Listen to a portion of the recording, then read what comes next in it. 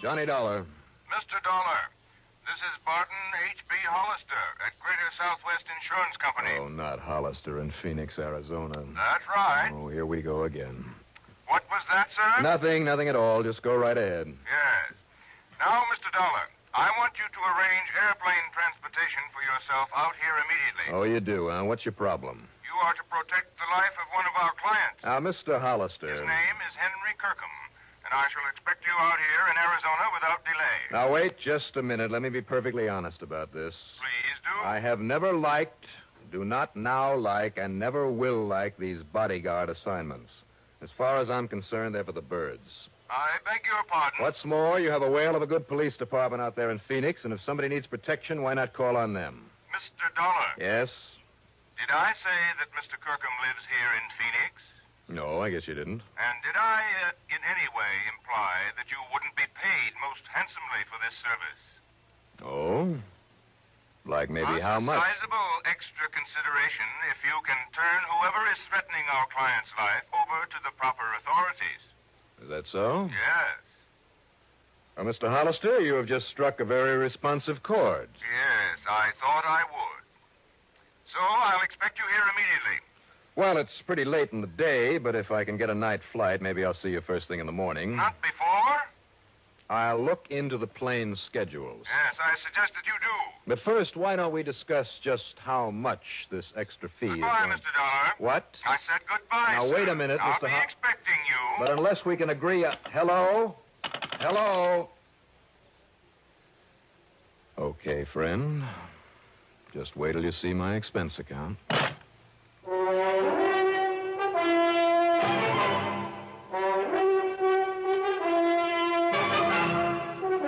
CBS Radio brings you Bob Reddick in the exciting adventures of the man with the action-packed expense account, America's fabulous freelance insurance investigator. Yours truly, Johnny Dollar.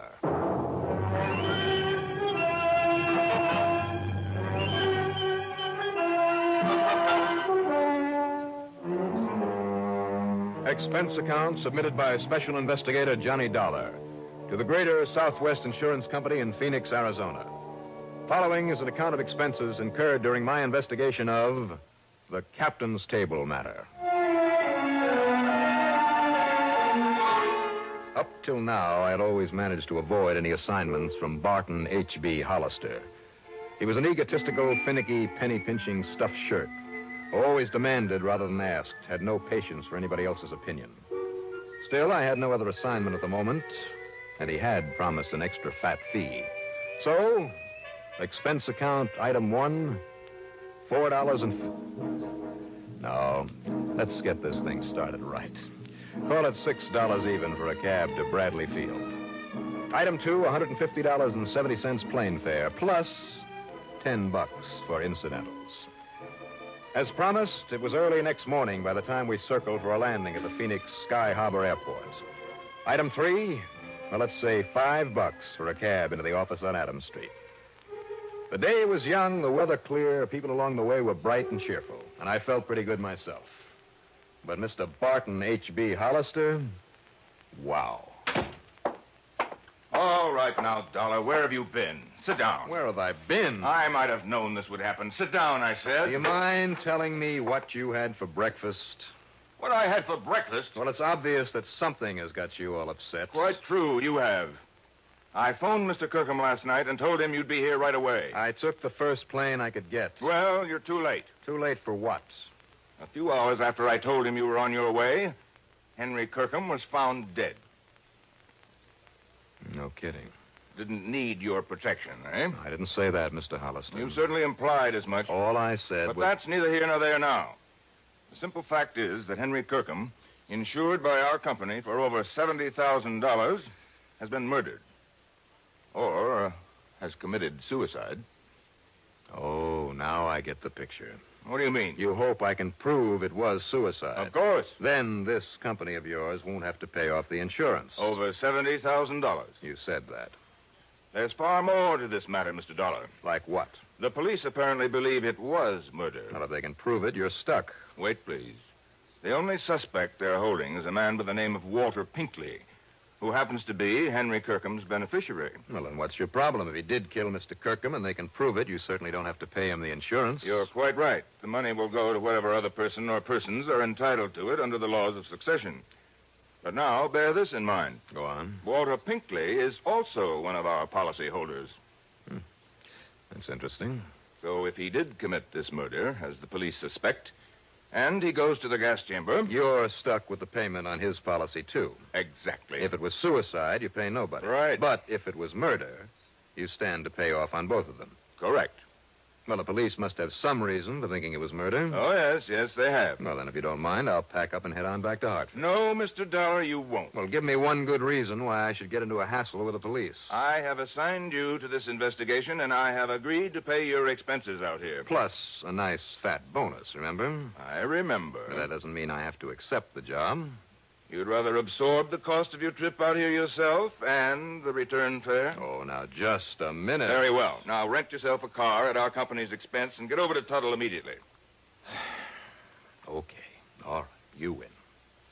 Who is Tuttle? Tuttle is not a who, it's a where. It's a small town, 30 or 35 miles north and east of here, where this murder, or this suicide, occurred. I suggest you contact the police first.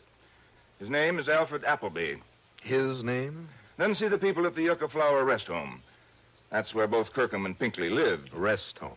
Yes, it's a small, exclusive place on the outskirts of that little town, mostly for people with lung trouble. Okay. Good. Now, Mr. Hollister. Yes, my boy. Now that you've roped me into this thing... Well, hardly rope. That extra fee that we were talking about.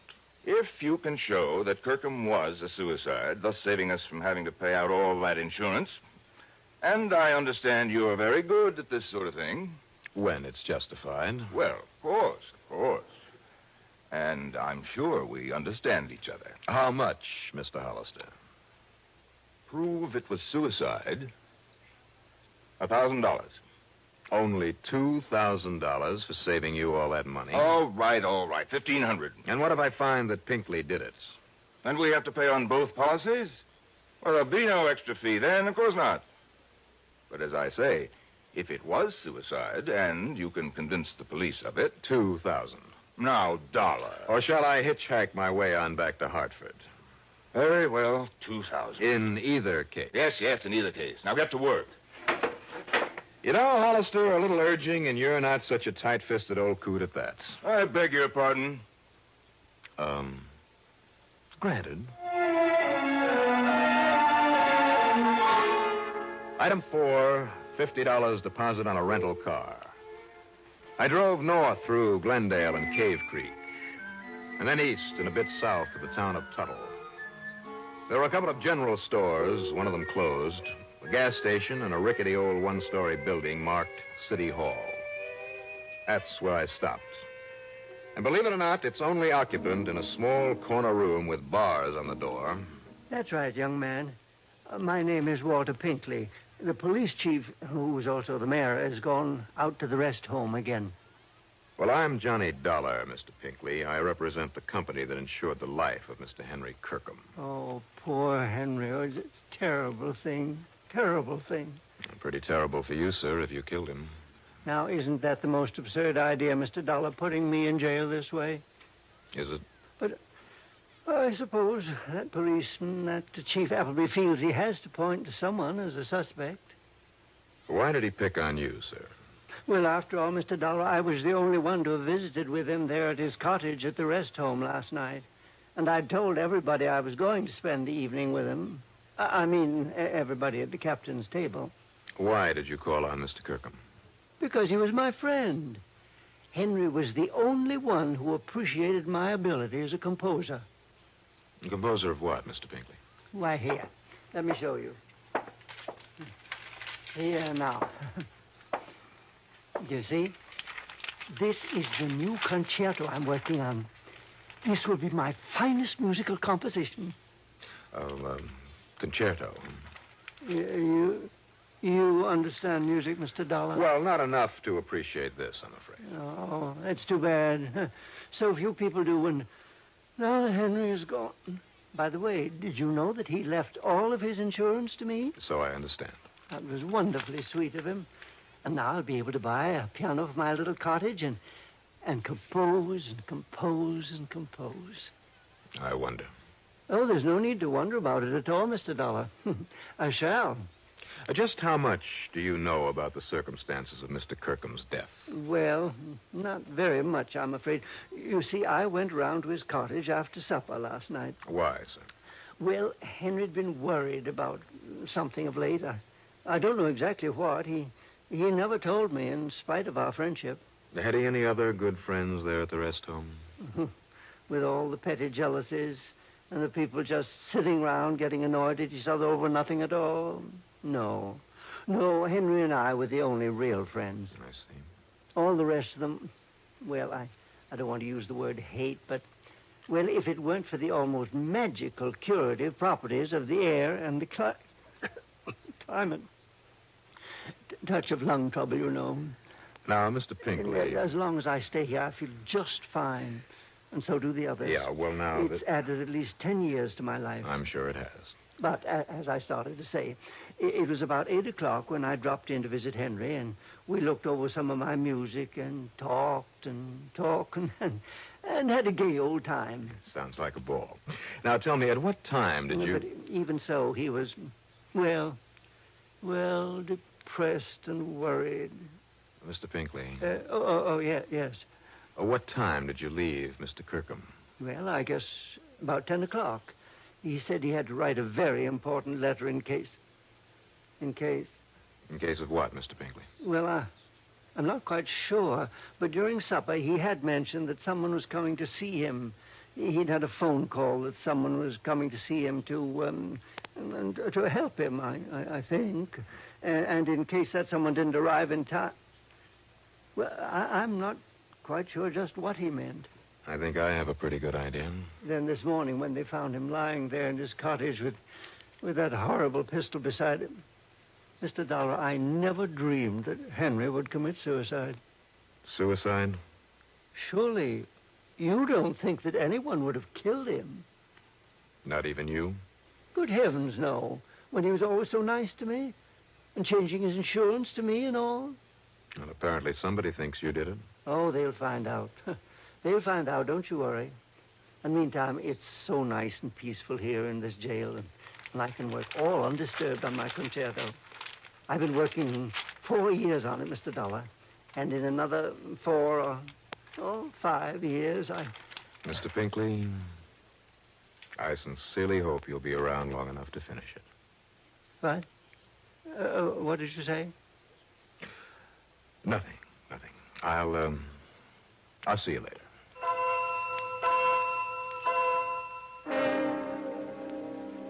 I learned a long, long time ago that the most unlikely person may often be a killer. But this sweet old Walter Pinkley, never. At least not in my book. I got back into my car and I drove on out to the Yucca Flower Rest Home. In addition to a small office building, there were 8 or 10 neat little cottages on the side of a tree-covered hill. The car in front of the office had the word police badly printed across the side in nearly foot-high letters. And as I pulled up to a stop, a heavy-set man of about 50, wearing boots, jeans, a blue cotton shirt with a string tie, and a beat-up officer's cap with a badge on the front of it, came out to meet me. You must be Johnny Dollar, right? That's right. Chief Appleby? Howdy. But you got here too late, Dollar. How do you mean too late, Chief? Well, I mean, I got it all sewed up. Have you? Yes, sir. I suspected this so-called pal of his right in the beginning, right from the time I found out he'd just been named the new beneficiary of the dead man's insurance. Walter Pinkley? Yes, sir. He just couldn't wait to see an old crackpot. Didn't realize that trying to make it look like suicide might cancel out that insurance. Why do you think it was Pinkley? Think, Doc. Think. Well, that was only beginning. Now I know. You see, now I got what you'd call uncontroversial proof.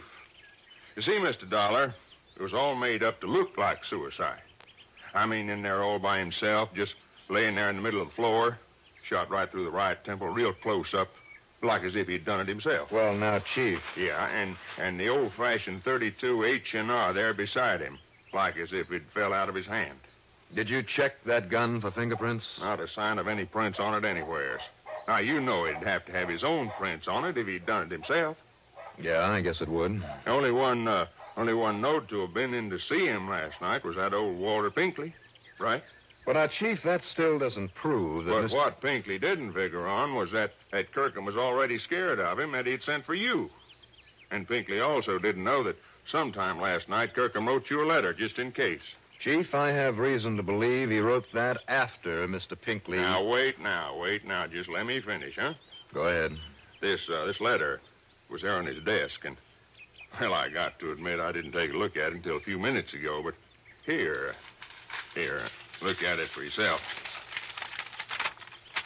See? Pins the murder on Pinkley and nobody else. Read it. I mean, if you can, that handwriting's kind of old-fashioned.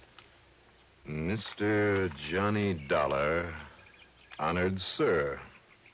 So is the salutation, Chief. Huh? A bit old-fashioned. Honored sir. Yeah, real formal. There is within this place one who would avenge himself upon my life. How do you like that language? Sounds like an old Shakespearean actor. Well, that's exactly what he was, an old ham actor. Now, let's see now. Nor have I been remiss in my endeavor to assuage the passion that manifestly has provoked his wish for my demise. It means he tried to talk this other one out of it, out of trying to kill him. Yeah, fine. Thanks, Chief. But, alas, I had made it only too clear I could no longer abide his ridiculous Concertos? Concertos, that's what he meant. Well, maybe so, but it's spelled Concetettos. Concertos. Oh, it's that handwriting. He meant concerto. He couldn't stand that concerto anymore. It's all that old Pinkley ever talked about. But go on. And so, because of my resentment over his stupid concertos... Concerto. All right, concerto, whatever it is. He seeks revenge. Yeah. Unless he seek to destroy me ere you come to afford me protection, I tell you now that his name... Turn it over. But hark, there sounds a knock upon my door. I shall finish this anon. That's all, huh? Well, it's all I need. He thought the knock on the door was you. He let the other guy in, got himself killed. I wish he'd had a chance to finish this, to actually name the man he suspected. Oh, now, wait a minute, Dollar. You want anything more clear than that? Nobody else had a concerto. Pinkley's guilty, and that's that. Maybe. Well, sure he is. The others at the captain's table, Pinkley said. What's that? They all knew I was coming here, so if one of them wanted to kill him, he knew he'd have to do it right away. Sure, and one of them was Pinkley. Same group of 5 at that same table.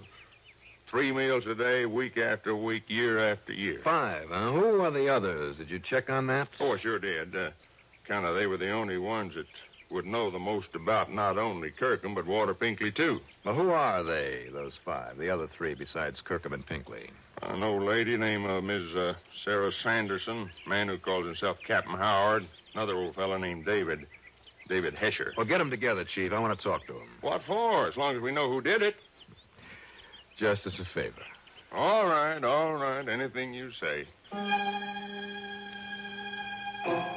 Something had suddenly rung a bell. I picked up a dictionary in the office. I looked up a word in it. And then took it along to meet the group, one at a time, in one of the little cottages. Mrs. Sanderson, in her late 70s, was a sweet little soul who was so unnerved that all she did was cry during the interview. Old David Hesher, his mind failing, well, he was no help at all. But Captain Eustace Howard... Well, I certainly don't find anything mysterious about this case, Mr. Dollar.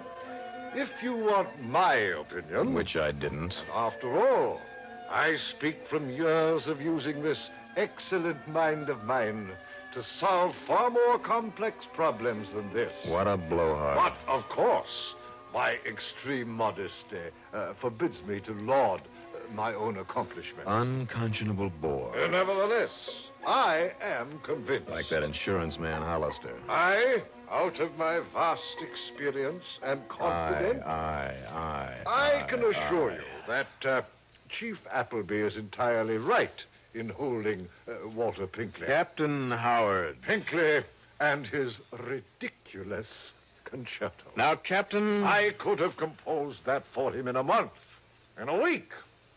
I told him as much. I'm sure you did. But would he avail himself of my superlative musical knowledge? Now, wait a minute, will you? Will you wait just a minute? You don't want my opinion. I don't think I need it anymore. Really? Chief? Yeah, Dollar? You and Pinkley both told me that Kirkham changed his beneficiary recently. Sure, to name Pinkley. Which I maintain explains why Walter Pinkley killed him. Just hold it, Captain, please. Very well, very well. Chief, who was the beneficiary before? It was this very group of people, Dollar. Mrs. Sanderson, David Hesher, and the captain here. And, of course, Pinkley, too. It was to be split up equal. Well, then that's it. Well, what is? These other people were cut off by the chain. And I assure you, Mr. Dollar, to me that made no difference. Oh, be quiet, will you? Really? Tie that fact in with the letter, Chief. So that letter pins it on Pinkley, and that's that. Didn't you wonder why the killer left the letter on Kirkham's desk? He must have seen it. I am convinced that Pinkley overlooked it in his excitement over what he'd done. Well, I am convinced that the killer misread that letter the same as we did, that he left it there because he felt sure it would convict old Pinkley. And you, Captain, and this dictionary prove it. Well, I don't get you, Dollar. I am certain that I don't. That word, concetto. Only what he meant was concerto. No, that's just the point. Because do you know what concetto means? It's an old-fashioned Italian word that means conceit. Huh? Unusual term, but so are a lot of others in that letter. Well, sure. Concetto means conceit. So add 'em up. When the beneficiary was changed, this silly, conceited old Captain Howard here was cut off. I beg your pardon. Along with a couple of others. But I doubt if they cared. Only the captain did. Now, see here. He didn't like the Eliminate. snub that it implied. Any more than he liked being turned down by Pinkley over that music, so he had to get even. Mr. Dollar. If he could make it look like suicide, he not only would get even, but nobody would get that insurance. So he knocked off Kirkham and set it up that way, and I'll bet he made sure that Kirkham's prints were on the gun. Keep talking, Dollar. But then he found the letter, that unfinished letter, and he thought that it put the finger on Pinkley. Now he could get even with both of them. I will not listen to such drivel. Take it easy, Captain. That's when he wiped the prints off the gun. Dollar! So only Pinkley would be suspect because of the letter, he thought. But the letter, talking about his stupid, ridiculous concetto, his conceit, gave him away. You thought the letter would clear you, Captain, but that was one big, fat mistake. Yeah. Very well. I killed Kirkham. That's all I wanted to hear. Just put on these cuffs. Oh, come now. Would you take me off, make me suffer, maybe die, like a common person, for the one very small mistake? Me, Captain Eustace Langhorne Avery Howard, me. Yeah, Captain. You.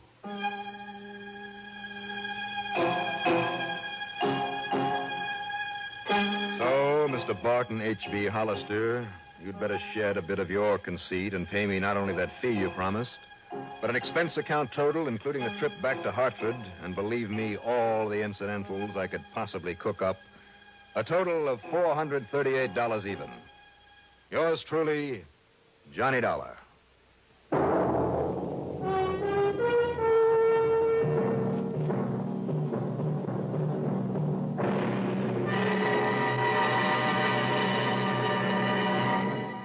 Now, here is our star to tell you about next week's story. Next week, the fog, closing in over a dark, abandoned pier in San Diego.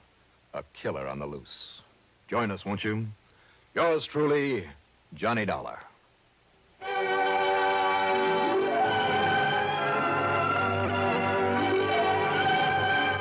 Yours truly, Johnny Dollar, starring Bob Reddick, is written by Jack Johnstone, produced and directed by Bruno Zerato, Jr. Musical supervision by Ethel Huber. Heard in our cast were Edgar Staley as Walter Pinkley, Richard Kendrick as Barton Hollister, John Griggs as Captain Eustace Howard, and Jim Bowles as Chief Appleby. Be sure to join us next week, same time, same station, for another exciting story of yours truly, Johnny Dollar. This is Art Hanna speaking.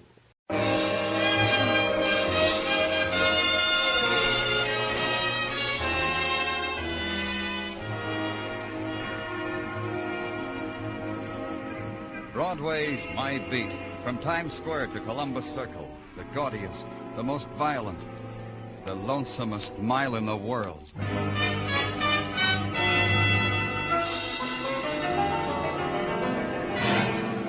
Broadway's My Beat, with Larry Thor as Detective Danny Clover.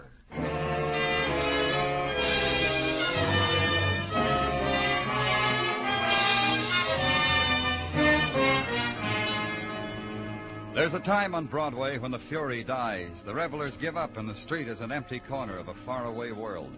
It's 4 o'clock in the morning, the time of yesterday's newspaper drifting with the night wind, the time of the tired shadow and furtive sounds dimly heard. And you walk it because you're a policeman and your day's just over. You turn a corner because it's the way home. And some of the shadows melt into a man, and you're glad because it's a man you know. Hi, Danny. John, how are you? Fine. You? Good. You got your transfer, huh? Yeah, and I like it. I guess I'll always be pounding a beat and shaking doors. But I like doing it better here. What's new, Danny? I don't know, John. Same, I guess. Hey. From down the street, probably just...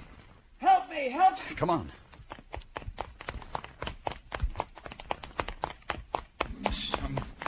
Right over there. Someone's in a hurry to leave. That car, no light. Here's what they left.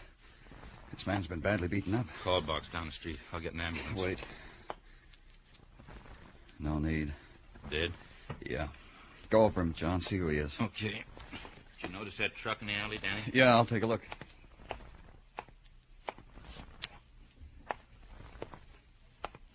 Find anything?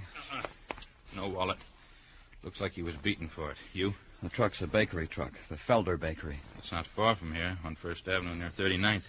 It's on the beat. Yeah, this man in white shirt and white pants could be a delivery uniform. Sure. They're open 24 hours a day. Call it in, John, then stick with it. I'll get over to the bakery. Maybe those people can tell me something.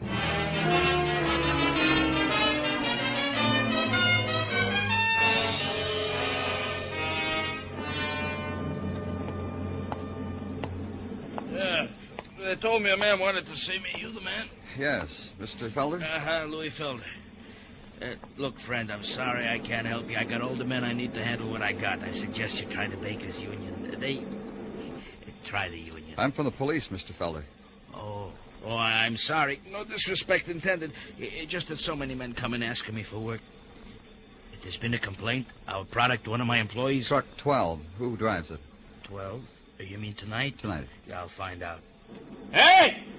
Who was on 12 tonight? What do you want? Who drove 12 tonight? Well, just a minute. Morris had it tonight. Of course. Morris Bernstein. Good man. Certainly, Morris has... He's dead. He was killed. Morris?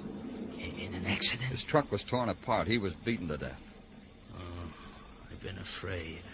Of what, Mr. Felder? Something like this would happen. One night they would beat a man until he died. Who? Hoodlums, Rat Pack, we don't know. Happened to another one of my boys last week. They turned over his truck, threw the bread into the gutter, attacked him. I'd like to talk to him. Naturally. Sid? Sid Norman? Still here? Yes, okay. Want me, Mr. Felder? Yeah. A little bit later. I should be out in the route. This man is from the police, Sid. Morris was killed tonight. Beaten up? Why did you say that, Sid? Well, because it follows. It happened to me last week, but I was lucky. I ran away from him. Morris probably stopped to reason with him. He was that kind of a man. Could you recognize any of them, Sid? No, they jumped me when my back was turned.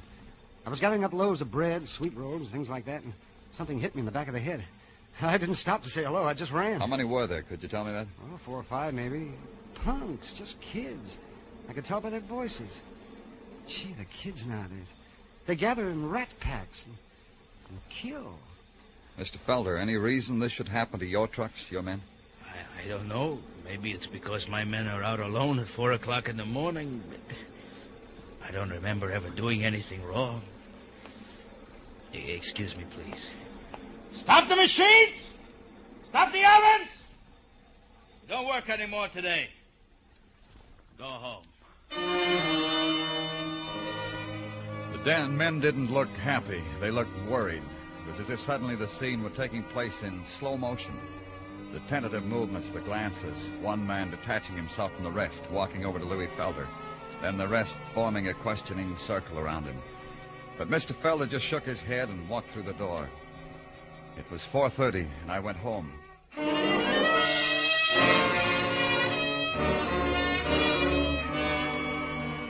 At 10 o'clock, I was back at headquarters. There was a man waiting for me in my office, just as I knew he would be. The fates had fashioned it that way.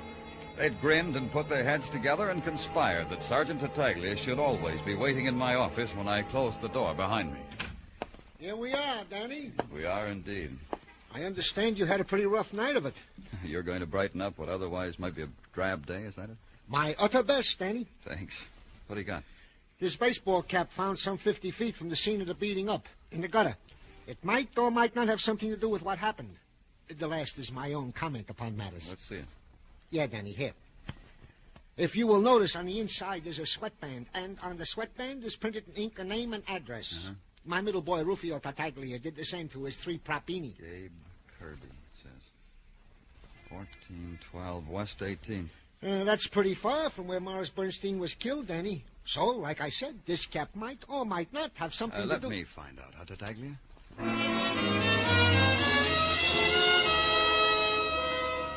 The address printed neatly in the baseball cap was a cold water tenement, a scar, an open wound fashioned of peeling brownstone, of litter, of something that scurried under your feet, then darted into a hole. It watched you with bloodshot eyes as you walked up the stairs. Then at the landing, you heard it come out again. You knocked at a door, and a woman, haggard, resigned, told you her son Gabe was at school, the 16th Street Vocational School. And at the school, a man sighed, shrugged, walked away from you, came back with Gabe Kirby, and said you could use his office. He was used to it. Then he left you alone with Gabe. The principal pulled me away from something very interesting. The secret life of a drain pipe. Plumbing two-way. Why did he do that? Sit down, Gabe. Oh, the courteous approach. I've been making a catalog how you guys approach us guys. Yours is a courtesy type. Glad to add it to my collection. You've been in trouble before, Gabe. Lots of times, huh? I wouldn't say lots. I'm only 18 years old. My share, though. Yeah, I had my share. Yeah. This baseball cap belong to you? Hey, you're a blue ribbon retriever. I've been missing that cap for a month now. How about that? I never dreamed I'd see that cap again. Gabe. I'm sorry, pal. I can't offer you a reward, but I'll even it up for you someday when conditions are better. Gabe. I thank you from the bottom of me heart for bringing back me cap. It's a good luck charm. My batting average... Sit down, Gabe. I said sit down. Okay. The approach changes. Huh, Mr. Policeman? Where were you last night, Gabe? Somebody broke into a grocery store last night? Where were you? I slept on an iron cot. All night. Not at home, Gabe. Your mother told me you went home last night. Oh, the old lady told you that. Thank her for me. Where were you? In a room over a garage. We call it a club room. I belong to a club. The Titans. Last night I slept there. We take turns sleeping there, we boys. To watch over a lot of things we wish we had. You were there all night? All night. From 8 o'clock on. You can check with Richie. Richie? Who's he? You don't know Richie? Mr. Richard Peel? An important man. He's the athletic director of the Titans. Volunteered for the job. He sets us boys a good example. The other Titans, where were they? Who knows? I was sleepy, so I went to sleep. Check with Mr. Peel. Gabe, your cap was found 50 feet from where a man was killed. Beaten up and killed by a gang. A man named Morris Bernstein. Morris Bernstein. And my cap was there, huh? Well, how about that? Check with Mr. Peel, Mr. Policeman. Over the Conway Garage on 20th. And now I hear Plumbing 2A calling me. You'll excuse me?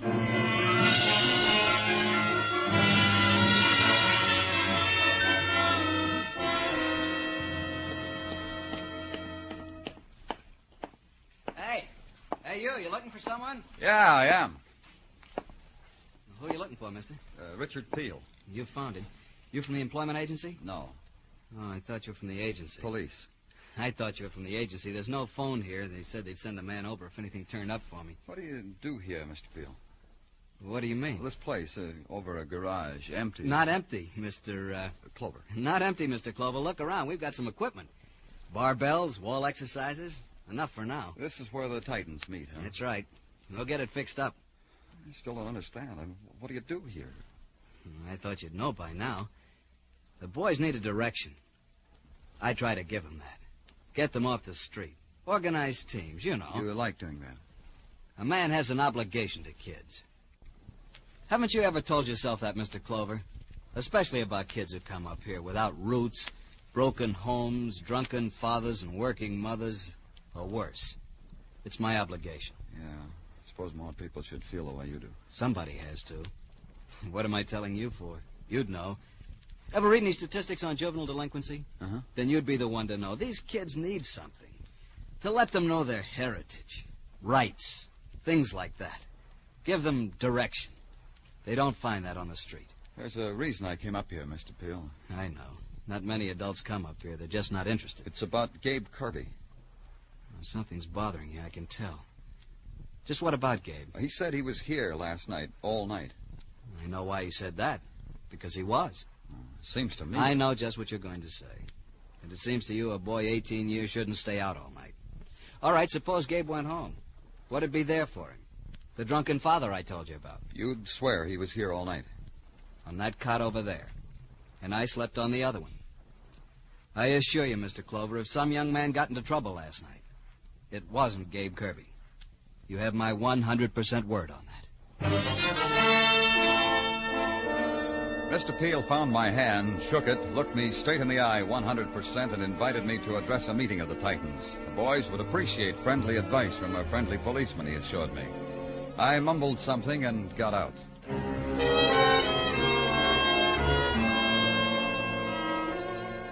At headquarters, the routine of tracing down the murderers of Morris Bernstein gnawed at the day until there was nothing left but the nighttime.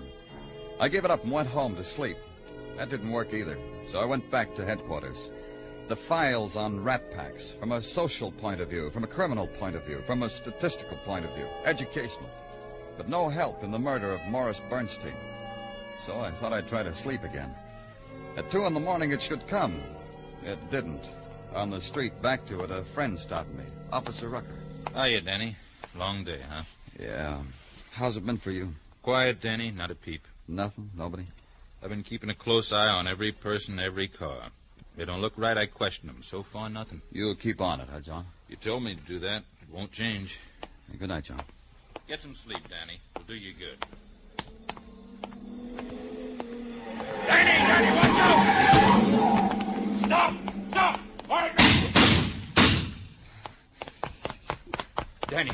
Danny, you all right? Yeah. Just knocked me down.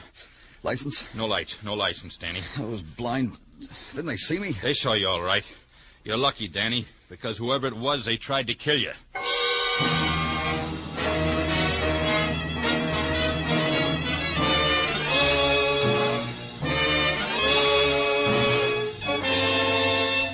You are listening to Broadway's My Beat, written by Morton Fine and David Friedkin, and starring Larry Thor as Detective Danny Clover.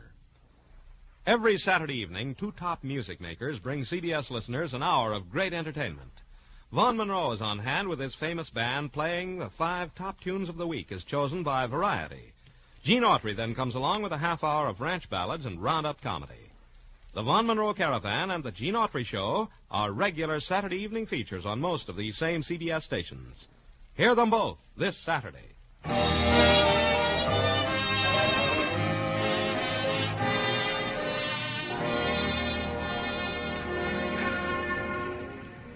Night slips out of Broadway's fingers. Broadway is left alone, empty-handed and bewildered.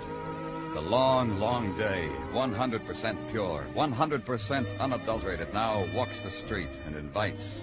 So what's to do, kid? Well, there's the guy at the newsstand with the comic books and the hot tips. No. Well, there's the pinball machines and the flea circus. Uh-uh. Well, there's the trash baskets with the morning papers. Try that. Day-old murder of a bakery driver warmed over for this morning's commuters. Nothing. A policeman run down by an unidentified car. Better. And at police headquarters, you try to readjust the adhesive on your ribs when the door bursts open. Danny, what do you think you're doing? Leave the bandage alone. Don't get upset, Dr. Sinsky. I was just trying to ease it a little. Take your hands away from it. Here, let me look. It's all right, isn't it? Who did this job on you? The boys in the police emergency hospital. Oh, medical students, amateurs, college boys. That bad? As a matter of fact, it excites a certain envy in me, Danny. This is a very progressive way to apply a bandage to a cracked rib. What are you doing? Hurts, huh? That's good. Serves you right. You couldn't call your old friend Dr. Sinsky no matter what time of night. You don't approve of Sinsky's methods. It's not that. The next time someone tries to kill you, Danny, please call on me. Do that for an old friend, please. You made a deal. Contusions, abrasions. Well, this'll leave a small scar to make you interesting. Otherwise, you'll live. Thank you, Doctor. I can button up my shirt now? What's the matter? I called on you for another reason, too, Danny. Yeah? Here, let me help you with the buttoning. Yeah, Danny, we completed the examination of the body of Morris Bernstein. And? I won't bore you with medical terminology, but the man was beaten in such a way. A new way for hoodlums, methodically, systematically, beaten even after he sank into unconsciousness. Whoever attacked him, Danny, made sure Morris Bernstein would die. Doctor, that slip of paper on my desk that Tartaglia just brought in. Oh, of course. There's an address. 2650 Riverside Drive. Who's Danny? Morris Bernstein's. I'm going to find out why somebody wanted him dead.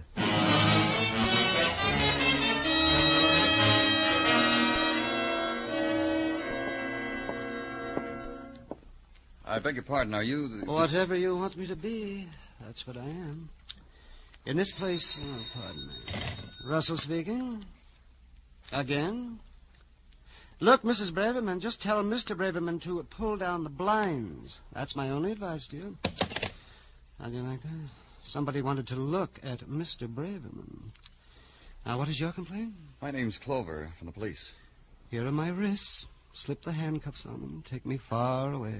Arrange solitaire. You don't look like a criminal, Mr. Russell. You've been working here long? I'm a new boy. I'm just breaking in 1 month. Did you know Morris Bernstein? I read about him in the papers, about hoodlums beating him up. I'm trying to find out something about Well, it. I can tell you this. He lived in apartment 6, a 4-room apartment shared by 4 other gentlemen who had exclusive rights to use kitchen number 2A. Otherwise, it's a nice day, yes, isn't it, between Mr. Bernstein and me. Anyone up there in his apartment now, any of the 4 gentlemen? I curtsied them all out on their way to work this morning. I'll want to talk to them later. About 7 o'clock, I think. That's when they'll all be home from the world. Another party, please? Russell speaking. Yes, Mr. Scarn, the mail is in. How do I know whether you've got anything? I haven't put it up yet. Well, all right, then. We'll wait for him. It's a rebel, Mr. Clover. He wants me to see if he has any mail before I put it in his box. I'll wait. Thank you. Let me see here. Jordana, Westfall, Valentine. Look, Mr. Clover. What? A letter for Morris Bernstein. Let me have it. Sure. I can tell you who it's from. The girl whose name and address is on the upper left-hand corner. I can see that. Yes, but this girl, she's Morris's girlfriend. They write letters to each other, even though they could phone. This has been going on since the girl moved away from here. Oh? When did that happen? Oh, just before I came to work here. Someone told me. Let me see. Maybe Morris. Mr. Scarn? Were you clicking? No mail, Mr. Scarn. There was no more mail from Mr. Scarn, and sorry. No more information about Morris Bernstein. Very sorry. Try the girl, Leah Golden, on the return address. Maybe she could help. Maybe Leah could. I tried it.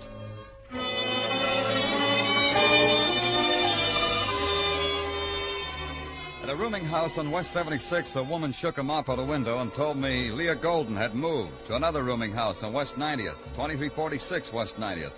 It took 10 minutes. No Leah Golden moved to a furnished room in a flat on 116th Street. A kid told me Miss Golden was a nice lady. Gave him bubble gum, but was gone now. Moved. Don't ask nobody where, mister, because nobody knows. At headquarters, I put out an all-points bulletin on Leah Golden. Find her, I said. What does she look like, they asked me. I added it up for them. All the scraps of description I'd salvaged in darkened hallways on the screaming street. Find her, I said. And at 1 a.m. Danny? Danny, you're asleep? No, Dr. Sinsky. Oh, there's no time, Danny. They found Leah Golden. What? The call came to my office routine. Then she's... No, Danny. Just hurt. How bad, I don't know. Where? In a vacant lot on Amsterdam Avenue. The man who found her said she was beaten up. The ambulance is waiting. I thought maybe... Let's go.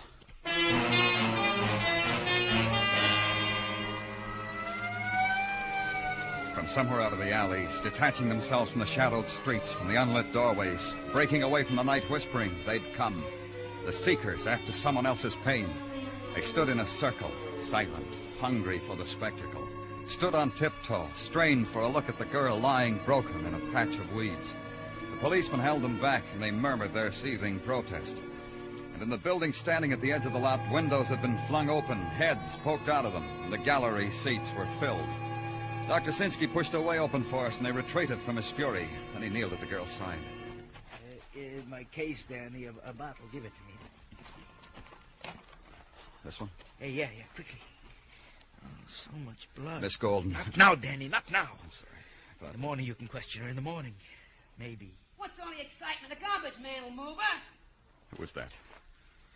You up there in that building. Who was that? Danny, I need help with the girl. Gently. Very gently. I nodded another officer into the building to look out for who had yelled down to us. To bring him to me. I'd be at headquarters. Then I helped Dr. Sinsky. Back at headquarters, I waited. The officer came in, reported no one in the building knew who it was that yelled. Then later, a couple of hours later, word came down from Dr. Sinsky that I could talk to the girl.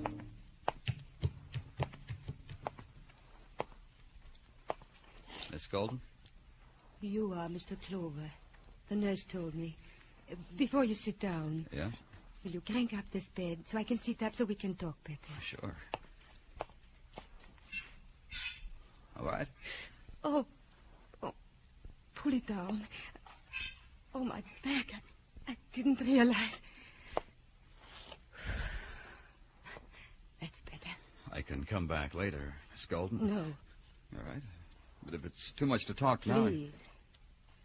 Who beat you up? I don't know. Boys, young men. I'd never seen them before. No faces you'd recognize? No faces, but the names they call me.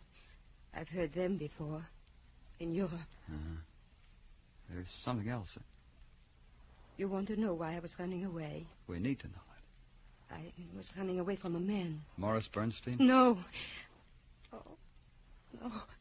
Then who? I don't understand it. Wait. I lived at the same apartment house that Morris did. I know. That's why we were... I met him there, Morris. We went to the movies together and did things like walking and looking at each other's face. Something was happening between us. Something... Morris hated the word love. He said it wasn't enough. Then why were you running? A man worked there at the apartment house. What man? He wanted me to. He said that a nice girl like me shouldn't be spending all that money for rent. He said that. What man? Listen to me. One night he walked into my room. I tried to reason with him, but he wasn't hearing me, so I screamed.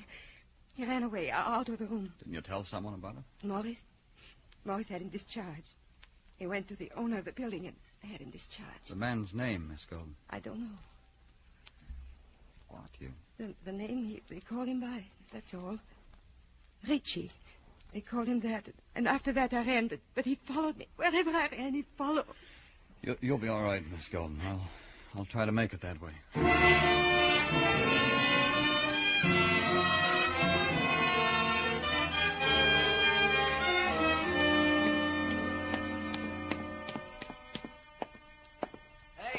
Hey there, Mr. Clover. Come back to the clubhouse to look for me? Yeah, I am.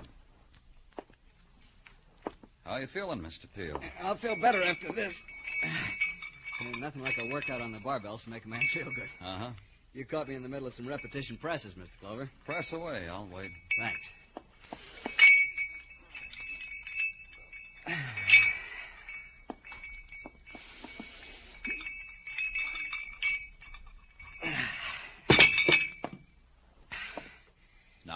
Well, I relax between exercise, Mr. Clover. What's on your mind? You are, Mr. Peel. That's why I'm here. Oh, you want to hand me that sweatshirt? We got a girl down at the doctor's hospital. She says you were bothering her. Oh? What's her name? Leah Golden. She only knew you as Richie. The Titans, your club, calls you that, too. Yeah, I know Leah Golden. She got hurt, huh? On account of you, Richie. Oh, come I'll now. tell you about it. You were after her while you were superintendent in her apartment. She got you fired, did she? I quit that job. The people there... Well, you know. Leah told Morris Bernstein about you walking in on her one day, so Morris saw to it you got fired. People like that think they run the world, don't they? People like you, Richie. No, not me. Look at me. An out-of-work guy. Somebody waves a finger and I'm out of a job. But you figured a way to get back on them, didn't you? Volunteering your services to these kids. Look, I'm cooling off. Time for my bicep building exercises.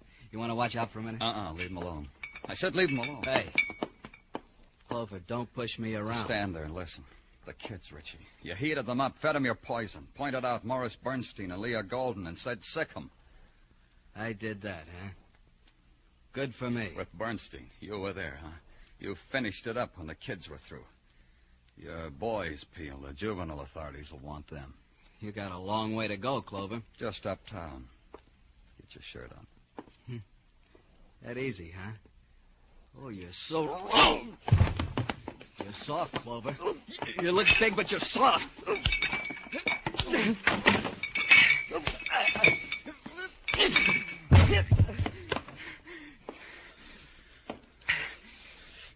Like I said, Peel.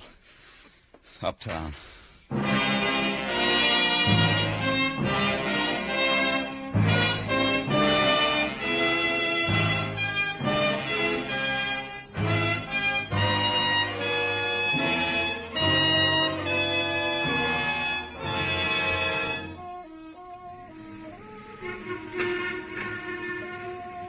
In the time of June, Broadway shimmers like an enchanted island.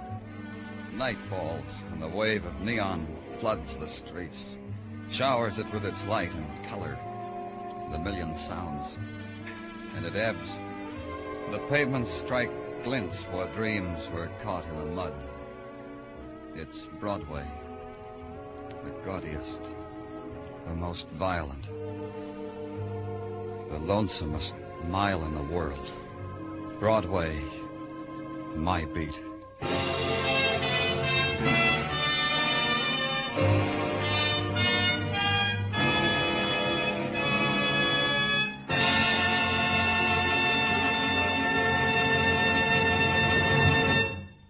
Broadway's My Beat stars Larry Thor as Detective Danny Clover with Charles Calvert as Tartaglia.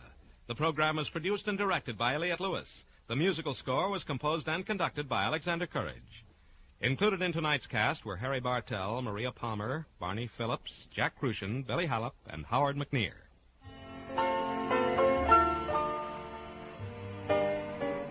Jack Benny, Amos and Andy, Charlie and Edgar. They're off on summer vacation, but Sunday night on CBS still offers one of radio's top bargains in entertainment.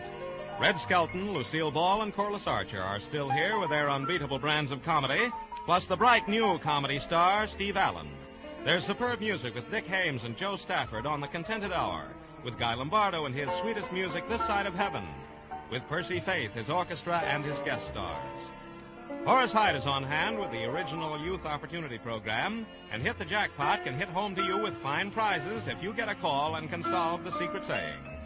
They're all here this Sunday on most of these same CBS stations, so be listening, won't you?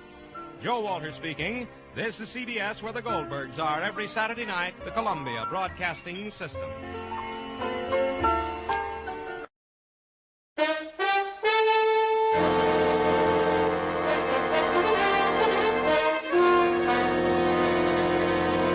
Kreml Hair Tonic and Kreml Shampoo present the new adventures of Sherlock Holmes, starring Nigel Bruce as Dr. Watson and Tom Conway as Sherlock Holmes.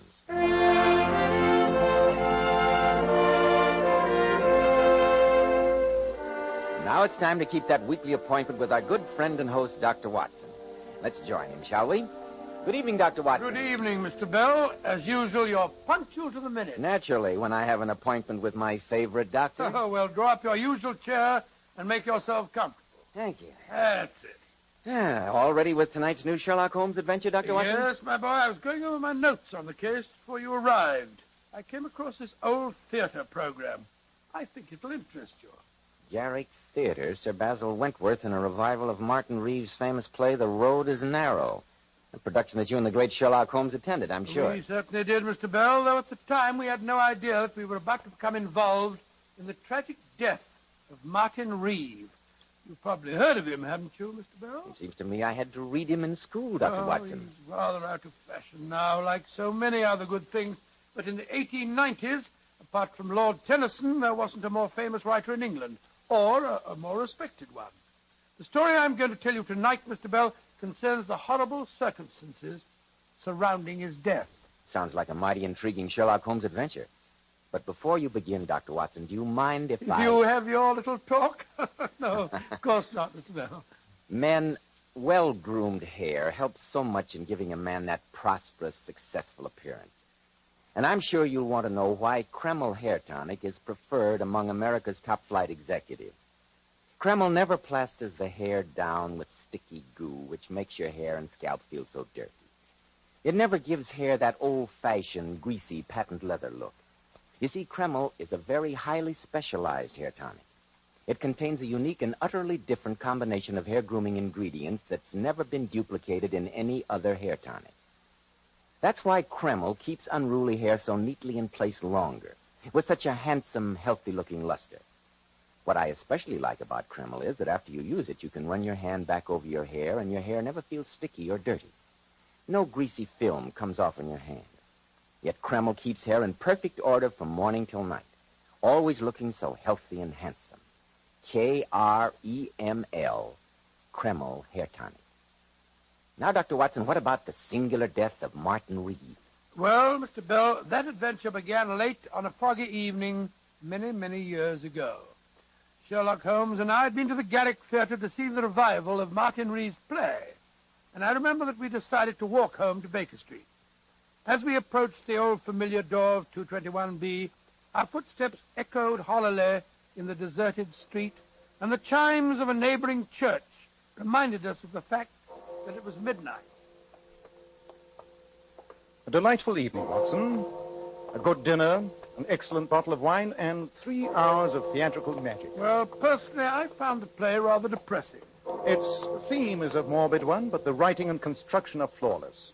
Yes, a magnificent play and well worth reviving. By the way, I noticed an item in the Times this morning concerning Martin Reeve. He's dangerously ill. Oh, really? Well, he must be quite an old man. 82, to be precise. Really, is he as old as that? Curious career, Watson. His greatest success was written when he was a young man. In the past 50 years, he has never written anything to compare with tonight's play. No, I don't think it... Holmes, look up at our window. Hello. The gas is brightly lighted, whereas Mrs. Hudson invariably turns it low when we're out. And look at the silhouette on the blind. There's a man pacing up and down the room. A visitor at midnight, Holmes. This looks ominous. Be careful now. It may be some sort of trap. I think not, Watson. If some desperado were lying in wait for me, I doubt whether he'd be stupid enough to turn up the gas to advertise his presence. Just the same, I wonder how he got in. Presumably through the front door. Mrs. Hudson has instructions to let a client wait in our rooms if his business seems urgent. Mr. Sherlock Holmes. At your service, sir. I'm Dr. Manners, Harvey Manners. How do you do, Dr. Manners? This is my colleague, Dr. Watson. How do you do, Doctor? I must apologize for being here at such an hour of night, Mr. Holmes, but my business is urgent. I'm sure it is, Doctor. I left Carlisle this morning, arriving at St. Pancras Station 2 hours ago. I came directly here, persuaded your housekeeper to let me wait for you. Then sit down, my dear doctor, and tell me what urgent business has brought you to London. Thank you. Well, Mr. Holmes, I've been acting in the capacity of personal physician for Martin Reeve, the playwright. Martin Reeve? What an extraordinary coincidence. We've just returned from seeing the revival of his play, The Road is Narrow. We were talking about him as we walked home. I understand the grand old man is dying. He's not in good shape, Mr. Holmes. His heart's in very bad condition. Auricular fibrillation, Dr. Watson. No, then at his age, I imagine you don't hold out much hope. No, but I think with care, he might last a year or two. But the reason I've come to you, Mr. Holmes, is that I'm convinced that although he's a dying man, someone is trying to murder him. To murder him? Good Lord. What reason do you have for saying that, Dr. Manners? Well, Mr. Holmes, I've been in almost daily attendance on Mr. Reeve. Last night, his coachman drove over to get me, saying that his master had suffered another bad attack. When I got to the house, I found that Mr. Reeve had received a severe shock.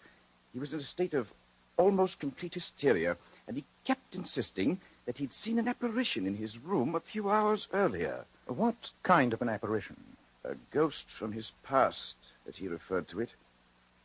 I think that someone arranged for that apparition, that they knew of his heart condition, and also knew that a sudden fright could kill him. It's possible, Dr. Manners, and it would be one of the least detectable methods of murder. But who would want to kill a dying man? Who lives at the house with him, Dr. Manners? His daughter Catherine, his brother Silas, who's a drunken good-for-nothing, and his secretary, a fellow by the name of Hugh Kingslake. Do you know the condition of Mr. Reeves's will? No, but I do know he had dictated a new one a few days ago. A fact that might easily have provoked a crisis. Dr. Manners, you say that Mr. Reeves spoke of seeing an apparition, a ghost from his past. Was he able to describe its appearance? Well, he was a little incoherent, but he kept babbling something about blonde hair and blue eyes and a young man who'd come back from beyond the grave to haunt him. Don't you think, Dr. Manners, that these might simply be the delusions of an old and a sick man? I didn't overlook that possibility, I assure you, Dr. Watson, even though Mr. Reeves' mental faculties are remarkably acute for his age. But last night, after I'd given him a sedative, I examined his room. I found these, Mr. Holmes. That's when I decided to come to you. Well, let's have a look at them. They look like blonde hair. Yes, they are, Doctor. I found them on the bedclothes, and yet no one in that house has blonde hair. Interesting. Very interesting. The hair is human, and yet the roots have minute particles of glue attached to them. Obviously, they're from a wig. Get out the timetable, Watson, will you? We're going to Carlisle? On the earliest possible train. Though the grand old man of the English theater is dying, we must do everything in our power to see that his death is not an unnatural one.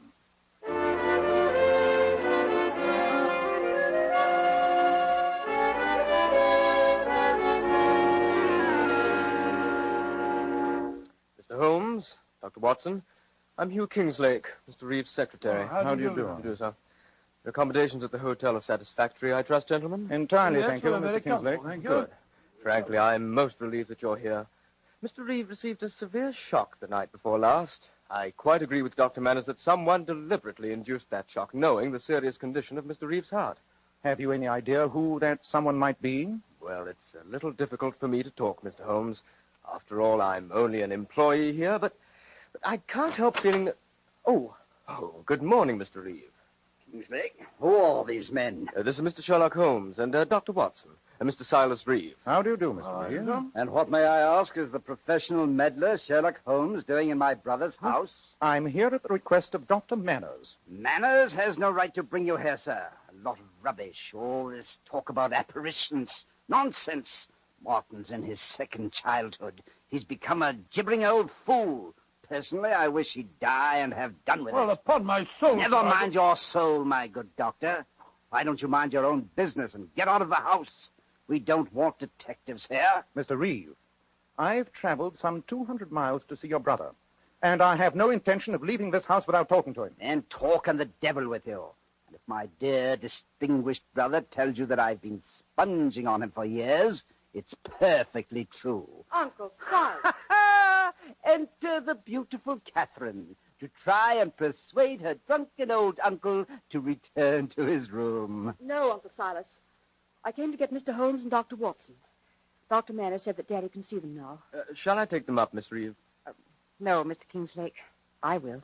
And don't be deceived by the Mr. Kingslake and the Miss Reeves gentlemen. My dear niece and this young man here have a dark secret. A secret that is perfectly apparent to every member of this household. Uncle Silas. They're in love. Delightful, isn't it? Uncle, you're intolerable. Will you lead the way, Miss Reeve? Oh, yes, Mr. Holmes. Don't forget to ask him about the play that made him so famous. You might learn some interesting facts. I must apologize for Uncle Silas, gentlemen. I'm afraid he's like this all the time these days. I quite understand, Miss It Reeve. must be very distressing for you, my dear. Oh, I'm used to it, Doctor. Here's Daddy's room. I won't come in with you. Too many people upset him. Come in. Please go in, gentlemen. I'll see you later. Ah, there you are. Who is it, Manners? It's Mr. Sherlock Holmes and Dr. Watson, Mr. Reeve. Ah, good. Good. You can leave us, Manners. Yes, Mr. Reeve. I'll see you both later. Very well, Doctor. Come. Sit on my bed. That's it. How are you feeling, sir? Old. Old and ill. But I'm glad you're both here. Manners displayed unusual enterprise in persuading you to visit me. There's been a lot of nonsense printed about my impending death. Anyone would think a great man is dying. The author of The Road is Narrow is a great man, Mr. Reeve. He was a great man, Mr. Holmes. What do you mean, sir? The author of that play died 45 years ago. What? And yet, his ghost appeared in this room 2 nights ago. Mr. Reeve, are you saying that you didn't write The Road is Narrow? Yes, my boy, I am. And it's a secret that's been gnawing at me for years. Now that I'm on my deathbed, I'd like to clear my conscience. Then who did write the play, sir? A young friend of mine, by the name of Colin McGrath. I started life as a lawyer's clerk in Keswick, a few miles from here. Colin lived in the same village, and we became great friends. One day, he gave me the manuscript of his play to look at, and I realized it was a work of a genius. Suddenly he died, and no one knew about the manuscript. You claimed it as your own, sir? Yes, to my eternal shame I did. Now, I want to make amends. Mr. Holmes, I want you to find out if any heirs of Colin McGrath still survive. If they do, I'll give them half of my estate. Mr. Reeve, does anyone else know of this, fraud? Yes. Knowing that I hadn't long for this world, I confided the secret to 3 members of my household. And you're convinced that the apparition you saw the other night was that of the dead Colin McGrath? There was no mistaking him. The blue eyes, the long golden hair. It was Colin, or his ghost come to haunt me on my deathbed. This decision on your part to leave half of your estate to any heirs of the man you wronged, was that decision made before you had this strange visitation the other night? Yes. Yes, it was. Did you mention it to any member of your family, sir? No. I did say something to Dr. Manners, and I didn't mention Colin McGrath's name. It's obvious that someone wished to frighten you, knew your secret, and disguised himself to resemble Colin McGrath. Yeah, it was Colin. Never forget his blue eyes. He was standing over there in the chest of drawers. He looked at me so reproachfully. So... He's asleep. Yes, Watson. And while he lies there, some member of this household continues to plot his death. We must work fast. Well, what are we going to do? Split forces. I shall remain here for a while and see what may be found out. I'll meet you at our hotel later and we'll compare notes. And what shall I do? Go to the village of Keswick. Colin McGrath lived and died there. See what you can find out about him, Watson.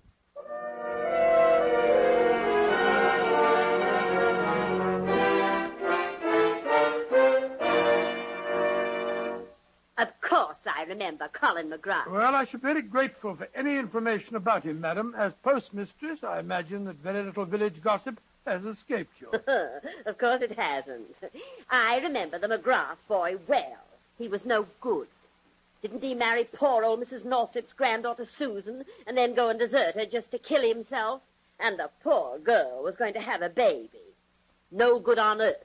That's what young McGrath was. And you can tell him I said so if you ever reach the place I'm sure he went to. Oh, I said, well, they had a child, you say. What happened to it, madam? How should I know? I'm only the postmistress. You'd better go and see the vicar, young man.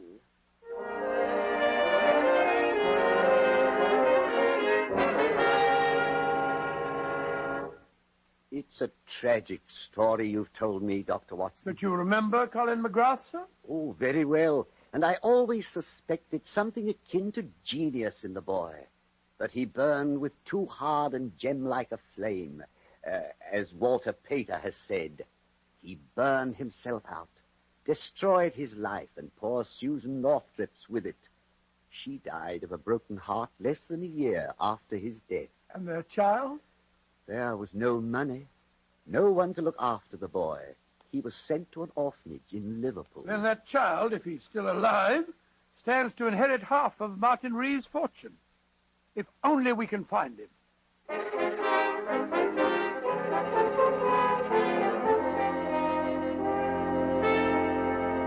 Oh, it's good to be back here at the hotel, Holmes. I've had an exhausting day. I trust you had better luck than I did. What did you find out? That Colin McGrath had a child, that his wife died shortly after the child's birth, and that the boy was sent to an orphanage in Liverpool. In Liverpool? Go on, Watson. Well, the vicar gave me this photograph of Mrs. McGrath. It was taken on their wedding day. Let me see it. But this is amazing, Watson. One of our problems is solved. Well, I'm blessed if I see how. Let me explain it to you. After you left, I had quite a long talk with the secretary, Hugh Kingslake. It transpired that he knew nothing of his parents. He had been raised in an orphanage, and the only memento he has is a picture of his mother. A picture that he carries in his watch. And that picture is a duplicate of this one. Great Scott. And the fellow calling himself Hugh Kingsley is really the Colin McGrath heir. Precisely. A fantastic situation indeed. Come on, old chap. Grab your hat and coat. We must drive over to Mr. Reeves and break the good news that the missing heir is a member of his own household. But we're still no nearer finding out who's been trying to frighten old Mr. Reeves. Surely that's obvious now, Watson. Come in. Dr. Manners, what's wrong? Please come at once, both of you. It's Mr. Reeve. Hot? Yes, Dr. Watson. This evening, he had another visit from that apparition. I'm only afraid this time the devilish plan may work and that Martin Reeve won't live through the night.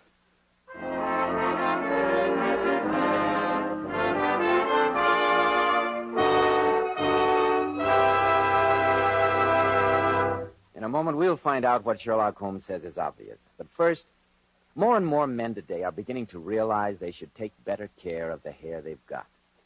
And when you buy a hair tonic, why not get your money's worth? Why not enjoy the extra advantages of Kreml hair tonic?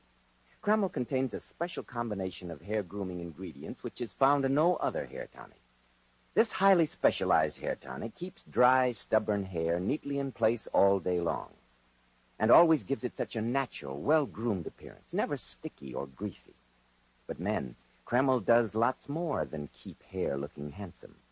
A quick massage with Kreml stimulates circulation right in the surface of the scalp, leaving your scalp feeling so alive, so invigorated. At the same time, Kreml removes loose dandruff. It's excellent to lubricate a dry scalp. And if your hair is so dry that it breaks and falls when you comb it, remember, Kreml actually helps condition the hair, in that it makes it feel softer, more pliable. So men, just as soon as possible, buy a bottle of Kreml at any drug counter. Let Kreml always keep your scalp feeling clean and refreshed, your hair always looking its very best. Kreml, Kreml Hair Tonic.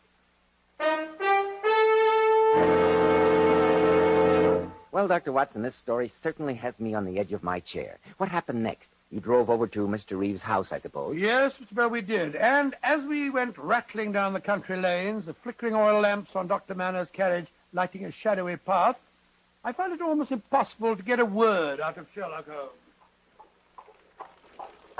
Holmes, sometimes you're the most irritating man on earth.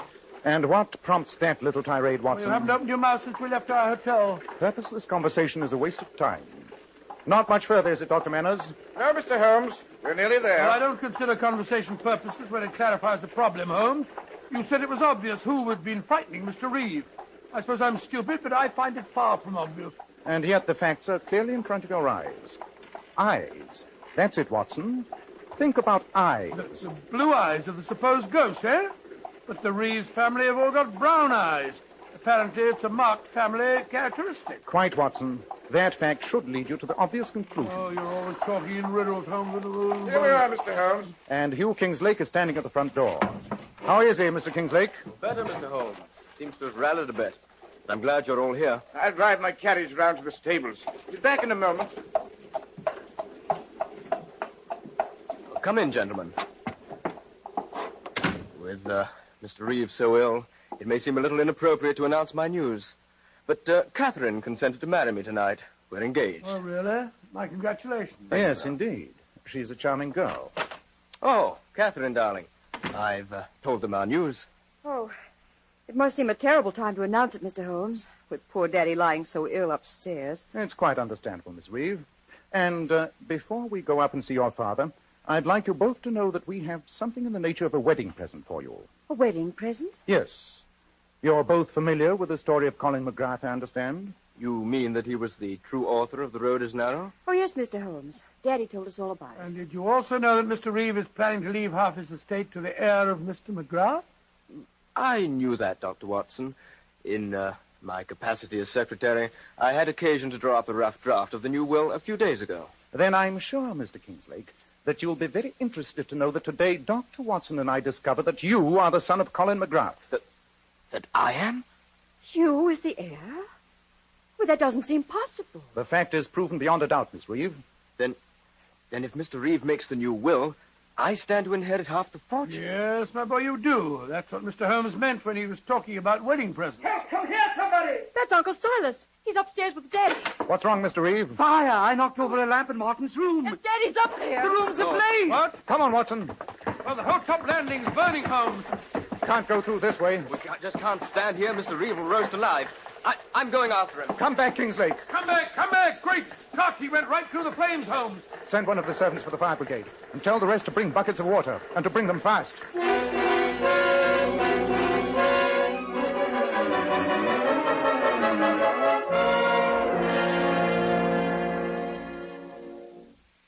Dr. Watson, how is Hugh? Well, he's going to pull through, Miss Reeve. He's badly burned, but he'll be all right, won't he, Dr. Manners? Yes, a few weeks in the hospital, and he'll be as good as new.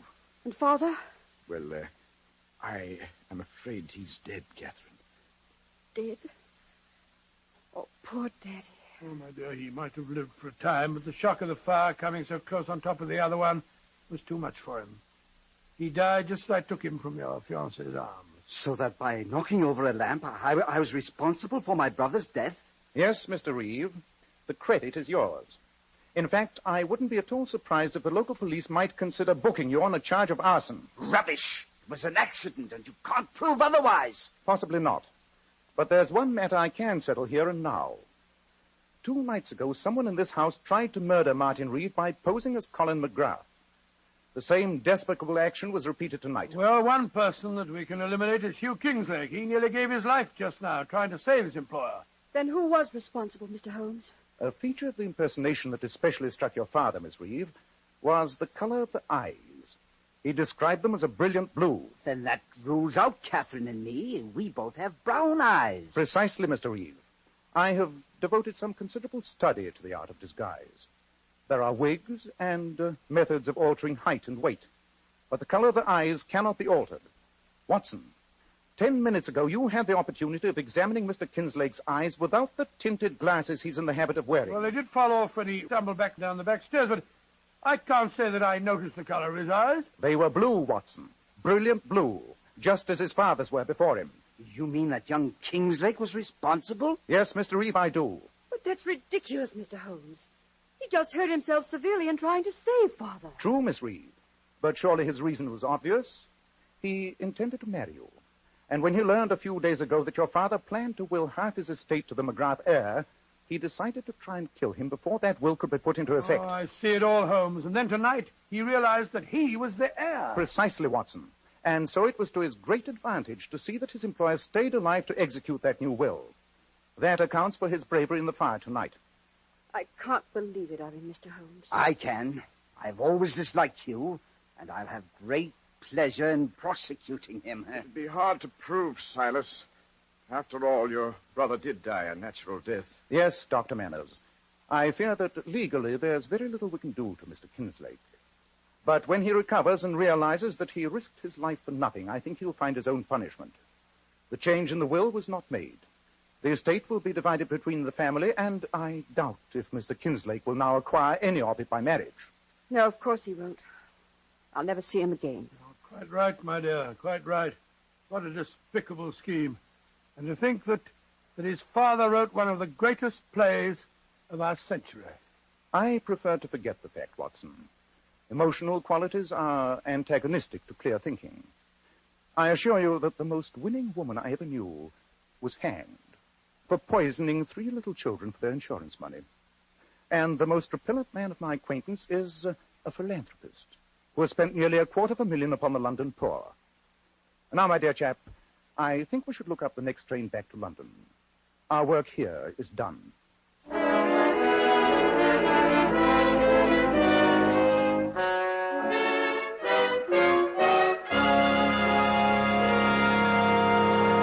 In a moment, we'll hear about next week's story. But first, girls, here's a sensational beauty tip from some of the world's most divinely beautiful girls, Powers models.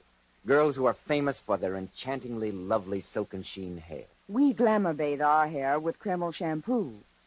And really, ladies, you'll be amazed how Kreml shampoo brings out all your hair's natural sparkling beauty. It leaves hair shimmering with brilliant highlights that last for days. And you can always count on Kreml shampoo to thoroughly cleanse your scalp and hair. It never leaves any dull, cloudy film. Then, too, the beneficial oil base helps keep hair from becoming dry and brittle. That's right. Kreml shampoo leaves your hair so much softer, a silkier hair with satin smoothness. Your hair holds a better wave, too. So, ladies, buy a bottle of Kreml shampoo at any drug counter and see how easy it is to have naturally lustrous hair, a vision of beauty. Kreml, Kreml shampoo. And remember, a bottle of Kreml hair tonic or a bottle of Kreml shampoo makes a fine addition to that Christmas stocking. Well, Dr. Watson, I won't be seeing you before next Wednesday, so I'd like to wish you a very Merry Christmas. Oh, thank you very much, Mr. Bell, and the same to you, my boy. I'd also like to take this opportunity of extending the season's greetings to all our listeners and all our friends. On behalf of our sponsors, on behalf of Mr. Conway and myself, and on behalf of Mr. McKnight, our director. So, Dr. Watson, we'll be meeting again next Saturday night. What new Sherlock Holmes adventure are you planning to tell us then? The strange story of a weird jungle music that was heard in the peaceful English countryside and of a diabolical plot that failed. I call it The Singular Affair of the White Cockerel.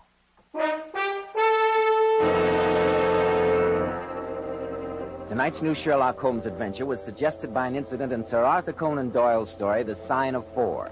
Nigel Bruce appeared by permission of California Pictures, Tom Conway through the courtesy of Eagle Lion. Help win the war against tuberculosis. Buy colorful Christmas seals and use them to dress up all your cards and packages. Buy the Christmas seals that help save lives today. This is Joseph Bell speaking for Kreml Hair Tonic and Kreml Shampoo, and inviting you to be with us next week at this same time when Dr. Watson will tell us about the singular affair of the White Cockerel.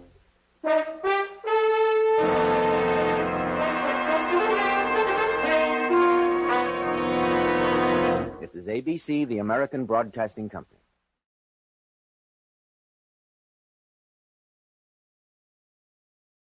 The Adventures of Michael Shayne, Private Detective.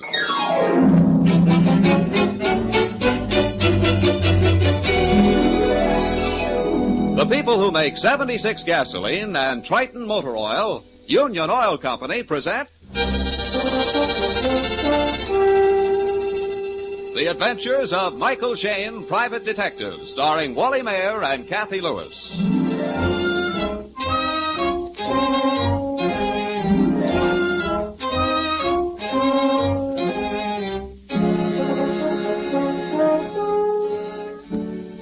Most private detectives, when they're called into a case by a wealthy patron, are ushered into the library or the gun room or the master's private den. Not so Private Detective Michael Shayne and his attractive assistant Phyllis Knight. Oh, no.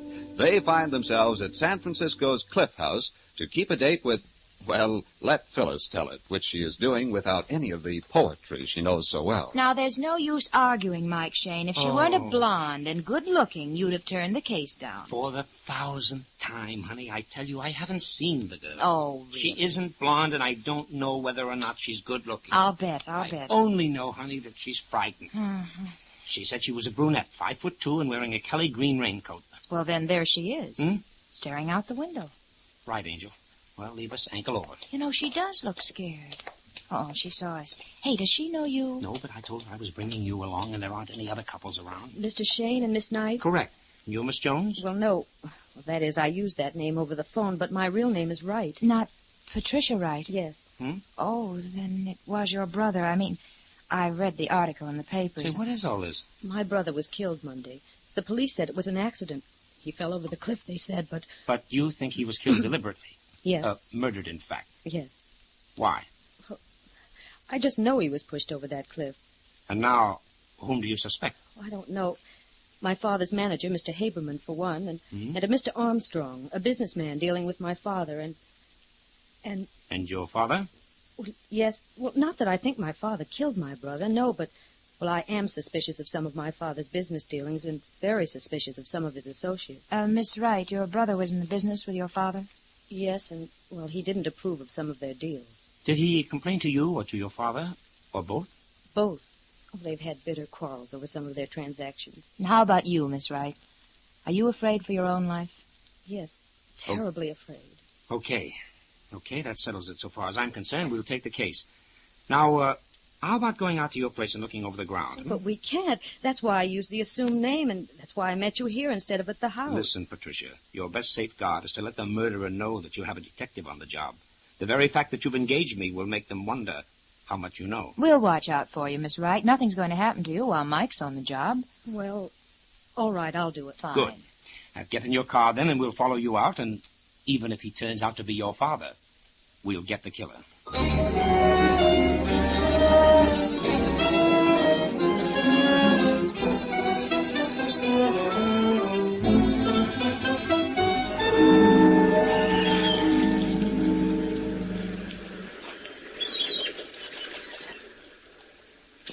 It's over here, just by that white post. That's where he fell. Uh-huh. Oh, boy. Did they take your brother's body away from the bottom of the cliff or bring it up here on ropes? They took it away from the bottom, in a boat. I see. Was there much of a crowd here at the top? No. Why? Well, there are a lot of footprints here. The ground is pretty well tramped down. But there weren't any people here at all. Why, this is private property. The murderer tramped the ground to confuse... Hey, wait a minute. What? What is it, Mike? Honey, you see those marks? Yeah. Those marks were made by a dead man's heels as his body was dragged to the edge of the cliff and thrown over. And the killer hid behind the tree. Yes, and probably hit his victim with a rock. Yeah. Patricia, did your brother have a date with anyone the night he was killed? Yes, with Mr. Haberman, Daddy's partner. Mr. Haberman came out to the house at 8 o'clock. Said that he'd made an appointment to meet my brother. But about 10 o'clock, he decided to go home. Just as he was leaving, the chauffeur came to the door and said that they'd found the body down on the rocks below the cliff. Was the chauffeur looking for your brother? No, we didn't know anything was wrong then. The chauffeur was out fishing and was just coming into the little cove when he saw a hat on the water. He turned the boat along the rocks and found my brother's body. The chauffeur is up at the house now? No, he left. He left? He left? What do you mean?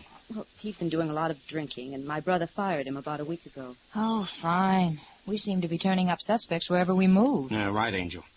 Well, Miss Patricia, will you get your father's manager and Mr. Armstrong up to the house right away? Use any excuse at all. I'll get Inspector Faraday to find the chauffeur, and we'll have a little quiz contest with Mike Shane as quizmaster.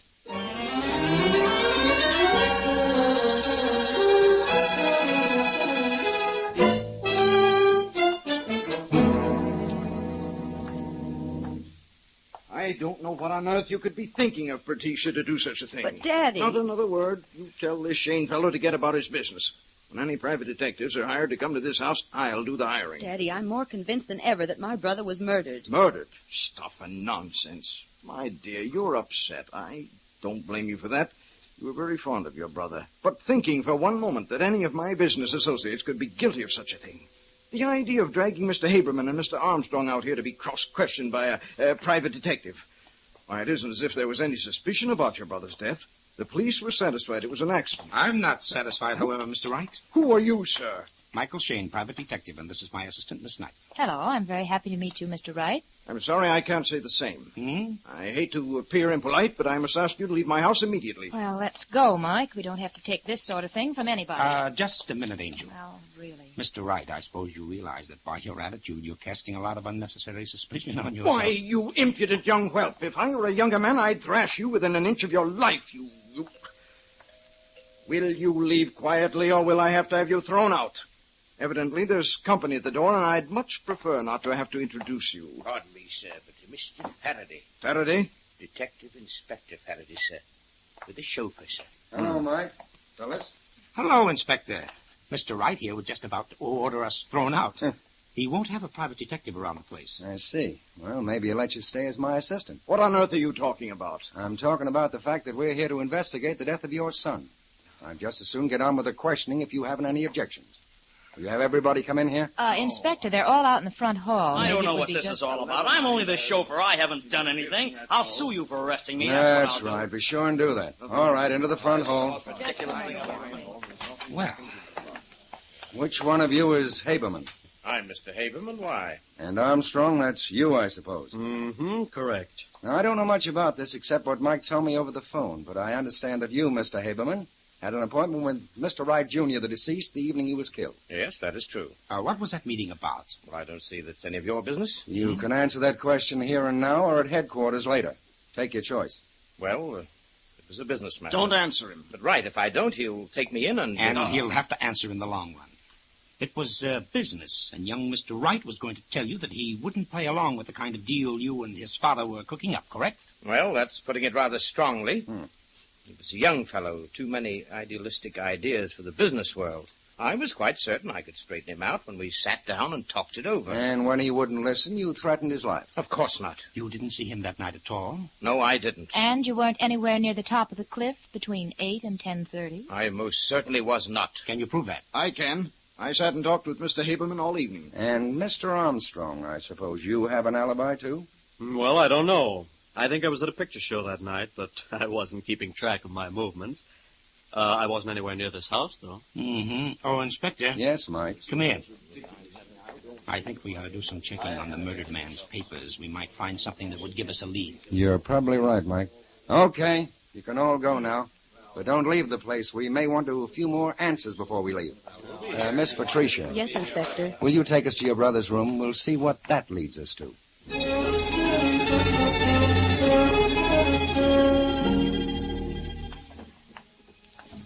Did you find anything, honey?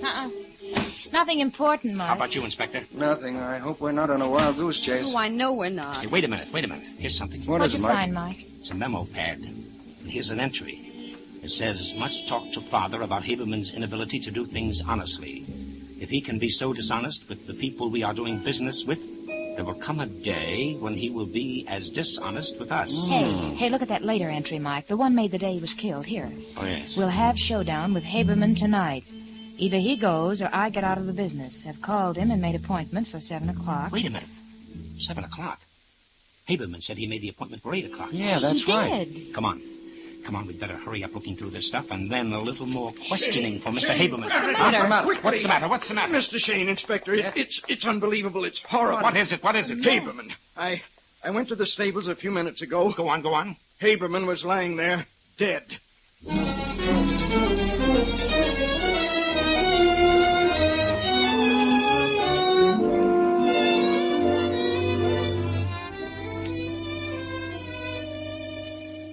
In just a moment, we'll rejoin Mike Shane and his assistant Phyllis in their adventures. All of us know that some restaurants always seem to serve better food than others, even though their menus may read the same. The reason, of course, is simple.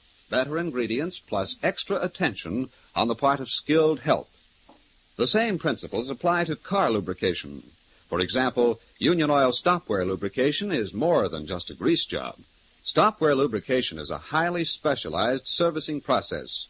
Only trained attendants using the latest and most modern equipment are allowed to service your car. Each fitting and bearing is thoroughly lubricated with the finest, high-quality greases, in accordance with the manufacturer's specifications. While your car is on the hoist, the Minutemen inspect out-of-sight points and check them for danger signs. As final evidence of the care and exactness with which stopwear lubrication is performed, you receive a 1,000-mile written guarantee with each job, definite proof of reliable service. So, ladies and gentlemen, since careful, thorough lubrication is so vital to the life of your car, why not buy Stopwear? Stopwear guaranteed lubrication is available only at Union Oil Minuteman stations, and it costs no more than ordinary lubrication. Just look for the sign of the big orange and blue 76. Thank you.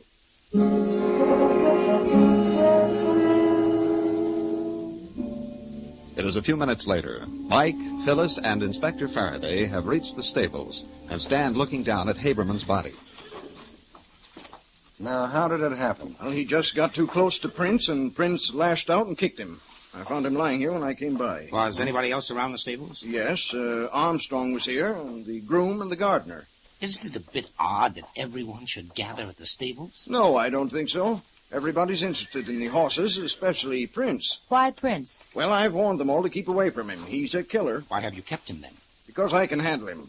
So can the stable hands, and he's a very valuable horse. He just lashes out at strangers or people who don't talk to him as they approach him. Surely you don't think this is murder, too? Why, it's ridiculous. Nobody in their right mind can have any doubt as to how Haberman was killed.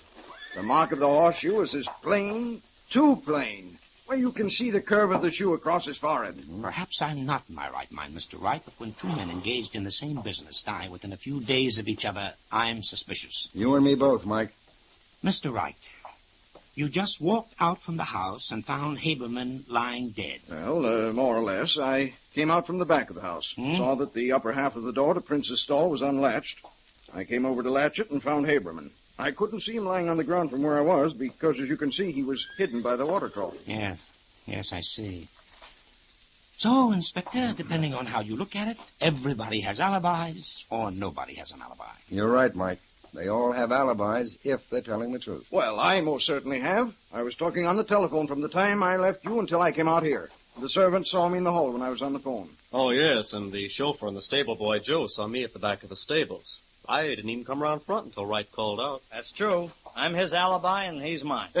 So I'm afraid, Mr. Shane, you'll have to pin the guilt on the horse after all. Yeah, it looks that way, doesn't it? Oh, Mike. Yes, Inspector? How about running down to headquarters with me? Okay, but you're going to leave someone here. Well, I hardly think we need... Inspector, for 24 hours, I'd like someone posted at the stables and at the west side of the house looking out toward the cliff. Yeah, but Mike... If only to guarantee the safety of Miss Wright. Okay, Mike. I'll leave the sergeant and one man. Will that satisfy you? Excellent, Inspector, excellent. And now I'm quite ready to accompany you to headquarters.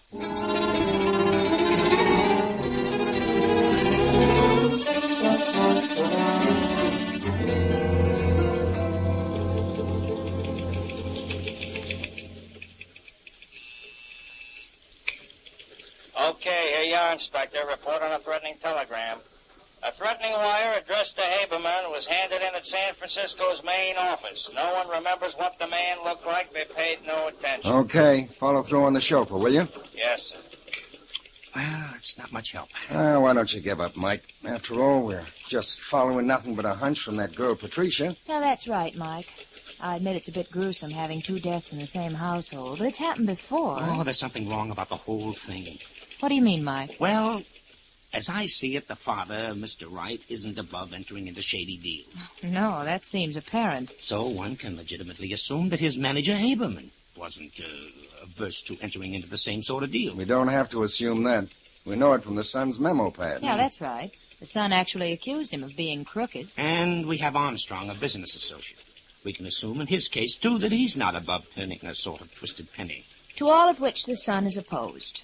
To such an extent that he actually puts in writing that he's going to talk to his father and that either the crooked manager goes or he does. Right.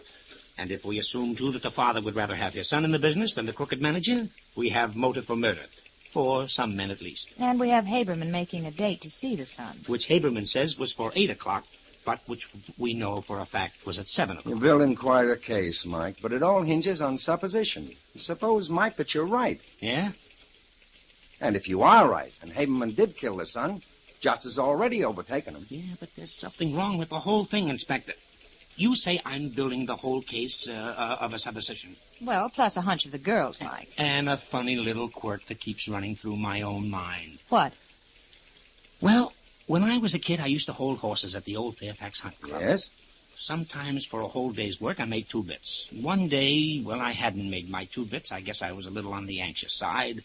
I stepped up too quickly to a horse. He lashed out at me, and I jumped back. But that hoof, with its iron shoe, seemed to be following me. It was huge as a barn door. A great big black iron shoe that would mash my face in from chin to forehead. A great big letter U coming at... Go on. Wait a minute, a big U. That's it. That's what's wrong with the picture. Oh, what a blockhead I've been. Say, what goes? What is it, Mike? Oh, come on. Can't you picture Haberman lying there on the ground by the stable? Well, sure I can, Don't you remember what Wright said? The mark of the horseshoe is as plain, too plain. You can see the curve of the shoe across his forehead. I remember him saying that, but what on... Mike, you're right. Well, I don't get it. Huh? Yes, I do. Haberman would have had to be standing on his head for the horseshoe to have left a mark like that. Atta girl, honey, the mark was upside down. Come on. Back to the Wright stables as fast as that squad car of yours will take us, Faraday.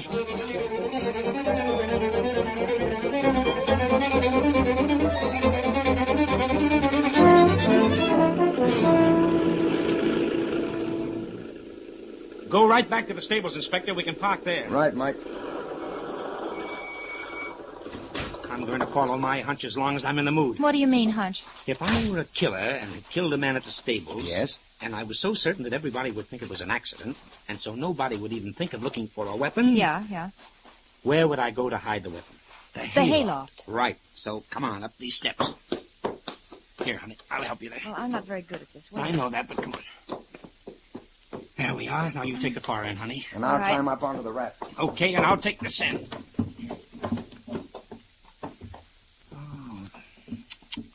It's not behind the speed box. It's not here either. Where's Phyllis? Here, under this load of hay. Okay. Anything up there, Inspector? No, everything up here is covered with dust, so I think this is all in the clear. Okay, come down then before you break your neck. Ooh. What is it, honey? Oh, it's something heavy and wet. Huh? And sort of sticky. It's blood, Mike. Let me have it. I'll use my handkerchief. There may be fingerprints. What is it? Just a second. Oh, ye gods. Look, Inspector. A heavy piece of timber. Oh, but with a horseshoe nailed to the flat side. Upside down. Okay, let's keep our find a secret and continue our quizzing.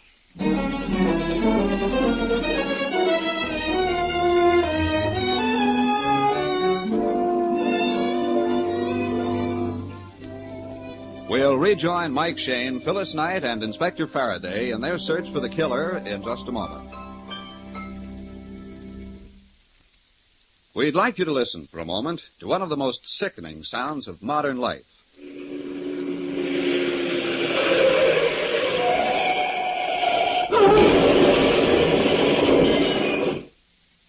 Lately, you've been hearing that sound more frequently. Traffic accidents in the United States are increasing to an alarming extent as our automobiles grow older. To reduce human casualties and conserve transportation, the International Association of Chiefs of Police has developed a program to emphasize the need for good brakes for all cars. For the next 6 weeks, law enforcement officers throughout the nation will conduct a brake-checking campaign. They are seeking to protect your life and property. This program on brake emphasis for traffic safety is supported by over 100 automobile clubs and traffic organizations, including the Office of Defense Transportation. Your cooperation is earnestly requested. You can help by checking your own brakes. If you can depress your brake pedal within an inch of the floorboard before the brakes take hold, they are inadequate and demand immediate attention.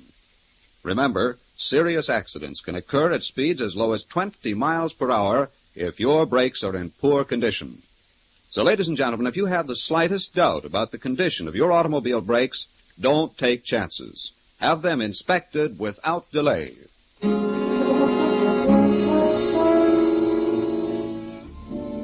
Mike, Phyllis, Inspector Faraday, and Patricia Wright are in the library waiting for the members of the household to put in an appearance. Are you sure you don't want me to get Daddy and the others in here? No, not yet. We let them wander in one at a time and take them by surprise. I have a reason. Hey, what about the chauffeur, Mike? For my money, he's out. Why, Mike? Well, as a suspect for the killing of the son who fired him, he was a possibility, but I see no connection between him and Haberman's death. No, perhaps not.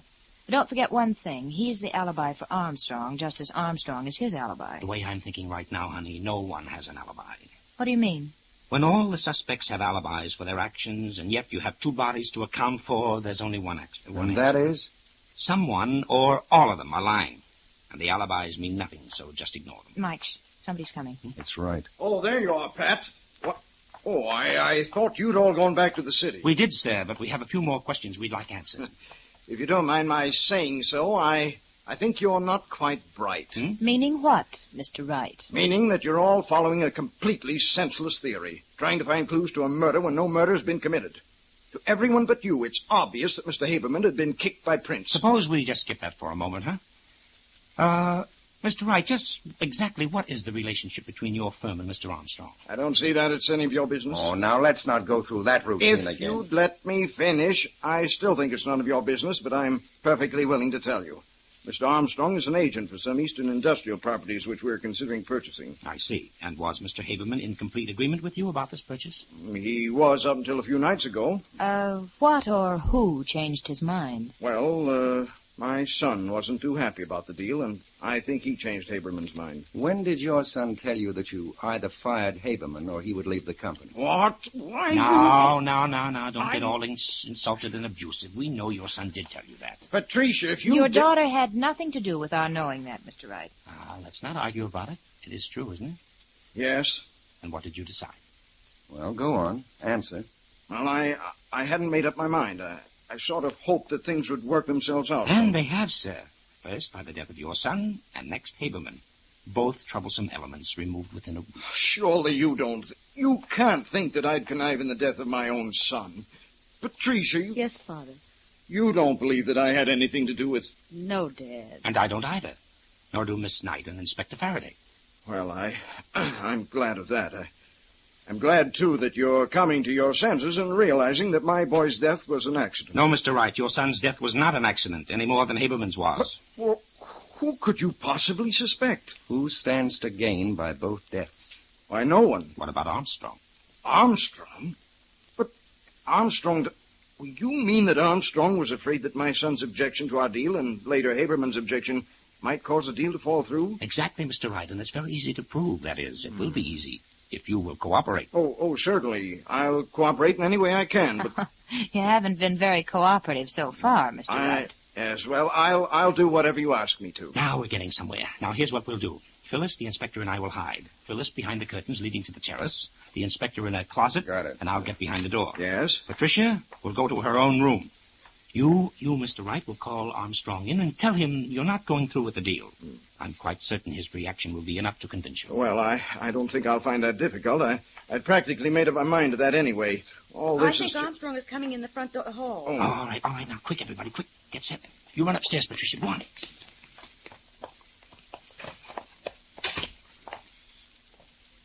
Okay, Wright. Call him in. That you, Armstrong? Yes. Did you want me? Yes. I think, in spite of all the tragedy around here, that we ought to arrive at some definite conclusion about this transaction. Well, I suppose you're right. I didn't want to hurry you or seem aggressive with all the things that have happened. Yes, I understand. But it is an excellent opportunity, and I know you'll make a mint out of it. I'm not going through with it, however. What? I'm not going through with it, Armstrong. Oh, you're not. Well, that's what you think. What was that you said? I said that if you think you're going to back out now, you've got another thing coming. Now, wait a minute. You're not leaving me holding the sack. I've obligated myself for those properties, and you're going to buy them. I'm most certainly not going to buy them if I don't want and maybe this will persuade you. Put that gun down, you fool. Drop it, Armstrong. The next time, be faster. What is this? Is this a trap? In a way it is, yes, and apparently quite a justifiable one. I must apologize for the gunplay, and I must apologize for being quite slow and somewhat blind. Blind, Mike? Yes, I should have noticed long before this that Mr. Armstrong was left-handed. I didn't, however, until he whipped out that gun of his with his left hand. Left-handed? Yes, Phil, left-handed. What does that matter? I've been left-handed all my life. Yes, Armstrong. Left-handed. I think you can produce the evidence now, Inspector. Right, Mike. Did you ever see that weapon before, Armstrong? Where did you find it? In the hayloft. That's where you hid it, isn't it, Armstrong? Okay, Inspector, I don't think we'll get any more argument out of him. You ready, Armstrong? Yes.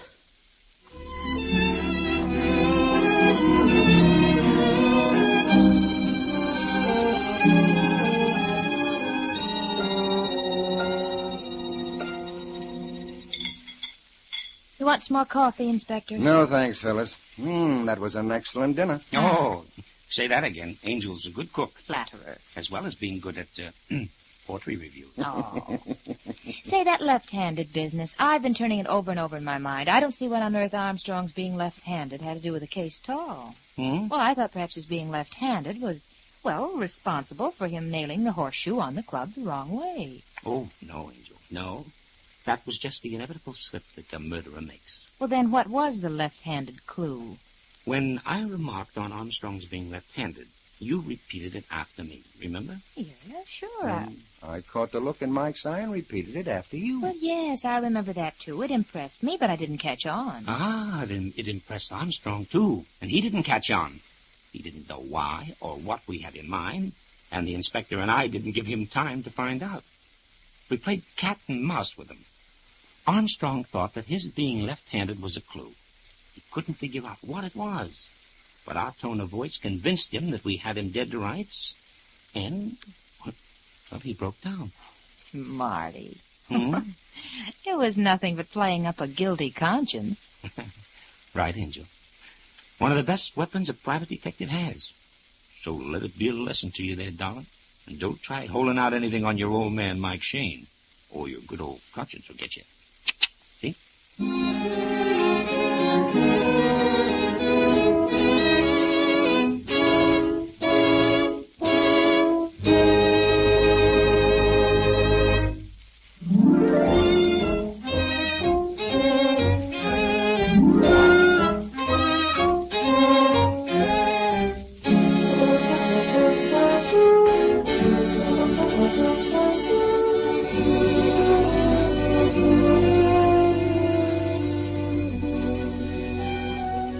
Tune in again next week at 8:30 for another adventure with Michael Shane, Private Detective, starring Wally Mayer and Kathy Lewis, and Joe Forte as Inspector Faraday.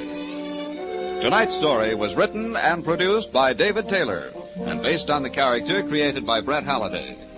Music was composed and directed by Bernard Katz. This is John Lang saying goodnight for the people who make 76 gasoline and Triton Motor Oil. Union Oil Company.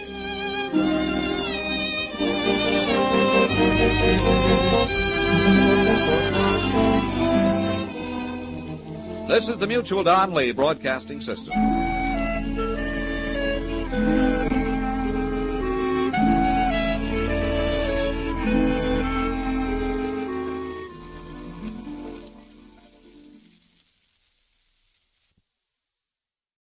Three chimes mean good times on NBC.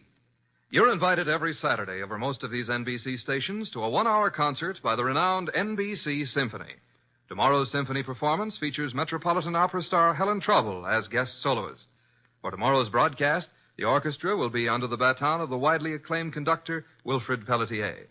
For the world's great music, hear the NBC Symphony brought to you tomorrow and every Saturday. Transcribed. Ladies and gentlemen, the ringing of that phone bell brings you mystery, adventure. Nero Wolf's office, Archie Goodwin speaking. Yes, who's calling? Mr. John Blake? Well, is this a matter of business? That's fine, Mr. Blake. I'll just call him. Archie, I'm not here. Tell him I'm up in the plant room with the orchids. I was going to call him to the phone, but he's up in the plant room with his orchids. What sort of a case is this, sir? Really? Really, is that so? Is it a man or a woman? Oh, I understand perfectly. It's a man. Well, at least that's something different. Yes, sir. Very urgent. I understand. And I assure you, Mr. Wolf will be here waiting for you.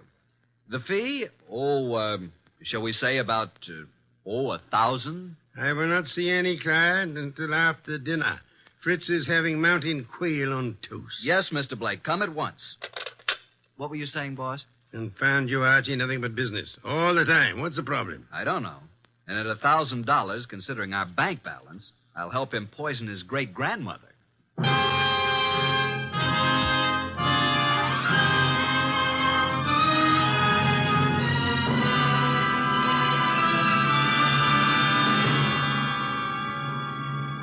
Ladies and gentlemen, it's that renowned genius who is the bulkiest, bulkiest, most ponderous, and most brilliant detective in the world. Yes, none other than that chair-borne mass of unpredictable intellect, Nero Wolfe. Created by Rex Stout and brought to you in a new series of adventures over this NBC network in the person of Mr. Sidney Greenstreet.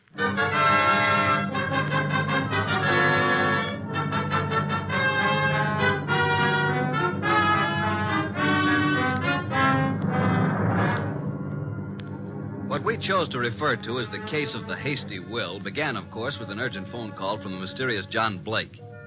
At the moment, Nero Wolfe was seated in his chair, which was specially built for his 300 pounds, and I was giving him a lecture on the importance of money. Archie, that will do. I'm not interested. You will be when you learn you can make no more purchases of beer and Skittles.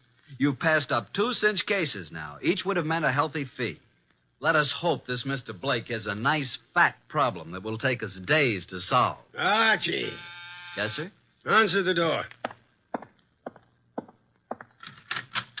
Good evening. I'm John Blake.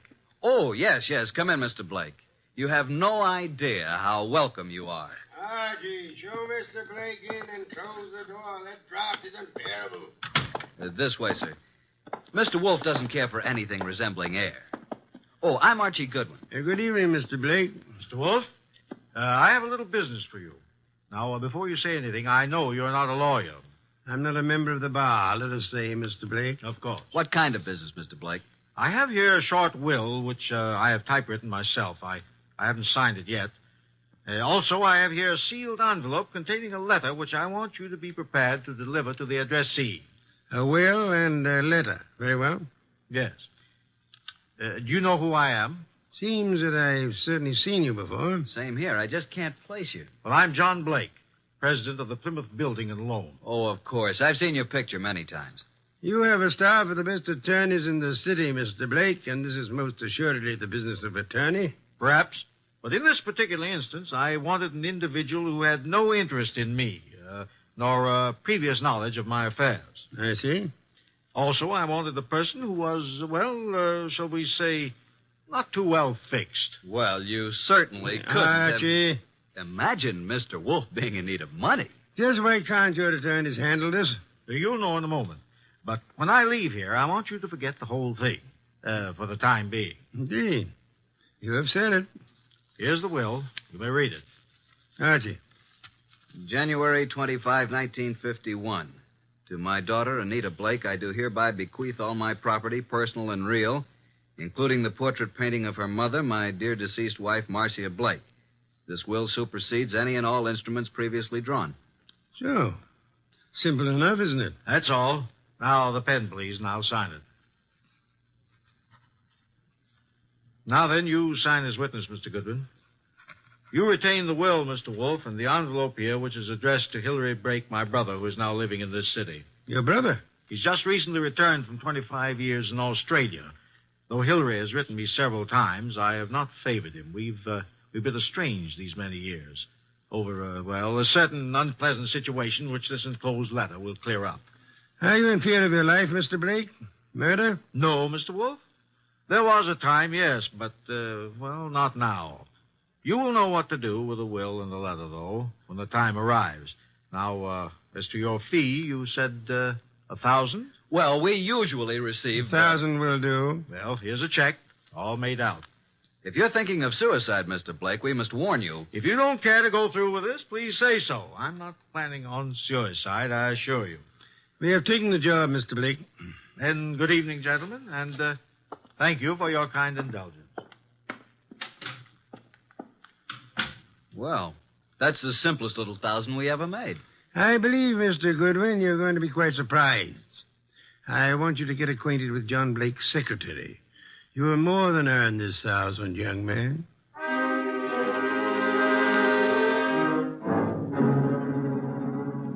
Archie. Archie, is that you? Yes, boss. What time is it? It is 6 p.m. The clock is right in front of your eyes.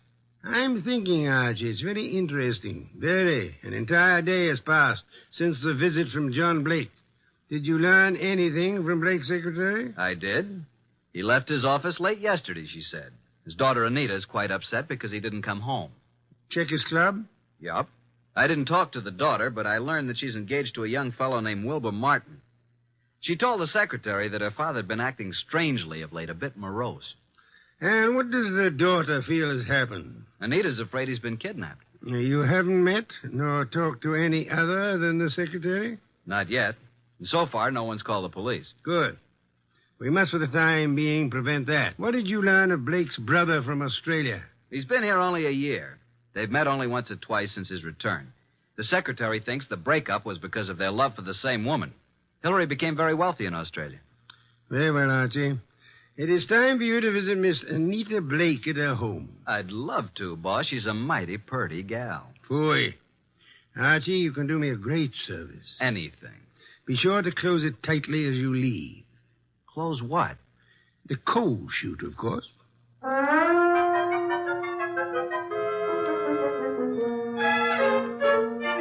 I'm awfully glad you could come, Uncle Hillary. Wilbur seemed to think you might know something about Father's disappearance. No, I don't know, Wilbur. I'm just as nonplussed as you are. When did you see your brother last? Oh, it's been 4 or 5 months. Why? Well, I just wanted to know. What do you two think has become of him? Surely you know his recent actions better than I. Well, at first I thought he'd been kidnapped. Now I'm afraid it's suicide. Oh, I say, really now. Have you been putting such ideas into our head, young man? On the other hand, could have been murder. Indeed. Well, I suggest that the police be called. Hospitals, the morgue, every place. Have you thought of doing that, young man? I was going to. Oh, really? Then what are you stalling about? I'll just step into the library and do it myself. Oh, it can't be, Wilbur. It just can't be. Miss Blake, there's a Mr. Goodwin to see your father. Oh, I'll see him. Thank you, Miss Blake. I'm Archie Goodwin. This is my fiancé, Mr. Wilbur Martin. Mr. Martin? How do you do? What is it you want, Mr. Goodwin? Is your father here, Miss Blake? Why, no. No, he isn't. What is your business, Mr. Goodwin? Why do you want to see Mr. Blake? As a matter of fact, I don't really want to see Mr. Blake because I don't think he's here. I came to see Miss Blake. Just who are you? I'm a detective. Police?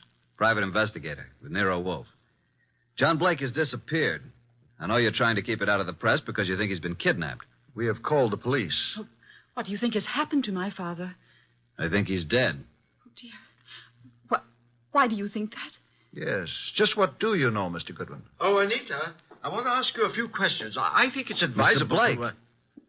Yes? I thought you were done for. That is... I don't think I... This chap is a detective. I'm sorry about this, Mr. Blake, but curiosity got the better of me. I hope I haven't wrecked things. What are you talking about? You remember the agreement. What agreement? Mr. Goodwin, do you know who you're talking to? Why, yes, John Blake. Oh, no, Mr. Goodwin. This is my Uncle Hillary, my father's brother. Hillary?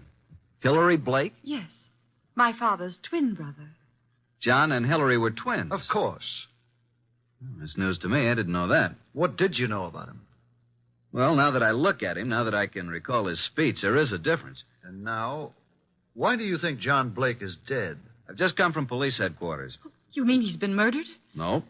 From all indications, he's committed suicide. Suicide? Are you sure? Poor father. Oh, I was afraid of this. This morning, a hat and an overcoat were found on the East River docks near Pier 9. In the coat was a typewritten copy of a will made yesterday. The hat bears the initials J.B. There was a will? Yes. Could you identify the hat and coat, Miss Blake? Well, yes, of course. Very well. Come in, Sergeant. This is Sergeant Hanlon. Miss Blake, do you recognize this coat and hat? Yes. Oh, yes, I do. They were father's. Oh, Wilbur. Suicide? I can't understand it. But the hat and coat are not conclusive evidence. What about the will found in the pocket? Show them the will, Sergeant. Read it, miss. You read it, Wilbur? To my daughter, Anita Blake, I do hereby bequeath all my property, personal and real, including the portrait painting of her mother, my dear deceased wife, Marcia Blake. This will supersedes any and all instruments previously drawn. But no signature. I have the original. Here you are. Where did you get this? Notice the signature of the witness? Archie Goodwin.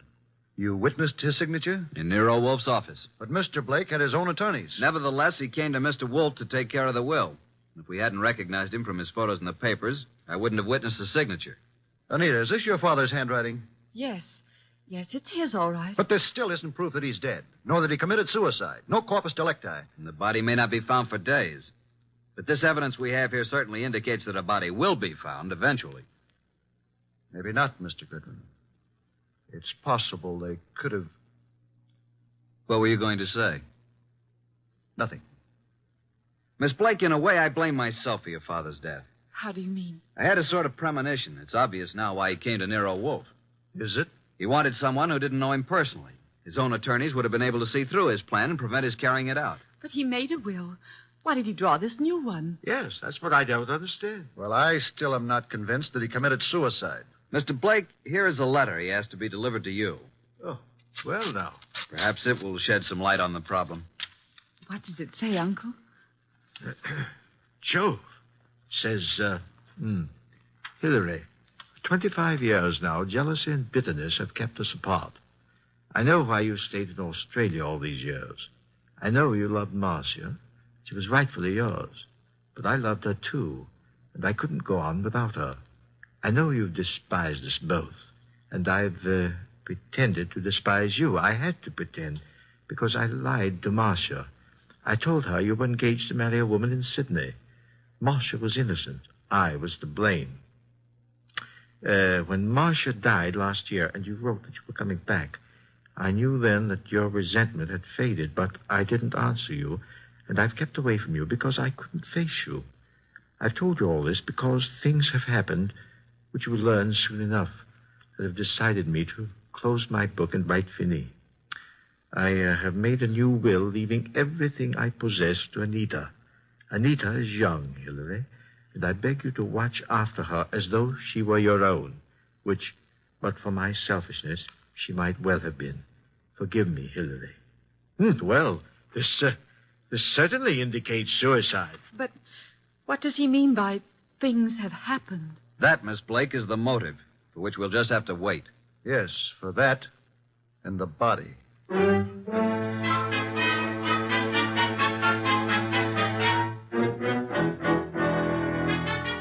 Well, boss, up here in the conservatory a bit early, aren't you? How are the orchids? Oh, it's a nice sunny morning. Even though it is around 0 outside, the sun is fine for them. And behold, Archie. Huh? What is it? The Dendrobium sclerostel. Yes, indeed. What about it? Showing 2 buds. Most encouraging. Indeed so. Boss, I can't take the steam heat here. Tell me, this painting of Marcia Blake, is it large? It hangs over the Blake mantel, about 3 by 4 feet. I find it most intriguing that John Blake should mention the painting in so short a will. And Hillary, does he seem to offer any suggestion on this problem? He has very little to say. Wilbur has definite ideas, and he's in there pitching all the time. He has a rather unpleasant way about him, though. You have talked with Inspector Kramer? I have. And asked Miss Anita and Hillary to meet you at the morgue to look at the body? Right. And I left Wilbur out of this gathering. This body is practically unidentifiable, huh? In Kramer's opinion, it is. After you're finished down there, I'd like to have a chat with this Wilbur Martin. Okay, but you'll get nothing out of him. I've tried. Archie, you're becoming so conceited. Soon I fear I'll have to fire you. If it were summer, I would forthwith resign. Run along and close our coal chute behind you.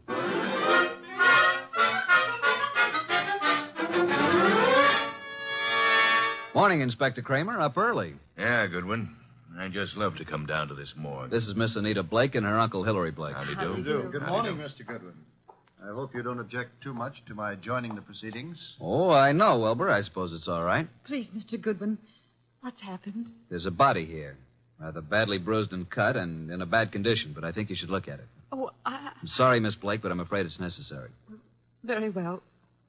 I'll be all right. Now, I'd like to come along. Oh, yes, Wilbur, you must. Well, come on. This way.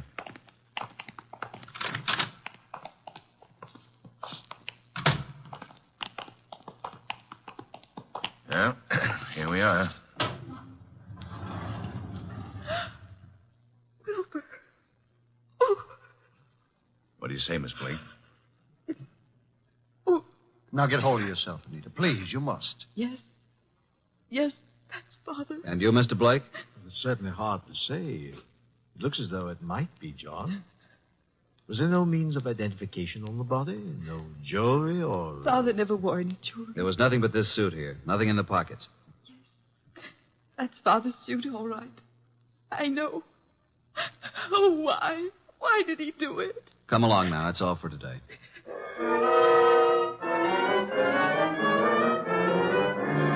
Mr. Wolf, this is Mr. Wilbur Martin. Ah, yes. How do you do, Mr. Martin? Sit down. Thank you, sir. No. Take the red leather chair. That's right. So glad you could come. Archie, beer first. Tell me, Mr. Martin, you saw the body? I did. Whether it was John Blake or not, I'm not sure. But Anita feels positive enough. You are skeptical about the suicide theory, eh? Well, yes, I am. Are you trying to cast suspicion on someone else? No. He thinks he was murdered. I do? But not by you, of course. Certainly not.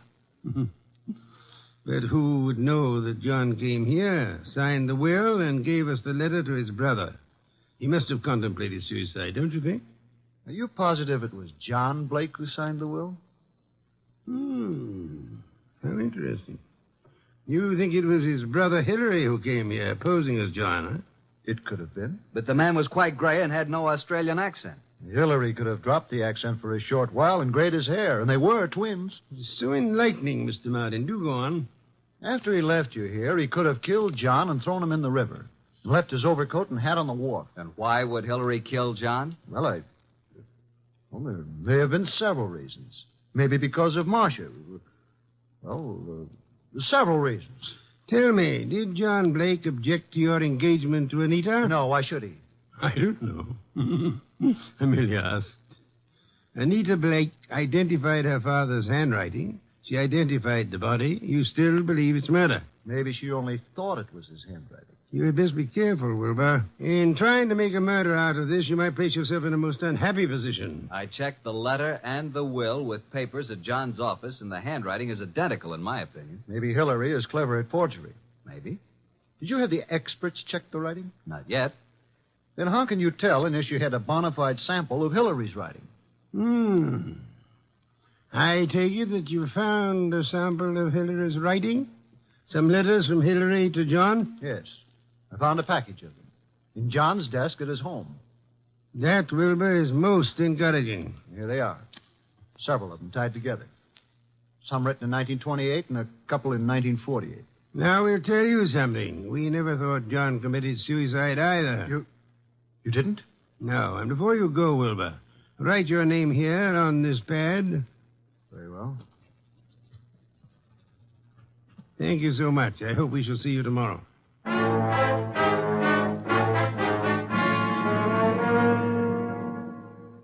Well, I'm surprised, Inspector Kramer, to see you out in such inclement weather. I like the cold spells. Sit in the red leather chair. Yeah, thanks. Good. Have your experts finished checking the will and the letter? Yep, but not all through with a package of Hillary's old letters that Wilbur found. What's the verdict? If this is forgery, it's the cleverest bit of forgery we've ever come across. My men say the will and the letter you received appear identical with the specimens from John's office. Indeed. The will and the letter then do seem to have been written by John Blake. Yes. But on the other hand, and this is unusual, by comparing this letter from John with a letter Hillary wrote from Australia in 1948, we found characteristics in both men's letters which were definitely similar. Then, Inspector, you feel that Hillary might have written the letter and signed the will. That it was Hillary who came to my office? It's a tough thing to prove, but I think that's being on the right track. Inspector, what about the rest of the package of letters I got from Wilbur Martin? They're still working on those down at headquarters. What about young Wilbur? So far, can't see much in him to worry about, but it's a bit early. Archie, phone out to the Blake mansion and tell Wilbur Martin that we've uncovered the whole thing. And if Wilbur's in on it, he'll be gone before you get there. We can pick him up later. Okay. I'll let you know about the rest of Hillary's letters. Good. We won't phone out there until you're finished. I'll call you as soon as possible. Archie, I want you to look into the affairs of the Plymouth Building and Loan Company. See what you can learn about the actual stability of the company. Okay. Boss, please put on your muffler and overcoat and open a window. A candle couldn't burn in this place. Yeah. I'm on my way.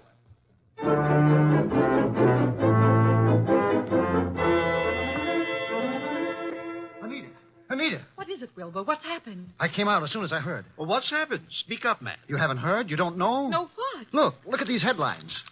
Plymouth Building and Loan crashes.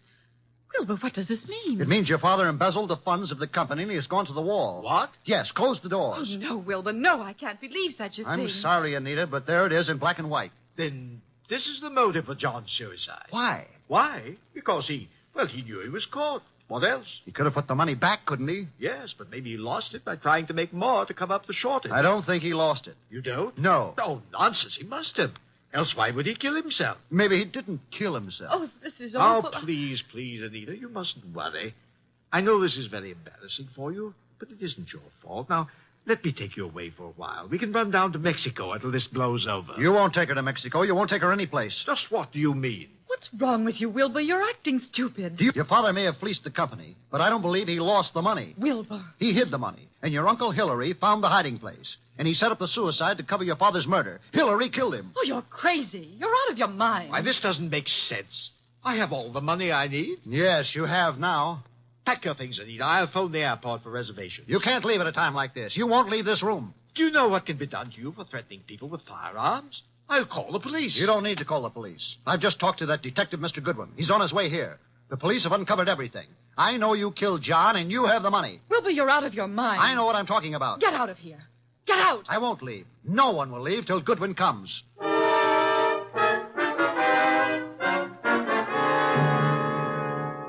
Archie, come in, Miss Blake. Mr. Blake, Mr. Martin, glad you were all able to accept my invitation. You too, Inspector Kramer. Yeah, I know how glad you are I could be here, Wolf. Please be seated, folks. Hillary was going to Mexico on the next plane and taking Anita with him. Mexico? John Blake stole the money from the company, but Hillary found out about it and killed him. Mr. Wolf, this is utter nonsense. Mr. Blake, Inspector Kramer's handwriting experts have examined the will and the letter left with me. They have also checked them with your recent letters from Australia. Indeed.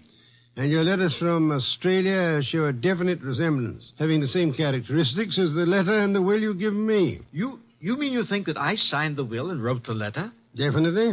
Ridiculous. But there's something else. The will mentions a painting of Marcia Blake, Anita's mother. Archie, where is that painting? Did you bring it? It's here. Bring it in here, Sergeant. Just a moment. I hope you don't mind, Miss Blake. What are you doing to it? Tearing off the paper backing of the picture? Yes, and there you are. There's the reason for the whole thing. Bonds. Pasted in the back. Thousands of dollars in negotiable bonds. Then Hillary did know about the money. He killed John for all this. He had Anita order the picture to be credited for shipping. I did no such thing. Nevertheless, you didn't kill John Blake. Certainly he did. Look at these two letters from Hillary Blake to John here in America. What are the dates? September and November 1948. Those were supposedly Hillary's most recent letters to John. And look at these letters, June and July 1928. Notice any difference? All are signed by Hillary, but the ones dated 1928 are not at all like the ones written in 1948. Not the least similarity. The ones dated 1928 were written by Hillary. But those dated 1948 were written by John. John? How do you mean? Carry on, Inspector. You're under arrest, Mr. Blake. Not for murder, because there's been no murder. You're under arrest on a charge of embezzlement. Embezzlement? Oh, but how can And you, Miss Blake, are under arrest as an accomplice. What? I don't understand. Mr. Wolf. Wilbur, you yourself unearthed the old 1928 letters, really written by Hillary from Australia. The recent letters are not in the same handwriting. They were poorly forged by John in 1948. Furthermore, we checked with Australia and learned that Hillary Blake died in Sydney 10 years ago. And this man here is really John Blake, posing as Hillary to escape the penalty for looting the company. Anita, it just doesn't seem possible. Anita knew all about it, and they might have gotten away with it if they hadn't come to us, Archie. What a fantastic plan. I'm giving you back your $1,000, Mr. Blake, but I'm afraid it won't do either of you much good now. Thank you so much, Inspector Kramer, for dropping in.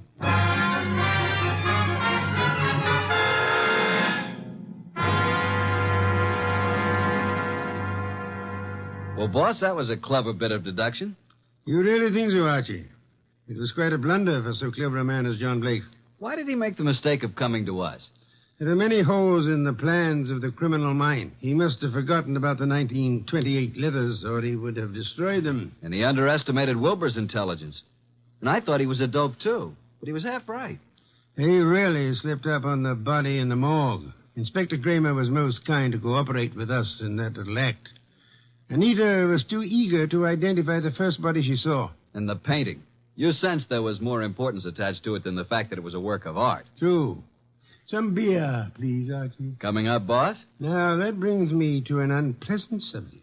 What's that? You were talking about resigning. Are you still in that frame of mind? Resigning? When did I say anything like that? Then you're going to be content with conditions as they are? Why, of course. What are you saying? And you don't mind it a bit as long as this dreadful weather continues? Well, not at all. Don't mind what? Going in and out of the house through the coal chute.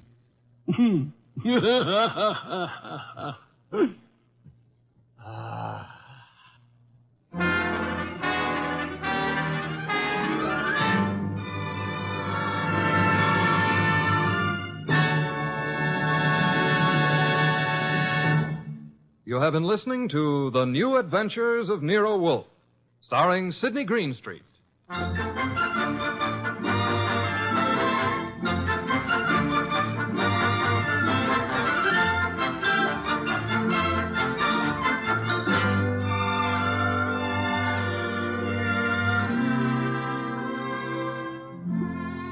Tonight's transcribed story by John Edison was based on the characters created by Rex Stout and produced and directed by J. Donald Wilson.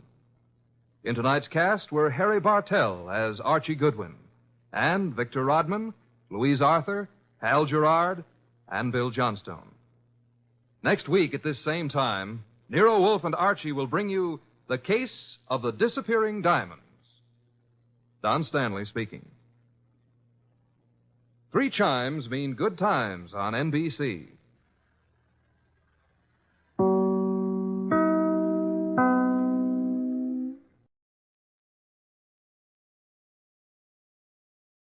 Old Dutch Cleanser, famous for chasing dirt, presents Nick Carter, famous for chasing crime.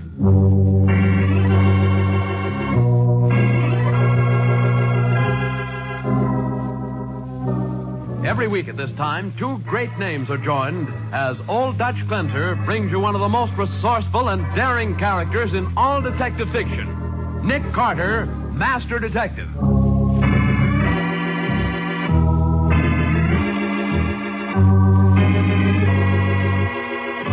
Patsy, get every boy belonging to the club into the gymnasium. Why? What's up, Nick? I've got to make a speech to one of them. To one? Then why make it to 120? Because one of the boys knows the killer in this case. And I don't know which boy it is.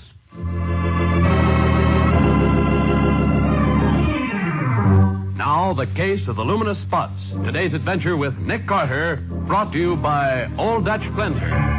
There's pandemonium in the gymnasium of the Downtown Boys Club, Nick Carter's favorite charity. For with 1 minute to go in the big basketball game with Delaware House, Nick's boys are trailing by 1 point. Put it in, boys! We can't let Delaware beat us! Oh, Nick, only 10 seconds more. Going to try, Patsy. Come on, Smokey! Make this one good! Make it, Smokey, boy! Oh, Nick. Yeah, he missed, Patsy. Smokey missed again. Oh, and that's the end of the game. Well, we took a licking. I'd sort of hoped that Smoky Bates could help us lick Delaware this year. It looked like a flash when he joined the club last month. Oh, well. Oh, don't look so sad, Nick. Think how much worse Smoky Bates feels.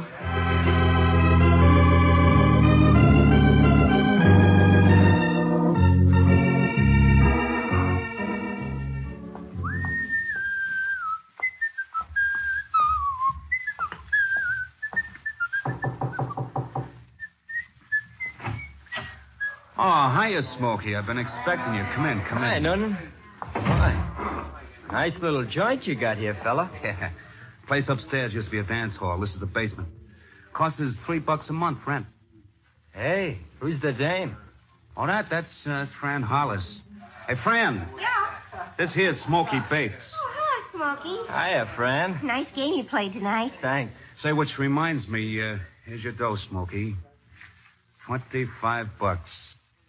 Nice pay for just missing a few baskets now and then, huh? Yeah, I'll say so. We cleaned up pretty good on the bets, too. Made some nice dough. Yeah, boy, this 25 feels good in the pocket. Ah, that's pin money, kid. Peanuts. We could cut you in on some real dough if you want to play ball.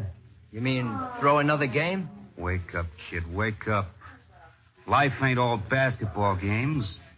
But if you're the kind of guy that's got nerve and brains and likes plenty of excitement, you could make plenty of dough. Yeah, Jerry and Jean from your club joined up with Noonan last month. Yeah? Well, what do they make a week, Noonan? Oh, $40, $50 easy. What do you say, Smokey? I think maybe this is just what I've been looking for. You can count me in, Noonan. Good, it's a deal. Meet me here tomorrow morning at 7:30, Smokey. Bring 20 newspapers and a screwdriver. What's the papers got to do with it? Look, Smokey, here's the pitch. You and me's gonna make like we're newsboys in case we get stopped. Oh, I get it. We make like we're on a delivery route. That's right. Only we don't work for no pikers, though, like regular newsies do.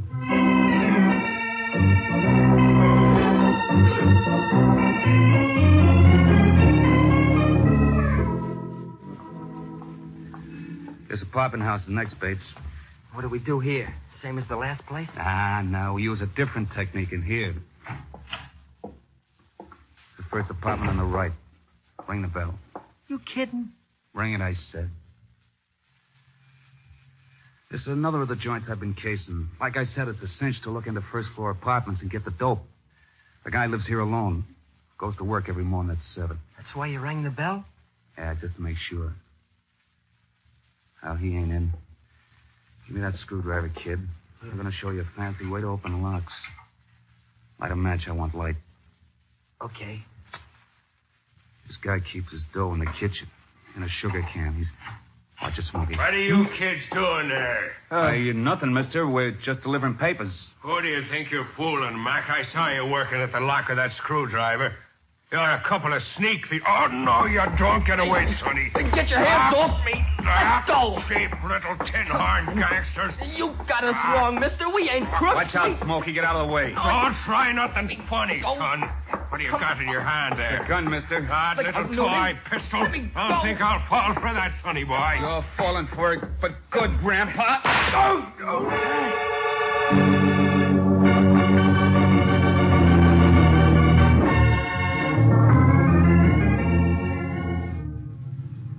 Nick, what's the rush? Where are we driving to? I got a telephone call from Matty, Patsy. Insisted I drop everything and hurry up to 120 Amsterdam Avenue. Says my downtown boys club is involved. It is? How? Don't know. Matty wouldn't say. Here we are, 120. Come on. Right. Oh, all Matty would say was that he discovered a murder. Murder? Hey, that you, Nick? Yes, Matty. It's a nasty case, Nick.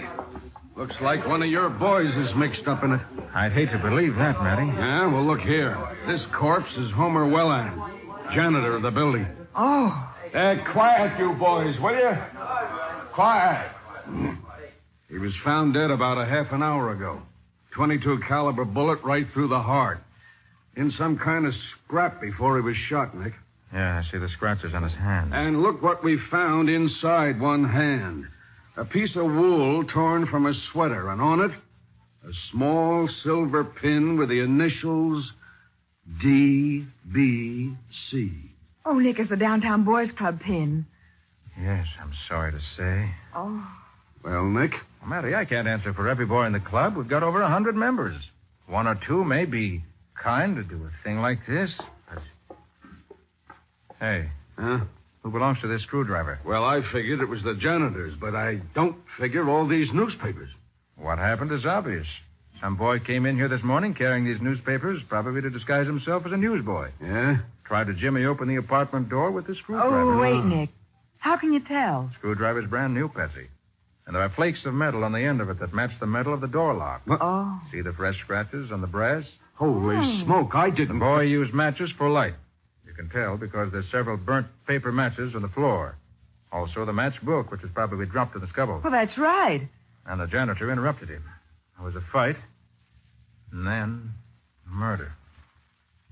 Typical case of juvenile delinquency. Nick, we gotta get down to your club and pick this kid up right away. Matty, there are more than 100 kids in that club. It'll take a week to question everyone and a month to check their alibis. We've got to work quicker than that. Well, how can we, Nick? The wolf from the sweater is your lead, Patsy. Check the stores that sell sweaters. It may be possible to trace the sale to the boy who's wearing it. Uh-huh. Also check the club. Someone may be able to identify the sweater there. Right. Now, what are you gonna do? This matchbook is my lead, Matty. It's got the address of a candy store on Sherman Avenue on it, near the old Sherman dance hall. You know the place. Yeah. Gang may be operating from around there. They are. I'll find them. I don't like cheap tin horn crooks, especially in my club.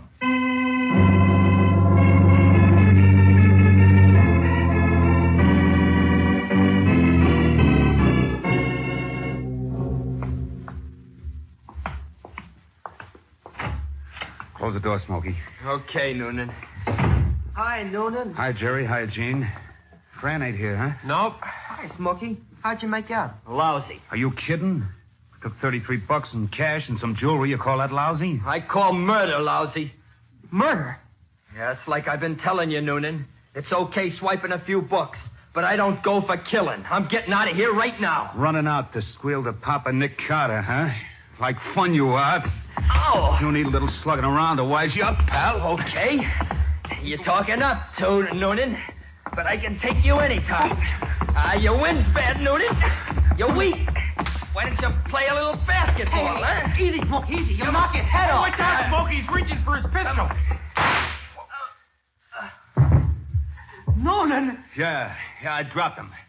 He'd have squealed on me sure as anything. Listen, Noonan. Now, look, you guys got to help me get rid of the body. Yeah, get rid of it yourself. I'm getting out of here. Me too, and don't wave that gun at us, Noonan. It only holds one shot. We'll be gone before you can reload it. You're in on this killing, too. Remember that. We're in, but we're getting out. Like Smokey said, bucks is one thing, but murder's something else. If you guys start to We talk... ain't gonna squeal, Noonan. Don't worry about us. Just start worrying about Smokey. He'll do more talking dead than he'd ever done alive.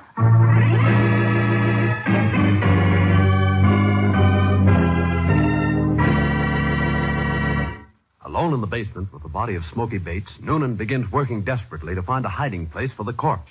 We'll see what happens next in just a moment.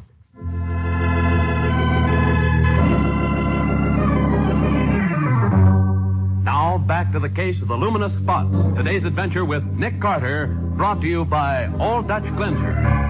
An hour after the murder of Smoky Bates, Nick and Matty cautiously descend the steps leading to the basement of the Sherman Dance Hall.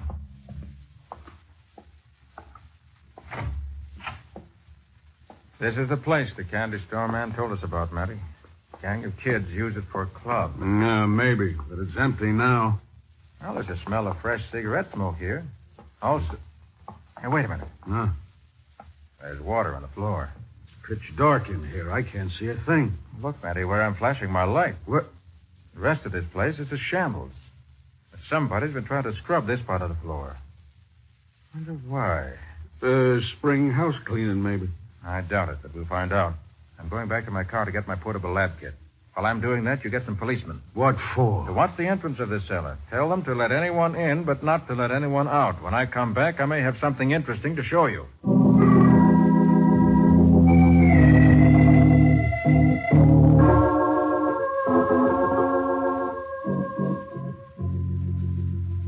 All ready, Matty? Yeah, sure. Hey, what's that thing you got there? A spray gun. Filled with a derivative of tolic acid. What? Come again? Put out your flashlight and I'll show you them. Okay. Boy, it's black as pitch in here now. Watch while I spray this acid on the wet spots where the floors have been scrubbed. Yeah? Hey, Nick, there's blue spots appearing on the floor. Glow like phosphorus, don't they? Yeah. They burn just like a blue flame. What I expected would happen. Look, Nick, there are more spots up ahead there. Yes, come on. We'll follow and see where they lead to. Right. See? I just keep spraying. And the spots keep on appearing. Yeah, sure. But what the dickens is the stuff that's burning? Blood, Matty. Yep. Did you say blood? That's what I said. Halic acid is a recent discovery. Makes the hemoglobin in the blood glow in the dark. Even if it's been cleaned up? Yes.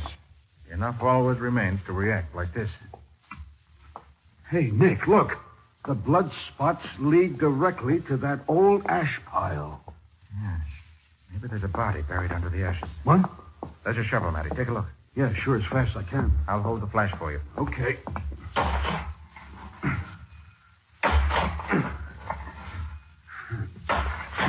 Come on, Matty. Hurry. I am.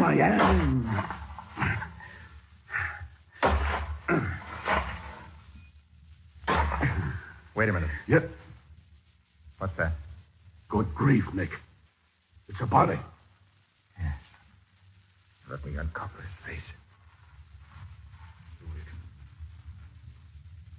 Oh, good heavens. Nick, you know who he is? It's Smoky Bates, one of the kids in my downtown boys club. Oh, that's too bad. Poor kid shot through the heart. Probably by the same murderer that killed Welland. Nick, he's wearing the sweater that matches the piece of yarn found in Welland's hand. Yeah. Hey, fellas, what are you doing back there? Hey, Nick, it's a girl. Yeah, I'll douse the light so she can't see us. Yeah, sure, but... When she comes close, I'll flash the light in her face. Sally's doing back in the ash bin. Hello? Oh, you're blinding me. Looking for someone? Who wants to know? This is Sergeant Matheson of the Homicide Squad. I'm Nick Carter. What's your name? Friend, Francis Hollis. Looking for someone in particular, Miss Hollis? Oh, no. Oh, well, that is a friend of mine wanted me to meet her here, and Her? You usually refer to your girlfriends as fellows? Oh, sure. It's kind of a gag. What's the name of the friend you're supposed to meet here? Sally Brown. You usually meet her here? No, I've never been here before, Mr. Carter. And you know nothing about a gang of boys that hang out here? Oh, the gang? Oh, no, Mr. Carter. How old are you, Miss Hollis? Oh, almost 17. It's 2:00. Why aren't you in school? Well, I had a study period, and I kind of slipped out. I guess Sally must have been playing a trick on me. Yeah, look, you better go back to school, Miss Hollis. You might get into trouble. Yeah, sure. I'd hate to get caught playing hooky. Matty. Yeah. Have one of your men follow that girl. Okay, Nick. And tell him to let her see she's being followed. Also tell him to make sure she goes to school. Then he's to wait and follow her home after school. Right. In the meantime, I'll do a little checking on her and then rush down to the club.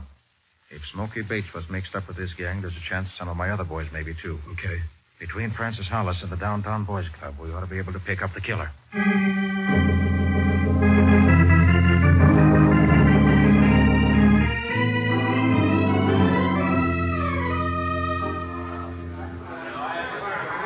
Everybody here in the gym now, Patsy? Yes, I've rounded up every last boy. Good. Let me have your attention a minute, fellows. A few hours ago, Smoky Bates was murdered in the basement of the Sherman Dance Hall. He was shot down like a dog, dragged to an ash heap and buried in dirt and rubbish. He was murdered by a killer without decency, honor, or shame. Now, it may be that some of you here have been mixed up with this killer. And if you have, I can understand why. You saw a chance for some easy money, for excitement and adventure. You figured the law wasn't your friend. It was just another rival to compete with. You thought crime was a bigger, more thrilling game. That's what Smokey thought. And I've told you what happened to him. But crime isn't fun. It's dirty, mean, dangerous. If I were you, whoever you are, I'd be ashamed and scared. Now, whoever it is who's mixed up in this has a choice to make. He can come down to my office and let me help him out of this jam. And believe me, on my word of honor, I'll do everything I can. Or he can try to bluff his way out of it. But if he does, heaven help him.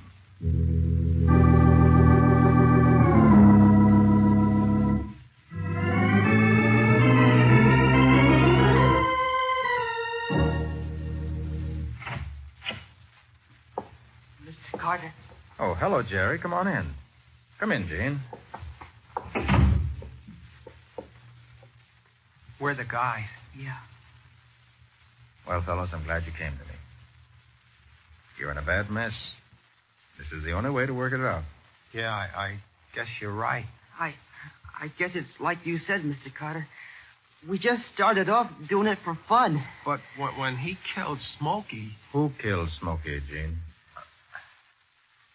I can't tell you, Mr. Carter. Oh, look, Mr. Carter, we'll tell you everything we did. We'll pay back every nickel we swiped. We'll do anything you say. But we can't squeal on this guy. We gave him our word we wouldn't. Okay, Jerry. If that's the way you feel, I'm not going to insist. I'll get him, without your help. But there's one thing I do insist on, fellows. And it's not going to be easy for you. You're going to the police. You're going to confess everything you've done. You're going to take what's coming to you. Understand? Yes, Mr. Carter. Sure, Mr. Carter. Good boys. And if it'll give you any satisfaction, Miss Bone and I are driving to Fran Hollis's home right now. And inside of an hour, the killer of Smokey Bates is going to get what's coming to him.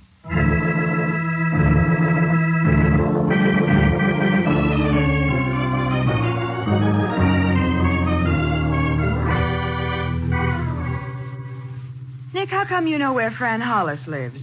Did a little checking before I went back to the club, Patsy. Ah. Matty should be here to meet me by now. This is it. The White Clapboard house. How much does Fran know about the murders, Nick? I don't think she knows anything. You don't? She wouldn't have come barging into the basement if she did. But she is mixed up with the gang. Maybe we can locate the killer through her. Nick! Oh. Hey, Nick! Oh, there's Matty standing in the doorway. And is he mad? I'm all in the house here, and for the love of Pete, hurry it up. All right. Take it easy, Matty. That bonehead cop let the Hollis girl get away. Oh, no. What? Well, let's have it, Matty. What happened? He tailed her back to school, then he tailed her home. Then? Then about 5 minutes ago, a whole flock of girls trooped in here to see her. A couple of minutes later, they all marched out, and she went with them. And my man didn't spot her. Well, at least you've got to hand it to her. She's a smart kid. Okay. So what? What do we do now? I'll show you. Come on over here to the telephone. Hey, wait a minute. How come you know where the phone is? I was here a little while ago as an inspector for the phone company. Oh, so that's the checking up you were doing. Yes. See, I figured Fran was smart enough to spot the cop you put on her tail. That's why she came straight home from school. Then she let you in the house? She did. Oh, my man must have missed you, too. Looks that way, doesn't it? But look, how come she didn't spot your voice as belonging to the guy she talked to in the basement of the Sherman dance hall? Because I used a different voice. Oh, Nick. Why are you moving the Davenport? Just so I can pick this up. Hey, what's that thing? Looks like a small radio. Better than that. And I said I was sure Fran would head for home, and she did. She wanted to do some phoning in a hurry. Only I got here before she had a chance to. Yeah, and then what? I set this small wire recorder down here on the floor next to the telephone box. So that's what that is, a wire recorder. Now, look, Nick, wiretapping is out. It won't stand up in court anymore. This isn't wiretaping, Ratty. It ain't? No. Don't have to attach it to the phone. Said you just lay this wire near the telephone wire. And it picks up what's said over the telephone? That's right, Betsy. Huh. Well, I'll be darned. What'll they think up next? I don't know yet, Patty. Oh. But didn't she see you leave the recorder? I asked her to get me a drink of water, Patsy, and while she was out of the room, I fixed it, and I'm sure she made a phone call the minute after I left the house. Oh. Now, let's see. Hello, Noonan. Yeah, that's you, Fran? Noonan, what's happened? There were cops down in your club. We were snooping around, and there's been a cop following me all afternoon. Are they wise to the racket? Cops down in the basement, huh? Uh-huh. Hey, that ain't so good. Well, tell me what's up. Okay, Franny, listen. I'm over at the Sherman filling station. Yeah. I just acquired a car. Beat it over here, and I'll tell you what's doing. But the cops are watching my house. Look, baby, use your brains. You can figure a way to get out. Just hurry up over here. So long. Yeah, that's all there is. It's enough. Matty, you stay here and cover the house. Patsy, come with me. There's not a minute to lose.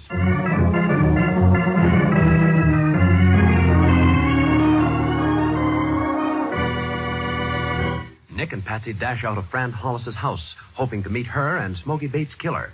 In just a minute, we'll see whether they left in time.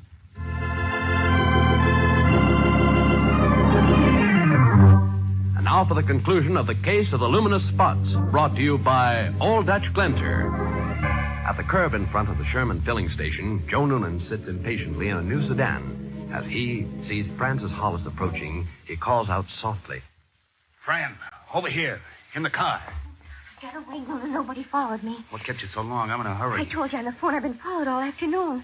Then I had to get rid of some kids, and I had to duck in and out of alleys to make sure nobody followed me here. Okay. How do you like the car, baby? Oh, it's a beauty, Noonan, but... Now, listen, kid, the car's taking you and me right out of town for good. Sure, Noonan, but I gotta work fast, baby, so the explanations will have to keep.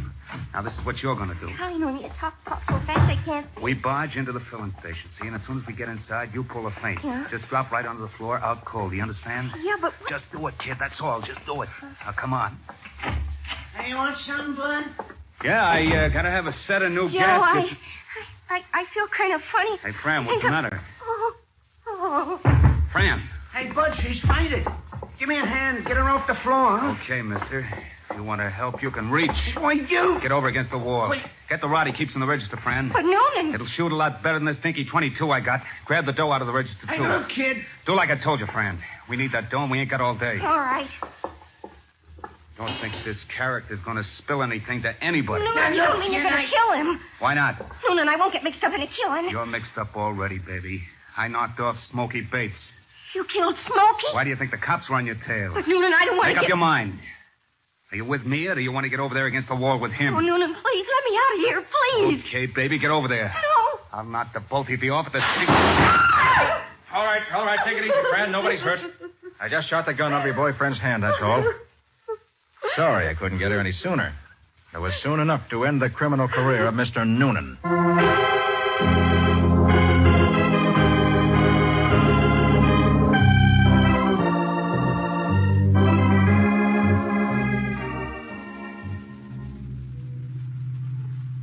Well, that's about all there is to the case, Patsy. We've got Noonan for 2 murders, and we've got him cold. Yeah, but how did he kill Smokey and Welland, Nick? One of the reasons he held up the gas station was to get a revolver. He had a small single-shot pistol that fires a .22 caliber shell. Would have preferred something better, no doubt, but that was deadly enough at close range. Oh. Well, if the case is finished, Nick, where were we driving to this morning? Oh, the case isn't finished, Patsy. As far as I'm concerned, it's just started. What do you mean? We're getting out here. Come on. Oh, but this is the courthouse. We're headed for court. I don't get it. Patsy, you and I are going into that court and put up the fight of our lives for Jerry, Jean, and Fran Hollis. Oh, but Nick, what can you do? Get them suspended sentences, I hope. And then we're really going to work on them at the Downtown Boys Club. You mean Fran, a girl at the Downtown Boys Club? Oh, I forgot to tell you, Patsy. The Boys Club is opening a girls' auxiliary. And you're running it. I'm running it. Oh, now see here, Nick Carter. Listen, Patsy, if I do any arguing this morning, I'm going to do it in court. Those kids aren't hardened criminals. And I'm not counting this case a success unless I save them.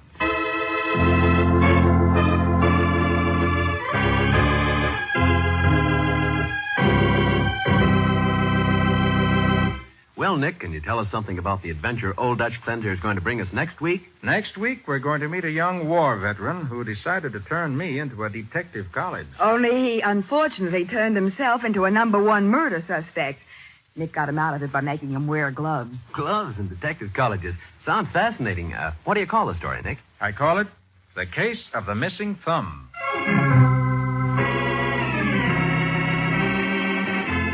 Nick Carter, Master Detective, is presented each week at this time and over these same stations by the Cudahy Packing Company, makers of Old Dutch Glenser.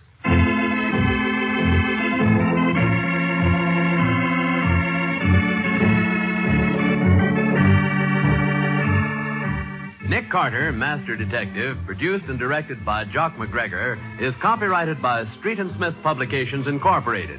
Lon Clark is starred as Nick, with Charlotte Manson featured as Patsy. Mattie is played by Ed Latimer. Today's script was written by Alfred Bester. Original music is played by George Wright. This program is fictional, and any resemblance to actual persons living or dead is purely coincidental. This is Bob Martin saying, when minutes count, use Old Dutch Glenser.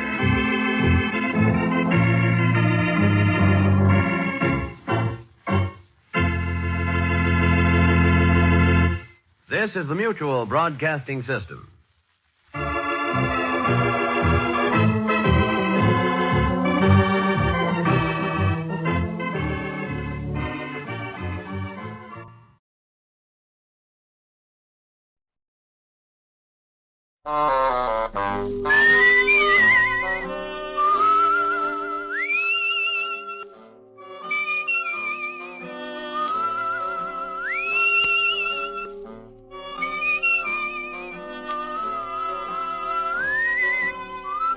Here's Dick Powell as Richard Diamond, private detective.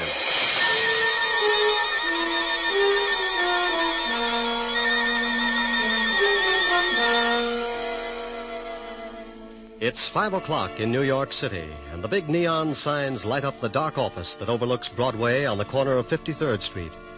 Behind a second-hand mahogany desk, relaxing in a swivel chair, is the leading figure of the Diamond Detective Agency, combination stockholder, office boy, and clue chaser.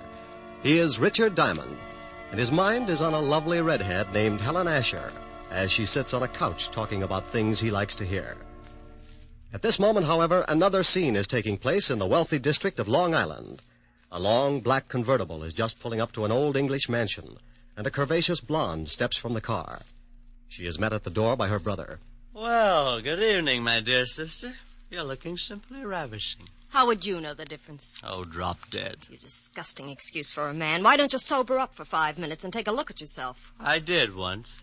Oh, by the way, our dear stepfather would like to see you in the study. Tell him to go. I already did. Now it's your turn. I don't want to. Now get out of my way, Chris. Suit yourself. But Murray Lang's in there with him. Murray? Did I start your heart going pitty-pat? Oh, shut up. You better go in and protect your money, darling. Bye, jailbird. I don't care what your plans are. They concern my daughter, and that's enough for me to put a stop to them. You're not going to put a stop to anything. You can't intimidate me, Lang. You're just a cheap, no-good gangster, and your methods are too well known to frighten me. Come in. Oh, hello, Liz. Hello, Murray. I'm glad you're here, Elizabeth. Mr. Lang and I were just discussing your future. I'm surprised you put up with it this long, Murray. Come on, let's leave my dear stepfather until he simmers down. Elizabeth, I want to talk to you. Well, I don't want to talk to you. Let's go, Murray. Listen to what he has to say. Maybe you'll get a laugh out of it. Well, what is it? I've just been talking with Lang about your intention to marry him. I have advised him that if such a thing were to take place, it would result in the most serious of consequences. Is that all? No, that is not all. When you got into your trouble with the police, my dear stepdaughter, you were paroled in my custody. If I should report to the board that you had violated the terms of your probation, you would most certainly go to prison. Why, you... What's the matter? Aren't you satisfied with the salary you collect for taking care of Mother's estate? How dare you, you little Sit sniffer. down. You look bigger behind a desk. Well, just yell and scream all you want to. After Monday, you better start looking for another source of income. You know very well it's not the money. But your greasy boyfriend here would certainly like to get his hands on it. Look, you, I don't give a hang if you are a midget. I'm not going to stand here and listen to you. Murray. No, baby, I won't take it. I'll wring his scrawny little neck. Go on, lad, go on. It would give me the greatest of pleasure to call the police and have you locked up. I'll fix it so you won't have a head to call anyone with. Murray, leave him alone. Can't you see that's what he wants? Yes, well, Mr. Lang.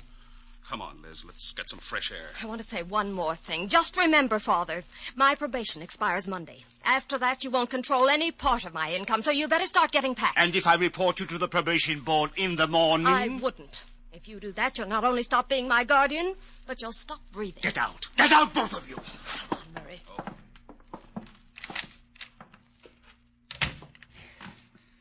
Try to intimidate me. I'll make them both sorry. Detectives. Private detectives, yes. Foreign. Here's one. Full-page ad must be doing very well. Richard Diamond, private detective. If you've got a case, share it with me. Richard Diamond. 7.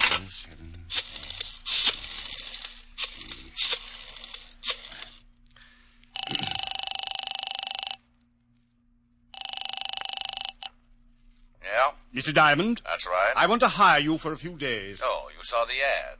Well, it just so happens I'm available. I can't tell you much over the phone, too many extensions in the house, but it's about my daughter. I'm afraid she's going to get herself into some serious trouble. Well, how old is she? 20. Tell her to wait a year. My name is Chase, Ralph Chase. I live at 82 Maple Drive, Sands Point. Will you come out this evening? $100 a day and dibs on the icebox. I'll see you about 8. Goodbye, Mr. Diamond. What was that all about, Rick? Oh, got a job, baby. When do you start? Oh, yes, you're right. No, Rick. You can start it in the morning. You can't break another one tonight. Now, come on, Helen, baby. A job's a job. And a date's a date. I won't let you break this one. Your car downstairs? Yes, but I can drive myself home. Please, Rick. You promised you wouldn't break another one. Keys in it? Yeah, look. I want to hire you to protect me for this evening. I've been receiving mysterious phone calls, and I'm in fear of my life. Really? You've got to take the job. Old friends come first. I'll have to get home and shave before I start working. You mean you'll take it? After 12:30. Bye, baby. You beast. Oh, you must be getting tired from driving that big car around all day. Grab a cab, honey. It'll give you some rest. I'll take good care of your car. What? Want $1 for the cab? Huh? No. On second thought, you only live about 25 blocks. Walk will do you good. Rick. Deep breathing all the way up Fifth Avenue. Nothing like it. Bye, baby. Oh! On the way to the car, I thought about Helen. The most wonderful girl in the world. Money, looks. But she had one bad fault. She wanted to get married. I got into the big sedan and headed for my apartment. I'd been up late the night before with the blonde singer, and I was feeling tired. Funny how things change. My nights in college were just as busy, but at 1 o'clock the next afternoon, I was out playing football.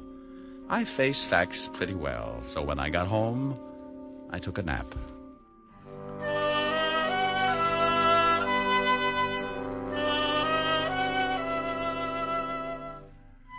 I slept until 7 and got up and dressed.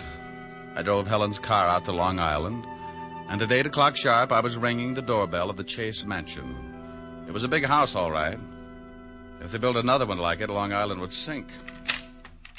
Well, to someone at me chamber door. My name's Chris. Boo. Blow your booze some other direction. Your breath would wither a lung. My alcoholic exhalations are composed of the finest ingredients. You must have a weak stomach. Look, if you'll just stagger out of the way, I'd like to see Mr. Chase. Dead or alive? What? Nothing. I was just thinking out loud. Well, go right ahead. And after your talk with my stepfather, you can find me in the bar. You'll probably wind up like I am. That's a sweet thought. Where can I find your stepfather? Probably in the library, lying in my money. I left him leaning against the front door, gagging on the fresh air. I wandered down a long hallway and a big sitting room, furnished with enough antiques to make the Metropolitan Museum give up in shame. There was something about the place, a heavy quietness, like a bar of gold in a dark room. The shot had come from up ahead, and I tried a couple of doors before I found the room. Mr. Chase! Mr. Chase! In here! Mr. Chase? Yes. Come in and shut the door. I looked over at Ralph Chase crouching behind a desk. He got up slowly, all 5 feet of him. And I tagged him for a guy who would give $1,000 for every inch you could put on his legs. He looked like he could afford to be a mile high. The tall French windows were open at the back of the room, and you could still smell burning cordite. Someone tried to shoot me from the garden. Yeah, I heard the shot. You must be Diamond. That's right. Don't you think you better shut the French doors and pull the drapes before someone takes another shot? Yes, very good idea. You pull the shades, Diamond. You can start earning your money right now. You're a little excited, but I'll start to work. Right. Be careful, he might still be out there. Well, I doubt it. I can't see anyone out here. Oh, he just missed me. You can see where the bullet hit the wall. I jumped and hid behind the desk. Didn't you hear him on the porch? No, he must have stood in the soft grass that surrounds the garden. That's a good 10 feet from the house. You're lucky he didn't move in closer. He probably wouldn't have missed. Got any idea who it was? Of course, it was Murray Lang. Murray Lang? The gambler? Yes, do you know him? Well, I used to be on the force. Set him up 6 years ago on a larceny rap. Then you know what he's like. He was in the house this afternoon. We had an argument and he threatened me. An argument with your daughter? Yes, about my daughter. How'd you know? Well, you told me she was getting herself into trouble.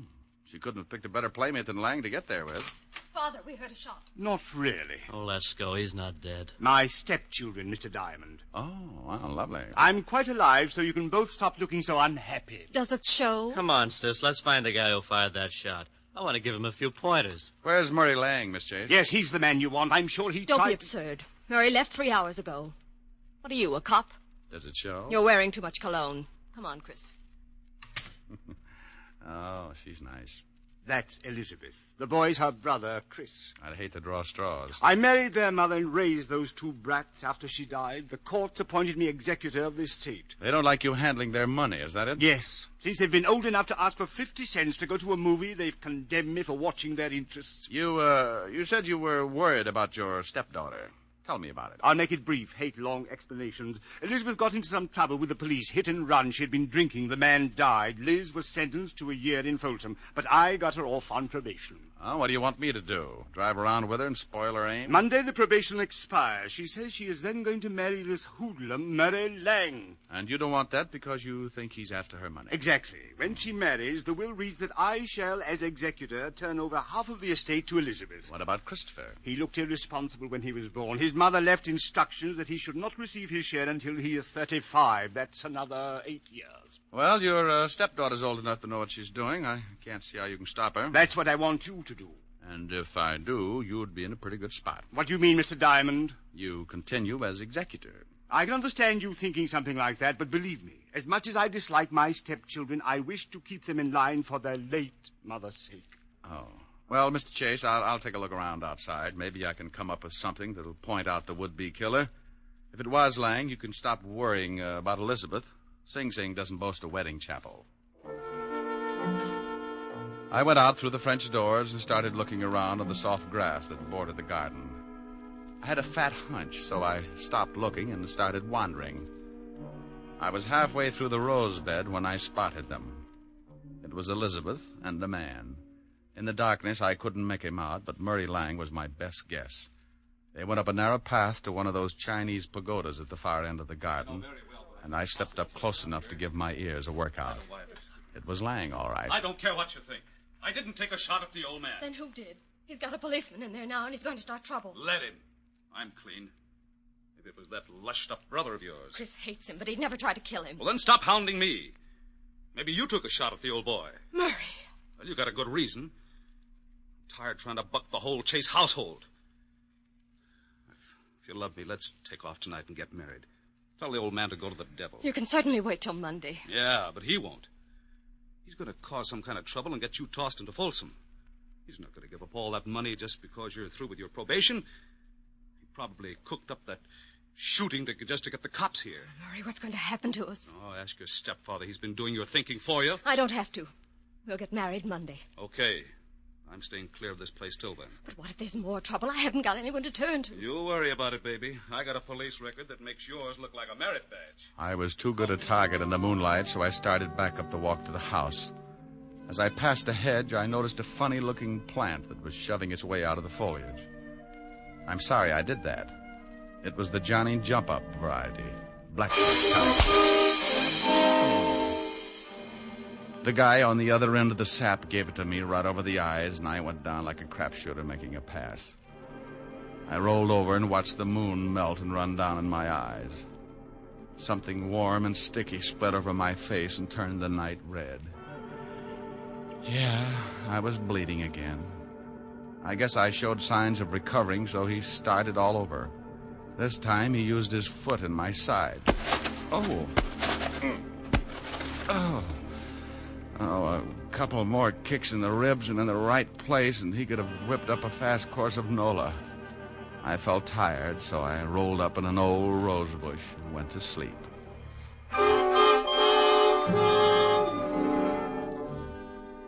When you finally start coming around, it's like swimming your way out of an acre of mud. If you've taken enough beatings before, you diagnose things in a hurry. The pain in your head is where you got sapped. The ache in your ribs is where he booted you. And the thought in your mind is, oh, it's something about an eye for an eye, if you've got one left. I sat up slowly and looked around. No one in sight, and my watch said 10 o'clock. I'd been out for an hour, and I was feeling lonely until I started to get up. I made it to one knee and looked down at the best reason I could think of for staying home nights. It was Murray Lang, and you couldn't blame him for staring. He wasn't impolite, just dead. Something on the walk beside him gleamed in the moonlight. I took out my handkerchief and scooped it up. It was a little nickel-plated .32. You could still smell the fresh powder in the barrel. I put it in my pocket and stumbled back to the house. Chris opened the door. Well, you shouldn't drink so much. I never get so loaded I look like that. Well, try it sometime. It might be an improvement. Boo. I told you once before not to do that. Now tell me, where were you 10 minutes ago? I was in the bar. Who was with you? Red and green midgets. Now let go of my collar. Okay. Where's the phone? In the hall. Hey, what's going on? Who beat you up? Nobody. I always bleed like this on warm nights. Huh? Big pores.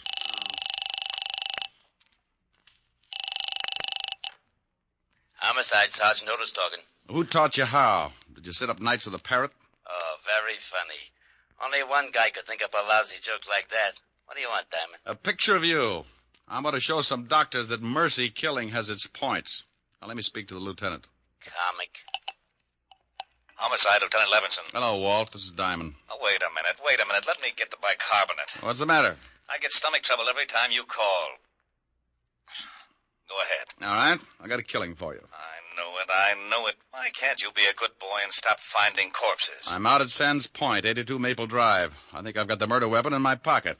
Who's dead? An old friend, Murray Lang, and you better step on it. There's a drunk staggering around the place, and he's liable to spot the body and put it in the cold shower to sober it up. Oh, all right. We'll be right out. Hold the fort. So Mr. Lang's dead. You better stop sneaking up on people, Buster. And you'd better stop telling me what to do in my own house, Mr. Diamond. You sobered up pretty quick. I heard what you said about finding the murder weapon. May I see it? No. It stays in my pocket until Homicide gets here. Whose gun is it? It's a 40-pound broadsword. Now stop trying to look like a Chicago muscle man, or I'll start slapping there you. you are, Diamond. I've been looking for you. Great Scott, what happened to your face? Someone was giving away hints. Chris, did you have something to do with this? Hardly. Mr. Diamond has a decided advantage over me. He has muscles. I'll be in the bar. What's happened? Where's Elizabeth? I don't know, but her boyfriend's got troubles. He can't explain the hole in his chest. Lang? What do you mean? He's out in the garden. Someone shot him. Is he dead? And if he's not, he's trying awful hard. Then we'd better call the police. That's been taken care of. What kind of a gun do you own, Mr. Chase? You don't think... No, I don't. I just dig around till I come up with something. What kind of a gun do you own? Why, a 45... Now, wait a minute, Diamond. If you've got any ideas about this murder, you'd better wait until the police get here. Now, look, Chase, I've been insulted in your house, had the air let out of my ego by your beautiful stepdaughter, and beat up in your garden. That's a full night's work, and now I'm on my own time. Where can I find Elizabeth? I don't know. She may be up in her room. Oh, where is it? End of the hall, head of the stairs, first door. Thanks. It's beginning to rain. What about Lang's body? Well, if he catches cold, call me. I went down the long hallway to the foot of a massive staircase. The only light was the one burning in the room I just left. I looked over at over my shoulder and saw Mr. Chase framed in its dim glow, watching me. In that moment, I thought who Chase reminded me of. A triangle hat, his hand in his vest, and Napoleon had a twin. I went up the stairs 2 at a time. Yes? Pardon me for barging in, but some guy in the garden just beat all the bashfulness out of me. How dare you? You get out of my room. You better put on something a little warmer, honey. That thing would start a Harry-Carey epidemic in Boston. What do you want? Yeah. What did you do after Lang left you in the garden? What? Big ears. I overheard everything you said. I see someone pushed your face around. It's an improvement. Did Murray catch you eavesdropping? Well, if he did, he won't have much time to gloat. What do you mean? If you've done anything Aren't you to Murray... getting ready for bed a little early? I don't know what you want. I don't have to answer any of your ridiculous questions. Now, if you don't turn around and get out of here... What's the matter, baby? The drawer empty? Lose something? No. Maybe this is it. Where did you get that gun? It was lying in the garden beside your boyfriend's body. Beside it? That's it, lover. Now sit down and relax. Is Murray dead? Like Jimmy Fiddler's gossip column. Didn't you hear anything after Murray left you? Oh, no. I was crying. I ran back to the house and came up here. Is there another way back to the house besides the path that Murray took? It's one that leads to those outside doors. I came right to my room. Please leave me alone. This is your gun, isn't it? Yes, but I didn't do it. I didn't. Murray and I were going to be married Monday. Ballistics will probably show it's the one that did the job. You better tell me everything you know. I don't know anything. I didn't shoot Murray. Someone stole my gun from the drawer. Oh, please find out who did it. If they hold me, I'll go to prison anyway. Please, Mr. Diamond, please. It's going to be tough if this is the gun. I'm pretty sure it is. You could still smell the powder when I... The powder. What's the matter, Mr. Diamond? Huh? Oh, nothing. Look, you stay in your room. Maybe I can do you some good. I promise you'll stay here. Sure. I'm not going anyplace. And try and snap out of it. Sometimes you keep losing until there's nothing left to play with. It breaks the jinx. I went downstairs and started looking for Chase. As I passed the doors leading to the garden, I stopped cold. A flash of lightning turned the garden flat white. Someone was standing over what was left of Murray Lang.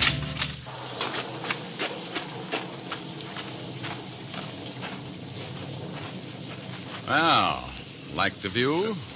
Oh, Diamond.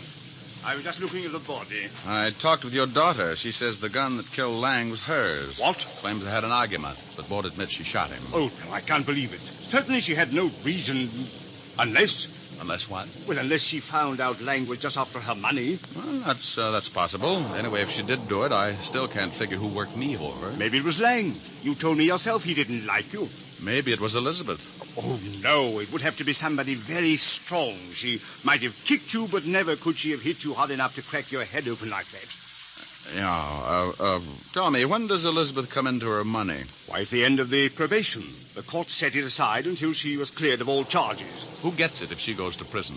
Well, I'm the sole executor of the estate, but she's not going to jail. She didn't do this thing. I'll get the best counsel in the country. I'm sure you will. Tell me something, Chase. It's pretty obvious that my face got pushed around, but how did you know my ribs got the same treatment? What? It doesn't show. It just hurts. Why, well, you told me. What are you getting at, Diamond?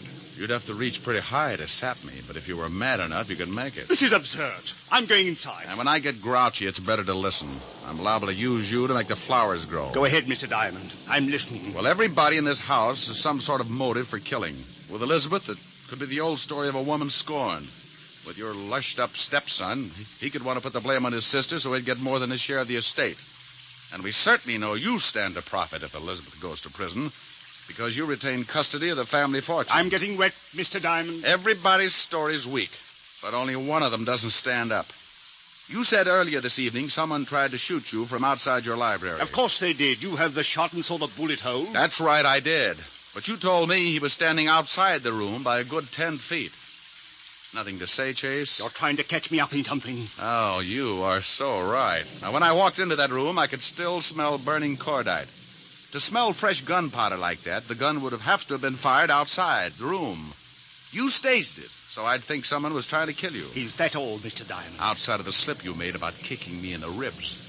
Now, let's go inside. I don't think so, Diamond. Oh, that the 45 you were telling me about? Yes. Go ahead, make a try for it. I'm going to show you how it works. You kill Lang with your stepdaughter's gun, and you're going to collect the money if she goes to prison. Oh, you're a slob. My stepdaughter could easily kill 2 men tonight. You're in a spot. You can't shoot me with that 45 and make it look like the same person killed Lang, too. So you've got to get the 32 in my pocket. Give me Elizabeth's gun, Diamond. You try and get it, Chase. Why, you... Rick, are you out there? Better give it up, Chase. That's the law. He eats little men like you. Out there, Lieutenant. Drunk said he saw him fall out. Rick! Stay right there, Diamond. Another killing won't matter if you try and stop me. For Pete's sake, if you're out there, Rick, answer me. I'm getting soaked. Just keep your mouth closed, Diamond. I'm getting out of here. You'll never make it, Chase. They'll pick you up inside of an hour. Not if you're too dead to tell them. Yes, that's it. If I kill you, I'll eat at least have... You should watch your step, Chase. Keep your head down, Lieutenant. Somebody's smashed. Shut up, Otis, and get out from under that bench. Rick! Over here, Walt. What's going on, Rick? Who's doing all the shooting? Well, we took turns. He was just going to kill me when he tripped over the body of his first victim. I used this 32 in my pocket, shot him twice. He's dead, Lieutenant. Give me my baking soda, Otis. Yeah, Lieutenant. Don't look so unhappy, Rick. He was going to kill you. Oh, I'm not unhappy. I'm just sore that I didn't have time to take the gun out of my pocket. I ruined a darn good coat.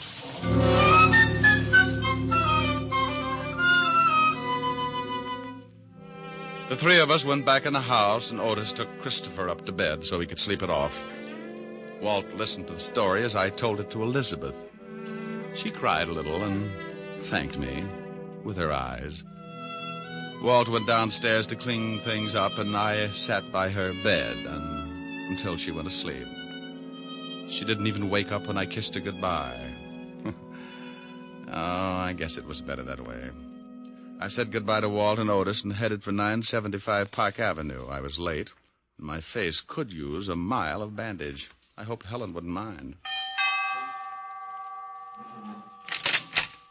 Yes? Oh, my goodness. Hello, Francis. Tell Miss Asher I brought a car back. Oh, how bad a wreck was it, sir? Give me a glass with a backbone, will you, Francis? Yes, sir, right away, sir. Miss Asher's in the study. Thank you. Thank you.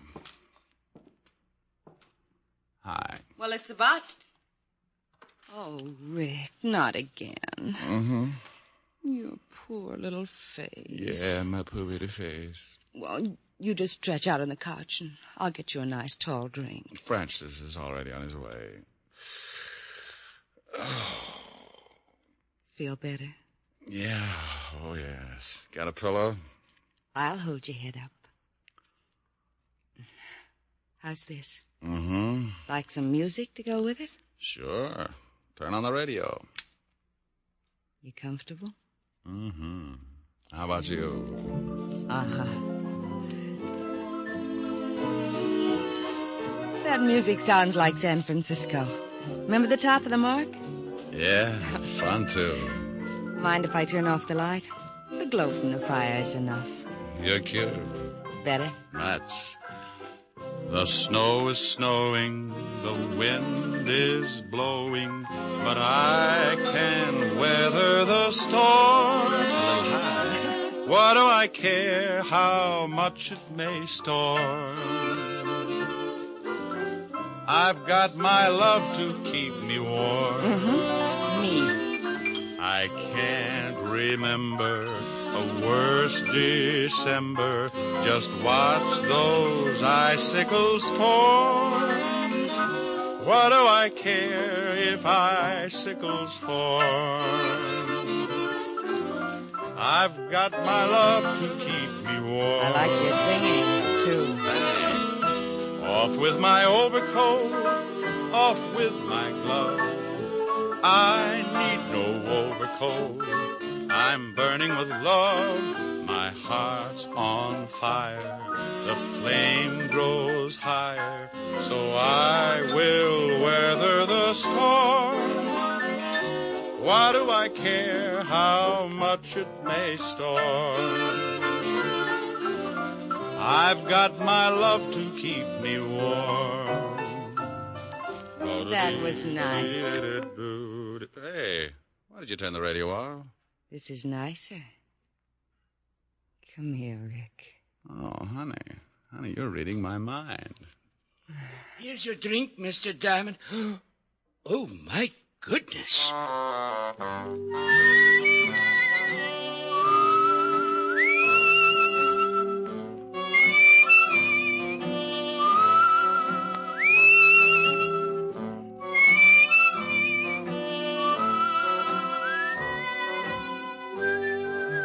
You have just heard the fourth of a new series, Richard Diamond, Private Detective, starring Dick Powell. Helen was played by Virginia Gregg, Lieutenant Levinson by Ed Begley. Also in our cast were Wilms Herbert, Betty Moran, Jay Novello, Jack Edwards, and Tal Avery. Music was under the direction of David Baskerville. Richard Diamond is written by Blake Edwards and directed by William P. Rousseau.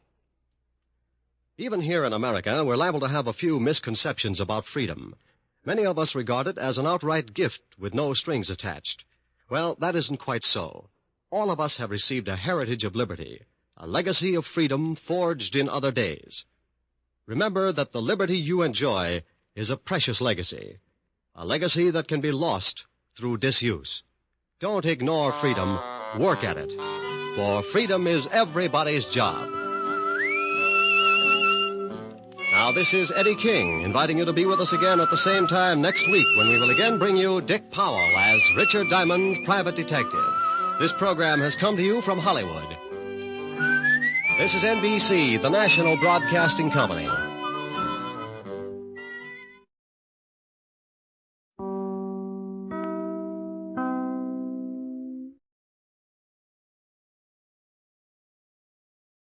From Hollywood, it's time now for... Johnny Dollar. Johnny, I was afraid you might be away for the weekend. Who's that? Byron Kay at Intercoastal Maritime and Life. Oh, hello, By. How are things in Boston? In Boston, fine. In Cod Harbor, terrible. Who's this? Meg McCarthy, who runs an eating place there at the harbor. Murder, mayhem, arson, or what? Right now, it's or what. But if you don't do something, and fast, it may be all three. Can you come over and see me? Now, By? I know it's Saturday afternoon, Johnny, but this needs fast action. Will you? By? Goodbye. No, By. Listen, you... Dollar, you're a sucker.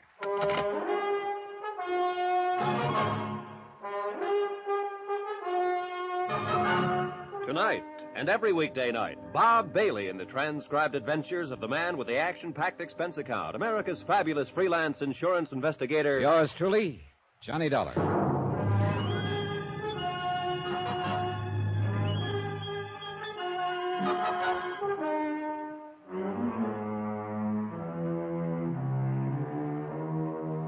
Expense account submitted by Special Investigator Johnny Dollar, location Cod Harbor, Massachusetts. To the Intercoastal Maritime and Life Insurance Company. Following is an accounting of expenses incurred during my investigation of the Meg's Palace matter. Expense account item 1, $7.30. Cab from my apartment, train fare and incidentals to Boston. Byron Kay was a good insurance broker, and I figured he wouldn't have called me over a weekend unless it was pretty important. To get right to the point, Johnny, insurance on the Palace is only for $15,000. Wait a minute, By. What is this Palace, a fishing boat? No, it's what Meg McCarthy calls a restaurant, right down on the dock. Cod Harbor, you say? That's right. Well, what seems to be the trouble over there that couldn't wait till after the weekend? Well, like I told you, this character, Meg McCarthy, runs a so-called restaurant down on the docks, the Palace. I sold her $15,000 insurance on it. And, Johnny, it's quite a place. What do you mean by that? We also carry $25,000 straight life insurance on Meg herself. Separate policy, of course. Which one are you worried about, By? Both, I think. Huh? Matter of fact, the more I think about it, the gladder I am that she didn't fall for my pitch when I tried to get her to increase the coverage on the cafe. If she had, our necks would really be out. Well, what's the matter? Isn't it worth $15,000 now? Oh, sure, at least. Even if it doesn't look it. You know, the stoves, equipment, and all that sort of stuff are in the coverage, too. Then I'm afraid I don't see what you... Thing is this, Johnny. Meg has been threatened. By whom? How? Who knows? Anyhow, she's notified me that there have been a couple of attempts to set fire to her place. Since she lives upstairs in it, that means danger to her own life, too. Uh-huh. And the whole $40,000 is at stake. Yes. Will you go up there right away and see what you can do? Today? Tomorrow? Sunday? Look, maybe you can get in some fishing. I understand you're quite a fisherman. Oh, no. The last 3 times I was promised fishing while working on a case, all I did was cut bait. Proposition. If you don't get in at least a full day's fishing trip while you're up there, I'll double whatever you line up on your expense account. Sounds mighty tempting. How about it, Johnny? Okay, By. You asked for it. Item 2, $11.95, transportation back to Hartford, then on to Cod Harbor the next morning. Fine way to spend a nice warm Sunday. Nice place, too, if you lost your sense of smell. There were 2 or 3 dozen fishing boats of all shapes and sizes tied up at the long dock and piers that comprised the important part of the village. For housing, there was a scattering of weather-beaten shacks, 1 store. Meg's Palace turned out to be the biggest, most disreputable-looking of the dockside eating places, and since there was a closed sign on the front door, I went around to the back. And I tell you, get off the clean scrub floor of me lovely joint your water space below. I'm sick and tired of looking at that whole... No, look here, Meg. I just come back to apologize for that. Well, the next time that mangy, scurvy crew of the Lillian comes in here and gets drunk and brawls and carries on and busts up me fine glassware and china, to say nothing of a couple of wooden chairs and a fine listen table. to me, darling. Now. Don't you darling me, you pig-faced squint No, eye. Meg, put down the frying pan. No, sir, not until you get your filthy hide out of here. I'm running a respectable joint, and the likes of you and the ragtail crew of yours have got no place in it. What's more, and furthermore, I won't have you around. I only so come to pay for the damage my boys did last night. Now, look Hey, here. that's a laugh. Pay for the loss of me dignity, to say nothing of me Take me, trade. little buttercup, please. Now, get out of here, Willie. Get out. Okay. Hey, here's your money, Meg. Who wants your dirty, offensible money? Get! Meg, put down the frying pan. I'll put it down, Willie boy, if you don't get out here. No, I'll Meg, cover your Meg, head. no. Get now before I don't get No, out. Meg, Get out of here, Willie. Keep hiding. Come on, Willie.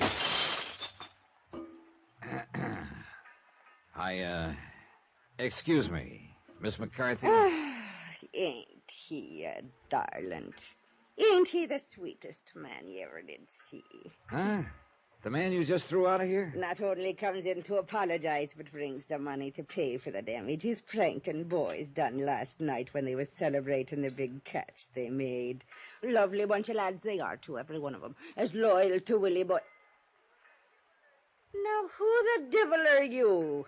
And what's the big idea of barging in here on a Sunday when anybody with eyes in his stupid head can see that the place is closed up? Now, With wait your a minute. eyes so blind in your head you couldn't see the sign out front? I saw it. And sneaking in here the back way this way. Who do you think you are? I wasn't now, sneaking. get out and leave a lady alone of a Sunday. Go on! Don't get tough with me, Meg McCarthy. Huh? Just put down that pot and shut up for a minute while I tell you why I'm here.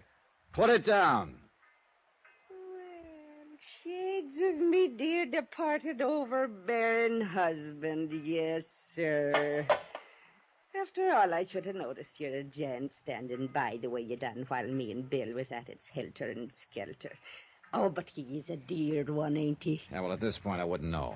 But from what I saw a minute ago... Oh, don't let that fool you, dearie. We're in love, me and Willie Boy. Ain't he a living doll? Meg. A fine, fine husband he's going to make me, too. That's why I made him the beneficiary of me life insurance policy. That's exactly what I want to talk to you about. Then go ahead and talk. What's stopping you standing there like a banty rooster that doesn't know... Will you shut up? Oh, well, of course I will, dearie. And I'm begging your humble pardon. But if there's anything I hate, it's a lily-livered man that hasn't... Meg. Yes, sir. I'm sorry. Then listen. Yes, sir. My name is Dollar, Johnny Dollar. I'm an insurance investigator. Insurance investigator, eh? Well, in spite and despite of your pretty clothes and pleasing manner, I don't want any I've already got. No, you don't understand, I Meg. got all I can handle. I'm just... And from the looks of things, these past couple Will you of... shut up a minute? Of course, dearie. I'm sorry. You call the insurance company, Mr. Byron Kay, in Intercoastal Maritime. Oh, yes, dear little pasty-faced Byron boy. Why, do you know if he'd had half the guts and get of a he-man, he would have sold me twice the insurance he did? Well, that's not quite the way he told it to me. Well, it's the way I'm telling it to you. Oh, what am I going to do, darling, if they wreck my place the way they're trying? Who? This Willie boy, as you call him, who was just in here? That's effeminate. What? He's Captain Billy Morgan, billed to you and any man what calls him Oh, Willie. put it down, will you? And stop yapping your head off and answer my question. Yes, sir. Now, is Captain Bill Morgan one of the people you suspect of trying to wreck this ugly-looking hash house? Oh, I love you, boy.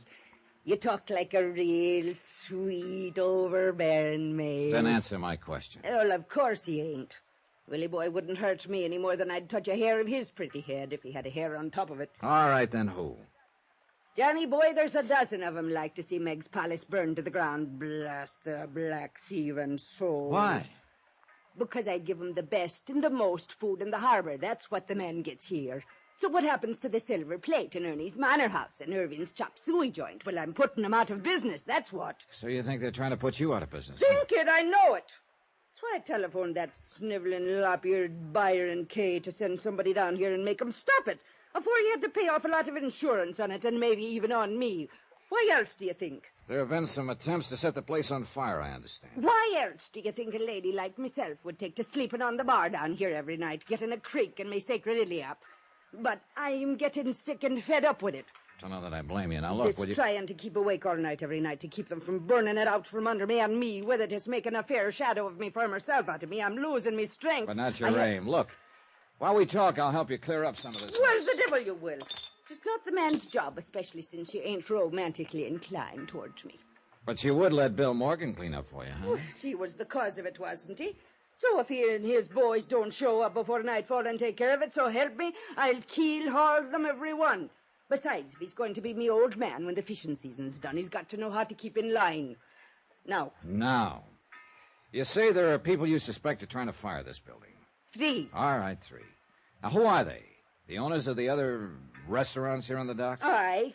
First, there's Clem Harris, what runs the Silver Plate. Oh, and a sly one he is. Yeah, what do you mean? He's too soft and polite and soft-spoke. Me, I never trust a man unless he talks up like a man.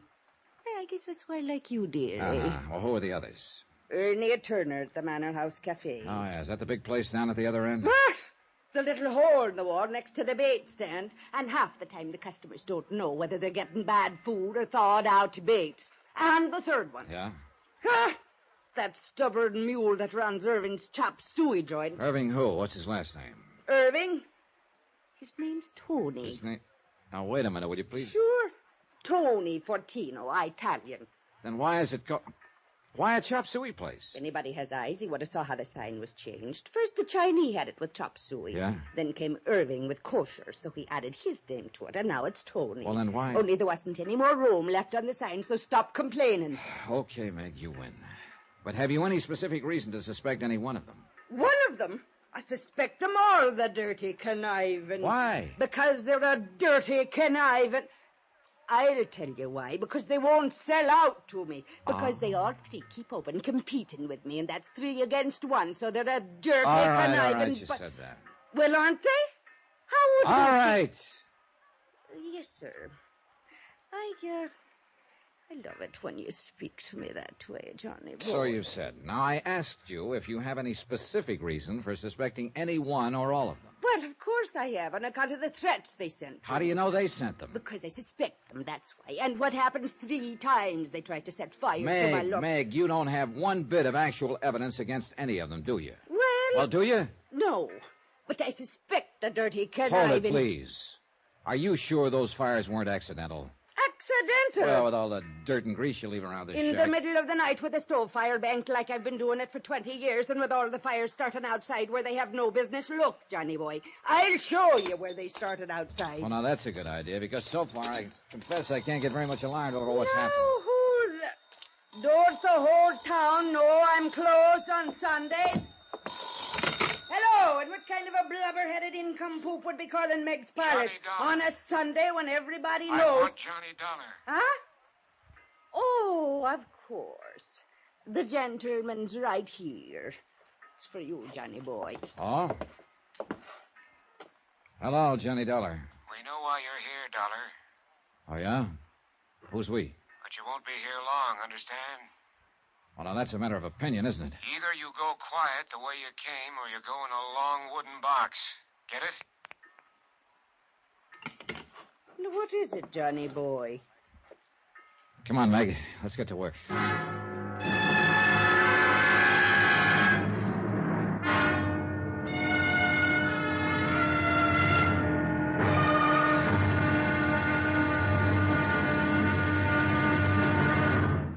Now, here's our star to tell you about tomorrow's episode of this week's story. Tomorrow, well, they say that darkness can cover a multitude of sins. It can also cover a strong man armed with a deadly weapon. Join us, won't you? Yours truly, Johnny Dollar.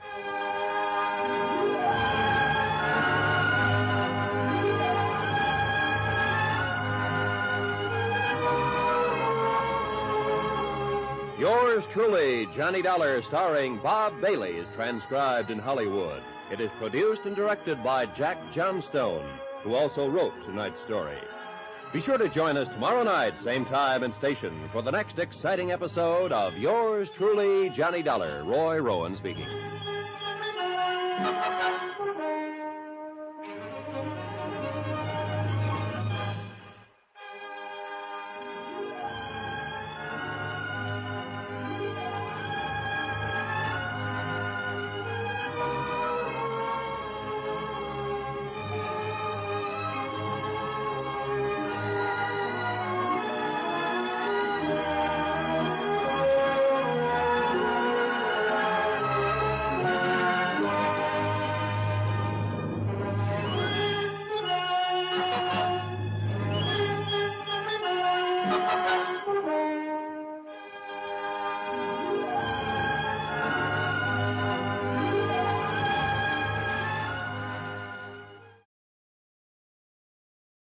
From Hollywood, it's time now for... Johnny Dollar. Byron Kay in Boston, Johnny. Hi. The operator had quite a time locating you. I don't see why I'm in the only available room for rent here in Cod Harbor. Huh? Well, she said she was ringing Meg's Palace Restaurant. That's where I am. Room's right above the place. Well, tell me, have you found out whether it's true somebody's trying to burn up that joint and put Meg out of business? Not only that, Bly, but whoever's behind the attempts to get her out of the way has threatened to get me. Hey, you want some help? Yeah, I want you to send me something by truck soon as possible. Huh? And I want to be sure it arrives here quietly at night so that nobody in this little fishing village knows it arrives. Holy smoke, what? Listen carefully, Bly, and I'll tell you. I want you to send me 6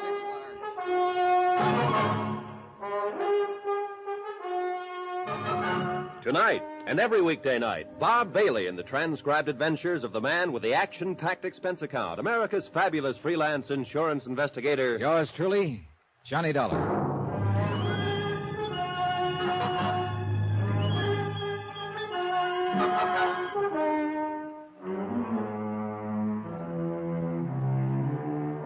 From Special Investigator Johnny Dollar, location Cod Harbor, Massachusetts, to the Intercoastal Maritime and Life Insurance Company, Boston. Assignment, the Meg's Palace matter. Expense account continued. Expense account item.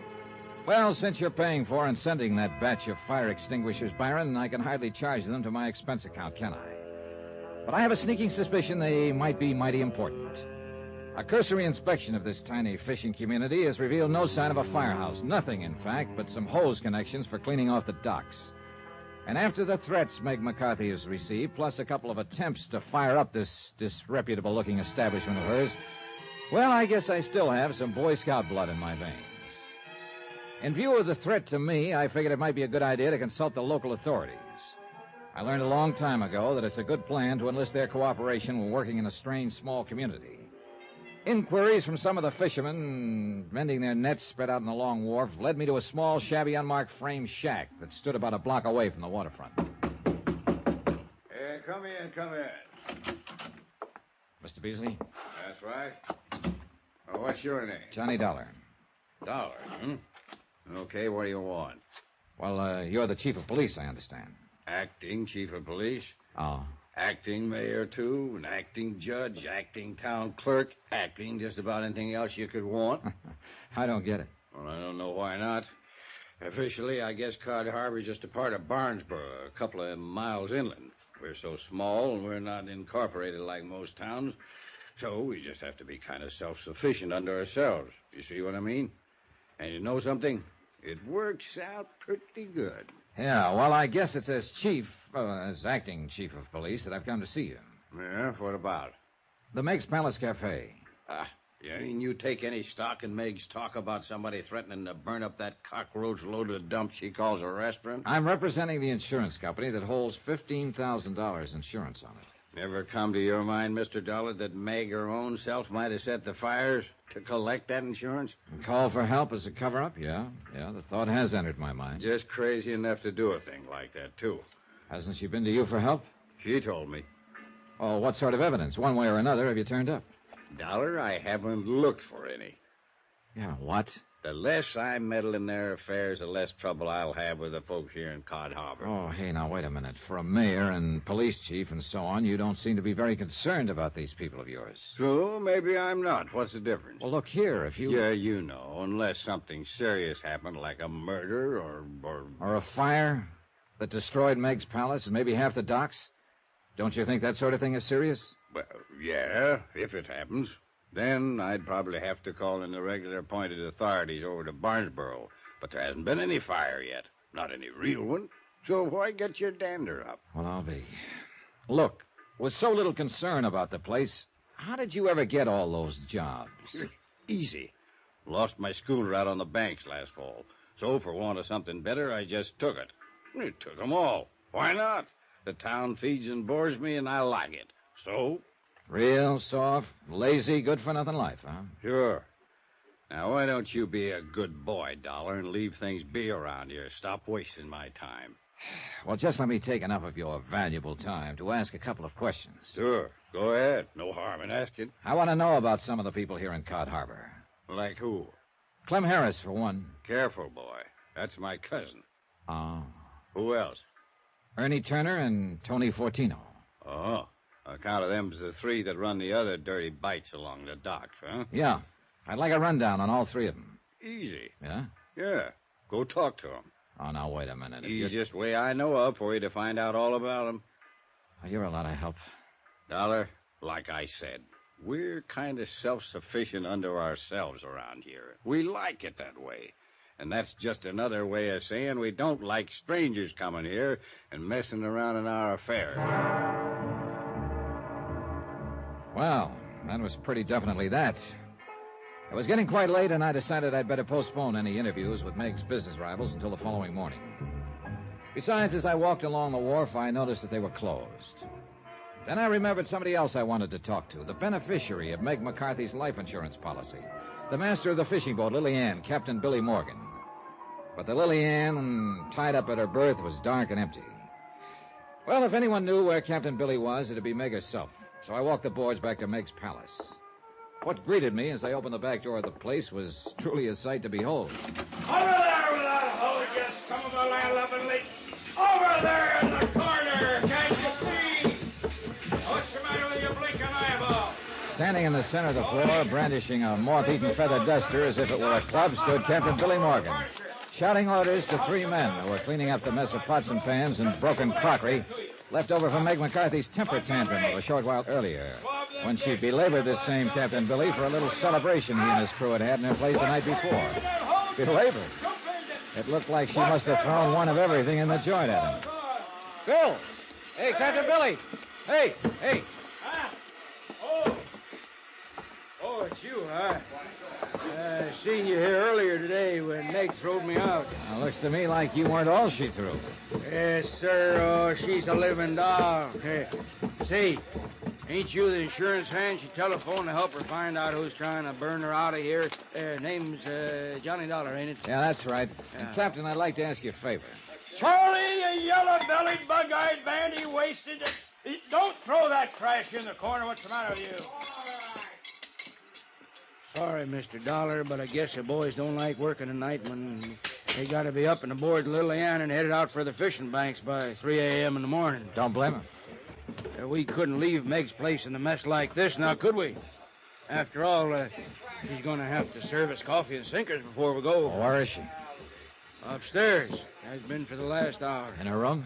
In that room she's renting out to you. Figured like maybe you could stand some cleaning up and debugging, I guess. You know something? She figured right. Avast there with the mop, old ear. I'll ring it around your bloody neck. And swab off them tables while you're at it. Can't you see the mess you left on them? Now, what can I do for you, Mr. Dollar? Well, look, why don't you and I go into the kitchen, Captain, where we can hear ourselves think? Well, sure, why not? All right, now you keep at it, you sow-bellied lunkheads.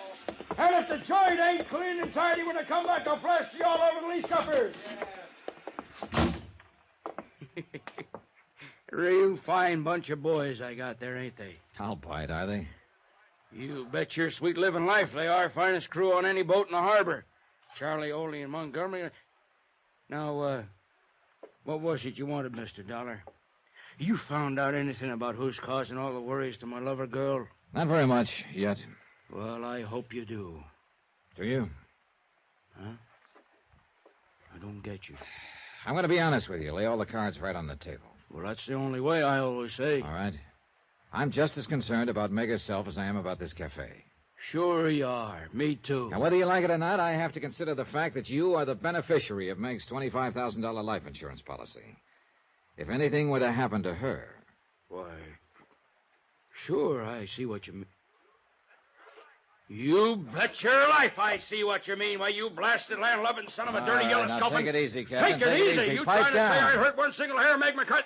Dollar, you make cracks like that, I'll swab the decks with that ornery hide of yours and feed you. Put him up! Put him up, Dollar! You want to talk to me like that, you said put him pipe up! down, Captain. Let's talk sense a minute. Talk sense, yeah, but don't you go implicating it. I didn't imply a thing yet. Well, I warn you, you just don't. Just a minute there, Captain Billy Morgan, just a minute. Who do you think you're talking to like that, the guest of me humble establishment? Well, I'm sorry, Meg, darling, but he was And why talking ain't like you in there helping those poor boys of yours with the cleaning up? Well, but they're almost finished up, Meg, me darling. Besides, unless you ought to get out of here and get your sleep, you'll not be worth your salt on the boat tomorrow. Meg, I'd like to talk to Captain Billy. Tomorrow.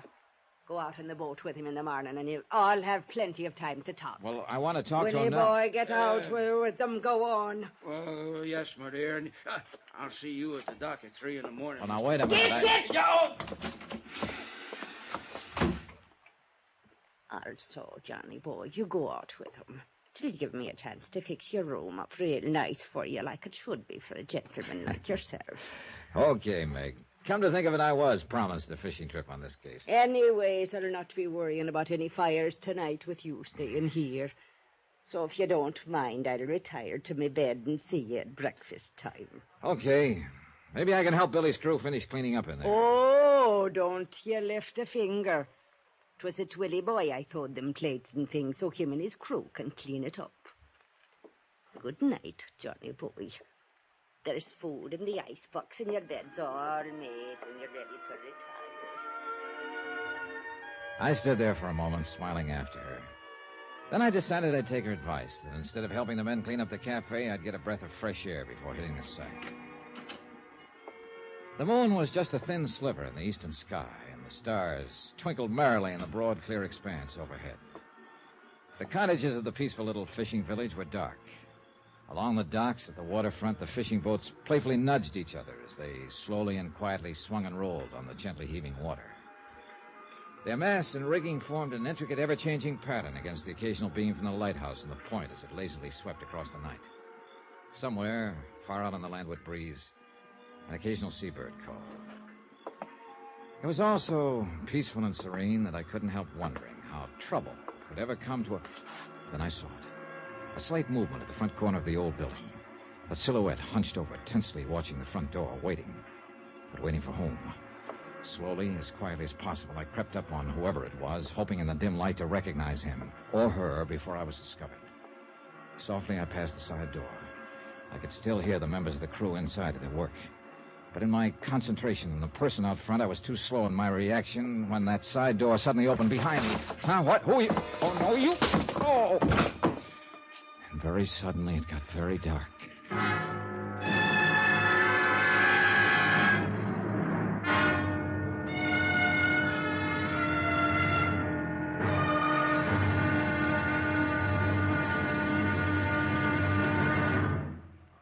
Now, here's our star to tell you about tomorrow's episode of this week's story. Tomorrow, a trip to sea on the Lily Ann that starts out like an ordinary fishing trip. But somewhere on board lurks a man with murder in his heart. And his next intended victim, me. Join us, won't you? Yours truly, Johnny Dollar.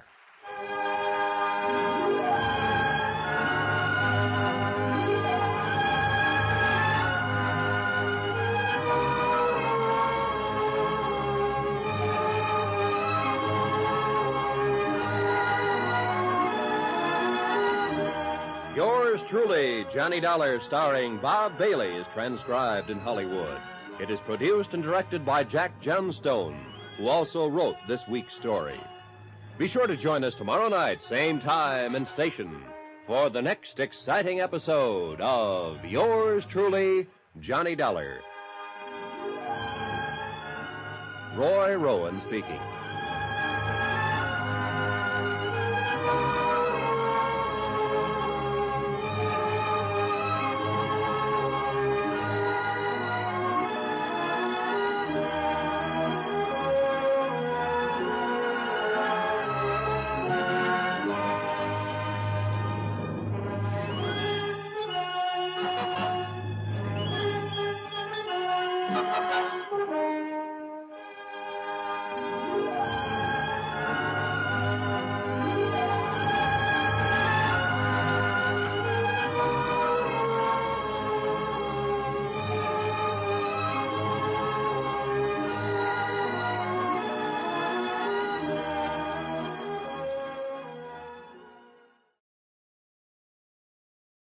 From Hollywood, it's time now for...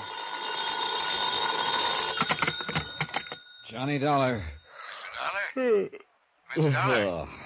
Oh, listen, it's after midnight, and I don't feel so This is good. Tim Beasley. I want to talk to you. Oh, the oh-so-very uncooperative mayor, chief of police, and general do nothing in this town. Now, just a minute. Now, you just a minute. I asked you for help this afternoon in finding out who's threatening to put Meg McCarthy in a restaurant out of business. Dollar. What do I get? A snide warning from you that the people of Cod Harbor don't want outsiders messing in their affairs. Well, I don't believe it. If you'll only listen to me, I want to help Then you. why weren't you here a little while ago when somebody slugged me? I was. What? Who do you think picked you up in that alley and put you to bed at Meg's place? You? You want to come over here and talk to me now? I know it's late. Okay, Beasley. If my head stops spinning long enough, I'll be right over.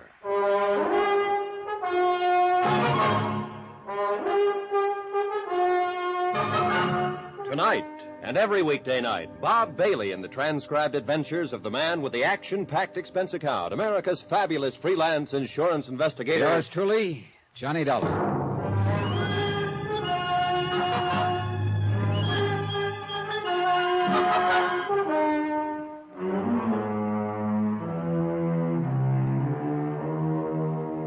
From Special Investigator Johnny Dollar, location, Cod Harbor, Massachusetts. To the Intercoastal Maritime and Life Insurance Company, Boston. Assignment, the Meg's Palace matter. Expense account continued. Expense account? Well, so far here in Cod Harbor, there's been little need for it. Meg McCarthy had given me a small room above a restaurant and provided all the food I could eat. My own 2 feet were the only means of transportation. The only shops were along the waterfront. They were suppliers to the boats tied up at the various docks. And a motley lot of boats they were. Some were big schooners dating back to the last century and still carrying sail. There were power boats of all shapes and sorts and sizes, from 18-footers with one-lung gasoline engines to big 60- and 70-foot diesel jobs. Trouble of the sort I'd come to investigate seemed out of place in this otherwise peaceful little village.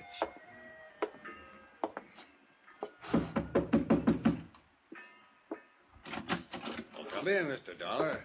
So, you've suffered a change of heart, huh, Beasley? And you've decided to cooperate. Yeah, that's about the best way to put it, I guess. See, it's this way. Wait. Before we go any further, what was this bit about picking me up after I got socked on the head a while ago? Listen, Mr. Dollar, after you left here this afternoon, I got to thinking. Maybe I was wrong in giving you the back of my hand, and maybe you was right in walking out mad like you did. Well, how would you feel?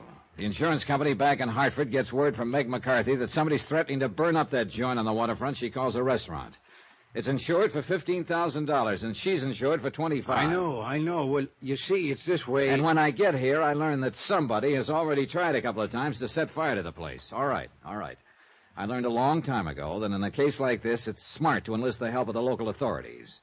Here in Cod Harbor, those authorities all seem to boil down to you. Why, I will never know. Yeah, like I told you. But now listen. And what do I get from you? The cold shoulder, the back of your hand, as you put it. I got to explain to you, Mr. Dollar. Well, then go ahead and explain. And believe me, brother, it better be good. Well, there probably ain't another village like this in the whole country, see? Technically, we're supposed to be part of Barnesboro, a few miles inland. But we've always left them alone, and they've always left us alone. Any trouble happens, we settle it amongst ourselves, and because we're such a small place, it's get along with everybody or get out, see? So we just don't have no trouble. Not of any account, that is, unless it's somebody comes in from outside and makes it for us. You understand, Mr. Dollar? Are you forgetting it was one of your own townspeople who asked me to come here, and for her own protection? That's what I got to thinking about after you left. So I decided maybe I better talk to you. And, well, that's how I happened to go over to Meg's place tonight. Was that you I saw in the shadows out by the front door? Yes, sir. I was waiting for Captain Billy Morgan and his crew to finish cleaning up the place for Meg. Then I was going to go in and talk to you. And that's the truth, Mr. Dollar. Go on. Well, I just got there when I heard a noise out at the side of the cafe like a fight. Of course, it was dark. There was no fight. Somebody came out the side door from behind me and knocked me on the head. Yeah. So I took you up and put you on your bed and gave you time to get your senses back and then telephoned to you. Uh-huh. You sure it was you out at the front of the cafe? Oh, no, Mr. Dollar. You trying to implicate maybe it was me that give you a belaying pin over the head? Was that what hit me, Beasley? A belaying pin? Well, something hit you, and I just... Okay. I'll take your word it wasn't you, for the time being. I swear, Mr. Dollar, by all... All right, then, listen. Yeah? I heard that side door open just before I started seeing stars. Huh? Yeah? That means whoever struck me must have come from inside the cafe. Say? Yeah, that's right. The only people inside were Captain Morgan and the crew of his fishing boat. You sure? I'm sure, because I was in there myself just a minute before. Just Billy Morgan and his 3 men. Where was Meg? She'd gone up to bed. I just stepped outside for a breath of air. Ole? Huh? Ole Jensen, first mate. Yeah, I heard Captain Billy call one of them Ole. Last name's Jensen, huh? And then there's Charlie. Charlie Buttons, the deckhand, and Montgomery, the engineer. Well, No, not one of them could have done it. Isn't that like saying I didn't get hit? One of them must have done it. No, sir, Mr. Dollar, it just couldn't make any sense. All right, tell me this. Are any of them related to the guys who run the other cafes along the wharf? No. But you are, aren't you, Beasley? Huh? To Clem Harris at the Silver Plate, or is it the Greasy Plate? Anyway, he's your cousin, isn't he? I told you that. But if you think he had anything... Right now, I don't know what I think. Well, let me tell you this. If you have suffered this big change of heart, it's about time you started proving it. I'll do anything you say, Mr. Dollar. All right. Meg seems to think the threats and attempts to burn down her place came from her competitors. Well, I know she does, but she's... Now, in a couple of hours, I'm taking off for the fishing banks with Captain Morgan and his crew. Maybe I'll be able to spot which of his men laid me out in the alley, if it was one of them. Meantime, you see if you can dig up anything that would put a finger at the other cafe owners. That means Ernie at the Manor House, Tony who runs Irving's Chop Suey joint, and your cousin, Clem Harris. Okay, Mr. Dollar. I'll do it. Hey, by the way, did you ever check their handwriting against the letters Meg received? Well, no, I never quite got around to it. I don't think you ever got around to doing anything. But it's such an easy job. Well, do it. Get the letters from Meg and check them. Yes, sir. I'm going to try to get a couple hours sleep before we take off on the Lily Ann. Yes, sir. The big lazy slob. The first time I met him, he'd actually boasted about his soft job. About how nicely he could live in the town without having to lift a finger. Oh, sure, the sudden change of heart may have been genuine, but I wouldn't have bet on it. And I still had no proof it wasn't he who slugged me. And one of Meg's rival eateries was run by his cousin. But then everything indicated that whoever struck me had come from inside her own cafe. So I decided it was more important than ever that I go on the next day's fishing trip. Back at my room on the second floor of Meg's palace, I fell asleep the minute my head hit the pillow. And I could have sworn it was only a second later that... Oh, yeah. Oh, who is it? What is it? Time to get up and out. What do you think it is? Huh?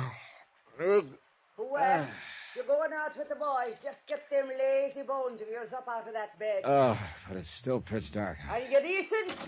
Well, whether you are or whether you ain't, time you was up. Here's the light for you.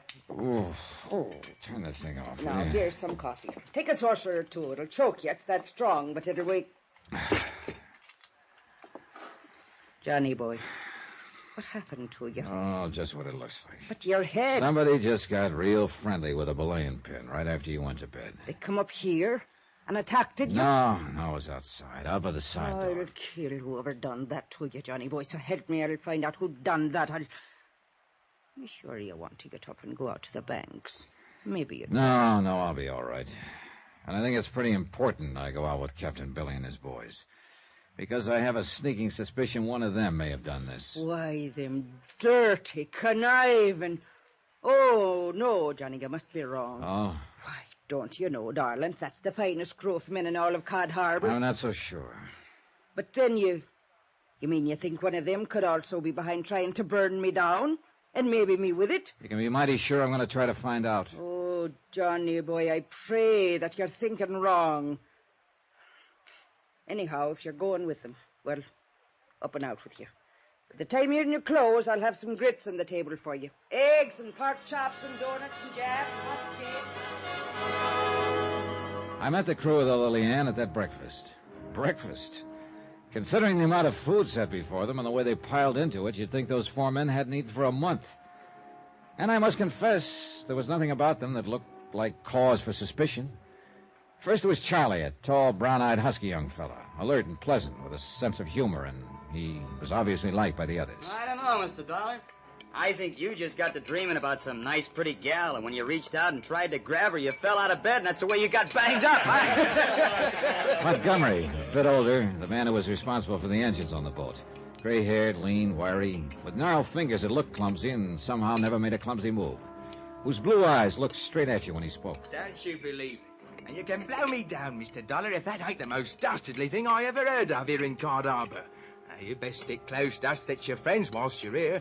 I say, friends of Meg McCarthy be friends of us. Then Ollie Jensen, first mate, the oldest member of the crew. Quiet, calm, and efficient. The soft-spoken one. It's not for me to inquire why you're here. What business you're about, Mr. Dollar, and I don't. But I'm certain it's for the good. And any help that we can give you, you're welcome, sir. And I say the devil with all this chitter and chatter when there's fish at sea for you to catch, you lazy lunkers. Get up from that table and get to work. By the time the sun's up, the fish will all be out of your reach.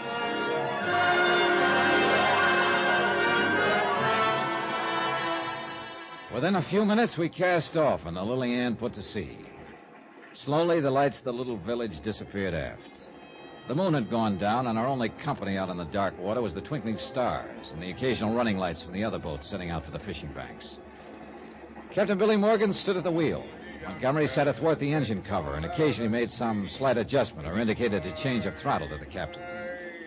Young Charlie and Ole made ready the two small boats and trot lines. For today, we'd go for codfish in the deep that lay along the edge of Taylor Banks. I stood alone up in the bows, looking over the curling wash as it scattered the myriad microscopic beings and gave a soft phosphorescent glow to the water gliding past. And I wondered why there had to be trouble in this world, where honest labor by honest men could do so much more. Honest men? No, not even among this crew. One of them had to be the man who'd attacked me. Was probably the one who had threatened to burn Meg McCarthy out of business. So I'd better have at it. I'd better get back aft, talk with them, watch their every move, try somehow to trap one of them into saying something that would give them away. Or maybe, who knows, give all of them away. And above all, watch my step. There was a long way back to shore. And the darkness and the sound of the engines could all too easily cover up an untoward act by one of them. It did. Before I could lift my head, a powerful pair of arms had picked me up bodily and dropped me overside.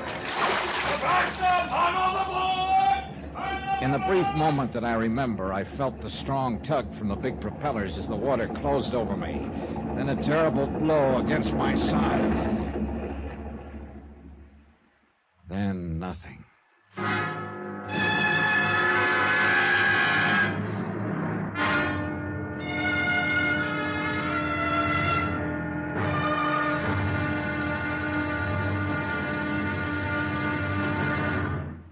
Now, here's our star to tell you about tomorrow's episode of this week's story. Tomorrow, the motives for arson and murder begin to take definite shape in the form of a confession.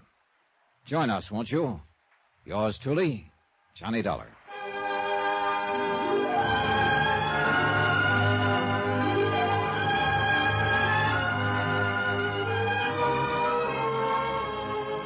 Yours truly, Johnny Dollar, starring Bob Bailey, is transcribed in Hollywood. It is produced and directed by Jack Johnstone, who also wrote this week's story.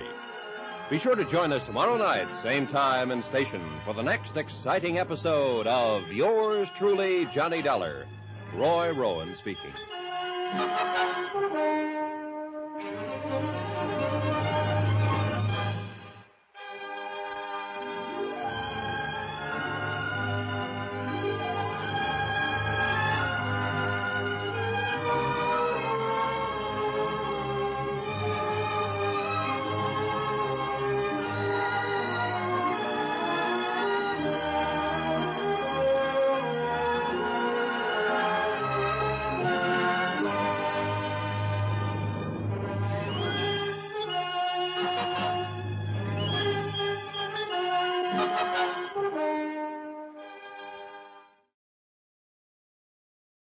From Hollywood, it's time now for... Johnny Dollar. Dr. Lionel Champion here, Mr. Dollar. Who? I'm surprised Meg McCarthy didn't answer. I ordered her to keep you in bed there at her place until I could see you again. I am in bed. And I take it you're the doctor who bandaged me up this way, put on this splint. That's right. After I tangled with the propeller of Captain Morgan's fishing boat this morning. Yes, only it was yesterday. Huh? You were unconscious when the captain and his men brought you in. After treating you, I gave you sedation. Oh. Rest was the most important thing. How did you ever happen to fall off that boat? Fall? Doctor, I was pushed.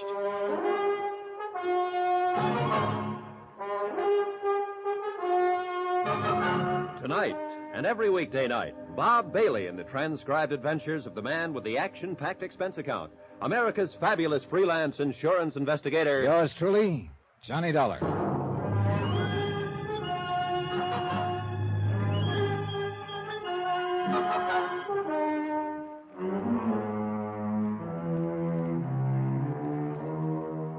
From Special Investigator Johnny Dollar, location Cod Harbor, Massachusetts.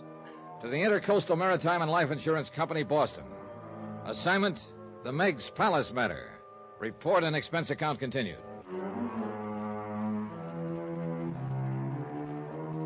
As soon as I hung up on Dr. Champion, I again checked the splint on my right leg and confirmed the suspicion that I couldn't possibly walk on it. Then, a few minutes later, Meg McCarthy came into my room. She carried a tray filled with enough food to choke a horse.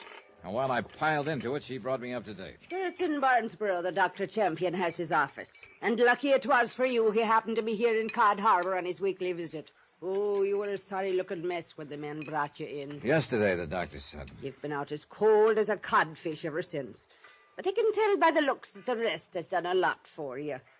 How do you feel? No matter of fact, Meg, I feel pretty good. There, you see, you've got to take it easy, like the doctor said. Just lay there and rest and sleep and eat all the good food I bring you. Yeah, except and unless I get up and going on this case. You try that and I'll lash you to the bedpost. Doctor's orders is doctor's orders, so don't you try nothing different. Yes, ma'am. Oh, it's a miracle, praise be, that propeller on the Lily Ann didn't cut you to ribbons. Captain Billy and his crew brought me back here, huh? Who else? Where are they now? Fishing out on the banks, of course. What did you expect? Don't you know they have to earn a living the same as me and you? And what about keeping up the payments on that seagoing bathtub? Precious little time they had for fishing yesterday after that fool trick you pulled falling off of her. Is that what they told you happened? Of course, what else? Meg, which of the men told you I'd fallen off the boat? Well, all of them. Only the first mate, young Charlie Montgomery, the engineer, and, of course, my Willie by himself, Captain Morgan, to you. And they all told it the same way? What? Why not? Should they be after making up fairy tales? How did they tell it? You're sure that screw didn't hit you on the head, too? You lost your memory? How did they tell it, Meg? It's important. Well, whilst they went about their chores, you were standing alone up in the bows. Then they heard you yell. Yeah? Despite of the darkness, they seen you splash in the phosphorescent wake. And there you were, being sucked under by the prop. That's all. And they all told it the same? Exactly the same. Even young Charlie Buttons kept saying it over and over. I saw it all. Oh? Well, you know, like he was still struck with the fear of what might have happened to you. I wonder. Well, stop wondering and get yourself some more sleep, or the doctor will have me head. And if he does, I'll take it out on you. And believe me, Johnny boy, that will be a lot worse than the fool accident of yours ever was. Meg, listen to me. It was no accident. What? I was thrown overboard. Oh, Johnny boy, you're raving delirious out of your head. I was leaning over the rail, watching the water, and a powerful pair of arms belonging to somebody aboard that boat picked me up and tossed me over. Saints... Who? Ole Jensen, young Charlie Buttons, Montgomery, or Captain Billy himself. You start raving, Johnny. You must have got hit on the head. And I'll bet my last buck that whoever did it is the same one who slugged me in the alley, the same one who's threatened to burn you out of this place of yours. Oh, no. And the minute I get up out of this bed, Tell me something. Yes? Tim Beasley, your police chief and mayor and so on. Yes? Has he been up here to see you? That good-for-nothing blatherskite, no. And what's more, if he shows his ugly face in my establishment, I'll toss him out on his beam ends. But why do you ask? Because I told him to get the threatening notes from you. Check them against the handwriting of several people here in Cod Harbor. Who? Like that sniveling cousin of his, Clem Harris, that runs the Silver Plate Cafe? Yeah, among others. Well, he ain't been here, and I won't have him here. I take it you and he don't get along. Of course we don't. Why? Because ever since his cousin Clem has been in business, Tim has threatened to close me up. For what reason? For breaking town ordinances on restaurants. The kind he enforces over to Barnesboro. Well, have you been breaking them? No more than no less than dear cousin Clem or Tony 14 or Ernie Turner does after their hush joints. But me, he always is picking on, and why? Because I get most of the business from the fishermen. So you want a suspect in this case, Johnny boy? You've named them for me, Meg. The other cafe owners. All right, so I'll give you one. Tim Beasley and Clem Harris working in cahoots. And if it wasn't one of them waylaid you in the alley... Whoa, wait a minute. Neither of them could have been aboard the Lily Ann. Then you must have fell. Oh, Meg, when is the doctor coming to see me? He should be here by now. Well, if he doesn't come pretty soon, I'm getting up and going, orders or no orders. Johnny? Motives, suspects... Why, Meg McCarthy herself could have rigged this whole thing. Called me in as a cover-up while she burned up her place to collect $15,000 insurance. Even her intended, Captain Billy Morgan, who'd collect her life insurance if she were to die in a fire. Tim Beasley, lazy slob of a general factotum in Cod Harbor. to put Meg's palace out of business on behalf of his cousin, Clem Harris, or Clem himself, or one of Captain Billy's crew for some reason I hadn't yet fathomed. Half an hour later, Dr. Champion arrived, looked me over, and then went to work with a pair of bandage shears. So now we'll take off that splint. Oh, but if something's broken, Doc. Not a thing broken, Mr. Dollar. Just an old trick of mine. Huh? You needed absolute rest until I could see you again. And from what I've heard about you, you wouldn't have taken it unless I fooled you into it. And that was the sole reason for the splint. Doc, you're a wonder. There we are. And in view of your surprisingly good condition, I'd say you may be up and around as soon as you honestly feel able. Say, even tomorrow, perhaps. Item 8, $10 for medical services, all that Dr. Champion would accept. Needless to say, as soon as he left, I planned to get up and get to work. But as he walked out the door, Meg brought Captain Billy in to visit and sympathize. So, in hope of keeping him off guard, I played real sick. Then Ole and Montgomery came in, too. But I needed to get these men alone, and I must admit be feeling better than I did. And then I realized that young Charlie hadn't come. I asked about him. To Barnesboro, Johnny. He said as long as the doctor was keeping you in bed 2 or 3 days, he could see you when he gets back. But wait a minute. He went to pick up some supplies for Meg here like he always does. Gives him a chance to drop in on his sister where he keeps his Sunday clothes and things. He wasn't out on the boat with you today? Meg spoils a lad that way, always has him going in for supplies when I need him the most. Look here now, Willie boy. You talk like I was the one picked today. Well, of course you did. You always always do. I didn't, and don't you tell me. He said it was you. You're off your course, Miss I McCarthy. am. You know blasted well as you don't are. you shake your finger at me, you blue You pipe down, woman. Do you want Mr. Dollar to have a relapse? You. Oh, Johnny boy. I'm sorry. Shut up, Bill. It's okay, Meg. And but Willie tell me boy. I'm sorry if I seem to be raising my voice at you. Oh, bless you, Meg. It's that fiery spirit that keeps me loving you. Yeah, but now, why don't we leave the poor man alone to recover, huh? Come on, boys. Yes, come on, all of you. Out you go. After you, Meg. Oh, After my, you. how polite we are. Montgomery, wait. Oh, Mr. Dollar, something I can do for you to ease your bed of pain? A little drink or something? I've a bottle aboard the Lily Ann. No, thanks. I want to talk to you about Charlie. A real fine lad he is. Now, I'm sure he'll be wanting to see you when he gets back from his visit in town. No, wait. Captain Morgan said he has a sister in Barnesboro. Do you know the address? Oh, that I do. Many's a fine meal we've had from her on our time off. Well, I want to see her. You know, just a little personal thing. Oh, then here, I'll write down the address for you. She lives in a pretty little house on the corner of Rosewood.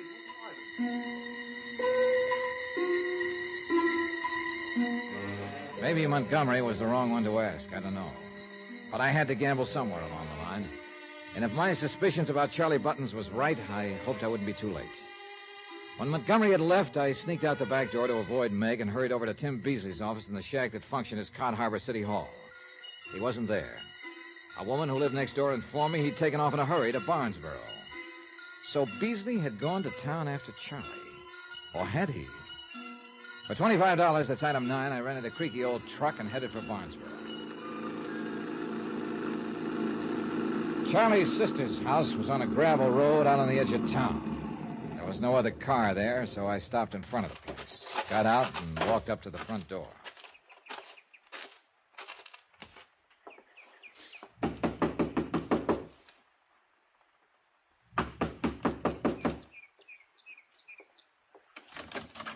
Sorry, mister, but my sister... Mr. Dollar. Hello, Charlie. Yeah, I meant to say, why didn't you come in? Sure glad to see you're all right, Mr. Dollar. Are you? It sure was awful. You're falling off the boat that way. What's the matter, Charlie? Aren't you feeling good? Yeah, sure. Sure I am. You look a little pale. And say... Well... Packing up to leave, huh? Yeah, Well, I'm tired of the fishing business, Mr. Dollar. Gonna give it up. Go somewhere else to earn a living. Tired of it, yeah. Why did you do it, Charlie? Huh? I don't know what you mean. It took somebody who knew that boat pretty well to sneak up on me in the dark and push me overboard. Took a strong, young pair of arms to do it, too. Yours, weren't they? Well, I didn't want to do it, Mr. Dollar. So help me, I didn't want to. But he made me. Yeah? Who made you? He found out. He found out about me, about my record. What record? That I killed a man once, accidentally, when I was just a kid. And I'd run out and escape from the reformatory. But now I'm grown. If they ever catch me, they'll hang me or the electric chair up for life, and he knew that. Charlie. If I didn't do anything he said, like slugging you or trying to start the fires or anything, he'd give me away. So I had to, don't you see? I couldn't help myself. He made me do everything. Charlie, who, Charlie, who? It's all right. You don't need to rough me up, Dollar. I knew I'd get caught up with someday. I'll go quiet with you. And maybe you'll help to try and get things easy for me. Charlie, who made you try to kill me? Yeah, I'll tell you. It was so he could get you out of the way and burn up Meg's palace and her with it. I'll tell you, Mr. Dollar, it was... Oh, no. Huh? There. At the window. Behind you. That old trick? Oh, no, you... Help! The boy fell against me, pinning me to the floor. And as I pushed him away, I saw the patch of red slowly spreading on the front of his shirt directly above the heart. By the time I got to the window, a car had taken off down the old gravel road and was completely obscured by a thick cloud of dust. And I wondered. I wondered for whom the shot that killed Charlie had really been intended.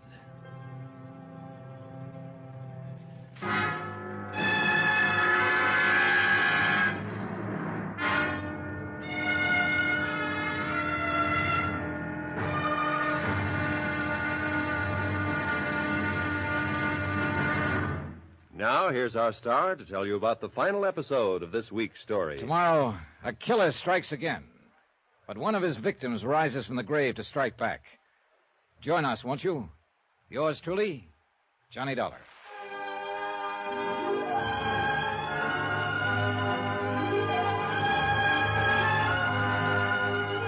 Yours truly, Johnny Dollar, starring Bob Bailey, is transcribed in Hollywood.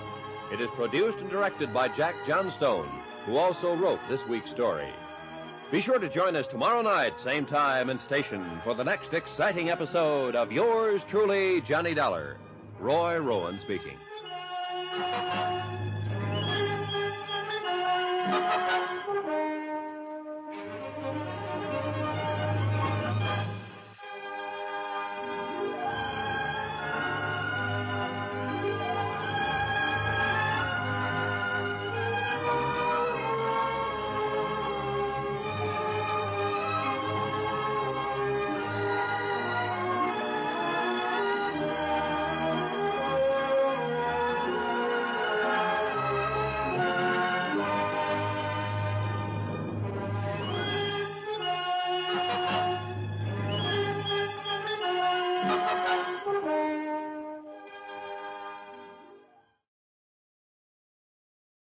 From Hollywood, it's time now for... Johnny Dollar. This is Chief Walters, Barnesboro Police. You call me? Oh, yeah, Chief. I understand you're out at Sally Button's place on the edge of town. What can I do for you? Better get out here, Chief, fast. Oh? Yeah, to pick up a body.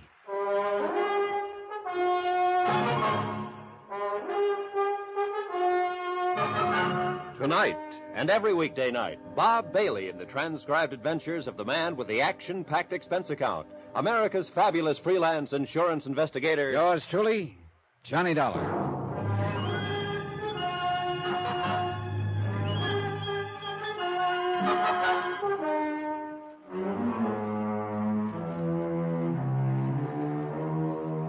From Special Investigator Johnny Dollar, location Cod Harbor, Massachusetts, to the Intercoastal Maritime and Life Insurance Company, Boston.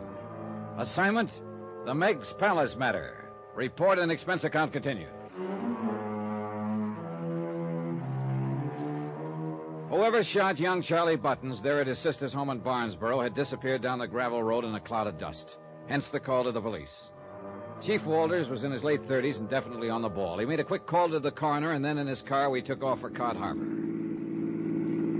We pretty much left them alone over there in Cod Harbor, Mr. Dollar, and so far they've always managed to keep the peace. This time? Yeah. Now listen, Chief, and I'll give it to you fast. Yes, do that. Meg McCarthy got some threats to burn her place down, notified the insurance company. They sent me out. Understandable. First night there, I spotted a prowler around the cafe. But before I could get to him, somebody slugged me from behind. You didn't know who? Not then, but the prowler turned out to be Tim Beasley, your deputy over there, I guess you'd call him. Sort of self-appointed. Lazy lout. But didn't he know who slugged you? He said not. Was Meg herself there? She has a powerful right, Dollar. Yeah, I thought of that, too, but let me go on now. The next morning, I went out on the Lily Ann and got tossed overboard. And believe me, Chief, the propeller on one of those boats isn't much fun to tangle with. Yes, Dr. Champion told me he'd had to go over to fix you up. Yeah. Anyhow, I was sure that whoever was after me was a member of that crew. Had to be. I see. When I came to back at Meg's, I had visitors. The crew, loaded with sympathy. The crew, that is, except for Charlie Buttons. And that's why you traced him to his sister's house? Uh-huh. And, Chief, he confessed. Then I don't understand. What? He said he was forced to do those things by somebody who knew of his criminal record and was holding it over his head. Criminal record? Charlie Buttons? Yeah, it seems he killed a man once when he was just a kid.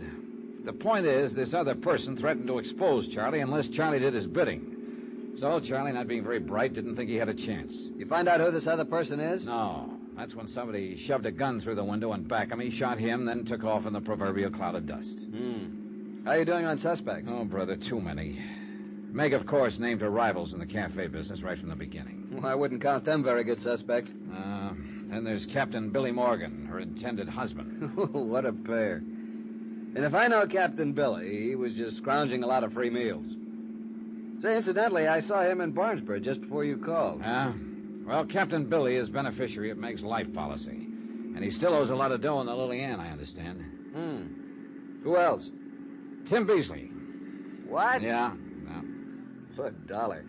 I know he's a good-for-nothing bum who's taken that job of acting mayor, acting police chief, acting everything else so he can live off the fat of the land over there. Did you also know that Clem Harris, who runs the other big cafe, is his cousin? His cousin, huh?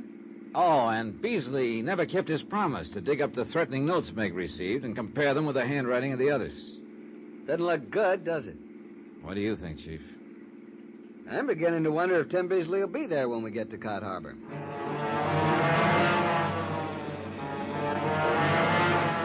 As it turned out, Tim Beasley was very much in evidence. So was the whole population of Cod Harbor.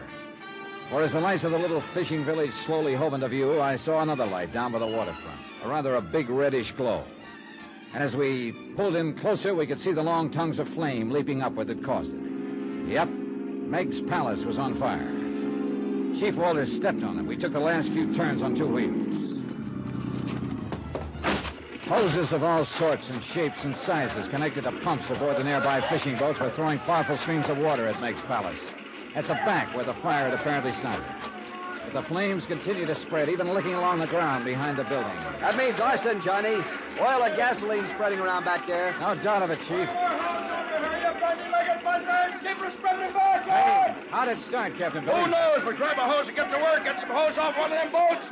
Montgomery, you crazy boy. Captain Billy Morgan was running the show, and every one of my prize suspects was in there working his head off. All of them taking orders from Captain Billy. And then I realized that Meg McCarthy was nowhere around, and I noticed something else.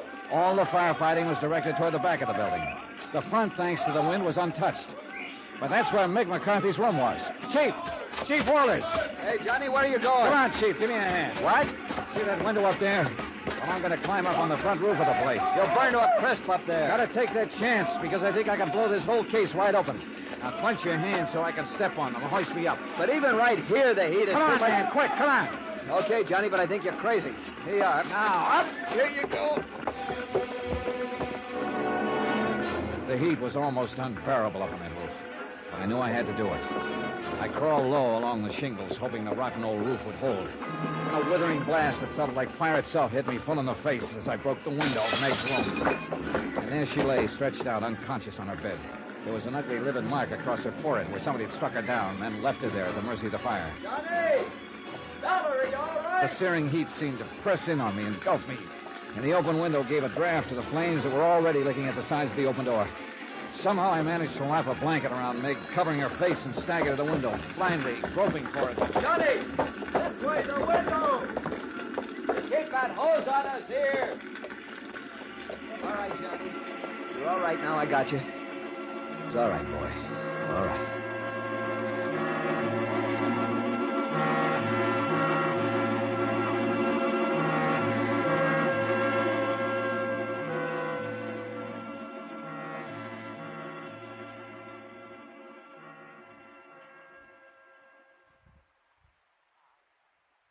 It's all right, Johnny boy. Outside of having your hair singed and losing a suit of clothes, you're all okay. Well, thank goodness you are, Meg. But tell me... Oh, now take it easy. You got a bad burn on that left arm, and you got to lie still. Yeah, And would Meg. you believe it? It was Clem Harris, the one I always thought was such a no-good blatherskite that gave us each a place to stay here at this house. I wondered where I was when I came to a few minutes ago. I guess I misjudged the man. But how about you, Meg? Oh, bless you, darling. You saved me life, and I'll never forget it. May the good Lord strike me down. If it hadn't have been for you... Oh, think of it, Johnny boy. I'd be laying still in that pile of ashes out there that was once my nice cafe. I love you, Johnny boy, and I'm humble and I'm grateful. Meg, that mark on your head. Ha! The dirty, blathering spalpeen who snuck up in my room and knocked me down and left me there. I'll murderize him when I find him, that dirty conniving. You don't know who it was? How could I when he snuck up from behind me? Oh, Chief Walters, come in, sir, come in. Well, I must say, you two look pretty good, considering. Ready for a visitor, Johnny? Yeah, Chief. Bring him in. Oh, now, Johnny, are you sure you want visitors until you're feeling better? Bring him in, boys. Right in here. Stop your pushing. Come on, kid. Why, Billy boy. What's the matter with you, Willie? That look on your face. Oh, and you, Chief Waters. What was the idea of locking up my Willie boy like some dirty scoundrel of a crook when he tried so hard to save my cafe from that awful fire? Who do you think you are? All right, Meg, simmer down. Don't simmer you talk down. to me like that, you young Meg. whisker snap. Yes, darling. Well, I won't simmer down. What was the big idea arresting me that way? Who do you think you are around here? And I'm talking to you, Dollar. You went too far, Captain Billy. I went too far. You're off your course. What are you talking about? Yes, Johnny boy, if you was responsible... Quiet, Meg. Yes, sir. I'm talking about arson, Captain Billy. And murder. And the motives behind them. What? Motives. They were all over the place by half a dozen people. But yours was the strongest. By far. You're off your head. The $25,000 insurance on Meg's life. That was the Why, big you... one. Let me out of... No, just a minute. You take your hands Take off it of easy, him. Meg, or I'll have to order you out. But listen to what he's saying is that Captain Billy was... Quiet! Yeah, let me finish this, will you, Meg? Played lover boy to her, didn't you, Captain Billy? To make sure you'd be her beneficiary. You're crazy, you dirty... It looked like you right from the first, but I couldn't be sure until I compared the writing on the threatening letters with some of your handwriting I found. Oh, no. So that's the way you found out, you dirty underhanded... Yeah, Captain, that's right. Threatening letters. To make it look like somebody else was out to get her. Her competitors, for instance. And to leave the way clear for you. Willie boy. No, I didn't. I mean, I didn't mean to... Oh, no, Willie. Tell me it ain't true. Don't touch me. Oh. Why, Billy? Why'd you do it? I had to. I had to have the money or I'd lose my... What? You mean your boat was more to you? Go on, Billy, and quiet, Meg. Fishing. Fishing was my whole life. I had to save my boat. I had to get the money for it. How else could I ever... rotten Go.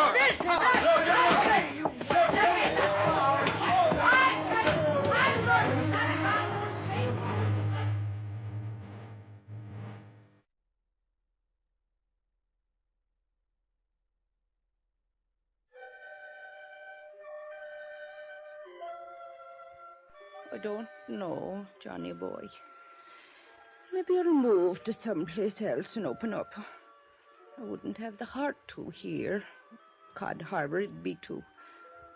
It was here that I met him, and I believed him. And, well, I guess this old heart of mine wasn't as tough as I thought it was. Yeah. I'm sorry, Meg. I'll get over it. Sure I will.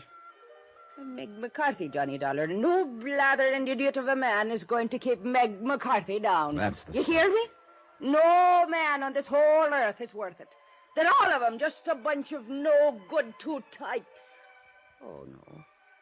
No, Johnny boy, not you. If only there was more of the likes of you in the world. I love you, Johnny boy. And if I were a bit younger and maybe pretty... Johnny. Yeah? Now tell me, Where did you ever get the threat letters you compared the writing of? I'd have swore that I destroyed them, every one. Know something, Meg? I didn't. Huh? I never saw them. Never saw a sample of Captain Billy Morgan's writing either. You mean you... Oh, no. Huh? Well, it worked, didn't it? Aye. And it serves that conniving murder and blather scoiting... There now, Meg. Oh, Johnny. I'm afraid I really did love him.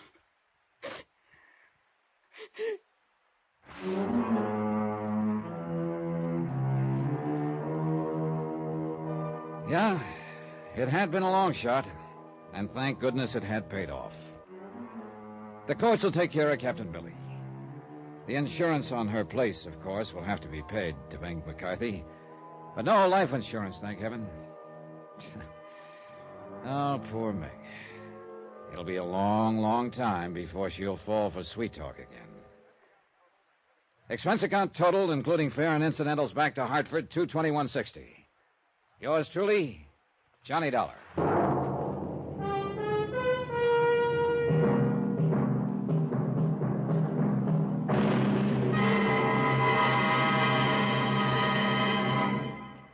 Now, here's our star to tell you about next week's story. Next week, well, they say that diamonds are a girl's best friend.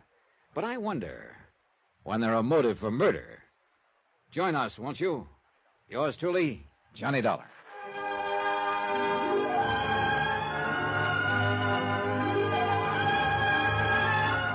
Yours truly, Johnny Dollar, starring Bob Bailey, is transcribed in Hollywood.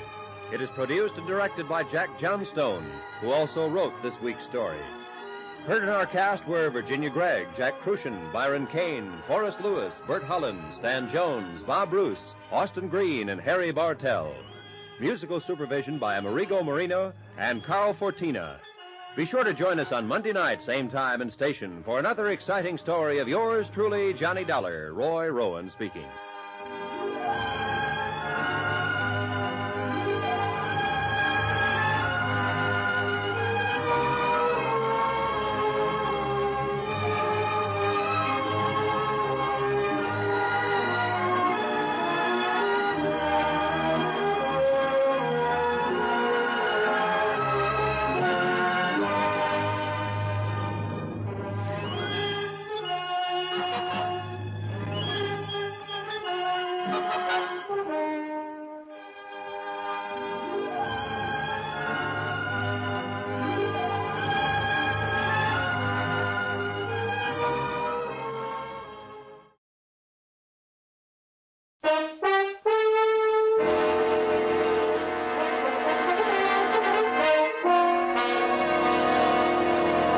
Kreml Hair Tonic and Kreml Shampoo present the new adventures of Sherlock Holmes, starring Nigel Bruce as Dr. Watson and Tom Conway as Sherlock Holmes.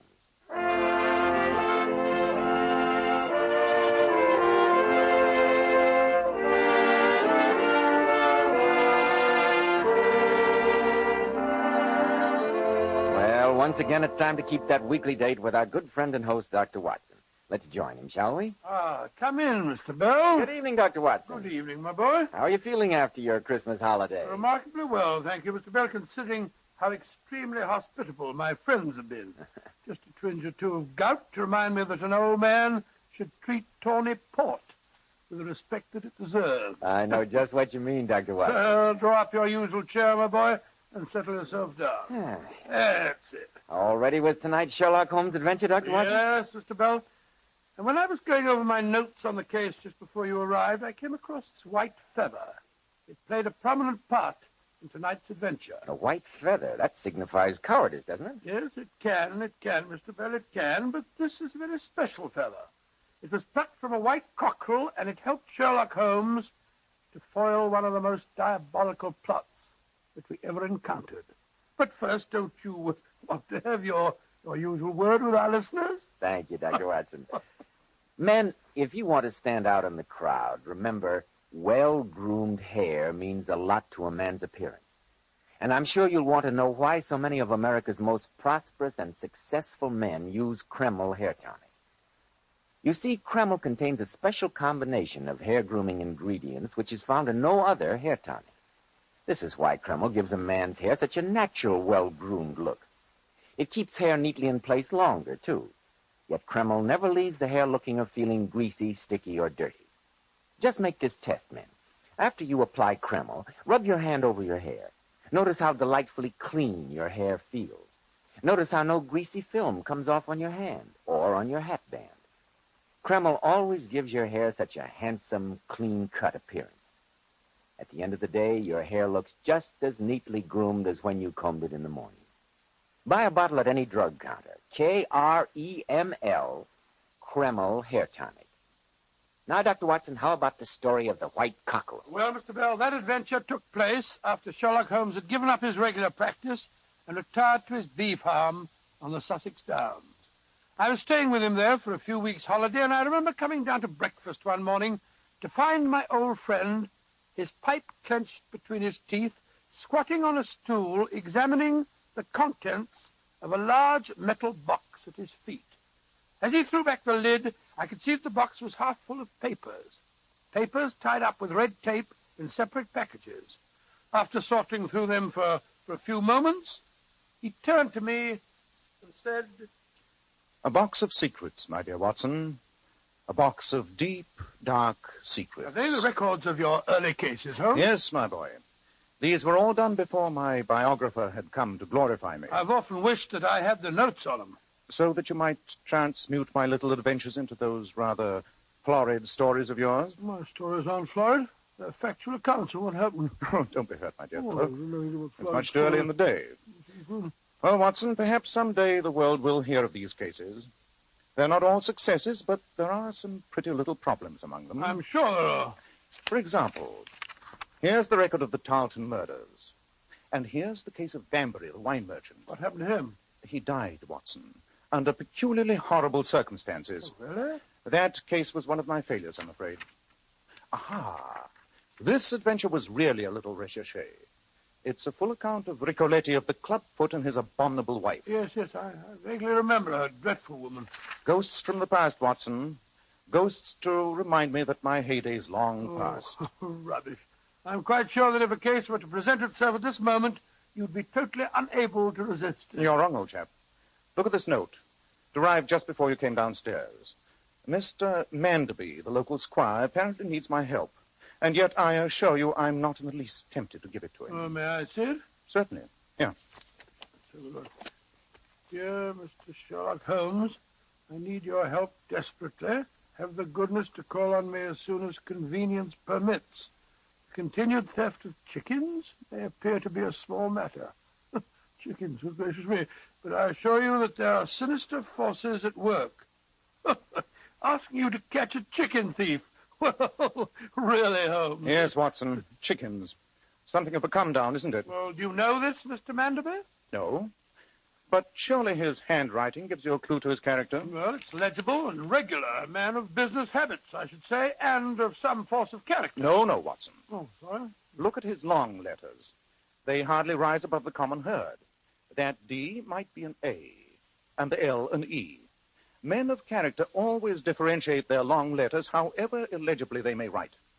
There's vacillation in his K's and self-esteem in his capitals. That's amazing, Holmes. It's elementary, my dear Watson, and our long association together should remind you of the fact.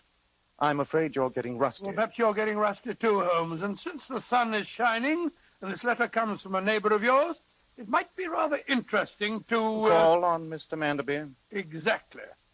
I'd like to see if your analysis of his character matches the gentleman himself. In any case, Holmes, he may really be in trouble, you know. Watson, you're like an old war horse hearing a nearly forgotten bugle. Yeah, I dare say, Holmes. But even for stolen chickens, it's good to be in harness with you again. When that wistful tone creeps into your voice, I can't refuse you, Watson. Very well. Let's stroll across the downs and investigate the mystery of Mr. Manderby's chickens.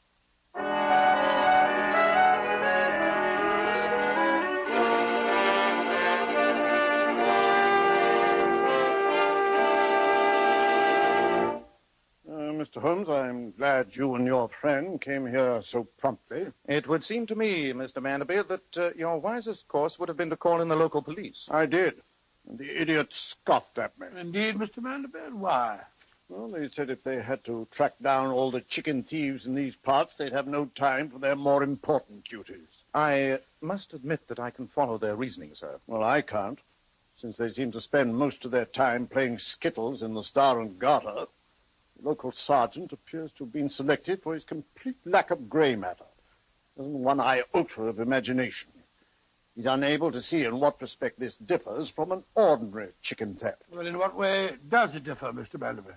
Well, the chicken coops were broken into with considerable ingenuity. The thief could have taken all he could carry. But he stole only one chicken, a white cockerel. A white cockerel? When did this take place? Early last evening. That was when I sent my note to you, Mr. Holmes.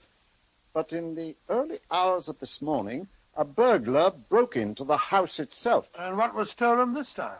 Again, the thief took only one object. My daughter's hairbrush. Does your daughter know of these thefts? No, I didn't tell her. The child's full enough of peculiar fancies as it is. A white cockerel and a hairbrush. Mr. Manderby, I came here against my better judgment, but thank heaven I did. Please let me talk to your daughter at once. Unless I'm very much mistaken, there's devil's work afoot.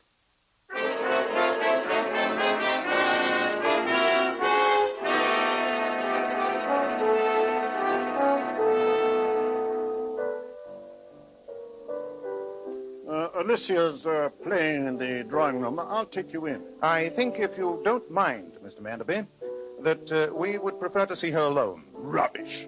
What could you possibly wish to say to my daughter that you couldn't say in front of me? Well, since my friend has been kind enough to help you, sir, I think you'd better let him conduct his investigation in his own manner. Oh, very, very, very well. All sounds unnecessarily mysterious to me. I'll be in my study. Dreadfully pompous fellow. You were right in your analysis of his character, Holmes. Well, let's go in. Shh. Listen to the piano, Watson. What a weird tune. Yes. An odd, primitive melody to hear in the heart of the English countryside. Very curious. I'm sorry, Father. Oh, it isn't Father. Who are you, gentlemen? Miss Manderby, permit me to introduce myself. My name is Sherlock Holmes, and this is my friend, Dr. Watson. How do you do, my dear? Mr. Sherlock Holmes, I knew you lived in the neighborhood. But why are you here? At your father's request. Oh, nothing's wrong, is it, Mr. Holmes? I'm not sure, Miss Manderby. That's why we've come to talk to you. Oh, may we sit down, my dear? Oh, yes, of course. Please forgive me. Thank you, sir. You play the piano excellently, Miss Manderby. Have you ever thought of concert work? Concert work? Oh, no, sir. Papa'd never allow it. He needs me here all the time. You don't see many people here at the house. No, Dr. Watson. Papa doesn't like me to cultivate any friends. He wishes me to devote all my attention to him. Extremely selfish and medieval point of view, it would seem to me. Oh, please, Mr. Holmes, you mustn't say anything against Papa. If he knew that we were talking about him, he'd be furious. Then let me confine myself to you, Miss Manderby. Do you know of anyone in this neighborhood who might wish you serious harm? No, I don't. As I told you, I hardly know anyone. Then why, my dear young lady, are you so obviously terrified of your own shadow? Oh, please don't ask me that. I haven't even had the courage to tell Papa. Possibly not, my dear, but Mr. Holmes is here to help you and to protect you. That's why he insisted on our seeing you alone. Yes, Miss Manderby. And a trouble shared, you know? Very well, Mr. Holmes. I will tell you. I've got to tell someone. Last night I had a ghastly dream. I dreamed that I was in some foreign country, in the jungle. I was tied to a stone slab, and a group of natives danced around me, waving knives. And they were all wearing terrifying masks. Oh, my dear, it sounds like too much lobster for supper. Quiet, Watson. Oh, sorry. Please continue, Miss Manderby. All the time I could hear a strange, haunting pipe playing in the background. Sounded like some sort of flute, and there was a drum beating out a slow, rhythmic beat. The same rhythm that you were playing on the piano as we came in? Why, yes. It's been haunting me ever since I awakened this morning. It goes like this.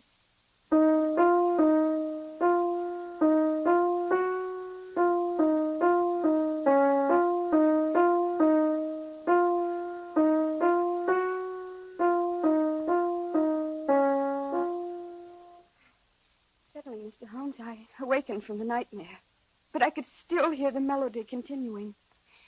I went to the window, and in the moonlight, I saw a tall man walking below. Could you recognize him? No, Mr. Holmes. He was disappearing through the shrubbery, and his back was turned. But his hands were raised to his mouth. And I could hear the same melody being played on some kind of flute. It was awful, awful. You haven't told your father about it? No, Dr. Watson. He wouldn't have believed me. Papa's always accusing me of being fanciful. Oh, but I'm not. Really, I'm not. Miss Manderby, I'm glad that you've told us this, though I suggest that you continue to keep the incident a secret from your father. Very well, Mr. Holmes. Come on, Watson. All right, Holmes. Goodbye, my dear, and courage, Miss Manderby. You have friends now. Good day, gentlemen. I thank you. Holmes, what the devil's all this about? When I can answer that question, Watson, the case will be solved. As it is, there's work to be done. Ah, there you are, Holmes. Yes, Mr. Manderby, here we are. Yeah, I hope you found out what's wrong with the lassie. She hasn't been herself today. A change from her normal self, where you are concerned, might be a benefit, sir. Yes, indeed. The poor girl seems completely terrified of you, sir. The problem of my daughter's relationship with her father is no possible concern of yours. I asked you here on a simple matter of detection. Detection, yes, but far from simple. I warn you, you're in serious danger of the loss of a great deal more than a white cockerel and a hairbrush. Be on your guard, Mr. Manderby. Dr. Watson and I must conduct a little investigation in the village. You may expect a call from us later in the day.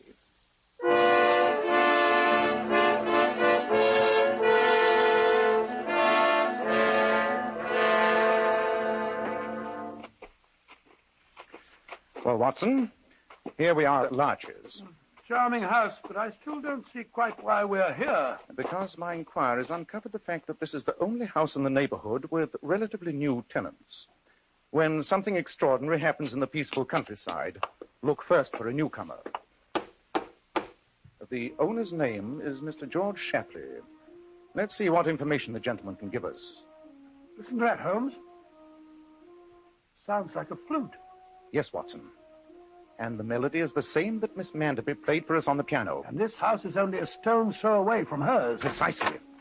Yes, gentlemen. Mr. Shapley? Yes? My name is Holmes, and this is my friend, Dr. Watson. How do you do, sir? How are you, Doctor? What can I do for you, gentlemen? I'm something of a student of music. We were walking past your house, and I heard what sounded like a flute playing a strange melody. It seemed to come from the direction of the stables over there. Oh, that. It's my manservant, Harker. He's a West Indian. Brought him over with me from Trinidad. He's quite a musician, in an amateur sort of way, you know. I wonder if I might speak to him. Of course you can, Mr. Holmes. I'll walk you over there. Thank you. We were thinking of getting up a little entertainment in the village for the church ladies' bazaar. Perhaps your man would consider contributing his services. You can ask him. He spends 2 or 3 hours a day out here practicing. Harker! Yes? Come here a minute. Yes, Mr. Shapley. These gentlemen heard you playing and wondered if you'd like to do something for some village concert or other. Oh, that's flattering. We're organizing a musical soiree for the church ladies in a few weeks. Yes, my man, and we'd like you to play for us. Oh, I'm only an amateur, but I'll be very glad to help, gentlemen. That instrument you were playing, it had an odd quality. Was it a flute? Yes, sir, though I doubt if you've ever seen one like it. Look for yourself. Good Lord. Looks as if it's made of bone. It is, sir, from a human leg bone. Really? It's about 200 years old and originally came from Brazil. It's quite a collector's item. I'm sure it is. Tell me, Harker, since you're from the West Indies and obviously a lover of music, I presume you're familiar with some of the primitive melodies indigenous to that part of the world? Some of the tribal chants, for instance? Oh, yes, sir. I know many of them. Perhaps you'd play some at the concert. I'd rather not, sir. Primitive chants are dangerous medicine when their evil powers are not appreciated or understood. I quite agree with you, Harker. Well, I'm much obliged to you, and we shall count on you for the concert. Good day to you both. Come on, Watson. Good day. Good day, Mr. Holmes, Dr. Watson. That servant's our man, Holmes. He lives within 2 houses of Miss Manderby, and he plays the flute. Well, Watson, though I don't think the pattern is remotely as clear as you think, I'll agree that suspicion would seem to focus on the servant Harker. I could even produce another clue that points to it. You could? I picked this object from his coat as he turned to you during the conversation. None of you noticed it. What is it? Look for yourself, Watson. Here. Great heavens. It's a feather from a white cockerel.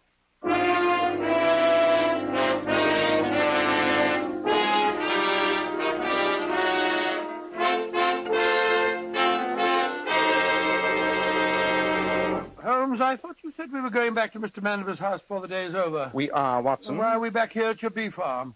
It's 8:30 in the evening now. We shall call on Mr. Manderby before long. My investigations are complete. What luck did you have with I yours? did as you told me and made exhaustive inquiries in the village. With what results? I couldn't find out much about Mr. Shapley.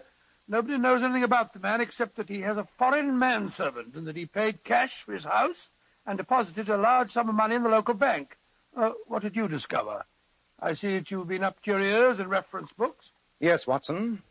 Books concerning the peculiarly revolting ceremonies connected with voodooism. Voodooism? That's black magic. But flourishing in our English countryside, apparently.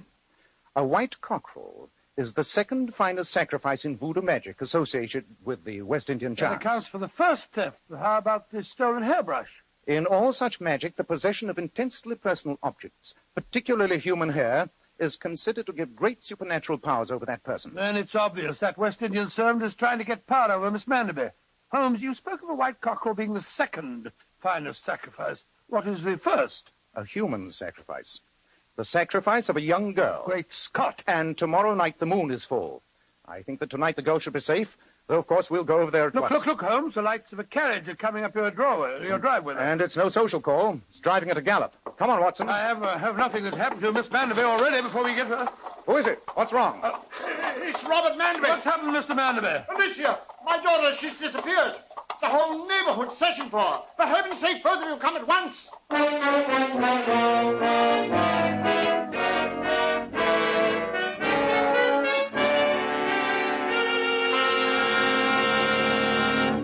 We'll find out in a moment what Sherlock Holmes decides to do now.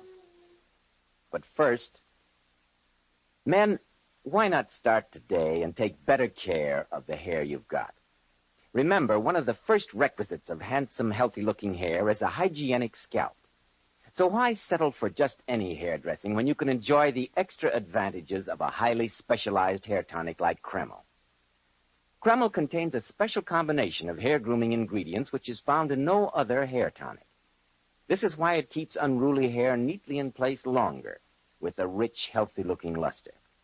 Yet Kreml never gives hair that cheap, greasy, patent leather look. It never leaves hair feeling sticky, gummy, or dirty.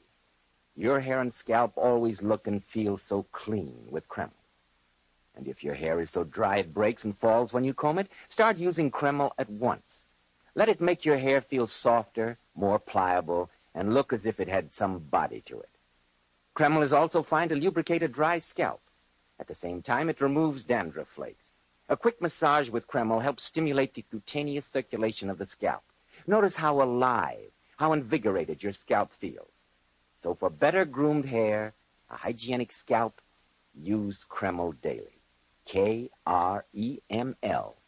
Kreml Hair Tonic.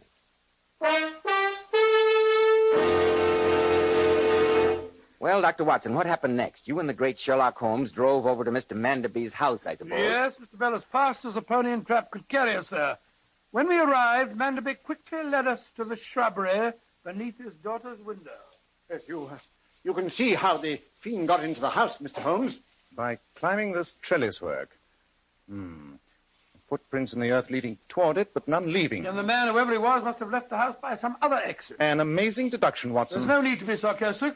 Holmes, we should go over to Shapley's house at once. It's obvious that that's where the danger lies. Before saying that anything is obvious, Watson, I'd like your help in trying an experiment. Yes, of course, Holmes. Well, what is it? Try climbing that trellis for me, will you? Give me all the best jobs, don't you?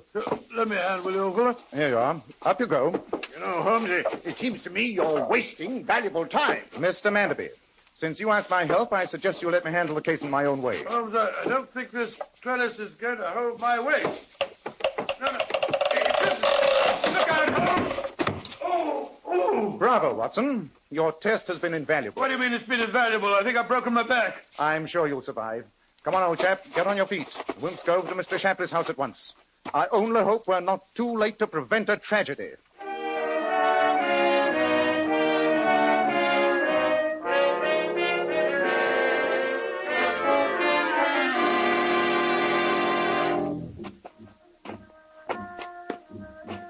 There's a light coming from the stables, Holmes. Music, too. Listen. It's that West Indian playing his devilish chant again. Faster, Watson. Look. There's someone standing in the shadows by the harness room there. It's Mr. Shapley. Good evening, sir. Mr. Holmes, Dr. Watson, thank heavens you're here. What's wrong, Mr. Shapley? Look in that empty stall there. You can see through the broken plank in the wall. The one where the music's coming from. Good heavens. Look, Holmes. There's Miss Manderby lying on the floor unconscious. Yes, with a dead white cockerel beside her and a fire smoldering in the corner. And to think that servant of mine's in there playing his filthy music. I don't see him. Mr. Holmes, I've got a revolver. I'm going in to get him. I think we'll come with you, Mr. Shapley. No. He's my servant. I'll take care of him myself. After him, Watson. Give me that revolver. Give it to me, I say. What do you think you're doing, Mr. Holmes? I told you, you knocked the revolver right off his hand. Pick it up, Watson. I have a profound dislike for seeing murder committed under my very eyes. Murder? But the potential murderer is Harker, the servant. Indeed. Then why is his unconscious body lying in the corner there? It can't be. The music's still playing. That's his flute. Yes, and it's accompanied by a drum. A remarkable feat even for a man not lying unconscious on the floor. The music is undoubtedly that of a gramophone. You're remarkably quiet, Mr. Harker. Of course he is. He's unconscious. My dear Watson, you're overlooking an important fact. It's a case of identity. The West Indian gentleman lying on the floor is the master, Mr. Shapley. This man is the servant, Harker. No, you don't. Grab him, Watson. I've got him, Holmes. Let go of me. You can't prove anything. I can and I will. You'll go to prison for this night's work. Watson, see what may be done to arrive at the others while I turn this man over to the police.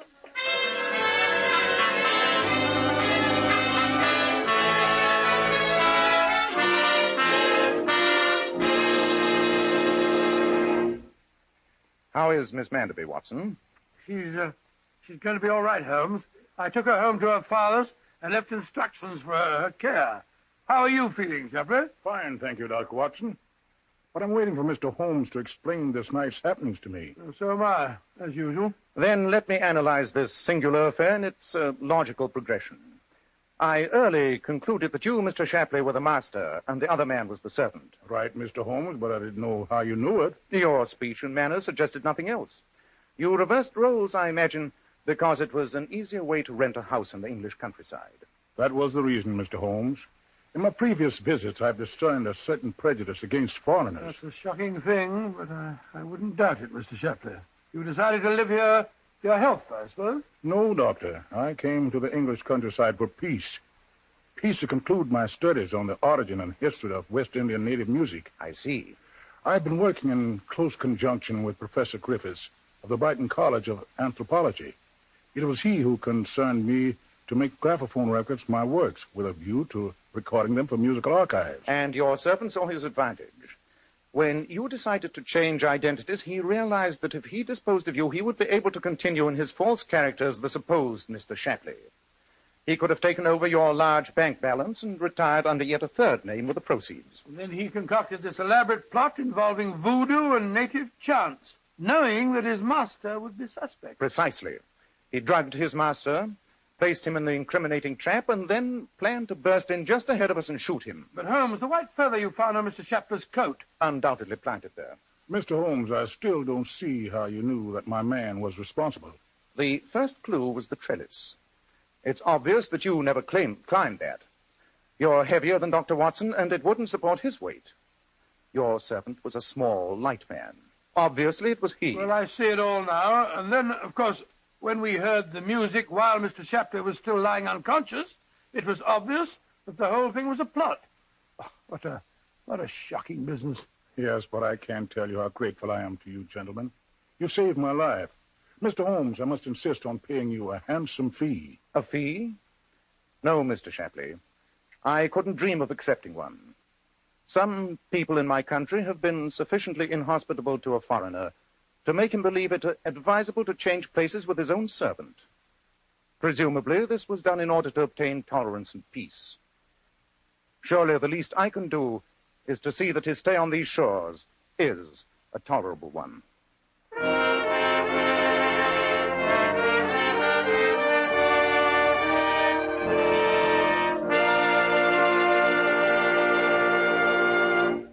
Girls, I imagine most of you are planning to go out to a party or a dance on New Year's Eve, or perhaps just spend a quiet evening with friends. Naturally, you want your hair to look its best. So why not follow this beauty tip from those divinely beautiful Powers models? We wash our hair with Kreml shampoo. This amazing beautifying shampoo has been especially developed to actually glamour bathe each tiny strand of hair, revealing all its natural glossy luster. And so many women tell me how wonderful Kreml shampoo is for washing children's hair. Well, you can readily see why. Because Kreml shampoo is so mild and gentle on the hair. Its luxurious active foam removes all loose dandruff as well as the dirt. Girls, if only you could see how Powers models' hair fairly radiates natural glossy highlights, I'm sure you'd want to try Kreml shampoo right away. You can buy a bottle at any drug counter. Kreml, Kreml shampoo. Now, Dr. Watson, what about next week? Well, Mr. Bell, next week I think I'll tell you a story I call the Darlington Substitution Case. It's a strange story of how Holmes saved a prominent British peer from scandal and disgrace by exercising the judgment of Solomon.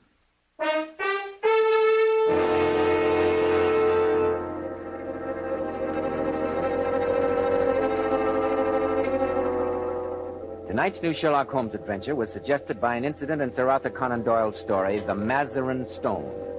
Nigel Bruce appeared by permission of California Pictures. Tom Conway through the courtesy of Eagle Lion Pictures.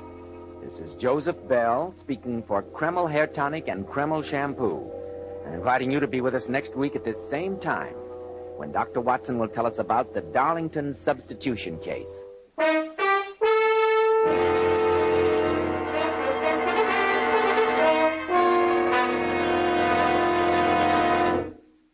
ABC, the American Broadcasting Company. The Adventures of Michael Shayne, Private Detective.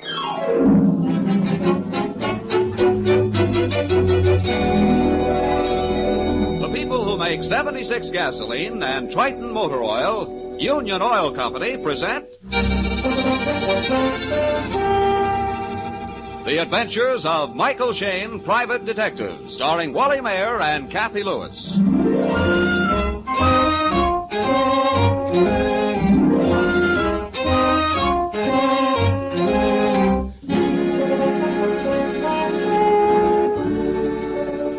As a loyal native of San Francisco, Mike Shayne would like to solve all his cases right inside the city limits. However, this is not one of those times. Right now, Mike and his assistant Phyllis Knight are a 2-hour drive east of the city by the Golden Gate.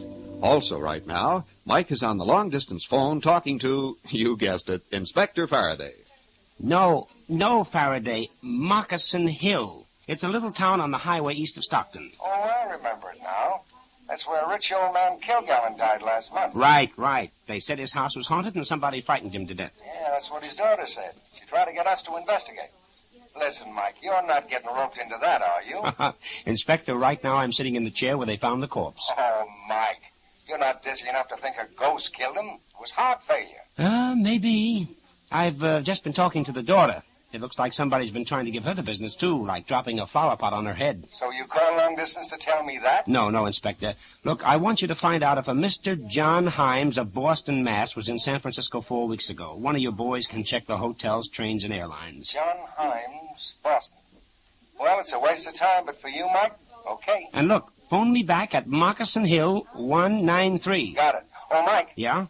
Don't look now, but I think there's a ghost behind you. What? Oh, that guy. Mike, the inspector giving you the Bronx cheer, Mike? Yeah, darling. Oh, Miss Kilgallen, one thing more about your cousin, John Himes. Did you two ever quarrel about your father's estate? Why, no, Mr. Shayne. There's no reason for you to suspect John. He's the only other heir, but he'd never kill Father or try to remove me, I'm sure of it. Besides, Mike, he lives in Boston, 3,000 miles away. But he makes frequent visits to the coast. Miss Kilgallen just finished telling us that. I'm sorry. Well, what do you say we have a look around the house now, huh? I want to know where the ghost hangs out. Well, as I said, Mr. Shane, they found my father here in the living room, in the chair you were just using. Mm-hmm. What's this next room? Father's hobby room. Oh, he kept his photographs and guns and hunting trophies in here. Oh, jeepers. He had plenty of them. Deer heads, mountain lions, fox. And they're terribly old. Father wasn't strong enough to hunt in his last years. He had to content himself with his guns. Mm-hmm. Well, the collection covers a whole wall. You know, it's funny, but this room seems much more worn and older than the living room. It is. Granddad built the house back in the 1860s. Hmm? The other rooms were added on around it. Wow. Father tried to keep the old part as it was. Mike, look. Look, here's a souvenir of early California. Yes. A poster giving the schedules of the Wells Fargo stages. Really? Yes, Moccasin Hill was right on the old stage route. Oh, that long pistol you see above the fireplace, that was used by Black McGill to hold up the stages. Oh? Hey. Hmm? What in heaven's name is that? Sounds like a lost soul, doesn't it? Oh. Scared me the first time I heard it. It's just an owl in the chimney up in the attic. Atmosphere, Angel, atmosphere. Every well-run haunted house has an owl in the attic. Now, Miss Kilgallen, I was just noticing the odd shape of this room. Half of the ceiling is so much lower than... That's because Father tore down the partition. On the other side, it was a secret room. We had several secret rooms, just like a movie set. Last year, Father tore out all the sliding panels and made them into perfectly honest rooms. Well, your granddad must have been a queer old duck. Somehow I can't picture a girl like you living in this curiosity. I don't intend to. Especially not after Father's...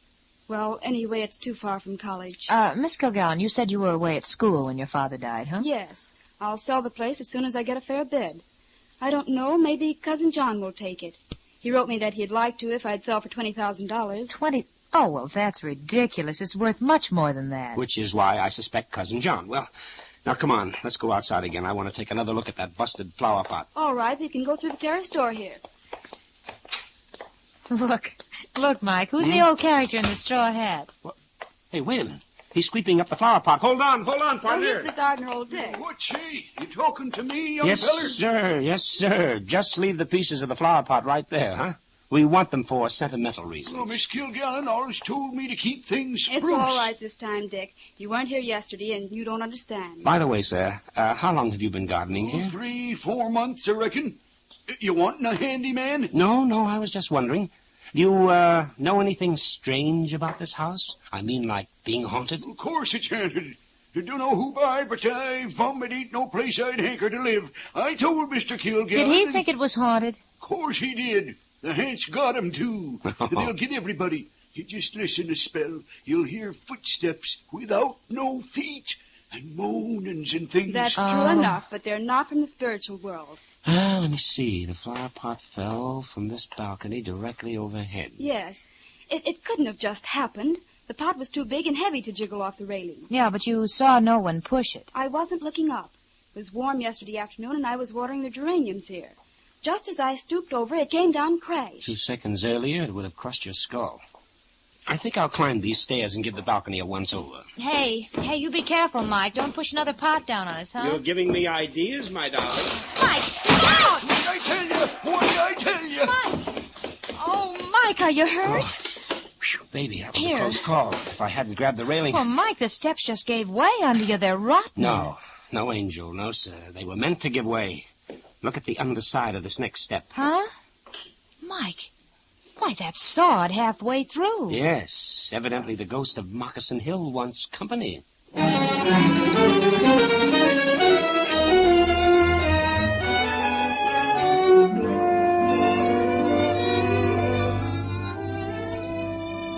In just a moment, we'll rejoin Mike Shane and Phyllis Knight in their adventures.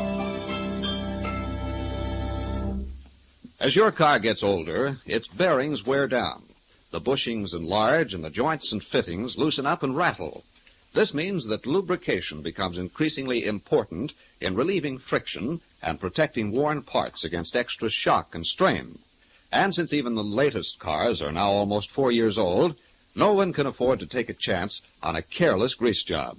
That is why the Union Oil Minutemen take such pride in stop-wear lubrication. Each job of stop-wear lubrication is performed so carefully and accurately, it is guaranteed in writing. When your car receives stop-wear lubrication, you can be sure that only the finest, high-quality greases are used throughout. And you can also be sure that each fitting and bearing will be thoroughly lubricated according to the manufacturer's specifications.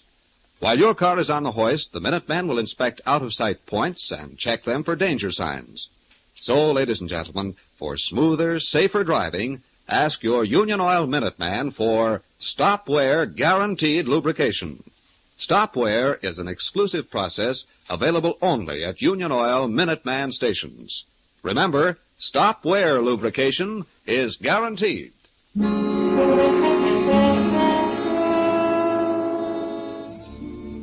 Mike and Phyllis are still searching through the ancient house on Moccasin Hill, stalking the ghost who throws flower pots and designs collapsing staircases. Right now, they are interrupted by a new arrival. Why, Mr. Patton, won't you come in? Thank you, Miss Kilgallen. I happened to see your car in the driveway, and I thought I'd stop in a moment. I'm glad you did. Oh, I want you to meet some friends. This is Mr. Shane and Miss Knight from San Francisco. Oh, how do you do? How do you do, sir? Patton? Mr. Patton was my father's attorney. He's handling the estate. Yes, it's in that regard, Miss Kilgallen, that I'd like to talk to you. Could we go into the living room? Certainly. You too, Mr. Shane and Miss Knight. All right. I thought it might be better if we talked alone. Oh, I on this have no secrets, Mr. Patton. And I think Mr. Shane may want to ask you some questions about Father. Strictly in the line of duty, Mr. Patton. I've been retained to investigate Mr. Kilgallen's death. Well, my dear girl, you're wasting your money. Your father died of heart disease. Perhaps, but what was it you wished to see me about? Oh, yes, Miss Kilgallen, I've thought it over, and I'm now prepared to offer you $22,500. I think that's a generous sum indeed for this property. I'm sorry, Mr. Patton. You know that Father put over twice that much money into the place, and it has historic value. May I ask why you want to buy it? Why, that's obvious, sir, to live in. It won't be easy to dispose of with her father's death and certain rumors about the property. I think I'm doing her a kindness. I'll answer it. These rumors, Mr. Patton, did this girl's father tell you anything that would bear them out? Well, Mr. Kilgallen was an ill man, sir. He had a rather morbid turn of mind, of course. It's for you, Mr. Shane, San Francisco. Oh, that's Faraday. Excuse me, please. Hello, Inspector. You did?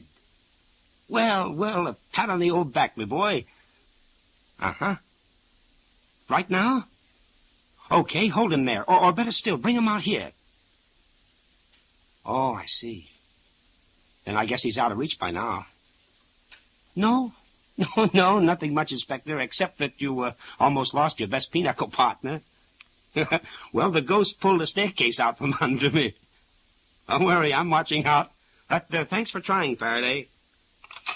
No hits, no runs, no ball game, huh? Mr. John Himes was registered at the Palace Hotel at or about the time the old man died. He also registered there just 2 days ago. Mike, you were right. And checked out this morning. Destination unknown. Oh. Even so, I'm sure you're wrong, Mr. Shane. Well, Miss Kilgallen, I take it you're rejecting my offer? I'm afraid I must. Well, very well. It's been a pleasure to meet you, sir. Thank you. And Miss Knight. Thank you. Oh, I almost forgot. I found you a new gardener. His name is Fred Norman. I brought him along with me. He's right outside. But I can't fire poor old Dick. You won't have to for a day or two. I'll need both men to help me on a little job. Oh, very well. You'll find Fred waiting at the back door.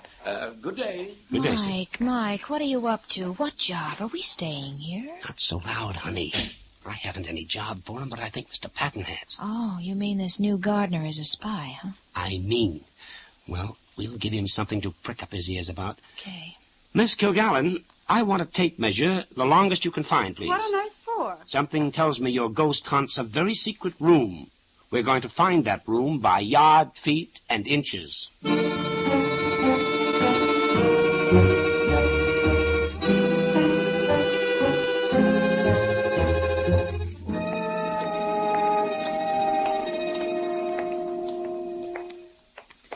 Oh, darn it. I dropped it again. Well, hold on to it, honey. It's a tape measure, not a snake. Oh, quiet. I'm tired, Mike. We've spent over 2 hours measuring this house, every room, every hall, every closet. We haven't found a thing. Well, the hall is 53 feet long. Now, Miss Kilgallen, what did we find in the living room? Let's see. It's on this other paper. It says here 30 feet. 30 feet. And the gun room next to it? 14 feet each way. That totals 44 feet plus 1 foot for the wall. That's it. Yeah, sir, there's 8 feet missing. Fine. How do we get into this secret room? By pickaxe? Come on, into the gun room. But, Mr. Shane, Father knew all our secret rooms. He had them all open. Well, he didn't know about this one, or maybe he just lost count. Okay, now, honey, you take the far end of the wall, and I'll start at this end. There's got to be a hidden spring or something. Now, pound every inch of the woodwork. All right. It doesn't sound hollow. Well, that's why nobody suspected it. Come on, use some muscle, honey. You're just playing patty cake. Listen, Mike Shane, I haven't got calluses on my knuckles. Oh, Mike! Huh? Mike, this panel, it moved. What? This is it, kids. It only moved an inch or so. I'll pull it open. There you are. It's dark as a coal bin inside. I'll strike a match. Good. Now we shall see what we shall see. Look. Isn't that an old table and a chair? Well, what's more important, a candle. We can get some real light. Yeah, that's better. Ooh, oh, honey. It's dusty in here. Well, sneeze the other way. You almost blew these off the table. Blew what off? These papers here. Newspaper clippings. Oh, they're so old, they're brown. Well, what on earth are they doing in here? I don't know. They're printed in old-fashioned type. Must be 60 or 70 years old. Hold on here. Hold on. Miss Kilgallen, what did you say the name was of that stage robber? You mean Black Miguel? Yeah. Here, read this. Maybe this will mean something to you. Driver Billy Pringle reported to the sheriff that on Wednesday night his stage broke down at Moccasin Hill. Pringle took the express box to the Kilgallen house. Hey, that's your grandfather. I remember hearing some sort of story. Go on reading. During the night, Black Miguel assaulted the driver. As he attempted to flee with a small fortune, Mr. Pringle shot and killed him. The express box, however, was not recovered. The authorities are now searching. You know, this sounds like something out of Treasure Island. You can say that again, honey. Here's a diagram with everything on it except dig at the foot of the crooked pine tree. Yeah. Hey, Mike, that paper's almost new. Well, it would have to be. The handwriting is my father's. Well, then he did know about this room. Yes, and he must have spent plenty of time in here. Candle drippings all over the table. You know, there's something funny about them. You notice how heavy the dust and grit is on the table? Yet when I rub my finger over the wax spots... There's no dust on them. They're fresh. Yeah. It's Shane. Shh. It's the living room wall. Somebody else wants in. Blow out the candle. We're leaving. I don't see anybody.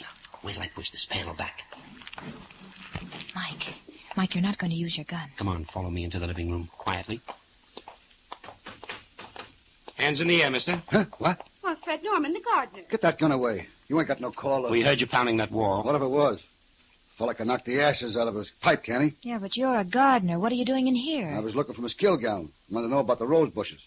But I guess I don't want to work here at all. What was that? The front door. Hey, don't you answer the door in this house? That's Faraday. Inspector Faraday. Well, since when is Moccasin Hill your bailiwick? Oh, I guess I'm just an old maid. Got to worrying about your neck. Not that I wouldn't like to bust it myself sometimes. Well, I'll save it for you, just for you, Daddy. Here, here. No, all kidding aside, Faraday, there's something going on here which ain't done with mirrors. I'll say not.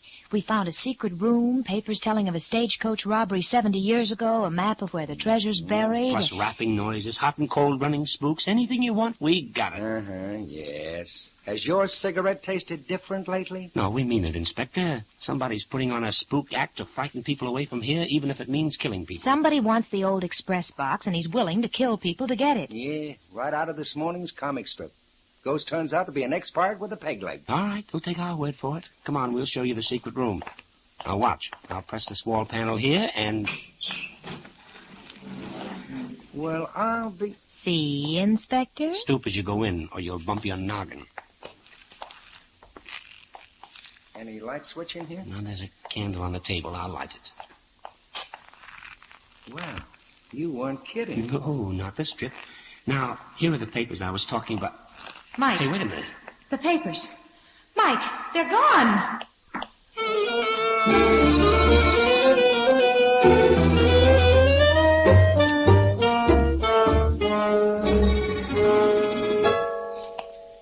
All right, come on now. We mean business, Fred. Come on, hand over those papers. We know you got them. I don't know nothing about any papers, and I don't know nothing about any secret room. You're lying. Patton brought you here. He hired you to steal them for him. And what's more, you ain't no gardener. Old Dick can tell you that. Don't know a shovel from a hoe. I'm leaving right now. I wouldn't work here for no kind of money. You're staying right here. You're not to leave this property, you understand? Maybe I won't, or maybe I will. Don't trust that feller. If it's all right with you folks, I'll kind of follow him around. Keep my eye on him. Good idea. But let him do anything he wants. He'll tip his hand yet. But I don't see why you didn't search him for the missing papers. It's useless, honey. He's smart. He's already hidden them somewhere. Seems to me, Mr. Shane, this is all beside the point. I wanted you to find out if my father was Afraid murdered. that's impossible for any detective, miss. No one saw him die. He's been dead for days when he was found. Coroner only made a rough guess when it happened. I think we can establish the time, Faraday. We were looking at the old gentleman's diary. It's here on the desk. Father was very religious in keeping up his diary. He wrote down everything he did. The final entry was made on the 17th of last month. Here it is. Quote, rained all day. Afternoon spent cleaning and oiling all my guns. Had to fix the pin on the Derringer. That's a pistol, isn't it, Mike? Mm-hmm. It's a short barrel, heavy caliber, darling. Just a minute. The Derringer. Oh, what about it? Well, Father always kept it on top of the bookcase. It's gone. Probably forgot to put it back after he fixed it. Yes, but getting back to the diary, these are his last sentences. Heard the noises again. It laughed and moaned. Next time it happens, I'll... And there he stopped. Right in the middle of a sentence. Oh, that front door. You'd think this was a housewarming. As I see it, Faraday, the old fellow heard something again. He stopped writing, got up, went into the living room to check up. Whatever he saw or heard stopped his heart. He was found in the chair by the telephone. And I thought you were acting for me. Hey, what goes on? Well, I'm just as surprised as you are.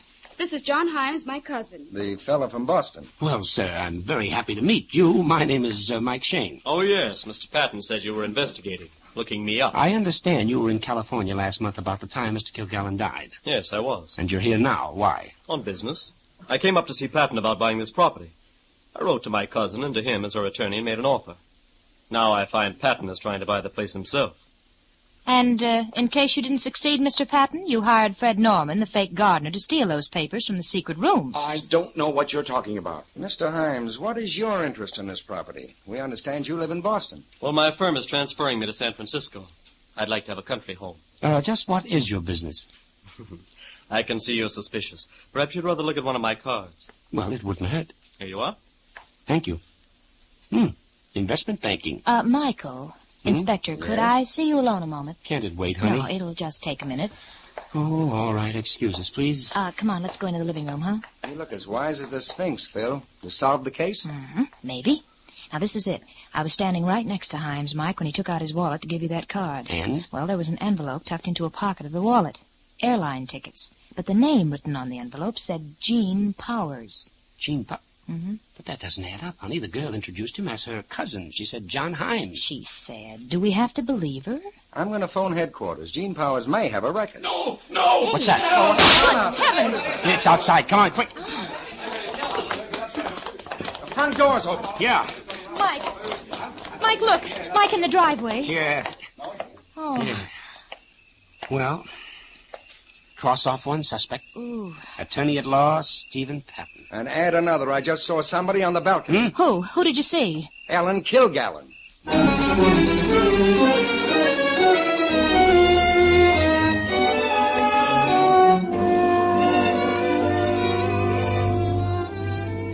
We'll rejoin Mike and Phyllis in just a moment.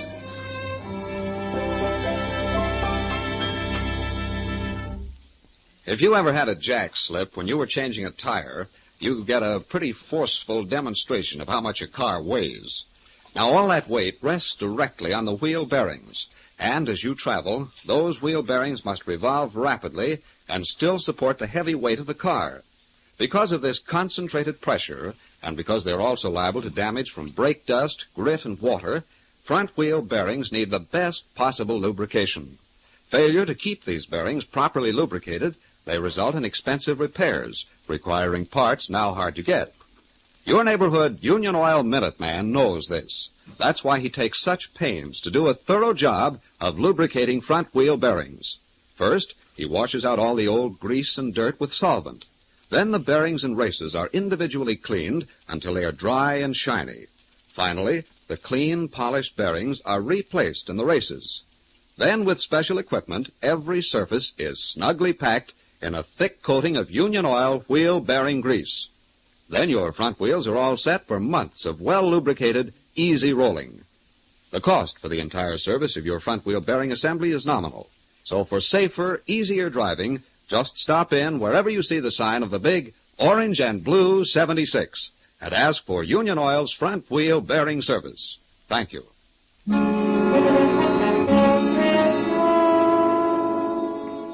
A second man has died at the strange old house in Moccasin Hill. While Phyllis telephones for the local police, Mike and Inspector Faraday are in the gunroom questioning 4 uneasy people. Now we know what we're talking about. One of you here in this room killed Steve Patton because he knew too much or because he was double-crossing you. Miss Kilgallen, we'll start with you. What were you doing upstairs on that balcony? Why, I heard the shot and I ran out to see what happened. Oh, that's no answer. When we left this room, you and your cousin were with Patton. Now, why did you go upstairs? To get Father's old watch for John. Father left it to him in his will. Does that satisfy you? Maybe. And you, Mr. Hines, where were you when the shot was fired? Why, I was following Ellen upstairs to get the watch. Is there anything wrong with that? No, I guess her cousin is entitled to the heirloom. But not a guy named Gene Powers. What? Oh, so that's it. Sharp eyes, Mr. Shane. The credit goes to Miss Knight. Well, it's quite innocent, really. Gene Powers is a friend of mine, and he had a plane ticket for New York tonight. He couldn't get away, so I'm using his priority. We'll check on that. You, Fred Norman. I was in the kitchen eating. Can't send a man to jail for swiping a chicken wing. You were watching him, Dick? Yes, sir. He wasn't even in the room. Oh, I was watching you through the hall door, just waiting for you to do something. Okay. Now we're going to ask all of you to empty your pockets. Each one put his stuff in a pile on this table. What for? We're asking the questions. Start digging. I know what you're up to. Looking for the gun that killed him. No, the murderer saved us that trouble. He put it right back where he got it. The Derringer there in the bookcase. Why, yes, it's back. All right, Mr. Hines, now let's see what you've dished out. Handkerchief, penknife, billfold, notebook, small change. And you, Dick? Oh, I ain't got much. Old oil rag, a knife, a busted pack of seeds, and 4 bits. Fred? Handkerchief, knife, pencil, and some money. Yes, too much money for a gardener. $50? Well, that's Patton's money. He bribed him. Obviously. Any pockets in your dress, Miss Kilgallen? No. If you tell us what you want, I'm sure... All right. Now, after the 3 of us ran out and found Patton, we did a quick circle around the outside of the house. We tried to come back in through this terrace door. It was locked and the key gone. That's odd. We used the door a little earlier. Yes, so did the murderer a little later. Fired a shot from the terrace, ducked back in, locked the door, and went to another part of the house. I'm sorry to spoil the game, kiddies. What? But is this what you want? The The key. key. I found it by the door. Well, what do you know? It had slipped under the carpet, Mike. All right, folks, you can put your stuff back in your pockets. Oh. Too bad, Mike. It almost worked. Ah, but it did work. What? In a way we hadn't counted on. Now, wait a minute, Mike. You know the killer? Positively, darling. The confession is right on top of that table in the secret room.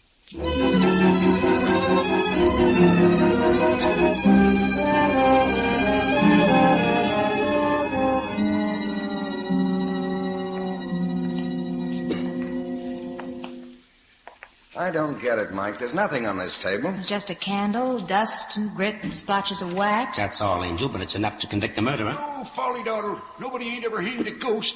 Take more than a smart, big city detective. Well, I can't believe the motive. I don't think there's any buried treasure. It's quite possible, but Patton and his killer thought otherwise. They wanted no one on this property while they were hunting. So, the haunted house routine. But how could Mr. Patton be so cold-blooded? Father's friend and attorney deliberately scaring him to death. Well, he probably didn't intend to go that far, Miss Kilgallen. Hey, come on, Mike. Who gave Patton the tit for tat, huh? All right. Now, as you notice from these candle drippings, somebody spent plenty of time at this table going over the papers about Black Miguel and the express box. Father, we found that diagram in his handwriting. And somebody else in just the last day or so. Somebody who emptied his pockets onto this table, perhaps searching for a pencil and notepaper. Mike, there's a limit to crystal gazing. You can't... Can't I? Brush your hand over the tabletop. That's it. Now, what have you got in your palm? Dust and grit. All right, now pick out some of that grit and eat it. Go on, it's not dirt. Seems to me... Yeah, I'm sure I've tasted this before. Yes, in restaurants, on rolls. It's poppy seed. Oh, this is the end. And in whose pockets did we find a broken package of poppy seed? Hey, Dick's, the gardener. All right. Maybe I was in there. I used to play in this house when I was a kid. It was all busted down. I knew every inch of it. That don't spell nothing. Oh, it does. You were very careful not to tell us about this room, not even Mr. Patton. You're right, mister. Patton hired me to watch Dick and you folks. Figured Dick was cheating. That ain't saying I killed him. Nobody can say that. A dead man's diary can, Dick. The day Mr. Kilgallen died, he wrote that he cleaned all his guns, including the old Derringer. You mean there are only 2 sets of fingerprints on the gun? Yes. Kilgallen's and the man who fired it. Yes, Dick. That's exactly what I mean.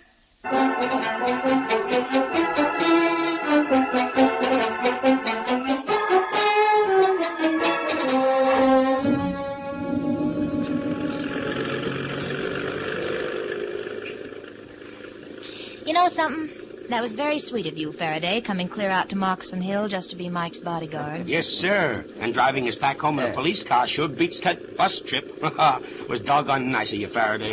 Cut the sentiment. Maybe I just want to sell a couple of extra tickets to the policeman's ball. Oh, we need those. As a policeman, Mr. Inspector, and as a detective, Mr. Shane, there's one thing you did in this case which I don't understand. Only one? Miss Knight, you are improving. Smarty. You and Mike knew you could catch old Dick by his fingerprints on the Derringer, so why'd you bother to look for a missing door key and Mike act so big and brainy about the poppy seeds? Honey, never put all your money on one horse. We were both afraid Dick had already wiped his fingerprints off the gun, but we didn't tell him that. Time was a-wasting, and it was a good shortcut. Uh-huh. Just as I thought. The big city boys had to crack it fast before the local hayseeds took over the case. And your glory. Why, Phyllis, how can you say such a thing?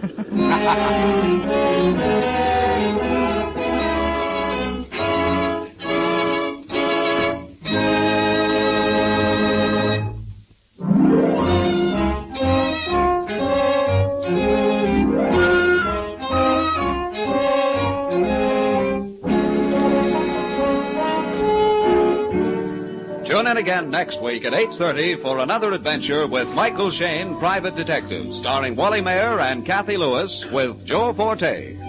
Tonight's story was written by Richard DeGraff and based on the character created by Brett Halliday. Music was composed and directed by Bernard Ketz.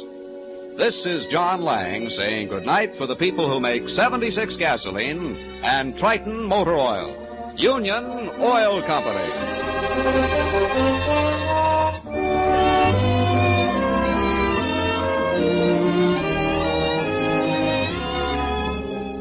This is the Mutual Don Lee Broadcasting System.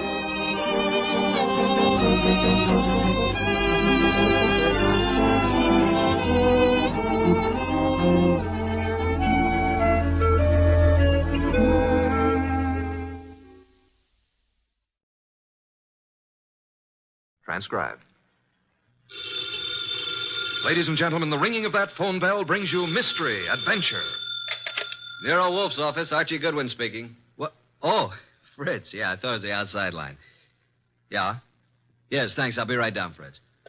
Boss, Mr. Wolf, will you please hurry? You're well aware that it will avail you nothing to hurry me. Why, Mr. Werribee, in such a rush today? But the car, it's downstairs waiting. Fritz is all ready. Let him wait. Isn't it enough that I've agreed against my better judgment to leave the comforts of home to go rushing through the crashing traffic of the city? To a dinner? That should be an inducement. Fritz could have prepared a delicious dinner. He has truffles in the pantry. Well, why did you promise Arthur Merle? You didn't have to accept the invitation. Quite so. He's an old friend. Besides, he does set an excellent table. It's just that I don't like the traffic. Traffic? I know why. It's that awful oxygen in the atmosphere outside. It's not the traffic. Archie, you're talking much too much. I know, boss. I'm impatient. Would you mind giving me some slight indication that you intend to move from that chair? Just as soon as I finish this beer.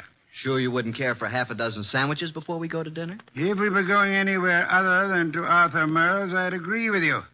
He's the only person in the world I know of, except myself, of course, who has a proper appreciation and respect for the art of preparing good food.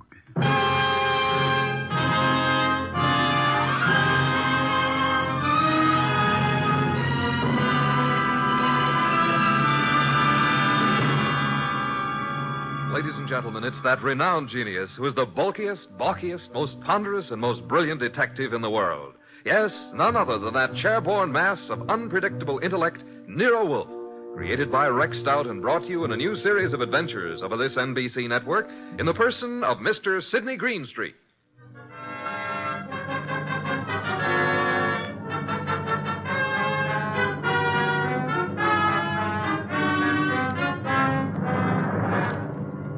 We usually refer to this story as the case of the final page. Under normal circumstances, the last page of a manuscript would be absolutely worthless unless you read all the preceding pages. But in this instance, the final page held the answer to a murder. Without that page, we couldn't arrive at the solution. Actually, we didn't even know the problem. Anyhow, I finally got Nero Wolfe to the lobby of Arthur Merle's apartment building. Going up. Up, please. Are you going up, gentlemen? Are you, honey? Certainly. It's my job. Then so are we. After you, boss. When did they install women elevator operators in this building? I've been here for 2 years. Floor, please. Arthur Merle's apartment, I believe it's 814. That's right. Are you Mr. Wolf? No, this is Mr. Wolf. I'm Archie Goodwin. Although the name Wolf would be much more appropriate for him than for me. How did you know he was Mr. Wolf? Mr. Merle came in half an hour ago. He mentioned that he was expecting you. You see, Archie, you rushed me unnecessarily. We practically preceded him here, and we'll probably have to wait interminably for dinner. I just hate to be late. Arthur Merle has never been on time in his life. He's no more punctual than any other writer. He's never been known to meet a deadline on time. This is your floor, gentlemen. Arthur Merle is just down the hall to the right, 814. Thank you. And by the way, I want to compliment you on your congenial attitude, miss. I'll speak to the management. Oh, thank you, sir. Decent of you. What's your name, huh? Women are usurping everything. Really costs to live here. Merle's really in the chips. Every book he writes sells 1 million copies. Remember the last time we had dinner with Arthur Merle? I do. Delicious. Mountain quail. Shot them himself. Yeah, he's quite a marksman. Archie, such proficiency as Arthur Merle displayed in hunting is evidence of a wasted life. Sure, he probably never made over $500,000 a year in his whole life. Well, ring again. Don't just stand there. Surely he's expecting us. The elevator operator said he was? Yeah, she seemed quite well informed. If I were a judge of women, which I am not, I'd say she has a line on every male in the building. She can get a line on me anytime she wants. Archie, your insatiable interest in the female seems sometimes to border on the psychopathic. You know a more pleasant way to go crazy? Phooey.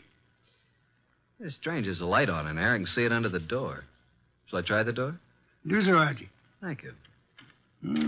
Unlocked. Well, at least we can get in. He may be in the bedroom. Probably in the kitchen. I'll just sit here. I must forgo the comforts of my own home. I certainly intend to avail myself of the comforts of Arthur Merle's. Very much overdecorated. You wouldn't like heaven unless they had orchids and beer. Not a chair in the place worthy of the name. Well, I'll try that divan while you have a look around. For what? Arthur Merle, of course. Suppose you have a look in the study. Maybe writing. Have a look, my boy. I'm exhausted and thirsty. See if he has any... Boss! Good heavens, Archie, don't shout. I'm coming. It's Arthur Merle. Look, slumped over his desk, a knife in his back. Yeah, he's quite dead.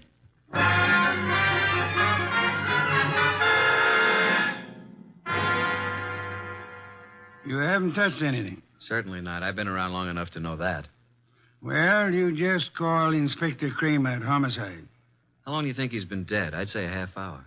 From all appearances, yes. And perhaps only 10 minutes. I can't understand it. Why would anyone want to kill Arthur Merle? Everybody liked him. Last man I'd expect such a thing to happen to.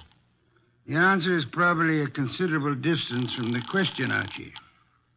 Inspector Kramer, homicide. Archie Goodwin, Inspector. Just a minute. Nero Wolf wants to speak to you. Oh, no. Don't tell me you two have stirred up something on a night like this. It's 10 below zero. I'm sorry. Here you are, boss. Hello, Inspector. Yes? What is it this time, Wolf?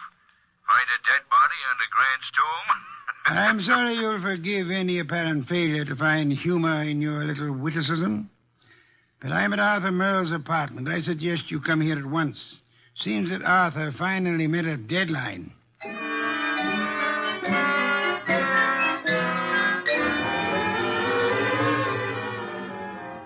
So you just walked in here and found Merle dead, huh? We were invited here for dinner. Anyone else around when you got here? No. You see anyone, Goodwin? Only the elevator operator who brought us up. Well, Mr. Wolf, since you were in on the ground floor, maybe you've got some ideas. Sorry, Inspector. Had I been able to solve the crime so soon, I would have advised you, Inspector. Yeah. Well, it's obviously murder. Obviously. You knew him well? Quite well. Ever know of his being in any trouble? No. Everybody liked him. Arthur Merle, I felt, didn't have an enemy in the world. Is that so? I don't think anybody pulled this as a little friendly gesture. Don't jump to conclusions, Inspector, that this murder was committed necessarily by an enemy of Merle's. Meaning? It could have been an absolute stranger. A woman? Or a burglar, or a madman, or a crank, or... As far as we know, it could have been anybody in the city, Inspector. Arthur's been dead nearly an hour. And an hour ago, I was in my own home, sitting comfortably in my own big, easy chair, drinking a delectable glass of beer. Someone at the door, Archie. Yeah, just a minute. I'll answer that. Mr. Merle? No. Well, is Mr. Merle here? Yes, he's here. But he's not seeing anyone. Well, he's expecting me. I'm from the Serve Right Catering Company. We're ready to serve for 4 here tonight. The dinner has been canceled. Oh, but it's been ordered. Breast of guinea hen, cooked in wine and cloves, delicious. It's prepared and waiting. I'm afraid that I must insist on seeing Mr. Merle. Mr. Merle has been murdered. Well, I'm afraid I must... Murdered? Well, oh, my goodness, but... Well, in that case, Yes, good evening. Don't you think you might have taken a bit more time with the fellow, Inspector? Why? You might at least have let him serve the dinner. Guinea hen, wine, and cloves sounded positively delectably... Look, I've had dinner.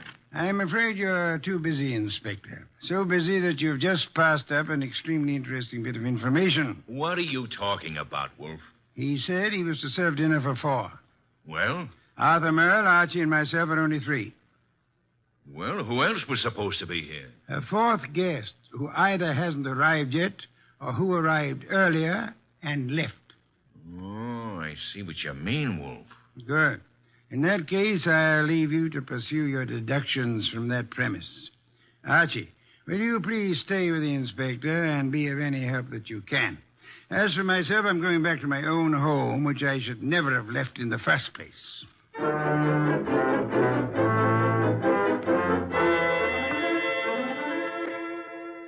Okay, that finishes the apartment search, Goodwin. And what have we? Nothing.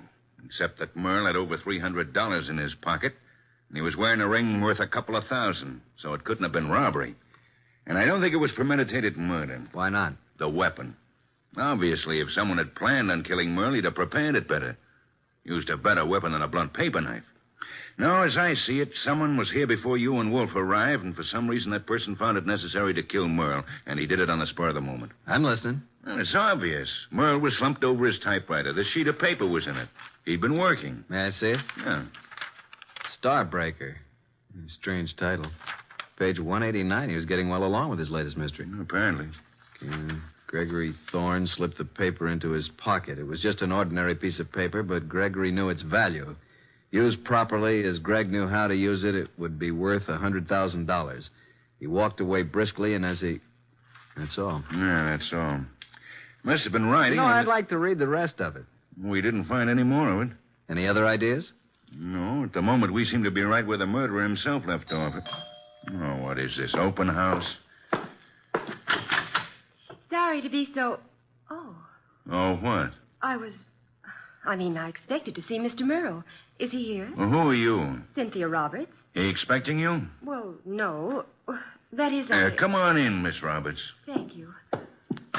Maybe the young lady is trying to say that he didn't have to expect her. Maybe she felt free to call without advance notice, Inspector. Inspector? What did you want to see Mr. Merle about?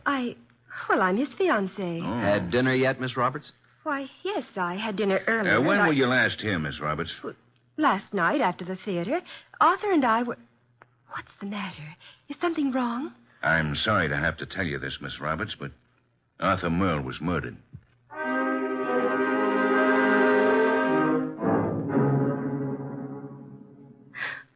And you say you hadn't talked to Mr. Merle all evening. Is that right, Miss Roberts? Yes, that's right. You didn't have a date with him tonight? Oh, no. Then why did you come here? I told you we were engaged. I just came by, that's all. I see. Any more questions, Inspector? None for the present. How about you, Goodwin? Nope. But maybe Wolf. Let me call him. Yes, I guess under the circumstances, we can't very well leave him out. Go ahead. Oh, Arthur, I just can't believe it. Why would anyone want to kill him? That, Miss Roberts, is a question we'd all like to know the answer to. Yeah, Wolf speaking. Archie, boss, I'm still at Merle's. We haven't found out anything new except that Arthur's fiancée dropped in a few minutes ago. Did she know anything of interest? I don't think so. What does the inspector plan to do about it? Just a minute. He wants to know what you're going to do with her. Well, hold her, of course. He's going to hold her. Let me speak to him. Okay. He wants to talk to you, Inspector. All right. Hello. Inspector, I suggest you let the young lady go. Are you crazy? I haven't got enough suspects in this deal to be letting the hottest one go free. You can't consider her a suspect simply because she knew Arthur. Now, see here, Wolf. If you go around arresting people at random, you'll suddenly be tipping your hand to the real murderer, admitting that you don't have a real clue to go on. And just what do you suggest? Find a motive, Inspector, find a motive. Then, if you stumble on a suspect, you'll have some basis for making an arrest. At the moment, I suggest that you let the girl go and tell Archie to stop wasting his time down there and come home at once.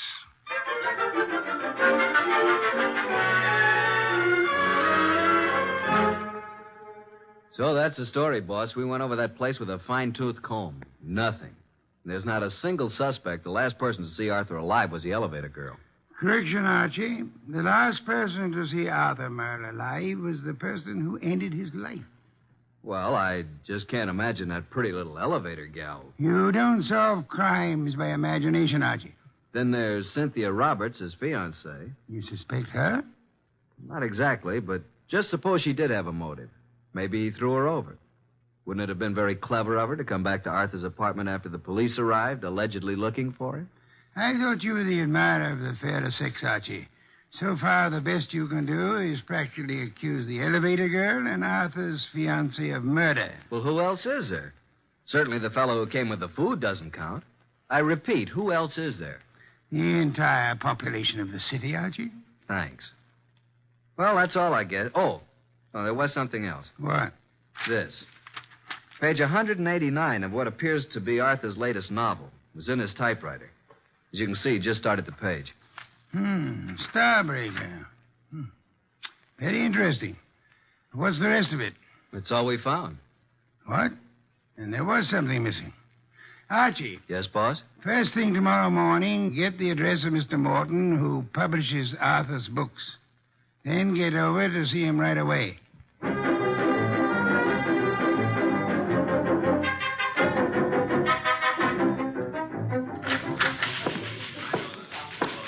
Yes, may I help you? I'd like to see Mr. Morton. Did you have an appointment? Tell him I'm from Homicide. Oh, yes, sir. Yes? Mr. Morton, I know you have someone with you, but there's a gentleman here from the Homicide Bureau. He wants to see you. Tell him I work for Nero Wolf. My name's Goodwin. His name is Goodwin. Send him in. Yes, thank you. You may go right in, sir. The large door to your right. Thanks. Come in, Mr. Goodwin. Come in. I understand you're from Homicide. Not exactly. I'm Nero Wolf's assistant. We're working with Inspector Kramer. And what can I do for you? You've heard about Arthur Merle.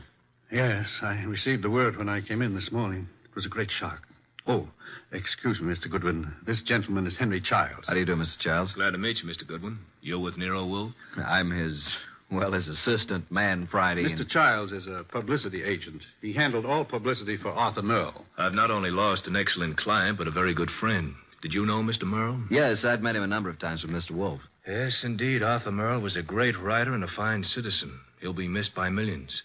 Mr. Goodwin, when was the murder discovered? Last night, shortly before dinner. Well, what did the police, what do you think the motive was? Don't know as yet, Mr. Childs. A little early for that. Well, it's certainly a shame. I wanted to ask you a few questions, Mr. Morton, privately. I hope you don't mind, Mr. Childs. Oh, no, not at all. I was about to leave. I'll run along now, Mr. Morton. See you again soon, Mr. Childs. Good morning, gentlemen. Well, Mr. Goodwin? You did a lot of business with Mr. Merle, Mr. Morton? I published every one of his novels for the past 8 years. And you intended to publish his new one, the one he was working on? Yes, we had a contract. The usual agreement between you. Naturally. Although I didn't know the story, I was always sure that if Arthur wrote it, it was good. Mr. Merle's name on a novel was a guarantee that it would sell 1 million copies. You don't know what this last one was about? Haven't the faintest idea. We relied completely on Arthur's judgment. Not even any carbon copies, huh? Not that I know of. Why? When Mr. Merle was killed, the only thing missing from his apartment was the novel. The novel? The first 188 pages. All we found of it were a few lines of page 189 in his typewriter. He must have been working on it when the murderer stabbed him. The rest of it's gone. You mean, Goodwin, the novel's gone? this will cost me $1 million. Well, it cost Arthur Merle his life. Arthur Merle dead and his novel gone. I can hardly believe it. Well, thank you, Mr. Morton. Oh, I hope I've been of some help, although I'm don't sorry quite see... you haven't. But we may call on you again. Before it's over, you may be a great help.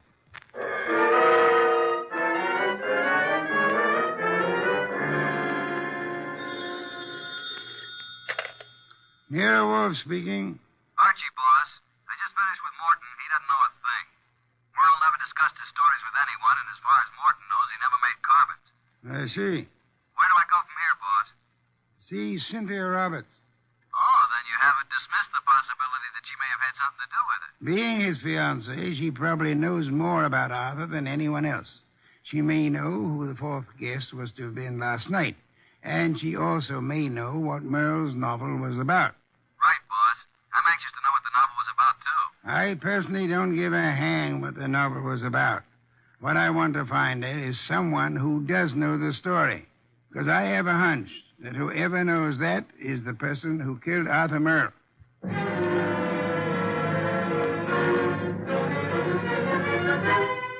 Miss Roberts, I know you want to help us find out who killed Arthur. Oh, yes, of course. I'll do anything. Nero Wolf and I were invited to have dinner with Arthur Merle last night. Well, I knew he was having friends in for dinner, but I didn't know who they were. Oh, I'm sorry. I hoped you'd know whom he invited. No, he didn't tell me. Miss Roberts, we have reason to believe that there was to have been a fourth person there last night. A fourth? The caterer came to deliver dinner for 4. Now, the fourth party never did show up, or else came earlier and left after Arthur was killed. You mean someone Arthur invited to dinner might have killed him? Maybe. Oh, there's no one that I can think of who bore any ill will toward Arthur. We're convinced that this was done on the spur of the moment. Unpremeditated murder. Arthur Merle suddenly became a threat to someone. Now we've got to find out what the threat was and who was threatened. We'd hoped you could help. I'm sorry. Did he ever discuss his new novel with you? Oh, no, he never talked about his stories until he'd finished them. So his latest mystery contains the answer to an even greater mystery. Unless we find the first, they'll both go unanswered.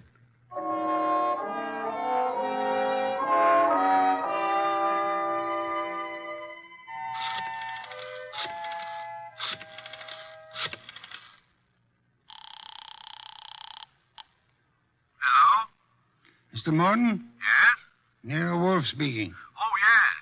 Your man Goodwin was here to see me. I presume you are interested in seeing Merle's murderer brought to justice? Certainly. Arthur was a close friend of mine. And his death cost you a bestseller, I know. Now, would you be willing to help a bit? Why, yes, if I prepared a statement for the papers. I want you to call the literary editors first thing in the morning. Here's what I want you to tell them. You got a pencil and paper? Yes. And take this down. Quote, Mr. Carlton Morton announced today that the last work of the late Arthur Merle will be published according to schedule. Fortunately, it was Mr. Merle's custom to furnish his publishers with carbon copies of each day's work. Consequently, with the major portion of his...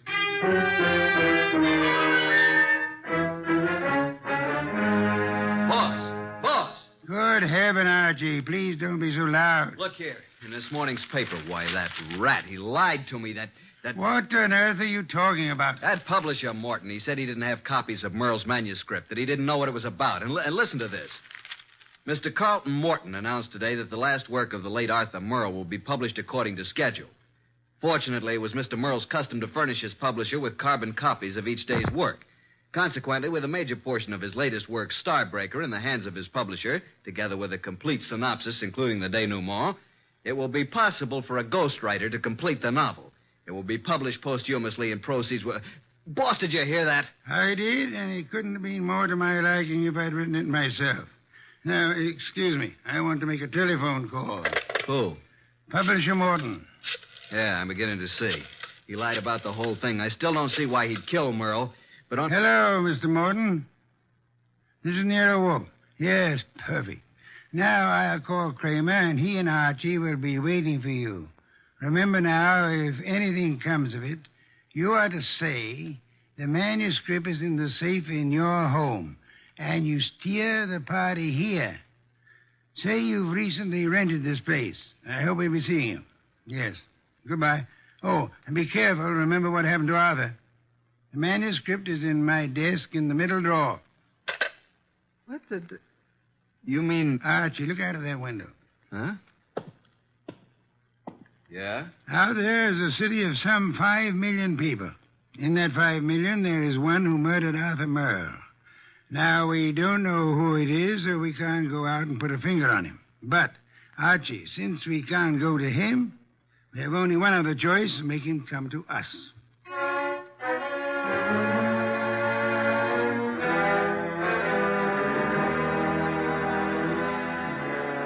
Will you tell me why we're sitting here in the dark in Wolf's office? Yes, Inspector Kramer. Mr. Wolf promised us a caller. Mr. Morton is to pretend that he's rented this place recently. Well, who's the caller? Can't tell you until he or she gets here.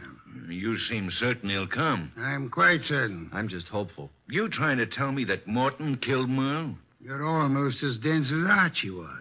No, Morton didn't do it. Unless Mr. Wolf is very wrong, which is doubtful, before the night is over, Morton will know who did. And then it won't be long until we know, too. You should get on a quiz program. You're so good at guessing games. Shh. Listen. Huh? Someone's coming. A brilliant deduction, my dear Kramer. I hope there are two of them. Inspector, behind these drapes. Quick! I'll get behind the screen. All right, Mr. Morton. So far, you've been very cooperative. Just keep it up. I have no intention of doing otherwise. Your gun has me completely convinced, Mr. Childs. Get the manuscript. Yes, just a moment. It's in my desk. Wait a minute. I thought you said it was in a safe. A mistake, Mr. Childs. I don't have a safe. Shall I get the manuscript? Yes, but no tricks. You be careful. I'm being exceedingly careful, Mr. Childs.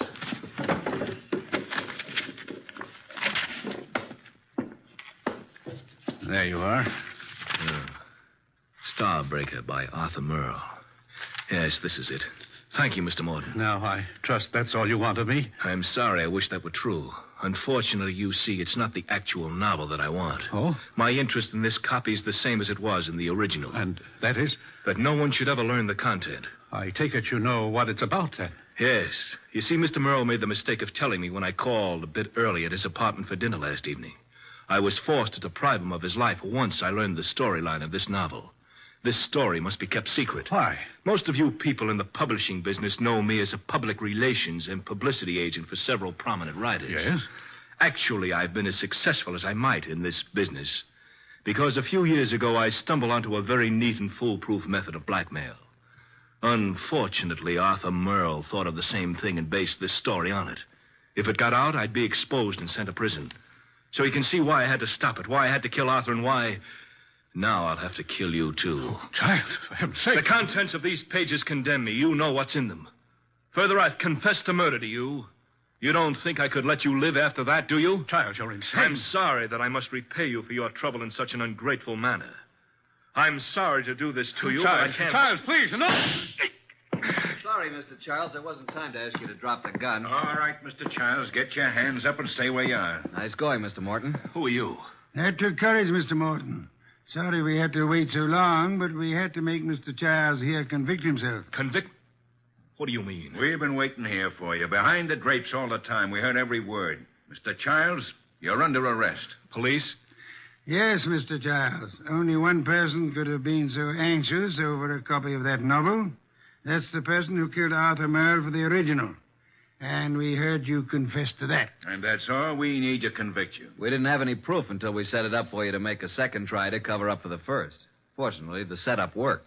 Setup? Take a look at the rest of the manuscript, Mr. Childs. What? Oh, the front page is there, all right, but look at the rest. Why, they're blank. They're just blank pages. You didn't have a copy at all. No, but we certainly got a murderer. Eh, Inspector? Childs! Childs! Stop, Childs! Stop! Well, that's one way to avoid standing trial.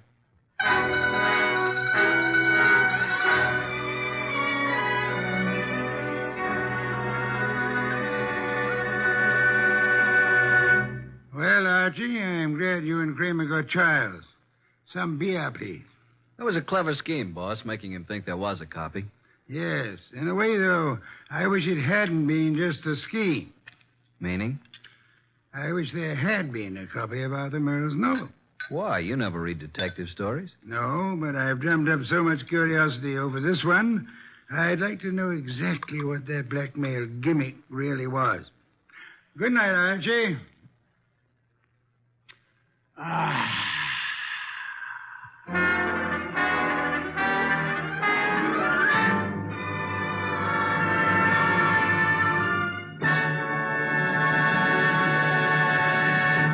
You have been listening to The New Adventures of Nero Wolfe, starring Sidney Greenstreet.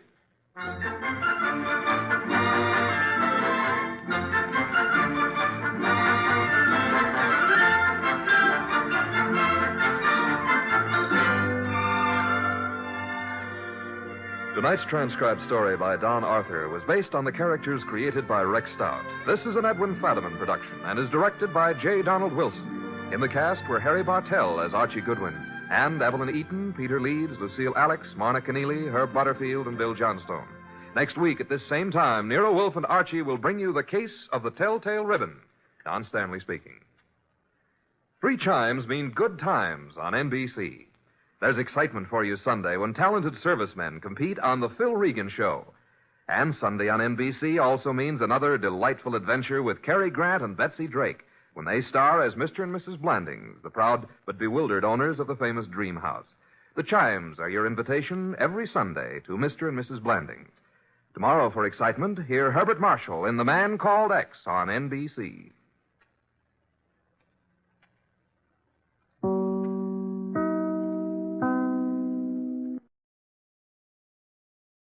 Old Dutch Cleanser, famous for chasing dirt, presents Nick Carter, famous for chasing crime.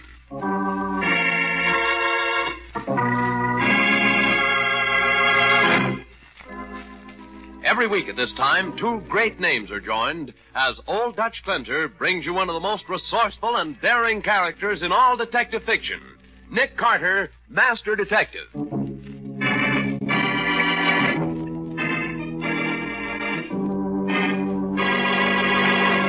Nick, I don't understand this. Why did I have to get dressed up like a bobby soxer and meet you in front of this candy store?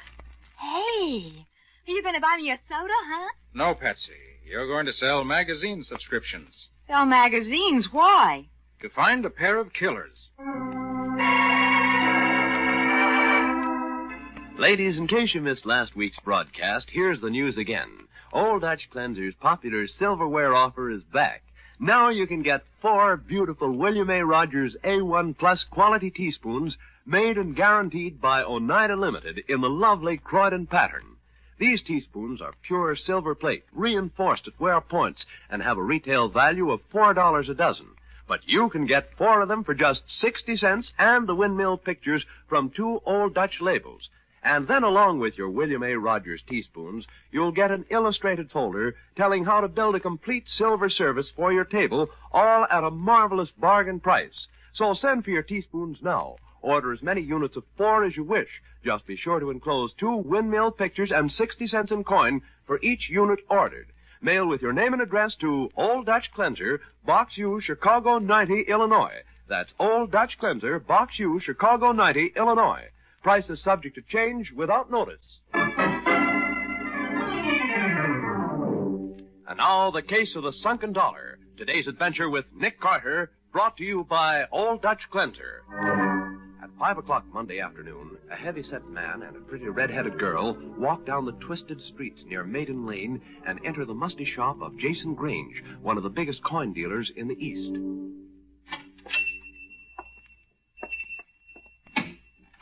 Mr. Grange? Mr. Grange, y'all here in the store? Just 1 minute, please. Just 1 minute. It's okay. We're the only ones here. You clients give me a pain, that's what you do. A big stiff pain. Always coming in at closing time. Never give a man a chance to have dinner. Now, what is it, please? What is it? Isn't it the most cunning man in the whole world? Huh? I declare, Daddy told me you were cute, but I never dreamed the famous Mr. Grange would be like this. I got half a mind to give you a great old hug and a kiss. No, miss, please. I'm Sally Ann Mason. You can call me Sally. Mason? Mason? You're related to Colonel Mason of Memphis? I'm his daughter, Mr. Grange. Great collector, Colonel Mason. One of the best. So you're his daughter. Well. What are you doing in town? Daddy sent me up to buy a coin from you, Mr. Grange. He did, eh? Well, think of that. He wants to buy the 1804 silver dollar. Well, I never thought he'd get around to it. Price is $10,000, you know. Yes. I brought the cash with me. Cash? Yes. This is Mr. Brown from the bank. He was sweet enough to chaperone me around the city. Show Mr. Grange the money, Mr. Brown. Got it right here, Mr. Grange, in 500s. But if you don't mind, I've got the responsibility for this little girl. Could I ask why the coin she's buying is supposed to be worth 10,000? Ah, you're interested, eh? Of course. Wait, I'll take it out of the safe. You can see for yourself. Good. In the year 1804, 19,000 silver dollars were minted, but only 3 are in existence today. Oh, how's that? Well, the reason is that the coins were shipped north by boat from the mint. The boat was lost at sea. Oh, that's that so. makes the 1804 dollar one of the rarest American coins. And here it is. I declare. Isn't it just too cunning for words? Okay, Louis. Sure, Hazel. What's this?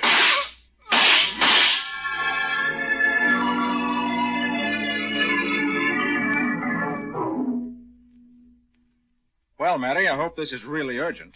You've interrupted 3 reports and a lab analysis with your hurry-up call. Not to mention making me miss my dinner. Nick, this is really a mess. Murder with assorted trimmings. Oh? Yeah. This is the body of Jason Grange, coin collector and dealer. Murdered about an hour ago. 3 bullets, dead center through the heart. I see. Well, what are the trimmings? In the first place, Grange was shot with the craziest-looking bullets I ever saw. Huh? The medical examiner just extracted them. Here, take a look. Conical slug with the point squared off. Yeah, you know what it is? Sure. The square-pointed 9mm Luger bullet, Matty. It's unusual in this country. What else? Well, whoever murdered Jason Grange stole only one single coin. What coin? An antique silver dollar dated 1804, worth $10,000. Oh, yes, the famous lost dollar. Most of them are supposed to have been lost by shipwreck. Well, how do you know the dollar was the only thing stolen, Matty? Oh, we checked on that. Checked his stock against his inventory. The only thing we could find missing was that sunken dollar. Sounds logical. Mm-hmm. And here's another trimming. Before Grange died, he scrawled the numbers 1804 in blood on the floor. You see it? Oh, yes. Gets curiouser and curiouser. Yeah. Anything else? Yep, and this'll kill you. Under the counter, we found the corner of a $500 bill. Looks like it was torn off accidentally. Here. Now, this is very interesting. Happen to notice that the engraving is rather fuzzy, Matty? You got quick eyes, Nick.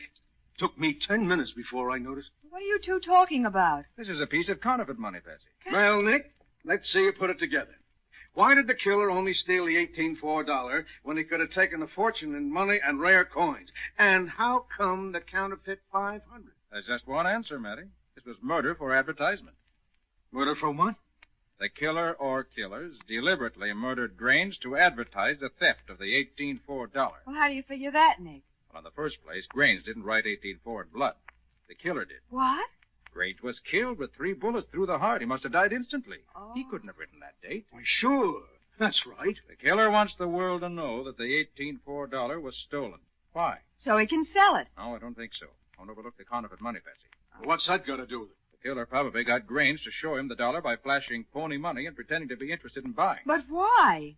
If the killer can counterfeit modern money, he certainly can counterfeit an 1804 dollar. Holy smoke, Nick. You think he's going to counterfeit a whole pack of these sunken dollars? I do. With a theft well advertised, he can sell dozens at $10,000 each, pretending each one is the original stolen dollar. Then what do? We got nothing to go on. Oh, Matty, you've got plenty. That Luger bullet is a rare bullet. There aren't many dealers in this city who carry it. No, you're right, Nick. Then get your squad out. Check every dealer. Try to get a line on recent purchasers. Right. What about you? I'm going back to the laboratory and do some research into the fine art of counterfeiting.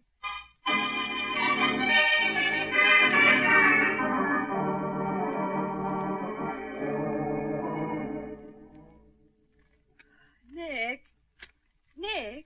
Hmm? Oh, it's past midnight. Aren't you ever going to quit? I'm almost finished, Patsy. What have you got? Well, I've been through my counterfeiting samples about 20 times. think I've eliminated all except 5 of them. Oh, good. Each of those 5 closely resembled the work on this note. Get our files on counterfeiters, will you? Ready. First sample, Jerry Hall. Jerry Hall. Jerry Hall, at present serving 20-year term in Atlanta. And let's him out. Hal Moore. Hal Moore. Dead. Killed in 45. And gets us down to 3. Joe Mitchell. Mitchell. Out on parole, working in Chicago. Maybe Joe's gone back to the old racket. Larry Denby. Alcatraz. Peter Baker. Peter Baker. At Lodge, this city. Last known address, 28 East 2nd. And it's between Pete Baker and Joe Mitchell. Uh-huh. All right, we'll check Joe later. Maybe he's still in Chicago. Right now, we'll run down to 28 East 2nd to see what we can... Oh, the phone. Nick Carter's office, Patsy Bowen speaking. Patsy, this is Matty. Got a report for Nick. Oh, just a minute. Nick, it's the sergeant. Right. Yes, Matty? Just finished the check on the Luger bullet, Nick. Only person who bought a 9mm slug in the past 6 months is a woman. A woman? Yeah. She bought it last week. Couldn't get anything much in the way of a description. She's a pretty redhead, that's all. All right, Matty, thanks. Maybe I'll have something to report to you in an hour or so. Yes, such as what? I'll know as soon as I've spoken to Pete Baker.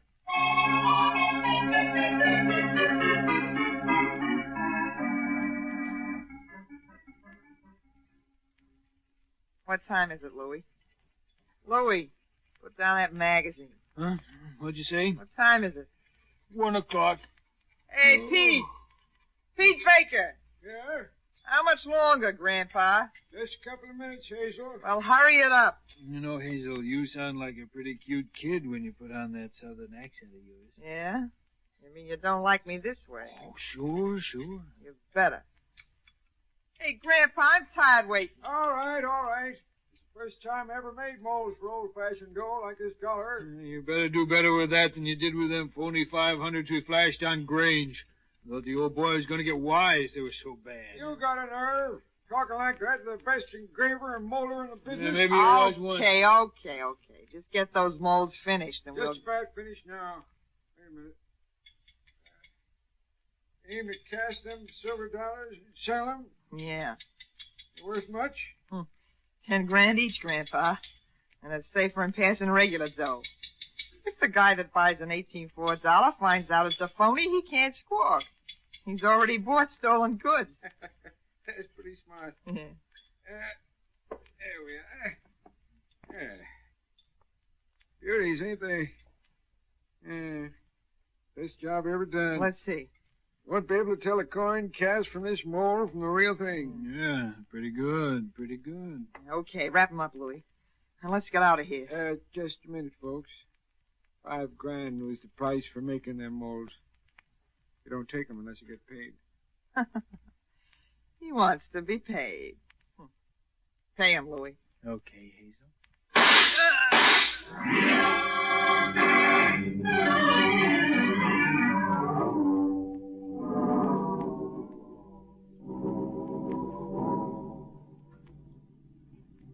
This is 28 East 2nd, Patsy. Come on. Uh-huh. Oh, I feel as though I'm walking in my sleep. It's only a little after 1. We'll be finished soon. Nick, look at the sign on the door. It says this building's been condemned. Yes, so I see. And we're out of luck, huh? Not necessarily. Unfortunately, it's not unusual for people to have to live in a condemned building until it's actually torn down. That's true. Certainly be an ideal place for a hideout. Well, we'll see what we can find anyway. Mm-hmm. Golly, it's dark as pitch in here. Get my flashlight out. There, that's better. Oh, Nick, this place looks deserted. Maybe.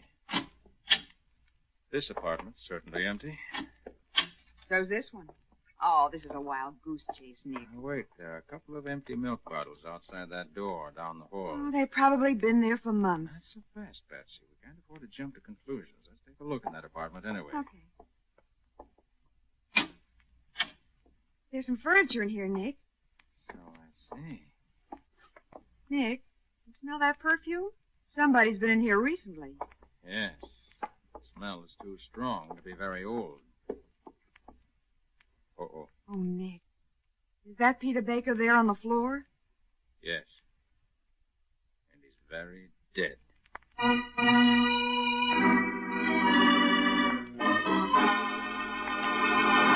In the glare of the flashlight, Pete Baker's body is outlined, sprawled on the cluttered floor. Swiftly, Nick inspects the dingy room. Having discovered Pete Baker's body on the floor of his room, Nick examines the dead man closely. 2 bullet wounds in the chest. Body still warm. Hmm. Patsy Baker was killed only a few minutes ago. Nick, that perfume we smelled. Maybe the woman who wore that perfume killed him. Possible. Wonder if there's anyone else living in this house who might have seen or heard anything. Well, there's one way to find out, Nick. Yeah, I'll see what I can find in here. While I do that, suppose you go through the building. Cover every apartment. Right. See if you can find anyone who heard shots about 5 minutes ago, and what they did about it if they did.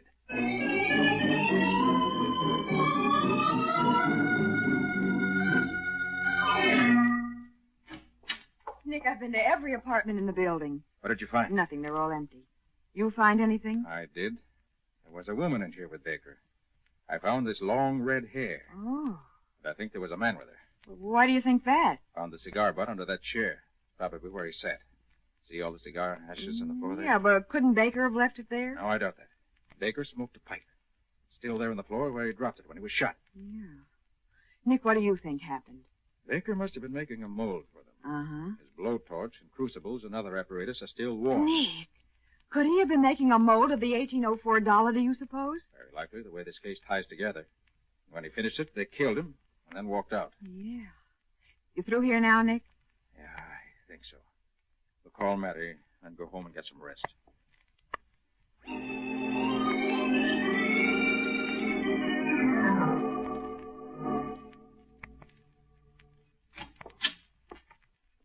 Okay, Nick. Here's the final report from the lab. Fine, Matty. Let's have it. Well, you figured it out just about right. There apparently was a man and a woman in the place with Baker, and she was a redhead. And chances are she's the same redhead who bought the Luger bullets. By Jove, Matty. I've forgotten about that. No, well, we got the man's prints, but the woman wore gloves. Did you identify the man? Yeah, we checked the prints he left on this magazine, Nick. He's Louis Larkin, hijacker, gunman, and all-round crook. 2 terms in the state pen. Here's his file photo. That helps. Yeah? Hey, what's this slip of paper in the magazine, Matty? Something of yours? Yeah, huh? No, just an ad the dealer must have stuck in before he sold it.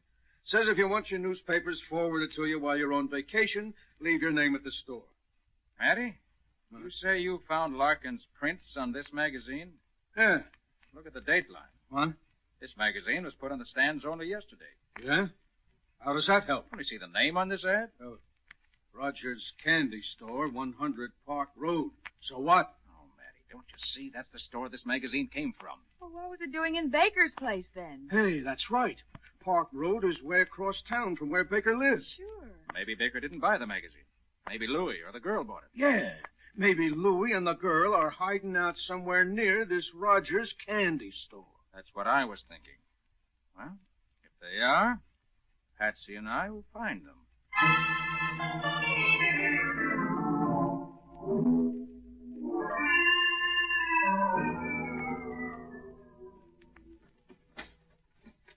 Louis? Yeah, Hazel. Got the bags packed yet? Just now finished, Hazel. I've been going over the list of coin collectors, Louis. Got a nice schedule worked out. Yeah? We hit Chicago first. There are 3 collectors there. 10 grand each makes 30 grand. Hey, swell. In St. Louis, Cleveland, New Orleans, El Paso, L.A., Frisco, and Seattle. The way I figure it, we'll split 300 grand. Easy. Yeah, we sure should. Pretty cheap for knocking off a couple of punks, huh? You said it, Hazel. You remember to get the train tickets yesterday? Oh, sure. They're on the dresser there in the envelope. Right. Yeah, I gotta hand it to myself, Louis. It's a foolproof racket. Some of these collectors are crazy guys. If they're daffy enough, they don't mind buying rare coins, even when they know they're stolen. What I like about it is that they gotta keep it secret because they're buying stolen goods. They gotta cover up for us. That's foolproof, Louis. 100% foolproof. Hey. What's the matter? Comes the window quick. Well? Down on the corner in front of the candy store. Yeah. See that tall guy standing there with magazines under his arm? Yeah, I see him. That's Nick Carter. Nick Carter. Yeah. Puzzle up with that packet, Louie, and let's get out of here. Yeah, I'll say. Maybe Carter's around just by accident, or maybe he's on to us. Either way, we're taking no chances. Not for $300,000 and a murder rap, we ain't.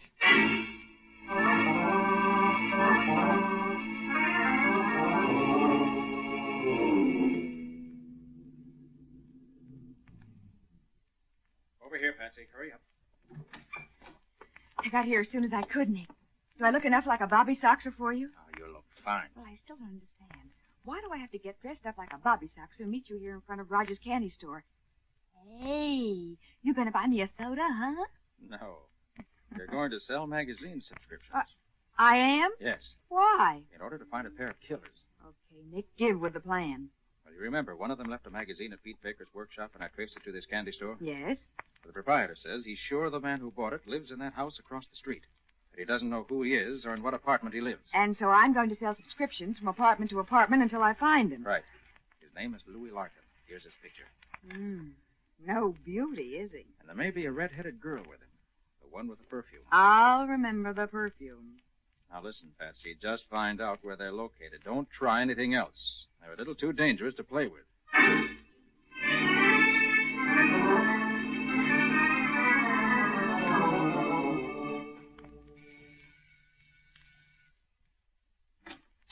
Yeah? Good morning, sir. I represent the All States magazine. Beat it. Well, that wasn't Louis Larkin.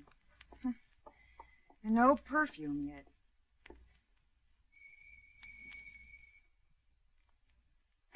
Good morning, madam. I represent the Universal and which is helping me work my way through college by the sale of magazines in which I'm sure you won't be interested. Well, why shouldn't I be interested in literature? Come on in, honey. Come in. The All States Magazine Company publishes... I thought you said Universal. Huh? Oh, yes, I represent both. I tell you what. I left my subscription blanks down in my car. Yeah? Wait till I get down and get them. Grab her, Louie. You're Nick Carter's girl, aren't you? Yeah, we saw you chewing the rag downstairs. Hazel, Carter's hep to us. He knows we bumped Baker and Grange, and he knows we're here. You're not telling me anything. Well, what do we do? I'm thinking. Okay, so while you're giving the think tank a workout, I'll take care of this. Take it easy, sister.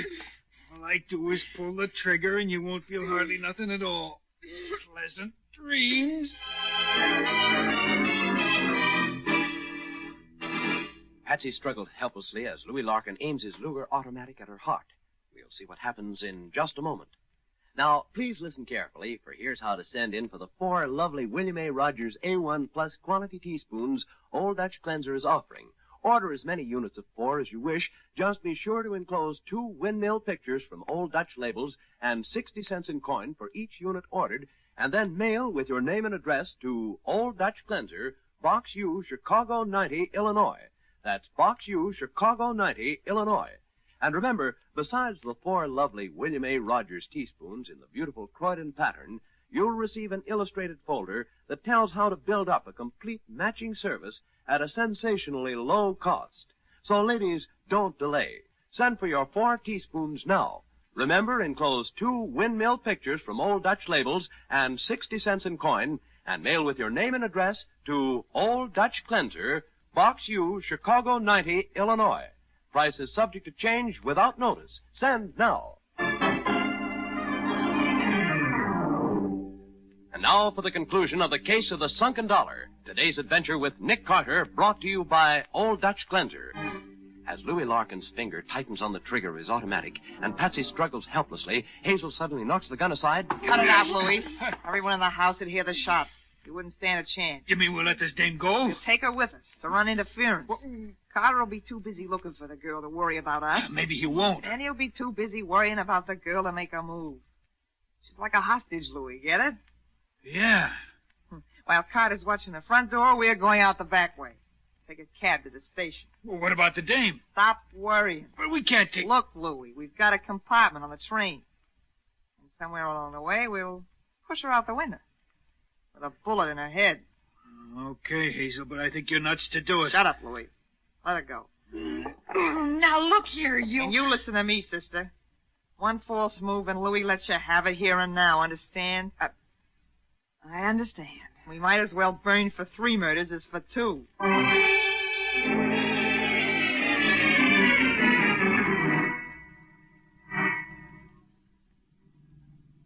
There's a hack coming, Hazel. Hey, taxi! Taxi! Get in, honey. Okay. The train terminal driver. And will you please close the glass partition? I'm awfully cold back here. Terminal? Okay, lady. I'll close the glass. Okay, we made it. Carter will wait for the girl to come out, maybe 10 minutes. Then he'll start looking. Yeah, and he won't find nothing. What a laugh. We'll take the first train out. Hey, maybe that don't go to Shy. We can always get to Shy later. Maybe we'll start on the West Coast for now, huh? It's okay with me. The further from Carter, the better. Look, I'll make a bet with you. $100 to 1 cent that you don't get away from Nick. We've already got away, sister. Is it a bet? It's a bet. Only trouble is you won't be around to collect even if you win. Hey, where are we? What's he stopping for? This isn't anywhere near the terminal. Step right out, lady. Let me help you with your bags. Oh, we all don't want to get out here. I said the train terminal. This isn't the terminal. You crazy? What is this place? Police headquarters, Louis. What? You say? Don't move. Come on, Patsy, you get out first. Okay, Nick. Nick Carter? Yes, Hazel. The name is Nick Carter. I will just pile out of this cab, luggage, gun, mules, and all, and walk quietly into headquarters. Sergeant Matheson wants to talk to you about some assorted thefts and murders. All out, please. Oh, before I forget, 1 cent, please, Hazel. I not only win the bet, I'm here to collect.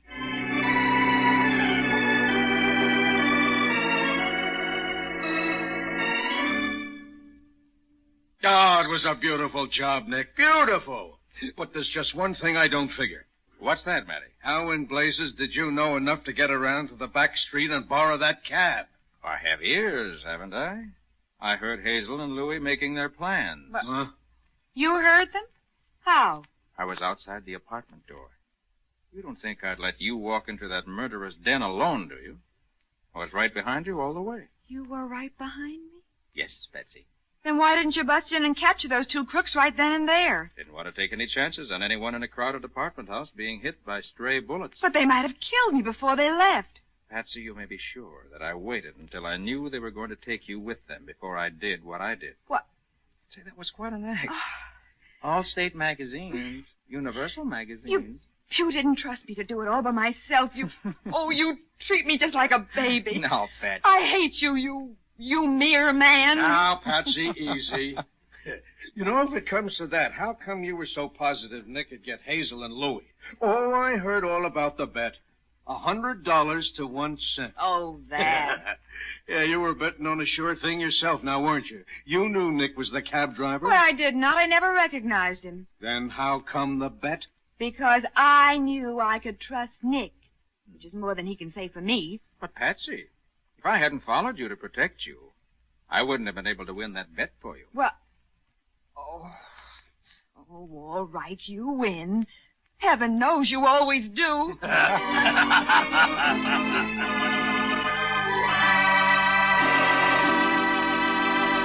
Nick Carter, Master Detective, is presented each week at this time and over these same stations by the Cudahy Packing Company, makers of Old Dutch Cleanser. Remember, when you go shopping tomorrow, get the cleanser preferred by more women in America than any other. Old Dutch Cleanser.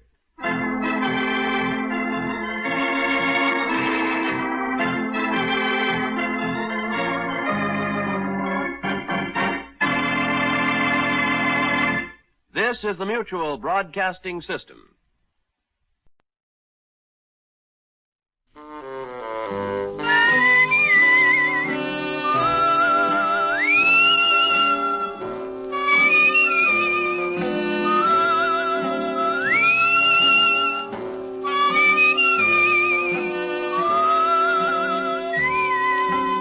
Here's Dick Powell, transcribed as Richard Diamond, private detective.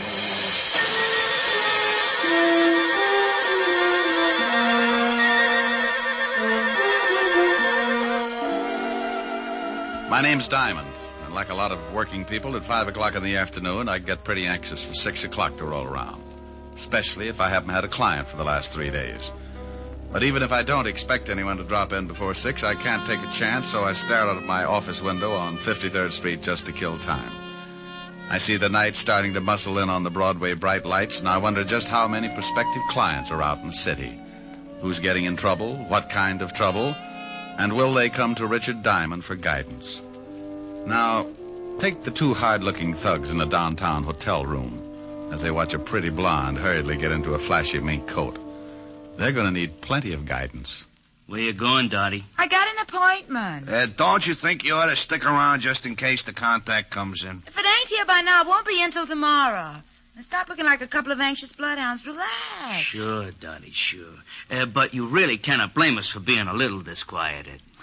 Don't she look classy, Al? Hey, who you gonna roll tonight, dollface? Your grandmother. Or ain't she out of Alcatraz yet? Hey, I don't like no cracks about my family. Well, what are you gonna do, Stan? People stop by the zoo every day. Now, please, no logomachy.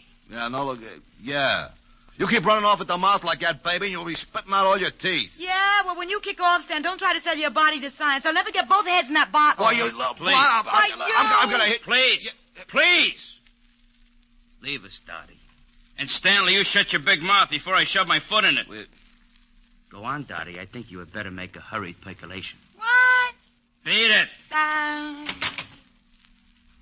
Oh, Al, why didn't you let me mess her up a little? She's always acting like she's got a family background. I do not know whether her family had anything to do with it, but it is a very nice background to gaze at. Now shut your ugly face and let us start tailing her. Tailing her? What for? I think she is up to something. Yeah, well, sure she is, but I don't want to get booked as a peeping Tom. Stan, you are a melonhead. I think she is going to try a cross. Florida has never been late with the numbers before. You think she's going to pick up the bundle and skip? No. I just want to see what she does with her evenings. Oh, well, I can tell you that. Stanley, please. You arouse my irascibility. Oh, I'm sorry, Aloysius.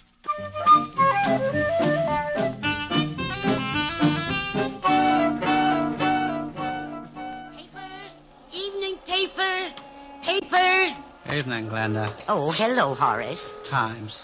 You look tired. Hard day at the office? I stayed home. My wife's swell. Here's the Times. Thanks. Good night, Glenda. Good night. Papers. Evening papers. Have you got a late edition? Why, yes, right here, dearie. You got it? Yeah, in the purse. Put it down on the counter and look through the paper. Okay. Paper. Evening paper. What do you want me to do with the purse? Keep it till I meet you at the train. Sure, honey. It's good to be working again, ain't it, Dottie? I gotta go. They usually got a tail on me. I'll see you tomorrow morning. Relax. We're in the chips. Paper. Evening paper. Paper, sir? No, but I will take that purse. Purse? Oh, why, that nice young lady must have left it on the counter when she looked at the paper. Please, just extend your agent index and shove it over here. Why, I can't do that. It belongs to that young lady. Oh, look, it would make me very unhappy to have to shove all those nice old wrinkles around, but I am in need to possess one patent leather handbag. Now, if you will kindly move it in my approximate latitude, you old bat, we can dispense with all... Why, you poor excuse for a lowbrow gunniff. Madam. For 2 cents, I'd wrap a lead sap across your flat head. Well, hello, Glenda. Hello. How's business? Oh, Officer Quine. Aren't you on a little late? Yes, I've been changed to the 6 o'clock beat. Well, good evening, sir. Yeah, lovely. Good evening, officer. Say, haven't I seen you somewhere before? Hardly. I reside in Flatbush. Well, thank you, Mother. I do not see anything I want. Goodbye. He doesn't see anything he wants. What does he think you're running? A drugstore there? Hey, Al, I saw a cop. I am proud of you, Stanley. Huh? Now let us hurry around this corner. What, you think Dot and the old dame are cooking up something together? Stop here so we can watch the old dame. Stanley, to put it in your words, yeah, I think they are cooking up something. Oh, you figure she slipped the old girl the numbers? Your perception astounds even my Hey, observe. Oh, yeah. Your grandma is taking off and leaving the cop behind to watch the papers. Yeah, she is going in that building. She has got the purse. Stanley, stay here and await my return. Okay, but My feet are beginning to hurt. Go in the drugstore, purchase some Blue Jays. I shall be right back with the purse.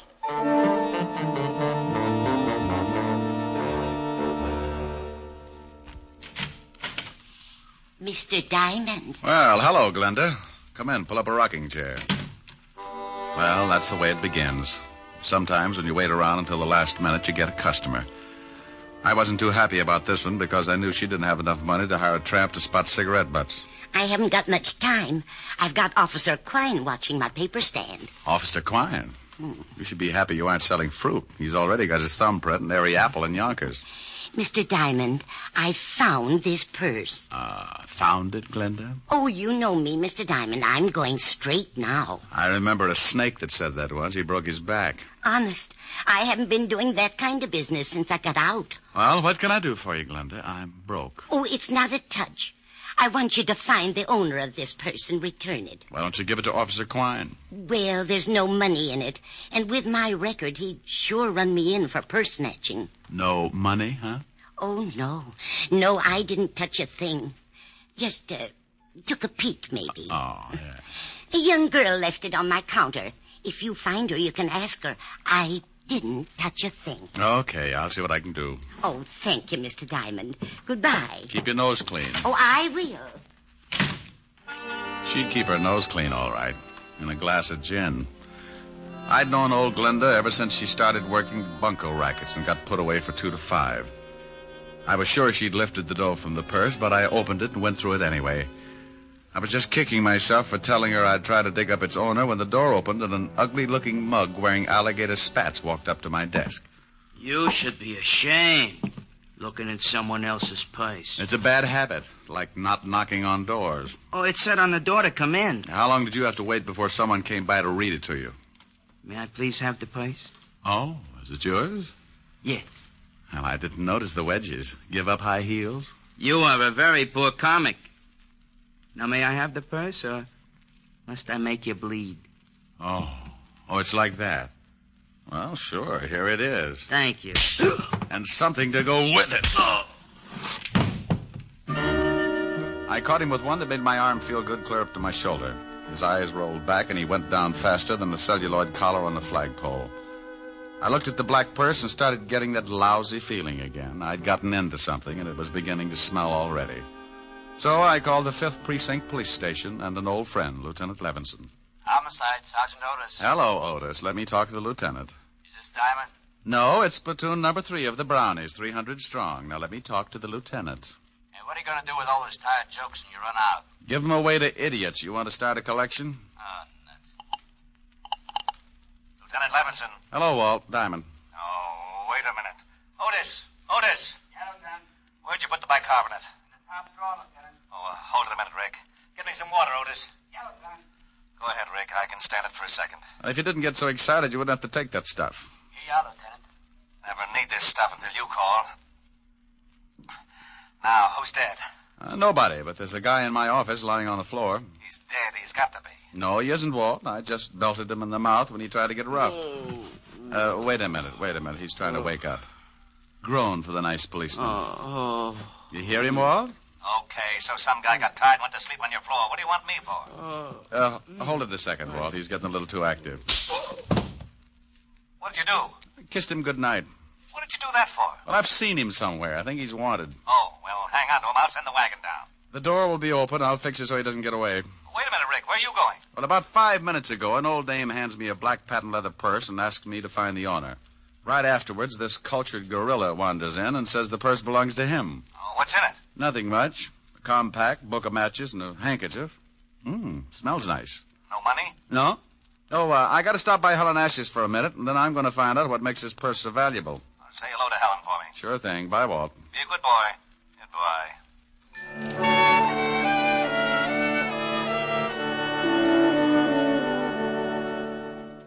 I got a rope out of my desk that I hung my socks on when I had time to wash them and tied the sleeping Gonif to a chair. I didn't know much about pocketbooks, but I knew someone who did, so I headed for 975 Park Avenue and a beautiful redhead named Helen Asher. Oh, good evening, Mr. Diamond. Good evening, Francis. Is Miss Asher in?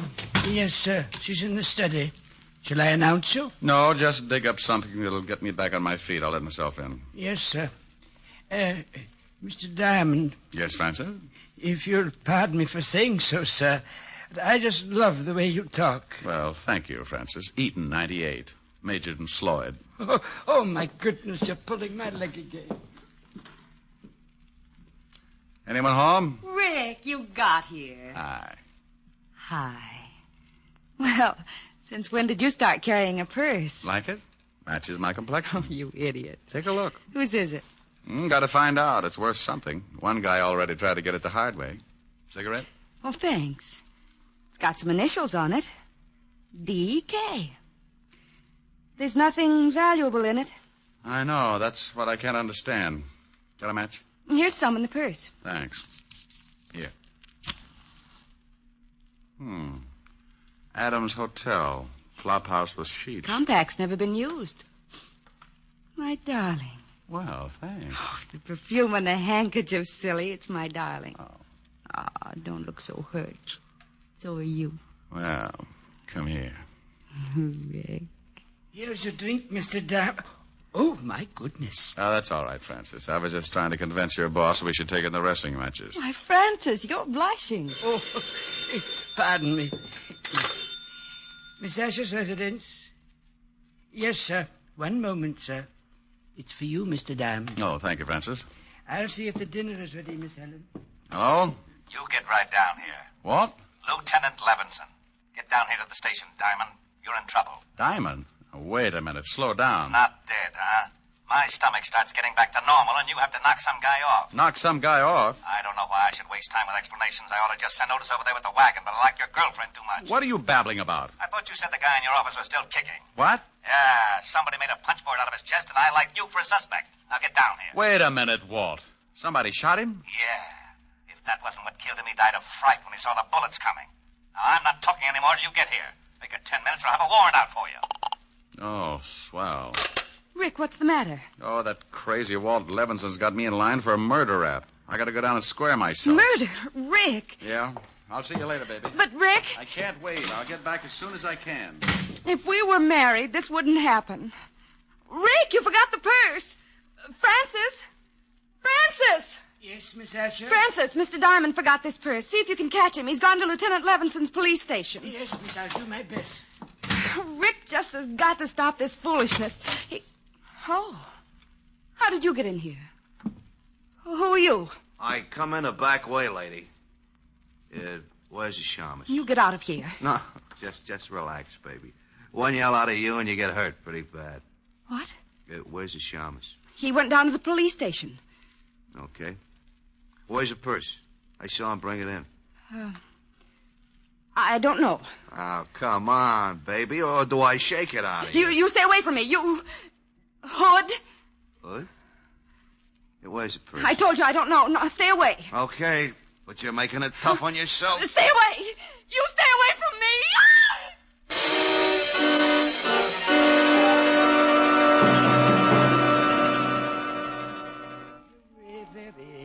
Tucked underneath her arm, she walks the bloody tower with the red tucked underneath her arm at the midnight hour. Pardon me, sir. Yes, madam? I believe you have my purse. I beg your pardon, but this purse is the property of Mr. Diamond, private detective. Yes, I know. I gave it to him to hold for me. Well, I'm very sorry, madam, but you'll have to claim it from Mr. Diamond himself. Oh, yeah? Help! Police! Oh, madam. Measure! Madam! Help! This man is trying to steal my purse. Madam, let go of my coat. This guy giving you trouble, Mother? He's trying to steal my purse. Help! Oh, yes, huh? Looks just the type. This'll learn you, Romeo. Oh, my. Got an old lady, will you? Come on, get up and fight it. Hey, lady! Lady! How do you like that? Didn't even say thanks.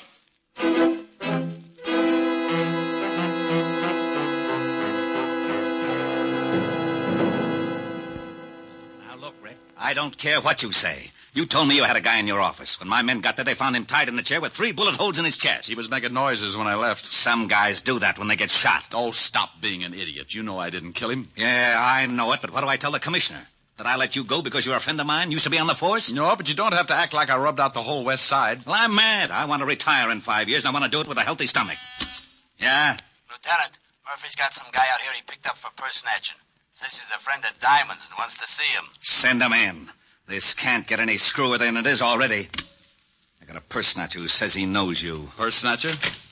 Francis. Yes, Mr. Diamond. I don't feel so well. That's all, Otis. Isn't he your girlfriend's butler? Yeah. What happened, Francis? Well, sir, I was bringing that purse down to you. That's right. I left it at Helen's. Yes, sir. Well, a little old lady approached me on the street and claimed it belonged to her. What did she look like? She had white hair, and she was wearing an old shawl. I think she'd been drinking gin, sir. Cheap gin. Glenda. Glenda Bergen? Is she the one who gave you the purse? Yeah. And then what happened, Francis? When I wouldn't give her the purse, she started yelling and called me a masher. And some enormous gentleman arrived and clouted me on the jaw. Oh, it was disgusting, sir. And the old lady got the purse? Yes, sir. She ran off, and the enormous gentleman sat on my chest until an officer came and carted me off to this place. Was Miss Helen all right when you left her? Why, yes, sir. You don't think... I don't know. But if they knew I had the purse and spotted me going into Helen's... Here, Rick, use his phone. Thanks. Don't you see, Walt, this whole thing has something to do with that purse. Purse, schmurse. I've still got a stiff on my hands. Oh, my goodness. Yes? Hello, honey. You all right? Oh. What's the matter? Hi. Please come home. What happened? A man broke into the house looking for that old purse. I told him I didn't know where it was, and he started slapping me. You did, huh? Yes, and I need comforting. Well, honey, I've still got something to do. Lock all the doors until Francis gets back, and I'll be over as soon as I can. All right. Did you get the purse? Francis will tell you all about it. Bye, baby. Bye. Rick. Some louse shoved Helen around. Francis, get over there and take care of her. It's all right if he goes, isn't it, Walt? I guess so. Otis, I'm releasing the guy that was picked up for purse snatching. And don't say, yeah, Lieutenant. Okay, Rick. Oh, thank you, sir. Step on it, Francis. Miss Asher needs someone to take care of her. Yes, sir. Walt, give me 2 hours to find out what this is all about. Are you going after Glenda? Yeah. If she's tied up with this killing, I'd better send some of the boys along. Give me 2 hours alone. I want to find the guy who shoved Helen around. Okay, Rick. 2 hours, and I put in a general alarm for you and the old dame. You know where she lives? I got a shack over near the East River. Thanks, Walt. Otis, let Diamond go and bring me a tablespoon and some water. And Otis, shut up.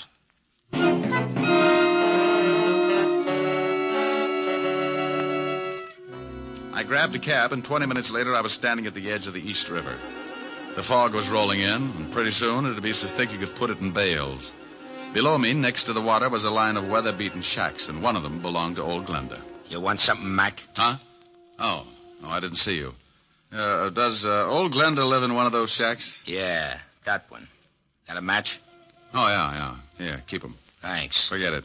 No, wait a minute. Huh? Let me see those matches.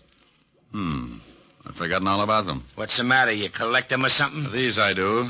Sorry, pal. You'll have to get some others. Okay, Sporty.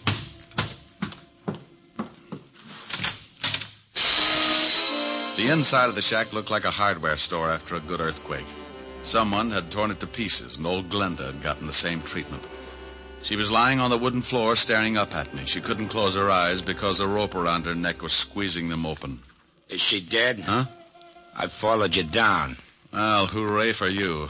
The next time you sneak up on somebody, you're liable to end up with a skull fracture. Just wanted to see what was going on. Is she dead? Unless she can breathe through her feet. She's been strangled. Gonna call the cops? No.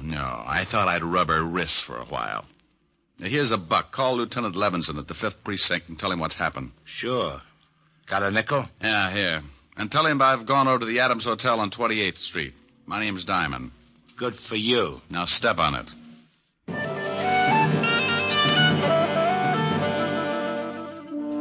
He left in a hurry, and I reached in my pocket and took another look at the book of matches I'd gotten from the black handbag. They were from the Adams Hotel on 28th Street, so I went over there fast. The sleepy night clerk showed me the register, and I found what I was looking for. I remembered the initials on the handbag were D.K. A Dorothy King was registered in room 306. I went upstairs. Yeah? I got a message for you. Slip it under the door. I'm not that skinny. What is it? It's from Glenda. Oh, wait a minute. All right, the door's open. All right, now shut it and come on in. Huh? Oh, what a lovely gun. Glad you like it. Now, what do you want? I just left Glenda. She's dead. What? Yeah, strangled.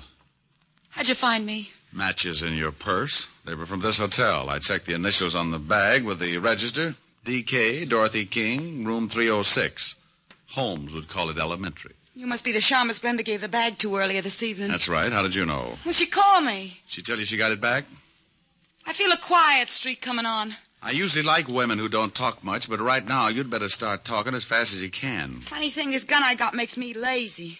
Now get out of here. Baby, I got a big fat surprise for you. Yeah? Yeah. My gun makes bigger holes than yours. Huh? What do you think I'm doing with my right hand, keeping it warm? Oh, don't give me that. You ain't got nothing but a big finger in that pocket. Oh! Surprise. Next time I make it count. Wait a minute. Sure. Drop it.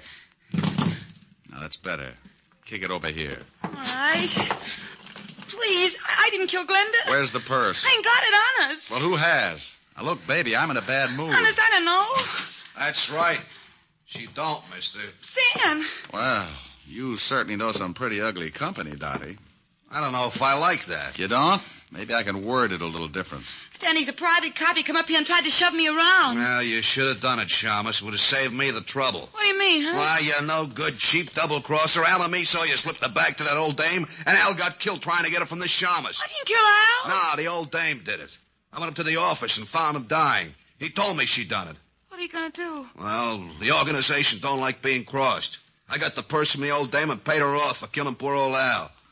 Now I gotta pay you off. I got a surprise for you, too, Stanley. Yeah. You try anything, you'll have more holes on you than a fishnet. He's got a gun in his pocket. Well, look at his pocket, wise guy. Oh, gee, I wish Al was here. He'd know what to do. Go on, shoot him. Shoot him. Stan's got it coming. Looks like it's a tie. No sense in both of us getting killed.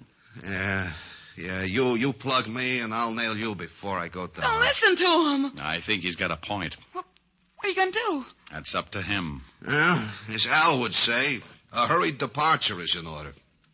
I'll take care of you later, Dot. Huh? Goodbye, all. Yeah, it's pretty good. Al would like that. Don't let him get away. Stop him. You stop him.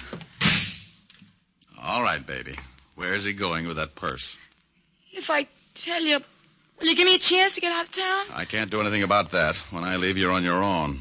Technically, you haven't done anything the law could hold you for. I haven't? No, but that won't stop me from pushing you around. Now, let's have the story. If Stan hasn't been there already, he's headed for a locker in the subway station at 34th Street. What's in the locker?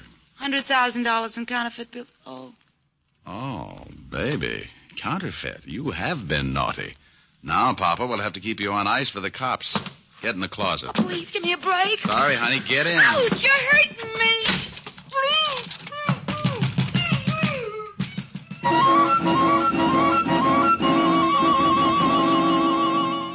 I went down to the night clerk and told him to tell Lieutenant Levinson when he got there about the blonde in the closet of room 306. The subway wasn't far, but Stanley had a head start and he was in a hurry. I ran the rest of the way. I went down the steps. A train was just pulling out when I spotted him. He'd just taken a bundle out of one of the lockers, and as he turned to go, I walked up behind him. Hello, Stanley. What? What you got in the box? The Shamus. Here, you take it. Oh! He tossed the package in my face and started running for the exit. But a crowd of people blocked his way, and when he saw me come up with my gun, he changed his mind. He turned and vaulted the turnstile, and I ducked behind the row of lockers. He had a gun, too. I tried to get a clear shot at him, but there were too many people. And then the frightened little guy did a stupid thing. He jumped down on the tracks and started running up the tunnel. Oh, look at that fool man. He's jumped down on the tracks. Stanley, come back here. You can't get anywhere that way. You said it, Mac. He's running uptown on the downtown side. Here's a corny line. Stop or I'll shoot. You won't get me. Stand. Look out. There's a train coming. Look out. No!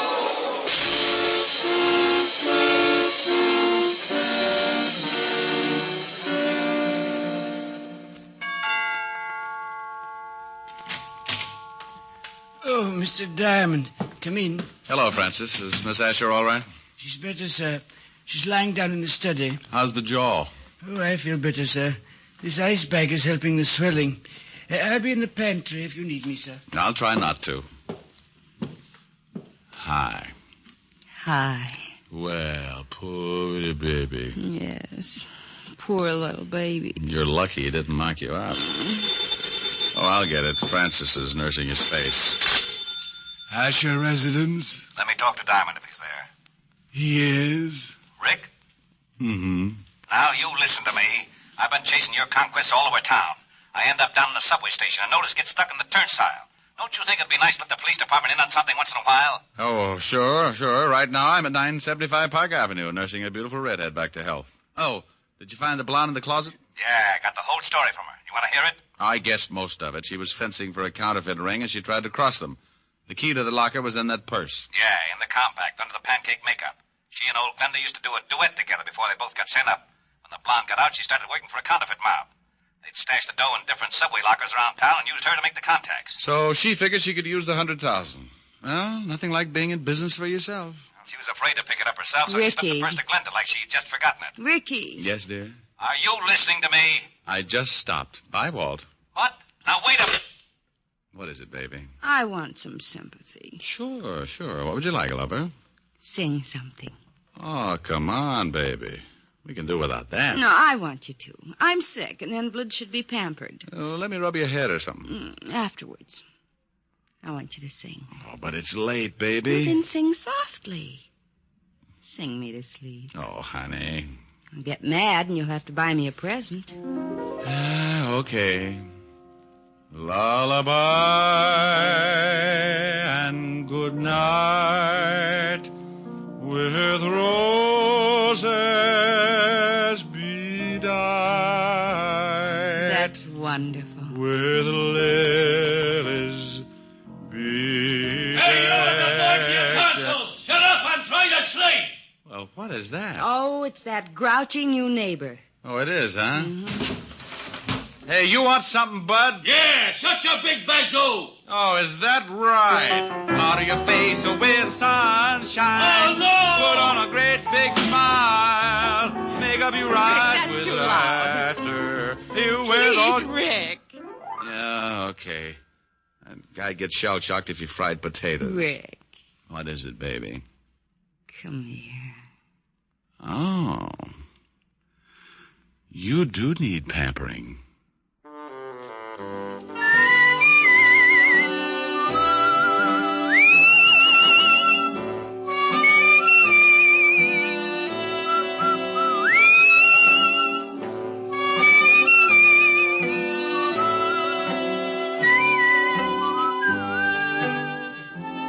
You have just heard Richard Diamond, Private Detective, starring Dick Powell.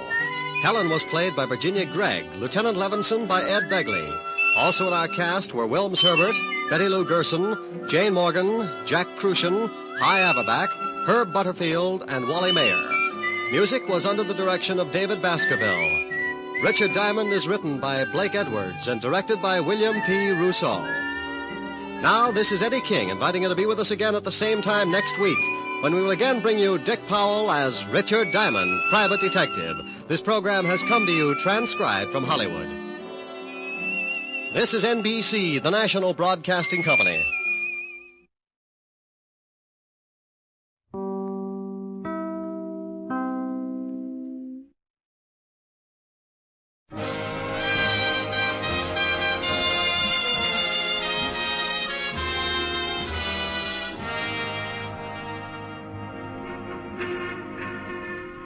Broadway's My Beat, from Times Square to Columbus Circle. The gaudiest, the most violent, the lonesomest mile in the world.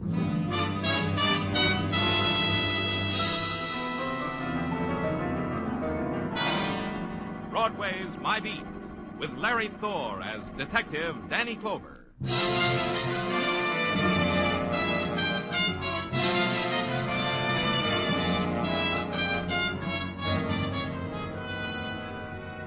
There's a thing about Broadway. It mixes well with the sunlight. On a noonday of summertime, the concrete strikes silver glints. The mob is nicely proportioned with silken ankles and dachshunds and wind-blown hairdos.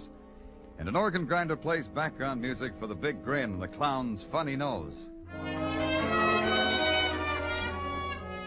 At headquarters, I stood watching it, pushing away the time for the filling out of my routine reports. The diversions were down there in the streets, the girl and the yellow silk dress she wore, both knowing about summer and loving the feel of it. Then I heard two things. The sigh that came from me, the phone ringing that came from the phone. Danny Clover speaking. Did you do what I told you? Who is this? Did you do it, Mr. Clover? I don't understand. Who am I talking to? I wrote you a letter about Stephen Courtney. But Stephen Courtney's dead. Yes, I know he's dead. What's the matter with you? Everybody knows he's dead. What's your interest in Courtney? Who are you? Can't you see it doesn't matter who I am? Can't you understand? Stephen Courtney... Hello. Hello. Hello.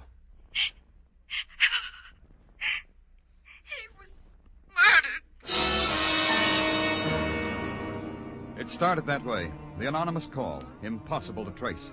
The sifting through the dust of a man's death. Stephen Courtney's dying had for a moment upset the delicate balance of many worlds.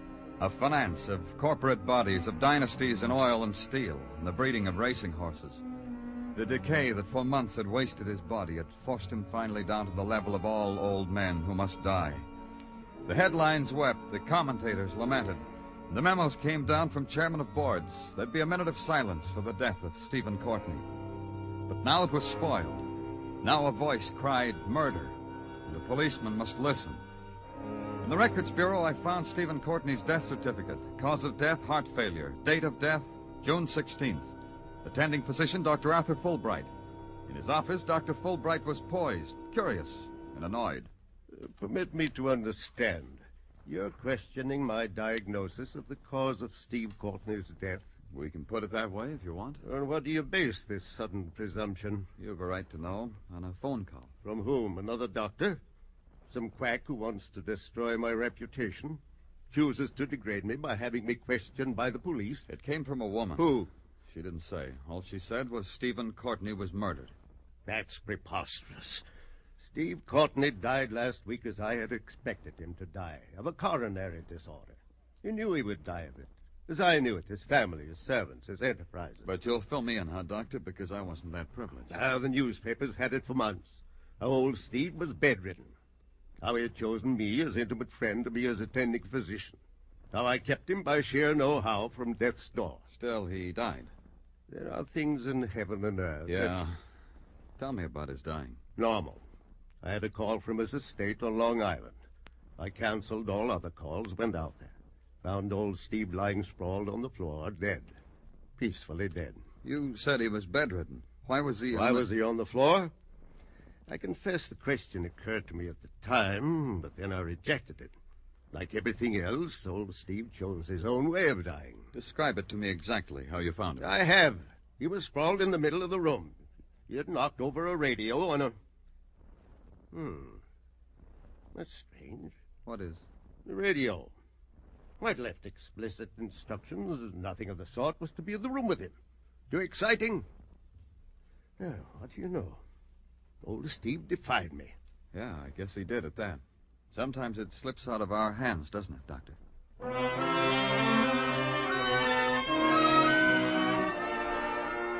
It took about an hour to drive to Long Island and the estate of Stephen Courtney, and enough time driving through the estate to make an observation.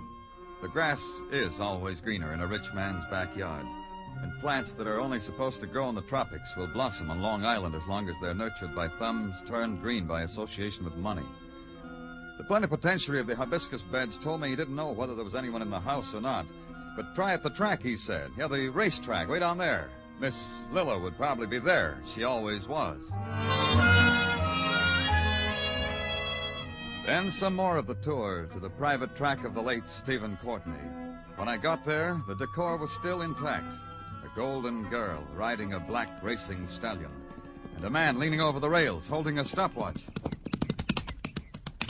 He did fine, Miss Lilla, just fine. Whoa, Sun Prince. Steady, boy, steady. That's the boy. How did he do, Joseph? 101 and 2/5 for the 5 furlongs. I'll help you down, Miss Lily. All right. Who's your friend? Huh? Your friend. I didn't notice any. Hey, what are you doing here, mister? My name's Danny Clover. I didn't ask Hi, you that. Danny. Cool off, son, Prince Freddie. What can we do for you, Danny? I'm from the police. Fine. I'm Lilla Courtney. This is Joseph O'Donoghue, our trainer. How do, Mr. O'Donoghue? What's the police want with Miss Lilla? Joseph takes care of me. I see he does. The old man said I should. The old man said that, Miss Lilla. Joseph? That day he died. The next morning from that, his voice said to me, Joseph, you see that Miss Lilla is all right. When did my father tell you that? The morning after he died. Your daddy still talks to me, the way he always did. I'm glad. Things like that happen to Joseph, Mr. Clover. Once... Well... No, tell me about it. I once chartered a plane to take some people down to Baltimore last year's Christmas. Joseph said don't go. A voice came to him while he was sleeping and said, tell Miss Lilla not to go. But I went. The plane crashed. I was the only one who came out of it alive. Even at that... Well, here, feel my knee, Danny. Well, Go ahead, you'll see. The doctor said I'd be a cripple for life. Dr. Fulbright? Oh, you know him? We just met. Don't go back to him, Danny. I think he's incompetent. But he diagnosed your father's sickness as heart disease. I know. Oh, I suppose I'm being malicious. Of course, Daddy had trouble with his heart. Of course, Dr. Fulbright is competent. What about the radio in your father's room? What did you say, Danny? The radio. Your father wasn't supposed to have a radio in his room. He did on the day he died. He did? Now, I don't understand either. Why are you here? Why is a policeman asking me questions about Daddy? Call it routine. Don't talk to him, Miss Lily. Joseph. I got a feeling about it. I say don't talk to him. Danny, I'm sorry. I've got to go now. There's some questions, Miss You'd better talk to my brother. He's around someplace. Try the house. I just can't talk to you, Danny.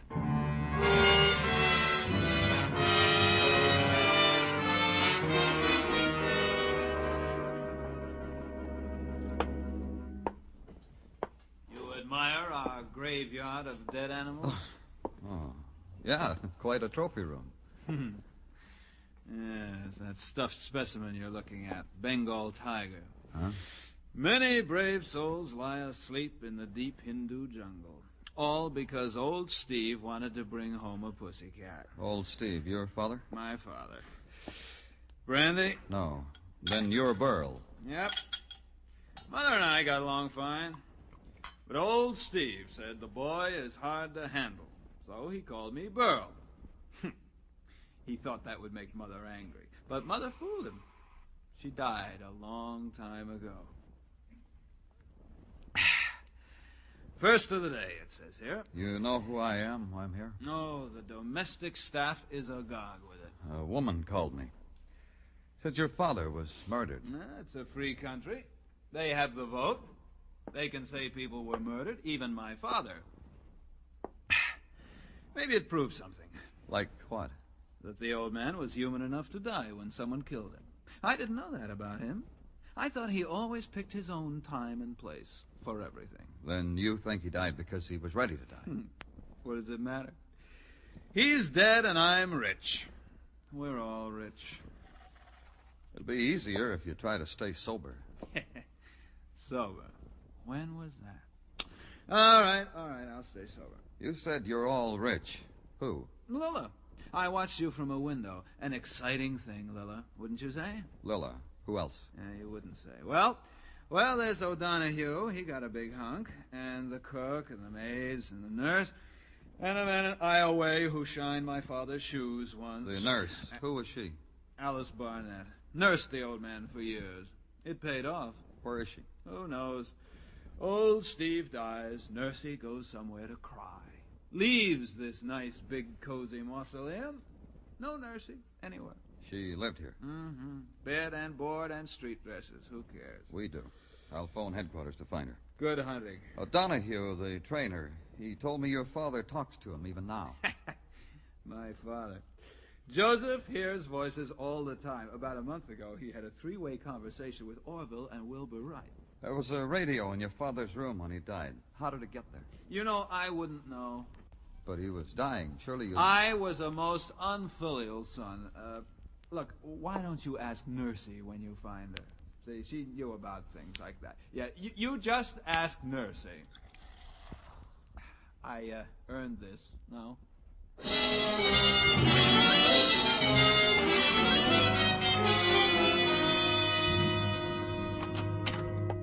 Welcome back to the doldrums, Danny. Huh? I was just leaving headquarters for the day. I thought it would be nice of me to welcome you back to them, the doldrums. What are you talking about, Detective?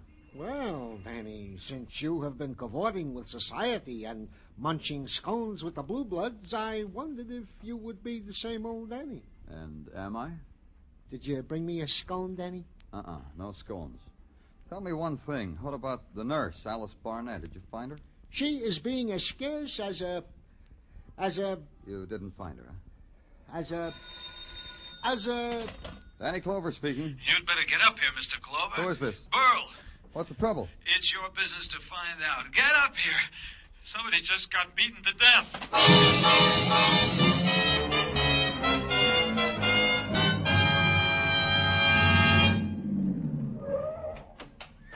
Over here! Over here! He's in there with... Get him out! Get him out! It was a design in horror, done in grotesques. The horse, rearing, screaming, clawing its hoofs against the stall. The girl, disheveled, twisted with terror, pleading with it. Tia, leave him alone, no more. Leave him alone, Tia! Burl, dazed, helpless, sodden with fright, with drunkenness. The blazing moon setting fire to the web of blood that reached out from under the stall gate. Tia, no more! Tia! Burl, help me. Help me get that horse out of there. I can't. I've been trying. I can't. Tia's a good girl. Help me. Help me. All right, don't slide me anymore. All right. I'll open the gate. You grab her mane. Come on. Now. Come on, Tia. There's a good girl. Come on, Tia. I can't hold her. I can't. Let her go.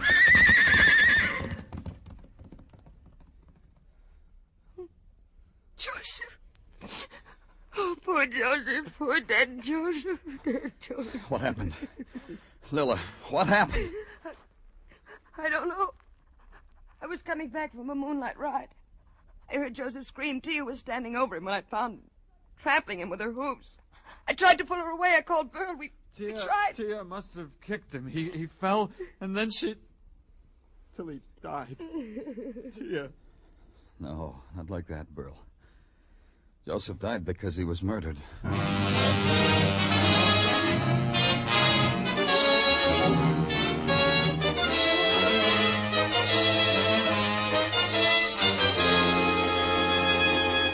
You are listening to Broadway's My Beat, written by Morton Fine and David Friedkin, and starring Larry Thor as Detective Danny Clover. Don't let a rainy day find you unprepared. Start saving for that rainy day right now by buying United States savings bonds. If you hold on to your bonds until they mature, you'll get back $4 for every $3 you invested. Buy United States savings bonds regularly.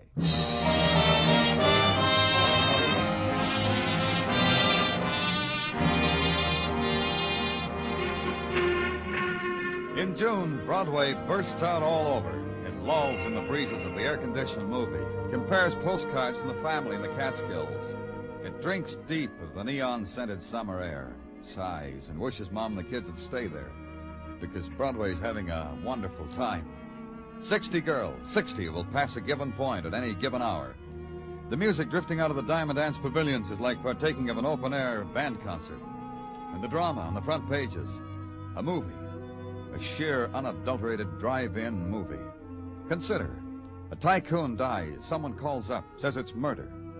A horse trainer is kicked to death by a horse gone crazy with the moonlight. The police say it's murder. Where else but on Broadway can you spend a summer in such a way? And in the technical lab, a man in shirt sleeves wipes the sweat off his lips, breathes on a magnifying glass, wipes it on his pants, invites you to hold it to a photograph. Have a look, Mr. Clover. I suppose congratulations are in order. All because you made a lucky guess. Huh? Come. It was only a guess, was it not? You're saying this Joseph O'Donoghue was murdered? Well, anyway, the photographs, my analysis, quite bear you out. They do? Oh, yes. This one in particular. See the back of the skull? It's quite plain on this one that O'Donoghue was beaten to death. But not by a horse, by a weapon to make it look like a horse.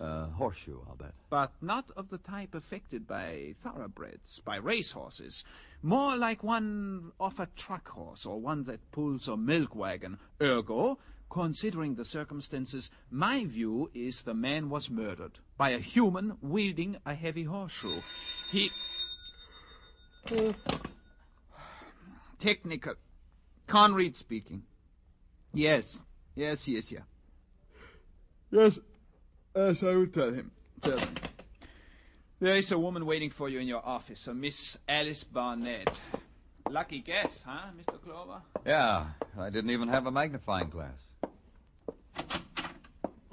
Miss Barnett? Yes. We've been looking for you. Yes, I thought perhaps you were. I've come to give myself up. You're the one who called me, who told me Stephen Courtney had been murdered. Yes, I wrote you a letter, too.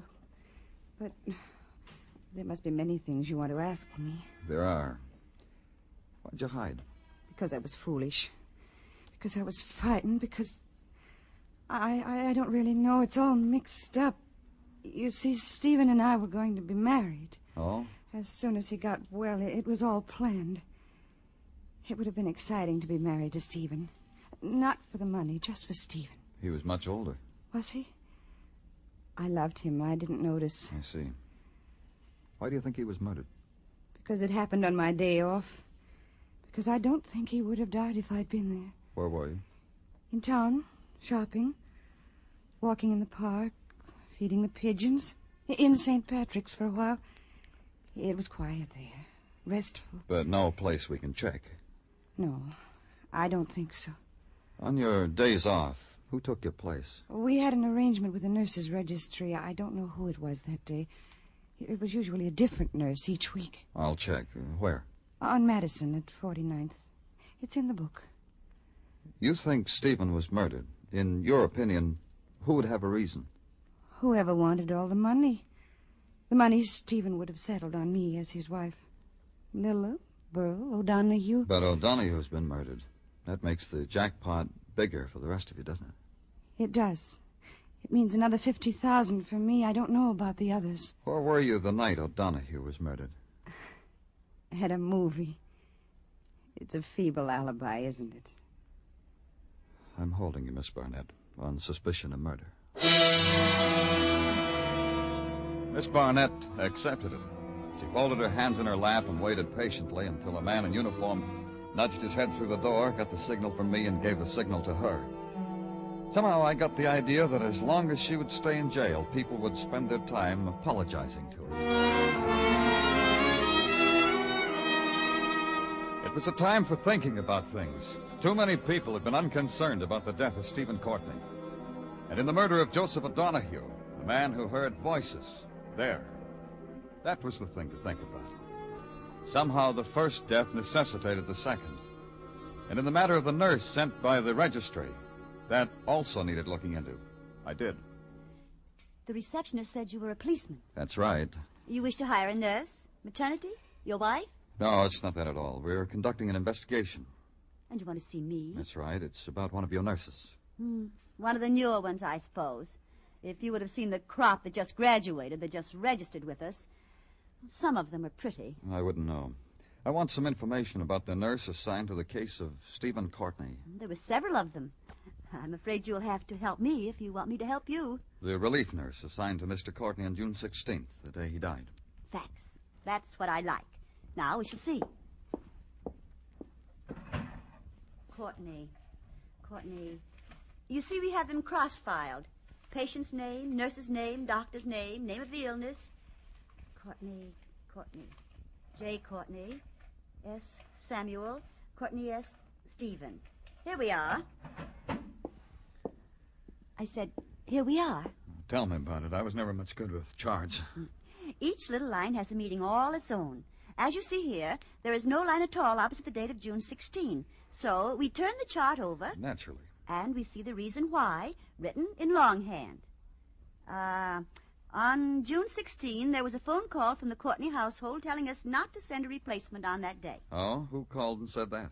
Why, I wouldn't know. For information like that, you'd have to go straight to the source. Naturally.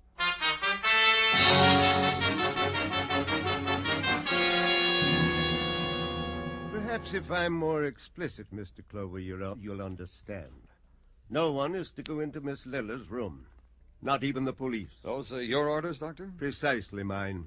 Then you won't mind justifying them to the mere police. Justify? What presumption you people have. However, Miss Lilla is quite ill. Psychotic shock. 2 people she loved very much are dead. She tried to stave off the inevitable by writing Gaiety, etc., etc., but it's caught up with her. Natural in a woman of Miss Lilla's sensitive fiber. Yeah, I guess it is. Doctor, who gave the order that no replacement nurse was needed the day Stephen died? You? I haven't the slightest idea what you're talking about. No nurse? Well, that's preposterous. Surely not... Get out of here! Why, whatever could Psychotic shock, huh? Sensitive fiber, huh, Doctor? You're vicious, Burl. You're ugly and vicious and drunk. Oh, no, little sister, don't throw anything else. It'll only bring on a relapse. Come on now, poor, sick little sister. Out of bed! Leave her alone, Burl. Are you all right, Lila? Are you all right, Lila? Sure, you're all right. Everybody thinks you're so sick, little sister. Shut up, Burl. You can't say that to me. I am the master here now. You, Lila, O'Donohue, old Steve. I crack the whip, and I... Burl. Burl, are you hurt? He'll be all right. Just let him sleep it off. I'm sorry.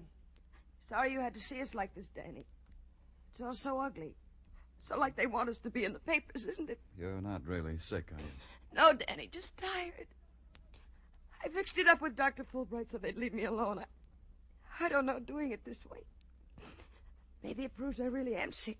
You think? Lila, listen to me. The day your father died, there should have been a nurse here. Why wasn't there? I don't know. We thought maybe things got all mixed up down at the nurse's registry. No one showed up. Because they were called and told not to. Who did that, Lila? Someone called it. I don't know. I don't know who it could have been, Danny. I told you I don't know. Try to think, Lila. I told you. Get out, get out. I can't take any more.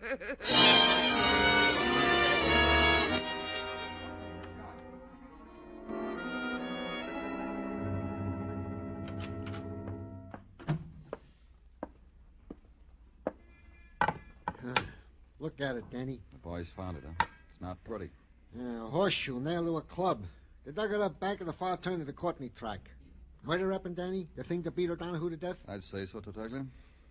You know, it's not enough. I'm up to my elbows in the solution of this case with horses. But I had to go to the movies last night. Poor you. Comes the newsreel and more horses. The running of the Westfall Handicap. Nip and tuck, all the way home. Oh, Danny, that's Sun Prince. What a horse. Who? Sun Prince, the horse that almost won the Westfall Handicap. I'm telling you, I almost had heart failure. Why? Well, look, here was this horse, 6 lengths out in front. He stumbles, throws his jockey. This Westfall Handicap, when was it run? Oh, Danny, I can see you are a man who is not smitten by the bobtails. This handicap was run last Saturday. Let's see, June 16th. Gino, you went and did it. You put 2 and 2 together. And I got 4, huh? Not only that, Gino, you got a murder. There was no hurry after that. I took my time driving out to the Courtney estate. I didn't even have to go to the house. I saw what I was looking for on a small knoll that overlooked the grounds. Lila. Lila holding the reins of a black stallion, standing against the early evening. A precise composition, sculptured to catch the eye. There was a flaw to it. Lila had seen me coming, and the pose she'd struck was too studied, too pat. But it held until I walked to her, touched her arm. Oh, You've recovered, Lila. not really. Look at me. How do I look? The same. You've got some more clothes on than the last time I saw you. Outside of that, the same. I'm glad. But I need this. The quiet, the evening, riding. Do you want to ride with me, Danny? No. I expected you to come. I thought sometime soon you'd come back and use the gamut of, let's ride together, Lila, and I made it easy for you. Now I don't understand you at all. I'm trying to make up my mind about you. Oh, how can you? You're not really trying. Whether murder becomes you or not. It made me ill for a while. You saw that. You're faking, Lila. It's how you reacted to committing murder. Me? Your father's murder, O'Donohue's. Oh, you're a fool, Danny. Your father's murder, by attending him yourself instead of a nurse, by turning on the radio when his prize horse raced. The excitement when the horse stumbled stopped your father's heart and brought you a lot of money. Is that murder? Because a horse stumbled, because my father's heart stopped, eventually it'll happen to all of us. Donahue, because you were afraid of him. Because you really believed he heard voices. Because you thought one day your father's voice might tell Joseph who killed him. Ride with me, Danny? No. Come on, Lola. You're a fool. Son, Prince! Get off that horse. Up, Prince! Up! Kill him! Kill him, Prince! Kill him!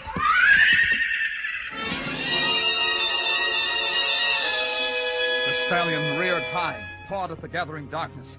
His jowls flecked with foam. Then a hoof caught me, spun me. And again, I looked up from the ground. He was a monster, poised on his haunches. Prince! And suddenly he lost balance, fell to his back, recovered. In an instant, he was a fleeting shadow. And I got to the girl, and I got to Lila. She was small, huddled. She didn't move. Only in her eyes was their life. And it held briefly. Then it stopped.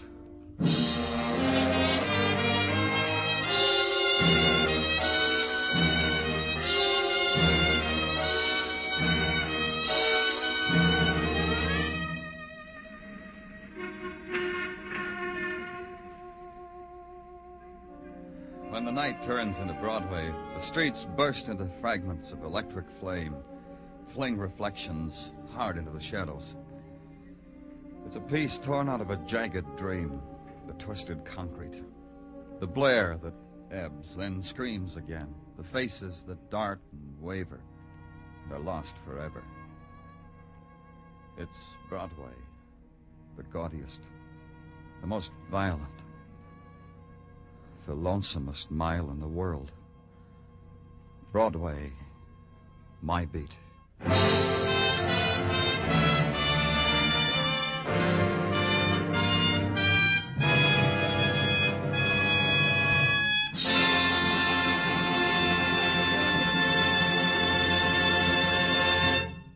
Broadway's My Beat stars Larry Thor as Detective Danny Clover with Charles Calvert as Tartaglia.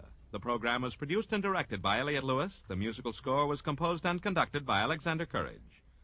Included in tonight's cast were Joan Banks, Mary Lansing, Florence Lake, Francis X. Bushman, Elliott Reed, and Junius Matthews. For more adventures with Danny Clover and Broadway's My Beat, CBS invites you to make a date with them for Monday evening, July 3rd. Yes, after tonight's broadcast, Broadway's My Beat moves to Mondays for the summer, starting July 3rd. Next week at this time, you'll hear the premiere broadcast of a new CBS show called Songs for Sale, featuring Jan Murray, Tony Bennett, and Ray Bloch's orchestra. Celebrities from the music world will meet songwriters with unpublished music on Songs for Sale, and you'll find it's full of fun and tunes of all kinds. Be sure to join us Monday, July 3rd, for the next broadcast of Broadway's My Beat. Joe Walters speaking. This is CBS, where the Goldbergs are every Saturday night. The Columbia Broadcasting System.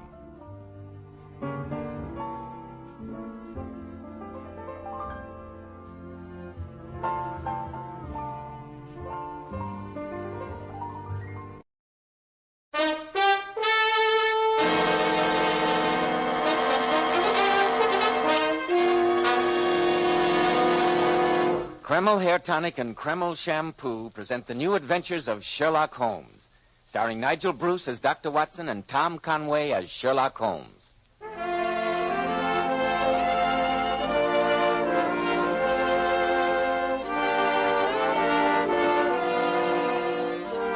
Well, once again, it's time for that weekly visit with our good friend and host, Dr. Watson. Let's join him, shall we? Ah, there you are, Mr. Bell. Good evening, Dr. Watson. Well, have you quite recovered from your holiday festivities? I think so, my boy, and I was particularly flattered by the number of friends who were kind enough to remember a rather elderly and lonely doctor at this time of year. Well, as long as you keep telling those swell Sherlock Holmes stories, you'll never be lonely, Dr. Watson. Then I'd better get on with tonight's new adventure.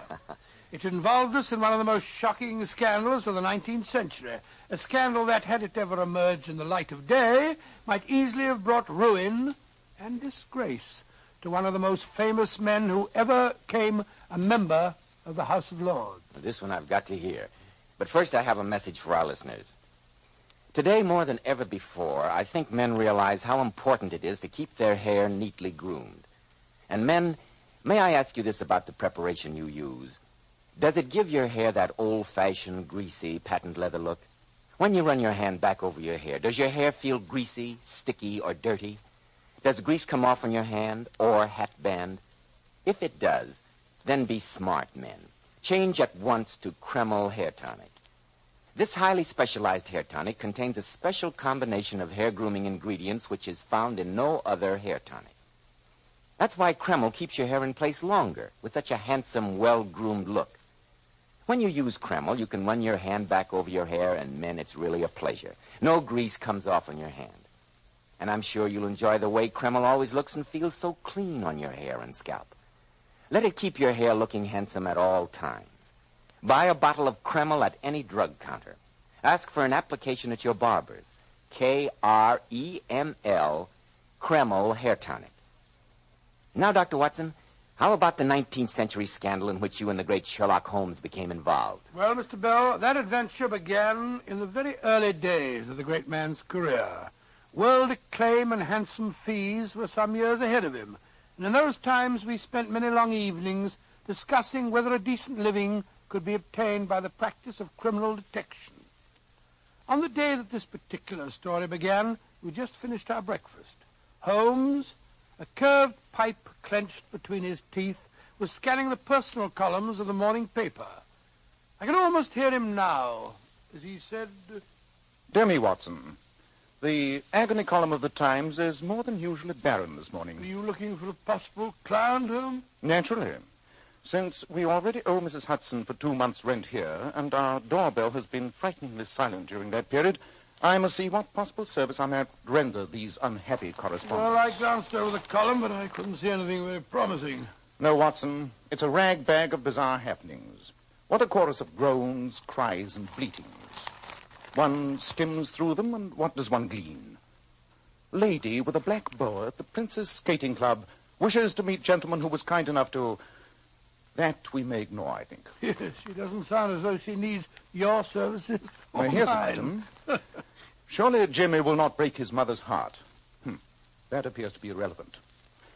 If the lady who fainted on the top deck of the Brixton bus... She doesn't interest me either, Watson. No, probably anyone else who wasn't on that bus. Every day my heart longs for... bleat, Watson. All this twaddle is unmitigated bleat. It's very disheartening, Holmes. You haven't had a case for over 2 weeks. Yes. Sometimes I think I chose the wrong profession. What do the public, the great unobservant public who can hardly tell a weaver by his tooth or a compositor by his left thumb, care about the finer shades of analysis and deduction? As to my own little practice, it seems to be degenerating into an agency for recovering lost lead pencils and giving advice to young ladies from boarding schools. Holmes, come over here to the window. What's wrong, Watson? Look at that man walking down the street. He's looking at the numbers of the houses. Let's hope 221B is the number he's searching for. What do you make of him, Watson? Oh, let me see. What do I make of him? Well, I'd say that he is a foreigner. Yes, foreigner. Look at those flashy clothes and his pointed moustache. Oh, don't be misled by externals, old chap. Observe the steady, controlled gait. No trace of the light agility of the Latins or the military heaviness of the German. No, Watson. I think an English gait in foreign attire would suggest an expatriate Englishman, only just returned from a stay abroad. He is coming here, Holmes. Meet him on the stairs, Watson. It'll save Mrs. Hudson a trip. Yes, all right you are. It's all right, Mrs. Hudson. How do you do, sir? How do you do? Would you please come along up? That's right, sir. Straight up here. In here. Which of you fellows is Sherlock Holmes? I am, sir. And your name is... Tremaine. Reginald Tremaine. I'm Dr. Watson. Sit down, won't you, Mr. Tremaine? My business won't take long. Holmes, I need protection, and I'm prepared to pay for it. Protection from what? My life's been threatened. The police wouldn't do a thing for me, so I've come to you. I'm told you detective fellows will do anything for money. Oh, really? Then you've been misinformed, sir. My friend... Your friend is very interested in Mr. Tremaine's problem, Watson. Pray continue, sir. Holmes, I want you to warn my cousin. Tell him you'll get nowhere by threatening me. Frighten the wits out of him if you can. I'll give you £20 And another 20 if I need you again. And who is your threatening cousin? Lord Darlington. Oh, really? Charming fellow. He's a scoundrel. But his title impressed Scotland Yard. That's why they wouldn't help me. Well, even a title can be vulnerable. A public scandal would shake him. And that's what is going to happen if he threatens me any more. And you can tell him so from me, Holmes. I've always heard of Lord Darlington as the very model of an English aristocrat. Why should he threaten you, Mr. Tremaine? That's none of your business. Oh, my soul, Your job is to see that he doesn't carry out his threat of thrashing me within an inch of my life. Very well. For £20, I shall warn Lord Darlington that I stand between you and a thrashing. The fee will be paid in advance, please. I have it in this envelope here. And I expect immediate action, Holmes. You shall have it, Mr. Tremaine. Holmes, the man's insufferable. Why'd you take on the case? He's a bounder. Let him get thrashed. These 4 crisp £5 notes persuade me otherwise, Watson. We owe money to Mrs. Hudson, and your medical practice shows little signs of picking up. I must take what fees I can. How can my practice pick up when I spend half my time chasing all over the country with you? In any case, Watson, ask yourself why such a man as Lord Darlington should threaten Tremaine with physical violence. Obviously, only because Tremaine is himself in some way a threat to Lord Darlington. There may be yet another fee in this case, and a much fatter one. You're going to see Lord Darlington at once? Yes. I'd ask you to come with me, old chap, but after your remark about chasing all over the country, I hesitate to waste your time. Rubbish. I was only joking, and you know it, you silly fellow. Of course I'm going with you, Holmes. Get your coat and hat. The game's afoot.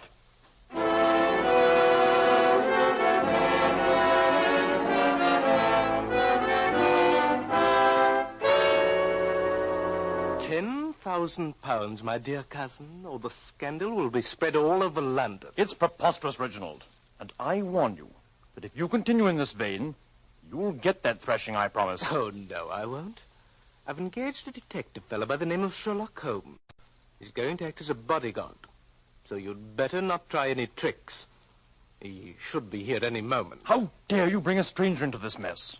How dare you? That's right, my dear cousin. Bolster up your courage with the brandy bottle. Be quiet, Reginald. It'll cost you £10,000 to keep me quiet. I won't pay it. The scandal will make pretty readings in the newspapers. Before we go any further, Reginald, I insist on one thing. I shall bring Lady Darlington to here, and you must make this shocking accusation to her face. I shall be delighted to. Yes, Jenkins, what is it? Excuse me, Your Lordship, but there's a Mr. Sherlock Holmes and a Dr. Watson to see you. I told them that you were engaged, but they seem most insistent. Better have them come in, my dear cousin. We may need independent witnesses. Oh, very well. Show the gentleman in, Jenkins. Yes, Your Lordship.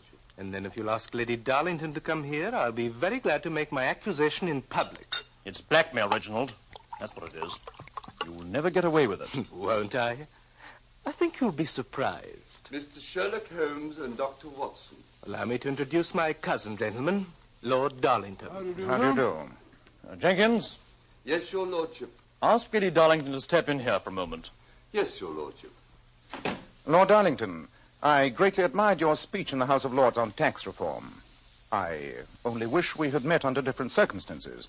As it is my duty to... That's all right, Holmes. I've already told my dear cousin that I'd engaged your services. I want you both here as witnesses. Witnesses? To what? Reginald has made a shocking accusation. As soon as my wife comes here, I'm going to insist that he repeat the statement to her face. Ah, there you are, Clara. I'll just put Gordon to sleep, dear. Hello, Reginald. How are you, Clara? My dear, I want to introduce Mr. Sherlock Holmes and Dr. Watson. How do you do? But do sit down, won't you? Albert, what's wrong? You all look so dreadfully serious. Clara, my dear, Reginald has made a shocking accusation. It concerns you, and I insisted that he repeat it in your presence. An accusation against me? Yes, Clara, my dear.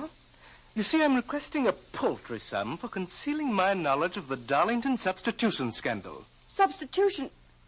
What on earth do you mean? Well, who should understand me better than you? The baby asleep upstairs, the supposed heir to the Darlington title, is not your child. That's a lie. How dare you say that, Reginald? Lord Darlington, surely you were present at your son's birth? Well, as a matter of fact, I wasn't.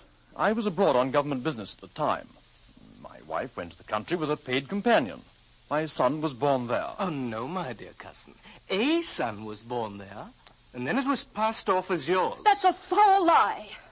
Albert, make him leave this house. I'm afraid, Clara, my dear, that, well, he's threatened to go to the newspapers. We must hear him out. Lord Darlington, surely the matter is not hard to settle. You say your wife had a companion.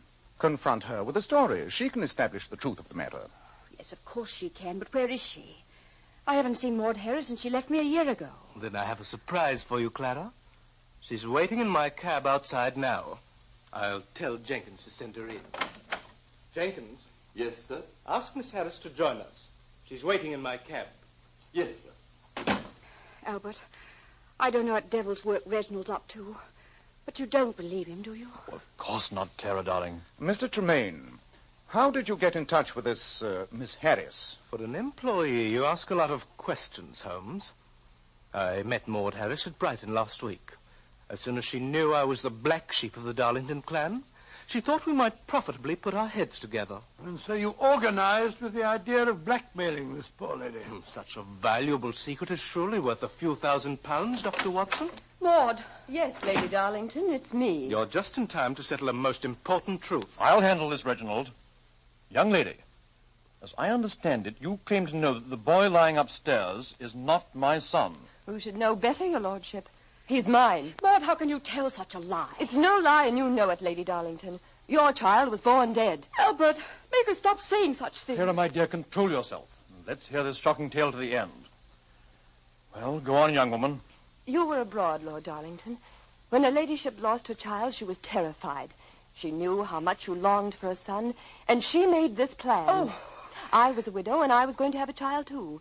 We fooled the villagers, even the doctor, by giving each other's names. And so my son was born as the Darlington heir. Maud, that's the most shocking lie I've ever heard. I can't stay here and listen to any more of it. Mr. Holmes, I understand you're a man of discretion and ability in such matters. What am I to do? I would like to ask this young lady a few questions. Miss Harris, why have you chosen to reveal the supposed truth now? I thought that money could compensate me for the loss of my boy. But I was wrong.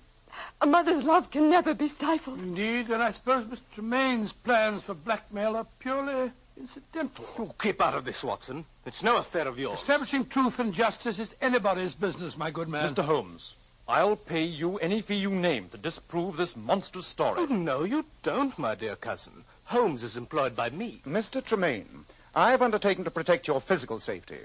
That pledge I will keep. Otherwise, I'm a free agent. Then you'll accept my commission? Yes, Lord Darlington, on one condition. And what's that? You have asked me to disprove this story. I would prefer that you ask me to establish the truth. Of course, Holmes, and spare no expense. Remember, the honor of the Darlingtons is at stake.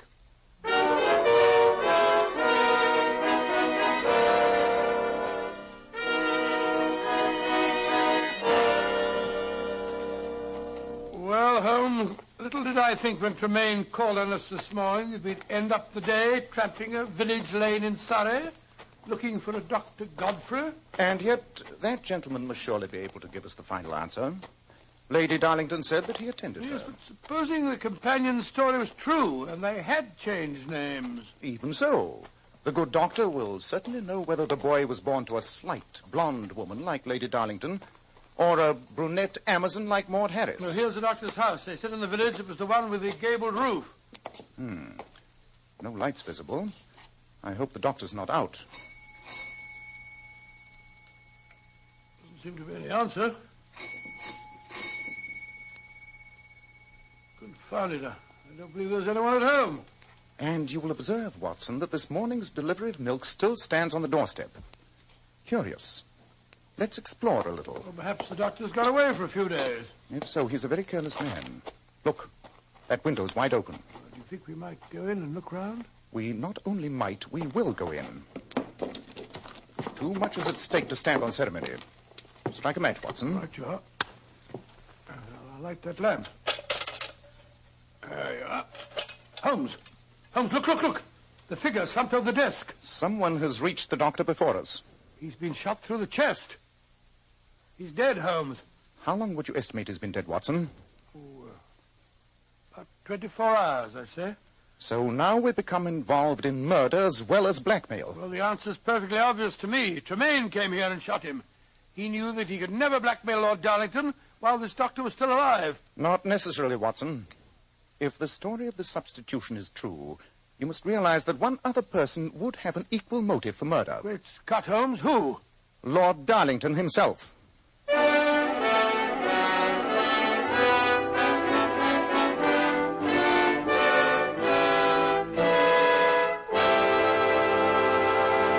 In just a moment, we'll rejoin Dr. Watson and Sherlock Holmes as they endeavor to solve the mystery.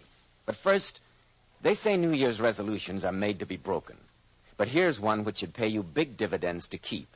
Resolve to take better care of your hair, to keep it better groomed, your scalp hygienic. Start using Kreml Hair Tonic at once. You see, Kreml is a highly specialized hair tonic. It contains a special combination of hair grooming ingredients which is found in no other hair tonic. That's why it keeps hair neatly in place longer and gives the hair such a natural, well-groomed appearance, never greasy or sticky. But men, Kreml does lots more than keep hair looking attractive. Its light oils have a fine lubricating effect on a dry scalp. At the same time, it removes loose dandruff. And a quick massage with Kreml stimulates the circulation of blood in the surface of the scalp. Notice how alive, how invigorated your scalp feels. And men, you like to rub Kreml on your scalp because it's such a clean hair tonic. Never feels greasy or sticky. And if your hair is so dry that it breaks and falls when you comb it, Kreml actually helps condition the hair, in that it makes it feel softer, more pliable, and looks as if it had some body to it. So men, for better groomed hair and a hygienic scalp, change to Kreml. Kreml. Kreml Hair Tonic.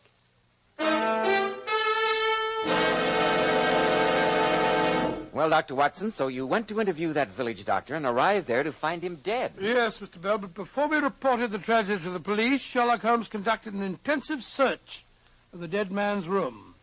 After a moment, he turned to me and said, Watson, we must see what the inanimate objects in this room can tell us. Aha. Here's the doctor's appointment pad. Let's see who his last visitor was. Look, there's the name of Darlington. Yes, but that tells us little. If the companion's story is true, the word Darlington could refer to either of the women or to Lord Darlington himself. But what are these letters scribbled before the word Darlington? Why must doctors have such illegible handwriting? Doctors don't have illegible handwriting. I disagree. In fact, I've often thought they train you to write badly in medical colleges. Yes. The letters are R-E, Ree. Ree Darlington. That means that someone was calling about the Darlington case. A fact we already knew. Yes, Let's see what else we can find. Hello. Look over here on the sideboard. Brandy decanter with a stopper left out. And one glass that has been drunk from. The killer must have had a drink after he shot the doctor. And in so doing, I think he gave us the clue to his identity. Oh, how? There's a speck on the rim of this glass. I think it's... the very thing, the doctor's microscope. Most convenient. What does it tell you, Holmes? Wait a minute. I was right. This speck on the glass is wax. Wax? Then that means the murderer used a candle. Oh, no, Watson. Oh, didn't... Come on. We must go back to the village and report his death, and then we'll catch the next train to London. Aren't you going to stay here and help the police? Why should I? Beyond telling them the name of the murderer. You mean you know who did it? Of course. And so should you. Well, I don't. But we don't know the answer to the Darlington substitution scandal. That answer, Watson, still lies in London.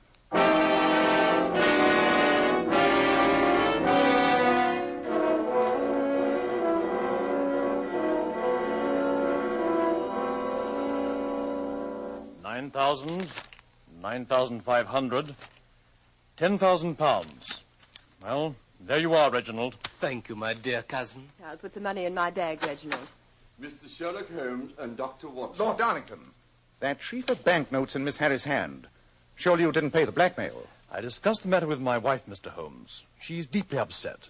We both agreed that the scandal, once started, would cling to us for life, even if it was disproved later.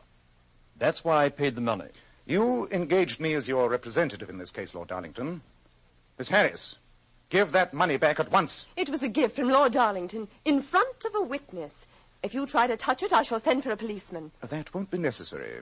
2 of them are waiting in the anteroom now. Police? Oh, Holmes, you shouldn't have done it. I wanted no breath of this scandal to emerge from beyond these 4 walls. The fact that police are here has nothing to do with the problems of blackmail. I brought them here to apprehend a murderer. A murderer? What do you mean? Dr. Godfrey, your wife's physician, was shot dead during the past 24 hours. He was killed before he could tell us the true answer to the parentage of the child upstairs. Murdered? Oh, what a dreadful thing. Have you any idea who did it? Every idea, Lord Darlington.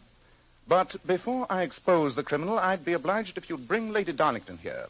And also the child. Oh, very well, Holmes. This is going to be a terrible shock to her. You're suddenly very quiet, Mr. Tremaine. Am I? I was wondering who might have killed Dr. Godfrey. Fortunately, we don't have to wonder. The murderer left a clue. After he'd committed the crime, he made the mistake of taking a drink. Darlington's quite a drinking man, you know. And you have been known to take a drink on occasions, too, Mr. Tremaine. For instance, after you'd killed Dr. Godfrey. After I'd... What rubbish are you saying? You see, the murderer left a tiny blob of wax on the glass. Oh, what does that prove? Merely that someone had been carrying a candle. But this wasn't candle wax. It was cosmetic wax, such as you use to wax that pointed moustache of yours. Reginald. All right, all of you, I'm getting out of here. He snatched my bag. Reginald, come back here. I'll go after them. No, Watson. The police are prepared to arrest him, but not the young lady. We shall need her cooperation in the last act of this little tragedy. Surely the whole thing's clear by now. If Tremaine killed the doctor, obviously the whole story about the substitution is a lie. Not necessarily. Even if it were true, the doctor was still a menace to his plans. How could he and Miss Harris ask the highest price for their secret when the doctor also knew it? No, Watson. Tremaine had a motive for murder either way. In the meanwhile, I must set the stage before Lady Darlington gets here. Where'd I put that parcel? Oh, here it is. What the devil have you got in there, Holmes? A present from a plumber friend of mine. Though the object in this package is only a simple tool of his trade, I feel that it may give us the answer to a peer's inheritance. Upon my soul, you're being very mysterious. In a few moments, I propose to conduct a test. You must hide outside the windows. When I turn down the gaslight over the mantel here, Watson, I want you to strike a match, apply it to the object in this package, and toss it through the open window. At the same time, cry out the word fire at the top of your voice. I remember that. I think the results of the experiment may prove quite startling.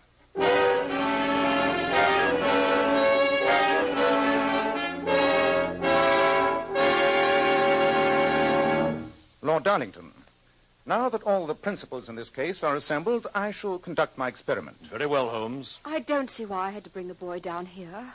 It's long past his bedtime. I assure you, Lady Darlington, that his presence is absolutely essential. Please place him in the bassinet on the sofa. All right. That's it. And you, Miss Harris, will you be good enough to place your handbag on the table? Very well, Mr. Holmes. But no funny business now. The police took it away from Reggie and gave it back to me. That money's mine. Each of you ladies claim to be the mother of that boy. Since scientific tests of parentage are notoriously unreliable, I shall conduct a simple experiment which I think may give us the truth in this matter. Now, I want both you ladies to come toward me with outstretched hands. That's it. I turn down the gaslight over the mantel. So. Fire! Oh, darling. It's all right. It's all right. If you look closely, you'll observe that this object is a perfectly harmless plumber's smoke rocket. You can drop the masquerade, Watson. The case is solved. Oh, is it all? Holmes, what on earth are you up to? You'll notice that on the cry of fire, Miss Harris ran for her handbag containing the 10,000 pounds. Lady Darlington instinctively rushed to her son. I think, Lord Darlington, that there can no longer be any question of the child's parentage.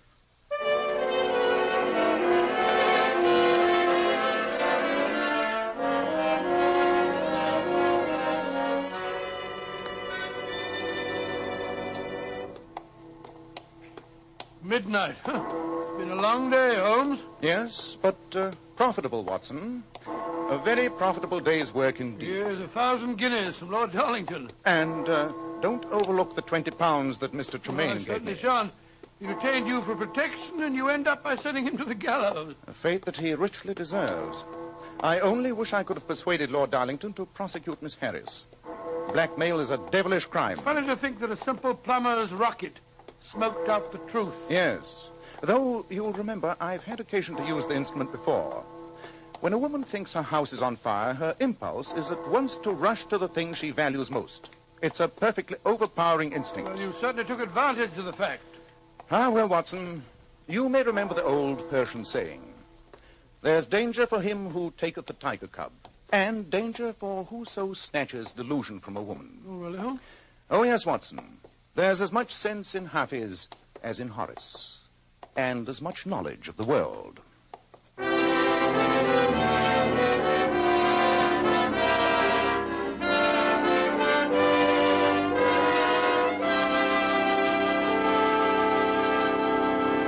Well, Dr. Watson, that was a very exciting story. Thank you, Mr. Bell. Incidentally, don't you think you'd better tell our listeners about the change of day and time for our next meeting? Yes, of course. Ladies and gentlemen, our next broadcast will be on Monday, January 13th, over these same stations. And better consult your newspaper for the time. Girls, have you noticed how men can't help but admire the bright, shimmering highlights in a woman's hair? Then why not follow the advice of the famous $1 Million Powers models? Girls noted for their glossy, bright hair. Powers models wash their hair with Kreml shampoo. This amazingly beautifying Kreml shampoo actually glamour bathes each tiny strand of hair and uncovers all its natural radiant luster. Yes, and Kreml shampoo never dries the hair.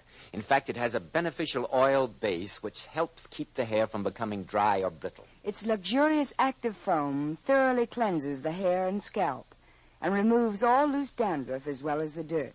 So, ladies, buy a bottle of Kreml shampoo at any drug counter. See how easy it is to glamour bathe your hair to a vision of tantalizing loveliness. Kreml, Kreml shampoo. Now, Dr. Watson, how about next week? It's not next week, Mr. Bell. It's a week from next Monday. Yes, of course. Well, what story are you going to tell us a week from next I Monday? think I'll tell you about the Devil's Foot. The Devil's Foot? What was that? I won't tell you now, Mr. Bell, but I will say that Sherlock Holmes and I never encountered a more gruesome or a more horrible mystery.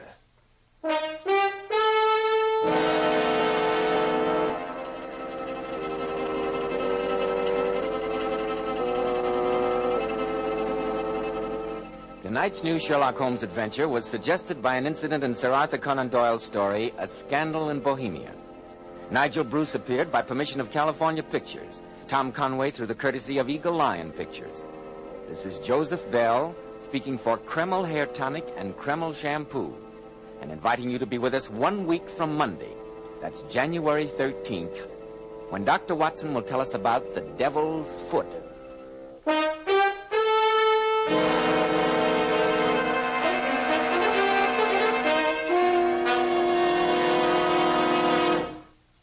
This is ABC, the American Broadcasting Company.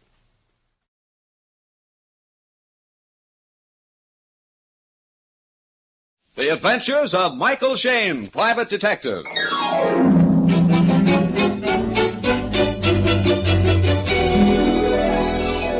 The people who make 76 gasoline and Triton motor oil, Union Oil Company, present The Adventures of Michael Shayne, Private Detective, starring Wally Mayer and Kathy Lewis.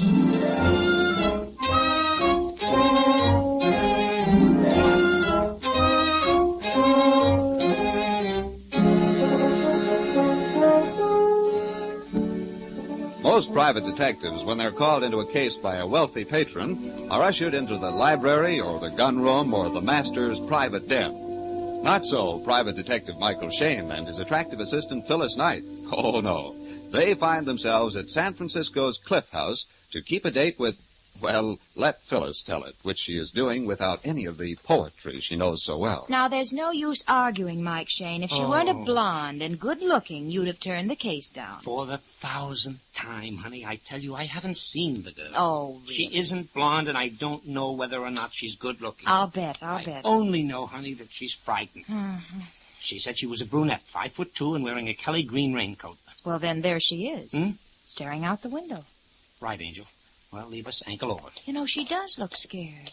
Oh, she saw us. Hey, does she know you? No, but I told her I was bringing you along, and there aren't any other couples around. Mr. Shayne and Miss Knight? Correct.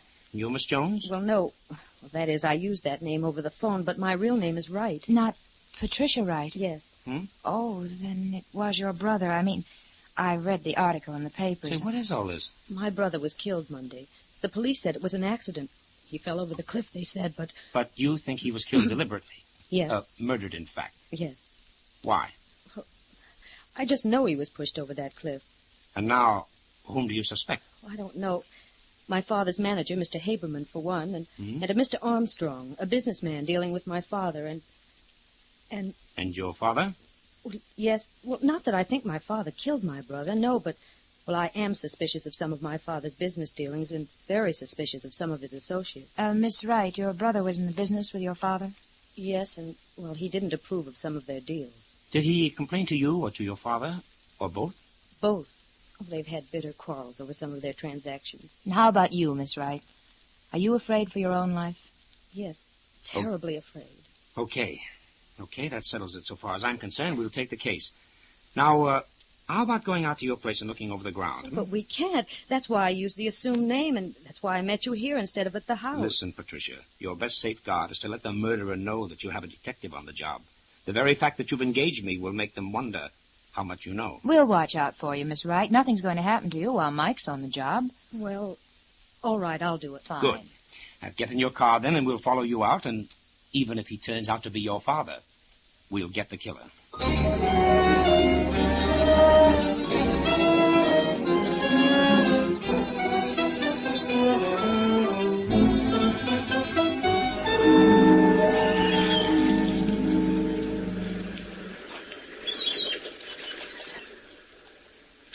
It's over here, just by that white post.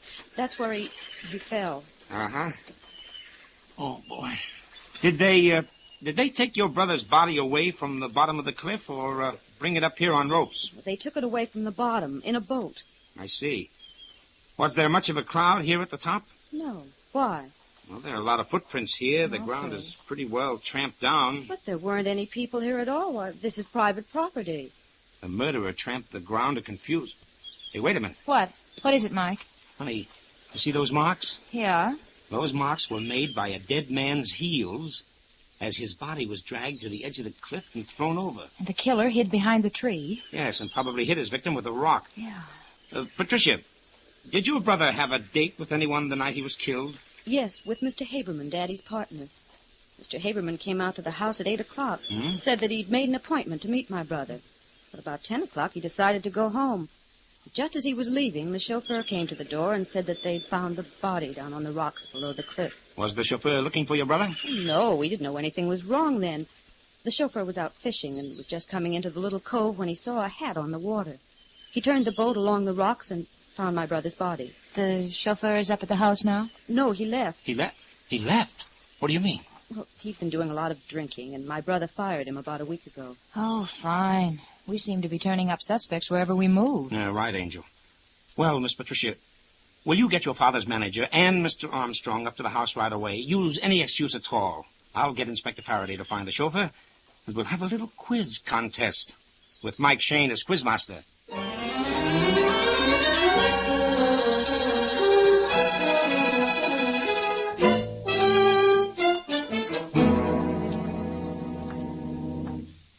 I don't know what on earth you could be thinking of, Patricia, to do such a thing. But, Daddy... Not another word. You tell this Shane fellow to get about his business. When any private detectives are hired to come to this house, I'll do the hiring. Daddy, I'm more convinced than ever that my brother was murdered. Murdered? Stuff and nonsense. My dear, you're upset. I don't blame you for that. You were very fond of your brother. But thinking for one moment that any of my business associates could be guilty of such a thing. The idea of dragging Mr. Haberman and Mr. Armstrong out here to be cross-questioned by a private detective. Why, it isn't as if there was any suspicion about your brother's death.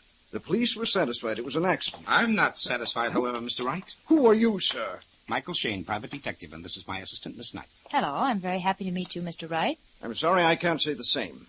I hate to appear impolite, but I must ask you to leave my house immediately. Well, let's go, Mike. We don't have to take this sort of thing from anybody. Just a minute, Angel. Well, really. Mr. Wright, I suppose you realize that by your attitude, you're casting a lot of unnecessary suspicion on yourself. Why, you impudent young whelp. If I were a younger man, I'd thrash you within an inch of your life, you...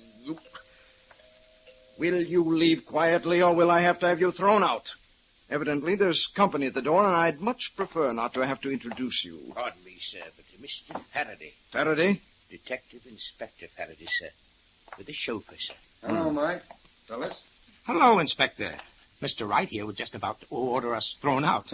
He won't have a private detective around the place. I see. Well, maybe he'll let you stay as my assistant. What on earth are you talking about? I'm talking about the fact that we're here to investigate the death of your son. I'd just as soon get on with the questioning if you haven't any objections. Will you have everybody come in here? Inspector, they're all out in the front hall. I don't know what this is all about. I'm only the chauffeur. I haven't done anything. I'll sue you for arresting me. That's right. Be sure and do that. All right, into the front hall. Well. Which one of you is Haberman? I'm Mr. Haberman. Why? And Armstrong, that's you, I suppose. Mm-hmm, correct. Now, I don't know much about this except what Mike told me over the phone, but I understand that you, Mr. Haberman, had an appointment with Mr. Wright, Jr., the deceased, the evening he was killed. Yes, that is true. What was that meeting about? Well, I don't see that's any of your business. You can answer that question here and now or at headquarters later. Take your choice. Well, it was a business matter. Don't answer him. But right, if I don't, he'll take me in and... A deal you and his father were cooking up, correct? Well, that's putting it rather strongly. He was a young fellow, too many idealistic ideas for the business world. I was quite certain I could straighten him out when we sat down and talked it over. And when he wouldn't listen, you threatened his life. Of course not. You didn't see him that night at all? No, I didn't. And you weren't anywhere near the top of the cliff between 8 and 10:30? I most certainly was not. Can you prove that? I can. I sat and talked with Mr. Haberman all evening. And Mr. Armstrong, I suppose you have an alibi, too? Well, I don't know. I think I was at a picture show that night, but I wasn't keeping track of my movements. I wasn't anywhere near this house, though. Mm-hmm. Oh, Inspector. Yes, Mike? Come here. I think we ought to do some checking on the murdered man's papers. We might find something that would give us a lead. You're probably right, Mike. Okay, you can all go now. But don't leave the place. We may want a few more answers before we leave. Miss Patricia. Yes, Inspector. Will you take us to your brother's room? We'll see what that leads us to.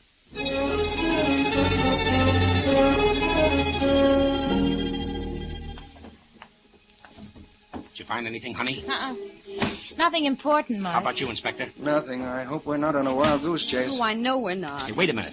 Here's something. What'd you find, Mike? It's a memo pad. And here's an entry. It says, must talk to father about Haberman's inability to do things honestly. If he can be so dishonest with the people we are doing business with, there will come a day when he will be as dishonest with us. Hey, look at that later entry, Mike. The one made the day he was killed. Here. Oh, yes. We'll have showdown with Haberman tonight. Either he goes or I get out of the business. I've called him and made appointment for 7 o'clock. Wait a minute. 7 o'clock? Haberman said he made the appointment for 8 o'clock. Yeah, that's right. He did. Come on, we'd better hurry up looking through this stuff, and then a little more questioning for Mr. Haberman. What's the matter? What's the matter? Mr. Shane, Inspector, it's unbelievable. It's horrible. What is it? Haberman. I went to the stables a few minutes ago. Go on. Haberman was lying there, dead.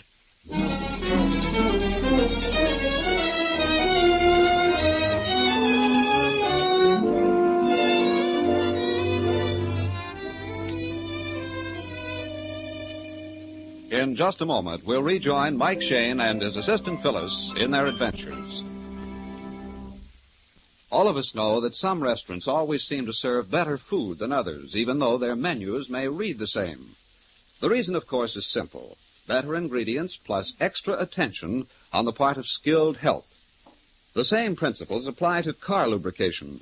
For example, Union Oil Stopwear lubrication is more than just a grease job. Stopwear lubrication is a highly specialized servicing process. Only trained attendants using the latest and most modern equipment are allowed to service your car. Each fitting and bearing is thoroughly lubricated with the finest, high-quality greases, in accordance with the manufacturer's specifications. While your car is on the hoist, the Minutemen inspect out-of-sight points and check them for danger signs. As final evidence of the care and exactness with which Stopwear lubrication is performed, you receive a 1,000-mile written guarantee with each job, definite proof of reliable service. So, ladies and gentlemen, since careful, thorough lubrication is so vital to the life of your car, why not buy Stopwear? Stopwear guaranteed lubrication is available only at Union Oil Minuteman stations, and it costs no more than ordinary lubrication. Just look for the sign of the big orange and blue 76. Thank you.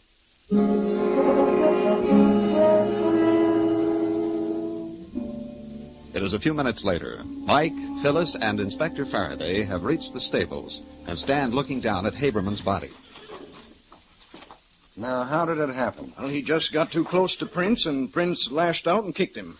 I found him lying here when I came by. Was anybody else around the stables? Yes, Armstrong was here, and the groom and the gardener. Isn't it a bit odd that everyone should gather at the stables? No, I don't think so.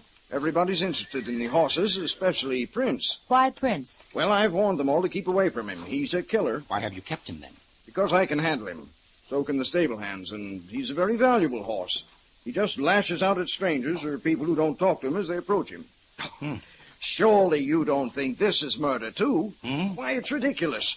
Nobody in their right mind can have any doubt as to how Haberman was killed.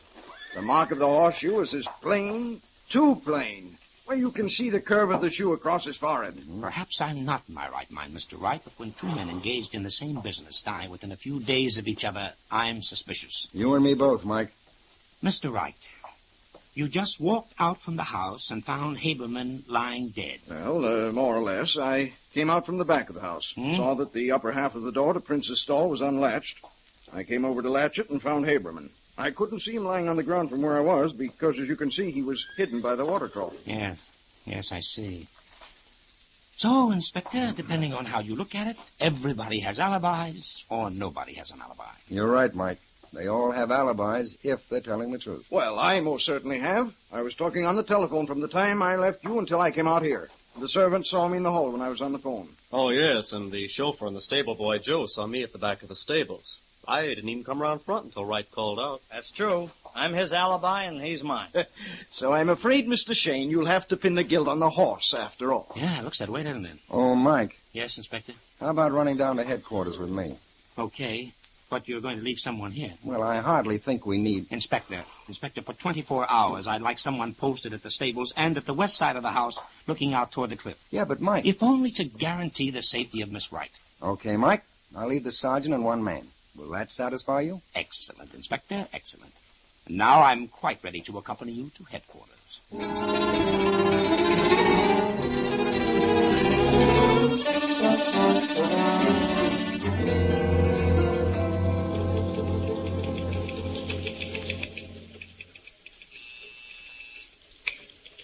Okay, here you are, Inspector. Report on a threatening telegram. A threatening wire addressed to Haberman was handed in at San Francisco's main office. No one remembers what the man looked like. They paid no attention. Okay. Follow through on the chauffeur, will you? Yes, sir. Well, it's not much help. Why don't you give up, Mike? After all, we're just following nothing but a hunch from that girl, Patricia. No, that's right, Mike. I admit it's a bit gruesome having two deaths in the same household, but it's happened before. Oh, there's something wrong about the whole thing. What do you mean, Mike? Well, as I see it, the father, Mr. Wright, isn't above entering into shady deals. No, that seems apparent. So one can legitimately assume that his manager, Haberman, wasn't averse to entering into the same sort of deal. We don't have to assume that. We know it from the son's memo pad. Yeah, that's right. The son actually accused him of being crooked. And we have Armstrong, a business associate. We can assume in his case, too, that he's not above turning a sort of twisted penny. To all of which the son is opposed. To such an extent that he actually puts in writing that he's going to talk to his father and that either the crooked manager goes or he does. Right. And if we assume, too, that the father would rather have his son in the business than the crooked manager, we have motive for murder. For some men, at least. And we have Haberman making a date to see the son. Which Haberman says was for 8 o'clock, but which we know for a fact was at 7 o'clock. You're building quite a case, Mike, but it all hinges on supposition. Suppose, Mike, that you're right. Yeah? And if you are right, and Haberman did kill the son, justice has already overtaken him. Yeah, but there's something wrong with the whole thing, Inspector. You say I'm building the whole case of a supposition. Well, plus a hunch of the girls, Mike. And a funny little quirk that keeps running through my own mind. What? Well, when I was a kid, I used to hold horses at the old Fairfax Hunt Club. Yes? Sometimes for a whole day's work, I made 2 bits. One day, well, I hadn't made my 2 bits. I guess I was a little on the anxious side. I stepped up too quickly to a horse. He lashed out at me, and I jumped back. But that hoof, with its iron shoe, seemed to be following me. It was huge as a barn door. A great big black iron shoe that would mash my face in from chin to forehead. A great big letter U coming at... Go on, go on. Wait a minute, a big U.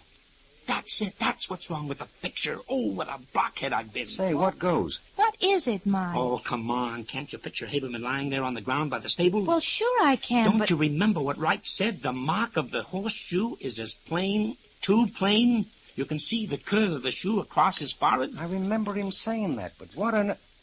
Mike, you're right. Well, I don't get it. Huh? Yes, I do. Haberman would have had to be standing on his head for the horseshoe to have left a mark like that. Atta girl, honey, the mark was upside down. Come on, come on. Back to the Wright stables as fast as that squad car of yours will take us, Faraday.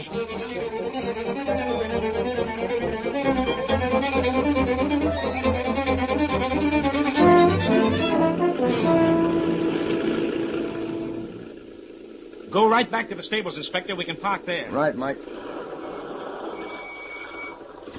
I'm going to follow my hunch as long as I'm in the mood. What do you mean, Hunch? If I were a killer and had killed a man at the stables... Yes? And I was so certain that everybody would think it was an accident, and so nobody would even think of looking for a weapon... Yeah. Where would I go to hide the weapon? The hayloft. Right. So come on, up these steps. Here, honey, I'll help you there. Well, I'm not very good at this. I know that, but come on. There we are. Now you take the far end, honey. And I'll climb up onto the raft. Okay, and I'll take the scent.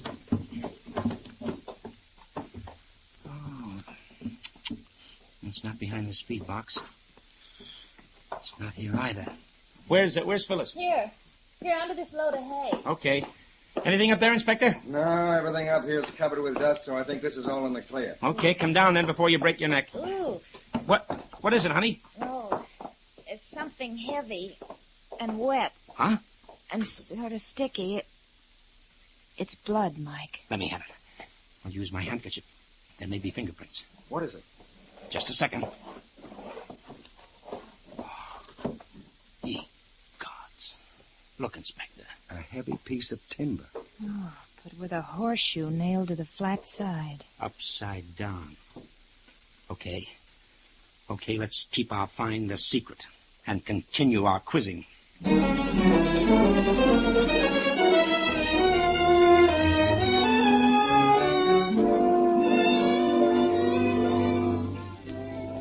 We'll rejoin Mike Shane, Phyllis Knight, and Inspector Faraday in their search for the killer in just a moment. We'd like you to listen for a moment to one of the most sickening sounds of modern life.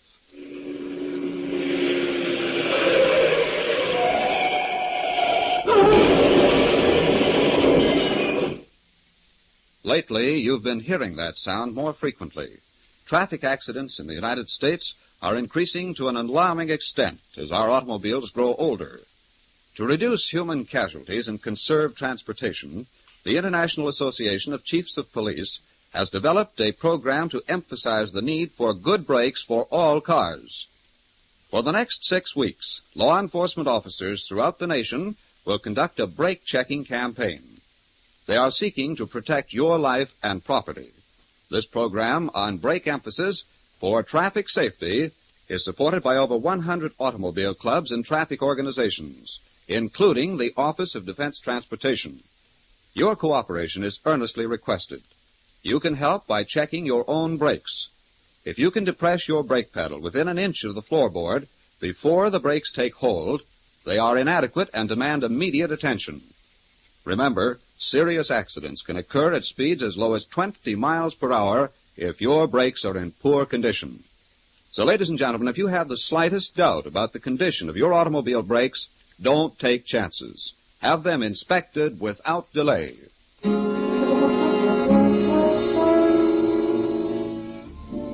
Mike, Phyllis, Inspector Faraday, and Patricia Wright are in the library waiting for the members of the household to put in an appearance. Are you sure you don't want me to get Daddy and the others in here? No, not yet. We let them wander in one at a time and take them by surprise. I have a reason. Hey, what about the chauffeur, Mike? For my money, he's out. Why, Mike? Well, as a suspect for the killing of the son who fired him, he was a possibility, but I see no connection between him and Haberman's death. No, perhaps not. But don't forget one thing. He's the alibi for Armstrong, just as Armstrong is his alibi. The way I'm thinking right now, honey, no one has an alibi. What do you mean? When all the suspects have alibis for their actions, and yet you have two bodies to account for, there's only one action. And that is? Someone or all of them are lying. And the alibis mean nothing, so just ignore them. Mike, somebody's coming. That's right. Oh, there you are, Pat. What? Oh, I thought you'd all gone back to the city. We did, sir, but we have a few more questions we'd like answered. If you don't mind my saying so, I think you're not quite bright. Meaning what, Mr. Wright? Meaning that you're all following a completely senseless theory, trying to find clues to a murder when no murder has been committed. To everyone but you, it's obvious that Mr. Haberman had been kicked by Prince. Suppose we just skip that for a moment, huh? Mr. Wright, just exactly what is the relationship between your firm and Mr. Armstrong? I don't see that it's any of your business. Oh, now let's not go through that routine again. If you'd let me finish, I still think it's none of your business, but I'm perfectly willing to tell you. Mr. Armstrong is an agent for some eastern industrial properties which we're considering purchasing. I see. And was Mr. Haberman in complete agreement with you about this purchase? He was up until a few nights ago. What or who changed his mind? Well, my son wasn't too happy about the deal, and I think he changed Haberman's mind. When did your son tell you that you either fired Haberman or he would leave the company? What? Why? No. Don't get all insulted and abusive. We know your son did tell you that. Patricia, if you... Your daughter had nothing to do with our knowing that, Mr. Wright. Let's not argue about it. It is true, isn't it? Yes. And what did you decide? Well, go on. Answer. Well, I hadn't made up my mind. I sort of hoped that things would work themselves out. And they have, sir. First by the death of your son, and next Haberman.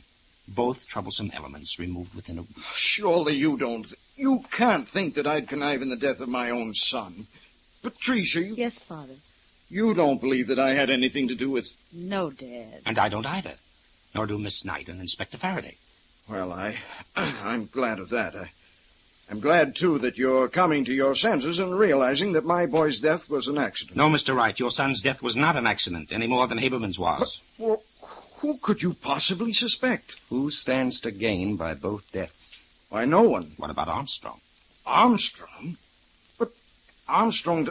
Well, you mean that Armstrong was afraid that my son's objection to our deal and later Haberman's objection might cause the deal to fall through? Exactly, Mr. Wright, and it's very easy to prove, that is. It will be easy. If you will cooperate. Oh, certainly. I'll cooperate in any way I can, but... You haven't been very cooperative so far, Mr. Wright. Yes, well, I'll do whatever you ask me to. Now we're getting somewhere. Now here's what we'll do. Phyllis, the inspector, and I will hide. Phyllis behind the curtains leading to the terrace. The inspector in a closet. Got it. And I'll get behind the door. Yes? Patricia will go to her own room.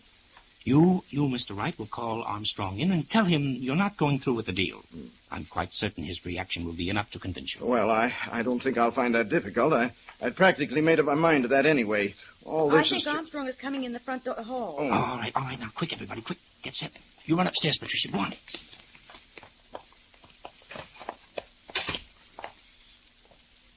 Okay, Wright. Call him in. That you, Armstrong? Yes. Did you want me? Yes. I think, in spite of all the tragedy around here, that we ought to arrive at some definite conclusion about this transaction. Well, I suppose you're right. I didn't want to hurry you or seem aggressive with all the things that have happened. Yes, I understand. But it is an excellent opportunity, and I know you'll make a mint out of it. I'm not going through with it, however. What? I'm not going through with it, Armstrong. Oh, you're not, huh? Well, that's what you think. What was that you said? I said that if you think you're going to back out now, you've got another thing coming. Oh, wait a minute. You're not leaving me holding the sack. I've obligated myself to those properties, and you're going to buy them. I'm most certainly not going to buy them if I don't want and maybe this will persuade you. Put that gun down, you fool. Drop it, Armstrong. The next time, be faster. What is this? Is this a trap? In a way it is, yes, and apparently quite a justifiable one. I must apologize for the gunplay, and I must apologize for being quite slow and somewhat blind. Blind, Mike? Yes, I should have noticed long before this that Mr. Armstrong was left-handed. I didn't, however, until he whipped out that gun of his with his left hand. Left-handed? Yes, Phil, left-handed. What does that matter? I've been left-handed all my life. Yes, Armstrong, left-handed. I think you can produce the evidence now, Inspector. Right, Mike. Did you ever see that weapon before, Armstrong? Where did you find it? In the hayloft. That's where you hid it, isn't it, Armstrong? Okay, Inspector, I don't think we'll get any more argument out of him. You ready, Armstrong? Yes.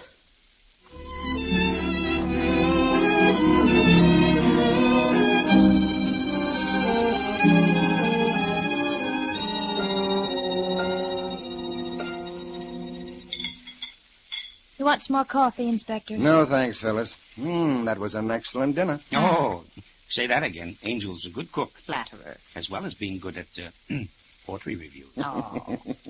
Say, that left-handed business, I've been turning it over and over in my mind. I don't see what on earth Armstrong's being left-handed had to do with the case at all. Well, I thought perhaps his being left-handed was, well, responsible for him nailing the horseshoe on the club the wrong way. Oh, no, Angel, no. That was just the inevitable slip that a murderer makes. Well, then what was the left-handed clue? When I remarked on Armstrong's being left-handed, you repeated it after me, remember? Yeah, sure. I caught the look in Mike's eye and repeated it after you. Well, yes, I remember that, too. It impressed me, but I didn't catch on. Ah, then it impressed Armstrong, too, and he didn't catch on. He didn't know why or what we had in mind, and the inspector and I didn't give him time to find out. We played cat and mouse with him. Armstrong thought that his being left-handed was a clue. He couldn't figure out what it was. But our tone of voice convinced him that we had him dead to rights. And, well, he broke down. Smarty. It was nothing but playing up a guilty conscience. Right, Angel. One of the best weapons a private detective has. So let it be a lesson to you there, darling. And don't try holding out anything on your old man, Mike Shane, or your good old conscience will get you. See?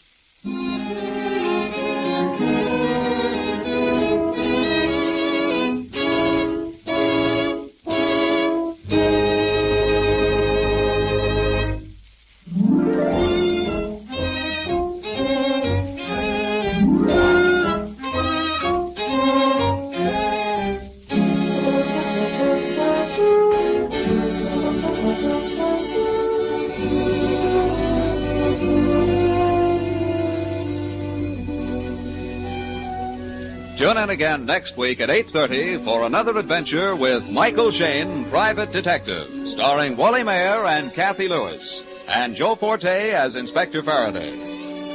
Tonight's story was written and produced by David Taylor and based on the character created by Brett Halliday.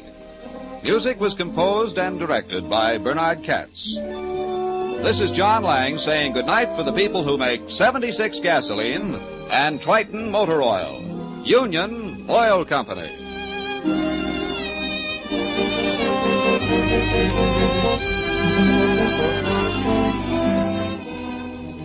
This is the Mutual Don Lee Broadcasting System.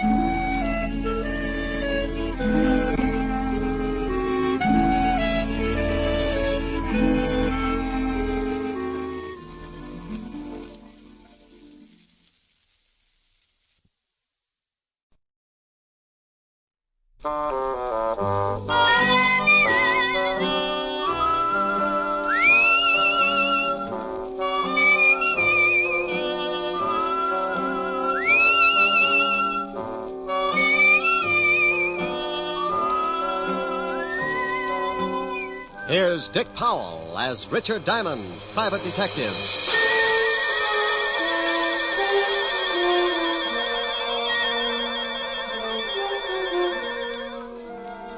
My name's Diamond, and I'm in business for a very simple reason. I like money.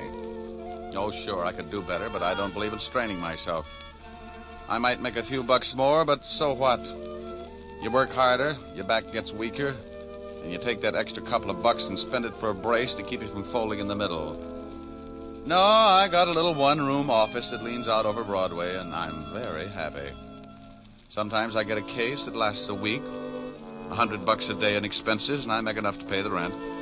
Take my girl Helen Asher to dinner a couple of times and rest my feet on the desk like a prosperous businessman.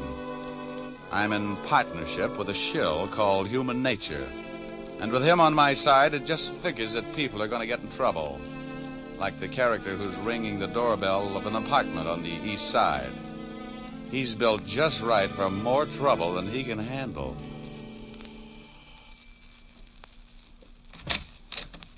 Well, Hello, Mrs. Moran. you say that like you're really glad to see me. I'll let you know as soon as we can talk business. Did you bring a rubber hose along? Why? Are you going to be hard to get along with? This time, yes. Where's your husband? He went out. I tried to convince him the window was the quickest way to the street, but he's old-fashioned. He took the elevator. You're drunk. You can't get a vet out of me. Want a drink? Just get the 500. I don't want to be around when your old man gets back. You couldn't afford that, could you? No, and I don't think you could either, baby. Now let's stop playing games, Mrs. Moran. I've got a big, fat surprise for you, Mac. Keep it in small bills. Now, isn't that funny? That's your surprise. Yeah? Yeah. You don't get the money. You get something else. Stop yelling. You'll have the whole building up here in a minute. They'll be up anyway, Mac. A gunshot makes people curious. Now, wait a minute. You don't have to pull a gun. I don't have to do anything. And I'm breaking myself of one habit right now. I'm through paying your dirty blackmail. Now, you know I got my orders. If I don't collect, someone else will be around. Come on, give me the gun. Sure. A piece at a time. I need a drink.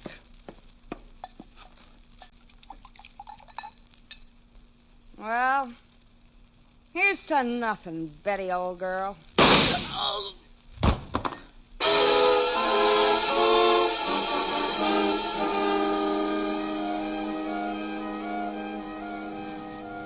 Extra, extra, read all about it. Mac Grayson shot to death in blackmail plot.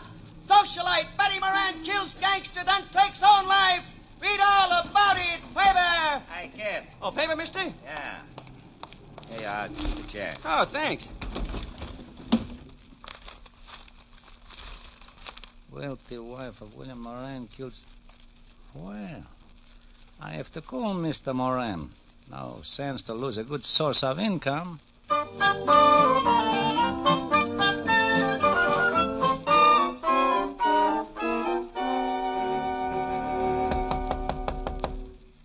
Yeah, come in. Mr. Diamond? Over here. Oh, this clothesline, I couldn't see you. You always do your laundry in your office? Free soap. Pull up a chair, Mr. Moran. William Moran. Oh. Nice pair of Argyles. One of my old clients. Sends them down from Sing Sing. Have you read the morning papers, Mr. Diamond? I haven't had time. Took some throw rugs down to the laundromat before I started on the socks. My wife died last night. What did you eat for breakfast? Why, pancakes and eggs? Why? You must eat a whole pig when you're not in mourning. How did she die? She was shot to death. Couldn't she get 2 people for a pyramid club? She was being blackmailed. It's usually the other way around. The victim shoots the blackmailer. She did that. His name was Mac Grayson. I want you to find the other man behind this blackmail ring. Oh, what makes you think there was more than one? I received an anonymous phone call this morning. It was from a man who said he was a friend of Mac Grayson. He made it perfectly clear that he was going to continue with the blackmail. You, know what they had on your wife? She was a very wealthy woman, Mr. Diamond. Before she married me, she was rather wild. Well, they get that way sometimes. There were some letters. Why don't you go to the police? As far as they're concerned, the case is closed. They say it's a murder and a suicide, and that's that. But I want to get the people who drove my wife to suicide. Okay, Mr. Moran, but if you want me to try and dig up your blackmailers, my fee is rather high. I want to start sending my laundry out. Money is no object. That's the nicest thing you could have said. $100 a day and a fifth of plasma. Plasma, Mr. Diamond? 100 proof. I never know what I'm going to run into in a case like this. I may bleed a little. You can reach me at Evergreen 45021. I'll write you a check. Here, use my pen. It's getting an inferiority complex. Do you know anything more about this man who called you this morning? No, only that he said he was a friend of Mac Grayson's. Oh, there you are, Mr. Diamond. This should be enough of a retainer. Oh, yes. And that's all you know? I'm sorry I can't be of more help. Oh, you've been a brick. I'll get the rest from homicide. Thank you, and goodbye, Mr. Moran. Goodbye, Mr. Diamond, and good luck. Oh, I'm sorry. I knocked down some of your washing. There. Well, I'll be hearing from you. Well, that's the way it goes. 1 minute you're washing socks, and the next you got enough money to stake out a claim on every night spot from Mott Street to Harlem. Unless a particular blackmail ring likes to kill private detectives. I had a hunch the assignment might run into overtime, so I put in a call to a lovely redhead named Helen Asher. Francis, the butler, answered, and I told him to pass the word along that I might be late for my date. I hung up before Helen could get on the pipe and start screaming at me like a wounded eagle. I locked the office, went down to 5th Precinct, and an old friend, Lieutenant Levinson. He was in charge of the homicide detail and could tell me about the late Mrs. Moran and her victim. When I walked in, Sergeant Otis was polishing his billy. Hello, Otis. The lieutenant in? Well, Richard Diamond, the All-American gumshoe. Oh, you're just jealous because that club you've got is a better shape than your head. Lieutenant, Diamond's out here. Okay, send them in. Tell me, Shamus, how does one get to be a great big private detective? Slaving box tops? Well, you have to observe things, Otis, my boy. For instance, one look at your shirt, and I can tell you've been eating well for a week. Why don't you either get it cleaned or stick it in a pressure cooker? Hello, Walt. Now, wait a minute, Rick. If you've got a body somewhere, take it to another precinct. No, I'm a little short right now, but maybe I can dig one up. What I Yeah, that was a swell one. Is this just a social visit, or am I a dreamer? It's about the Moran suicide. You handle it? Uh-huh. One of the neighbors called us. They're both deader than Otis on a double date. What about the Grayson guy she knocked off? Cheap thug. Couple of convictions. Oh, don't tell me Moran's been to you with that blackmail story. Yeah. He seems to think Grayson was working with someone. Rick, that guy pestered us all morning, but there's no proof of blackmail or anything else, except 2 people got killed. Give me a quick rundown. I don't know why you're interested. I think Moran drummed up the blackmail theory just to cover that his wife was running around with another man. Well, I'm interested because Moran gave me a fat $200 in advance to get me in the spirit of the thing. Well, if you want to be bored, here are the photographs of the deal. Here's Mac Grayson. Bullet entered his chest just below the 10th rib.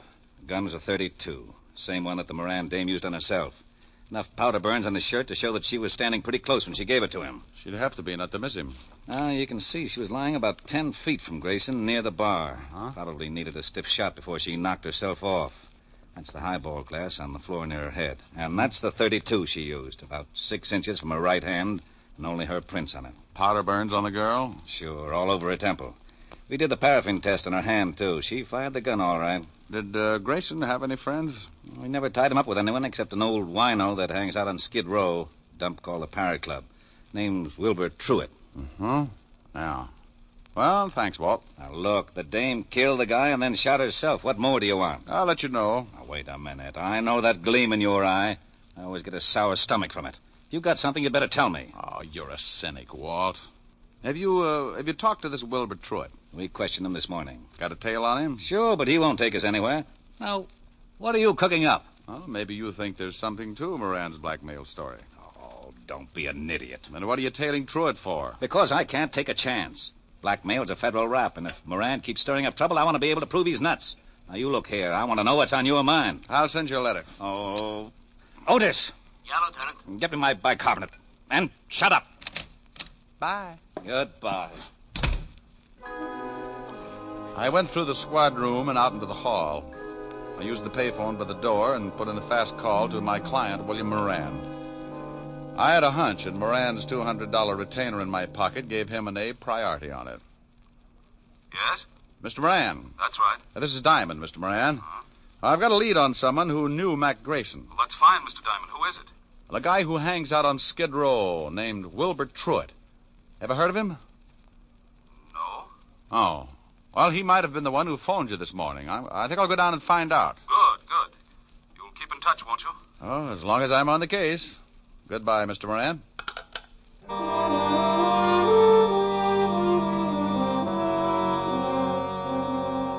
I left the 5th Precinct and headed for Skid Row. If you've never seen the street, it's a liberal education in the misery of human beings. Even the sun winds up with a hangover if it shines on the place too long.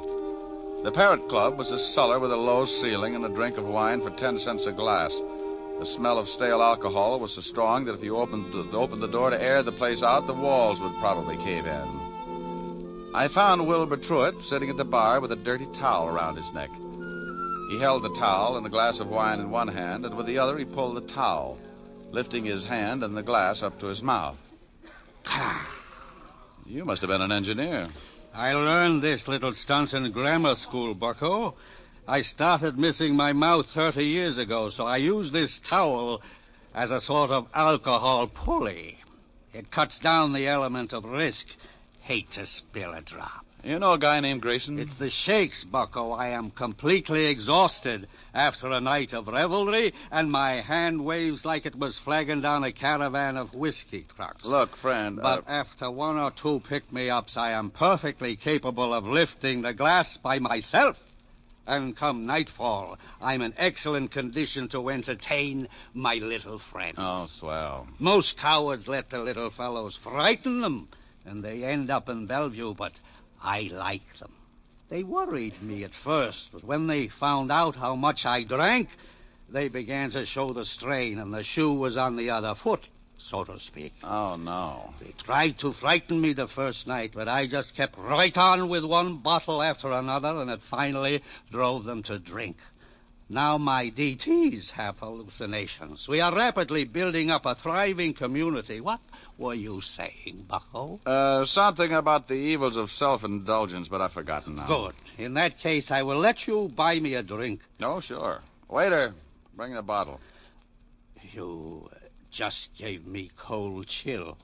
If I lick your hand, it's only a sign of fond endearment. Okay. Now, do you know a guy named Grayson? I knew there was a catch. Are you a cop? No. In that case, I trust you. Besides, you are holding that lovely bottle. What about Grayson? First, a small glass of truth serum. First, Grayson. I can't stand to look, so I will turn my back on the bottle and tell you what I know.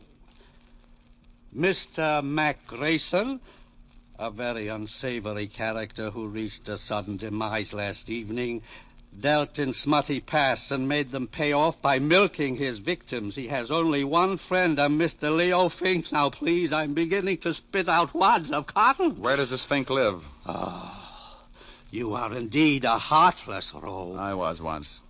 You aren't by any chance a spy from the Purity League? You get the bottle when I find out where Leo Fink lives. 1120 2nd Avenue now, please. Now, here you are. Don't struggle with the cork, Bucko. I have just acquired the strength of an uncropped Samson. And as I gaze upon this ruby goblet, I am reminded of the fact that you are not the first to come seeking the whereabouts of one Leo Fink. Huh? Play it back in English. A thug with the disagreeable habit of twisting my ascot approached me not 10 minutes before you came in seeking the same information. Did you give it to him? I had to. One more pull on my tie, and dissipation would have been a thing of the past. Thanks, Wilbur. Here, buy yourself another jug. Oh, bless you. And good morrow, cousin. Here's to my love. Oh, true apothecary. Thy drugs are quick. Thus, with a kiss, I die.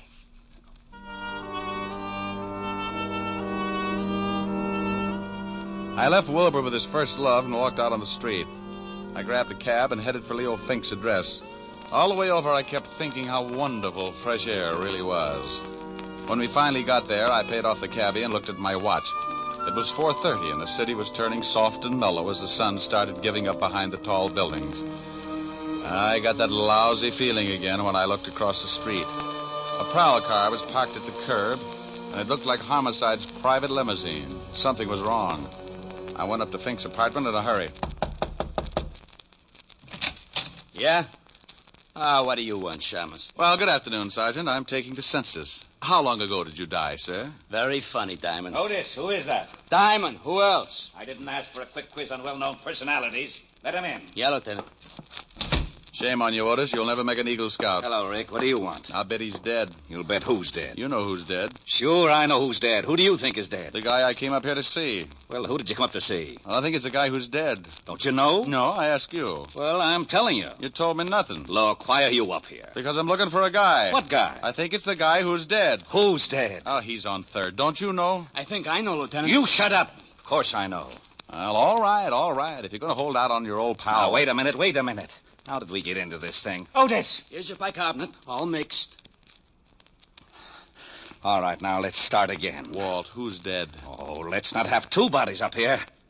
The guy's name is Fink. Leo Fink. Why didn't you say that in the first place? Because I don't have to do anything I don't want to do. Walt. Lieutenant Levinson. Now, what are you doing up here? Well, I came up to see Leo Fink, that's all. Well, he's in the other room. If he spills anything, don't believe it. He's been dead for 10 minutes. That's too bad. He knew Mac Grayson. Yeah, how did you find out? That sweet old gentleman you sent me over to, Wilbur Truitt. Oh, you got something out of him, huh? What else did he tell you? Nothing, but we struck up quite a friendship. I'm going to go back over and see what another bottle of wine will do to his memory. I'd better haul him in. Well, don't do it, Walt. Don't do it. I can find out things a lot quicker. Shh. I got a system. Okay, but keep me posted. I've got to clean up here. How did Fink get it? 2 bullets in the head. No idea who gave it to him. They used a Luger, I think. Hey, have you questioned Otis? Oh, go on. Get out of here. Walt, tell me, did you check the prints on that highball glass next to Mrs. Moran to find out whether they were from her right or left hand? Now, what difference does it make? I'll let you know. Now, you wait a minute. No, I can't. I'm behind schedule now. Bye. Oh, Otis!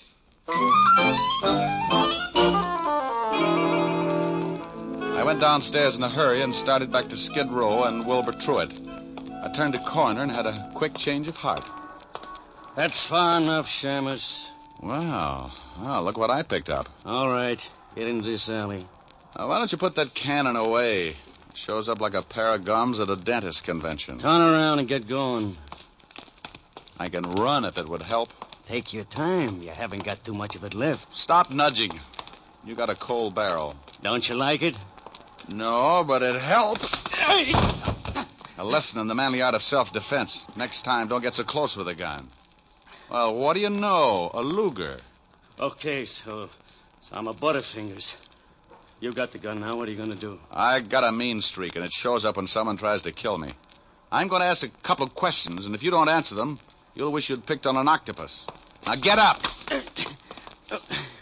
Oh, you're a big one. Now, who sent you after me?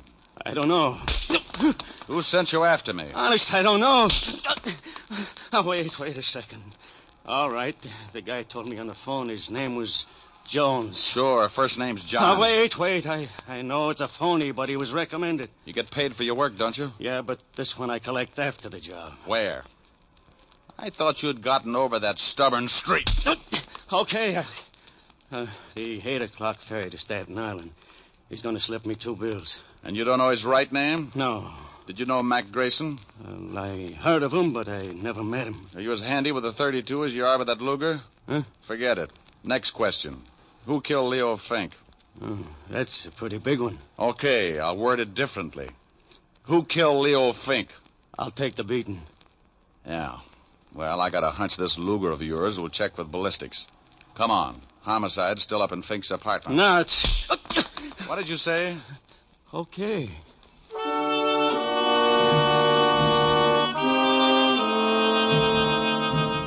I hustled Louis up to Walt and left him handcuffed to Sergeant Otis.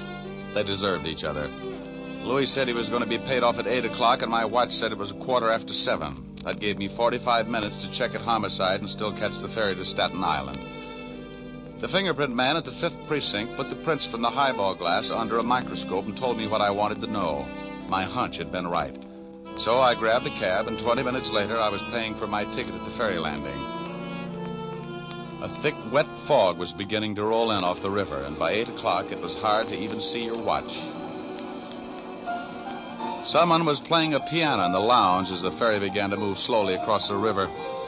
I didn't know who I was looking for, but I figured if there was going to be a payoff, it would be outside. I leaned against the rail and took out a cigarette. Got the match, mister? Yeah, right here. Thanks. Lousy night. Yeah.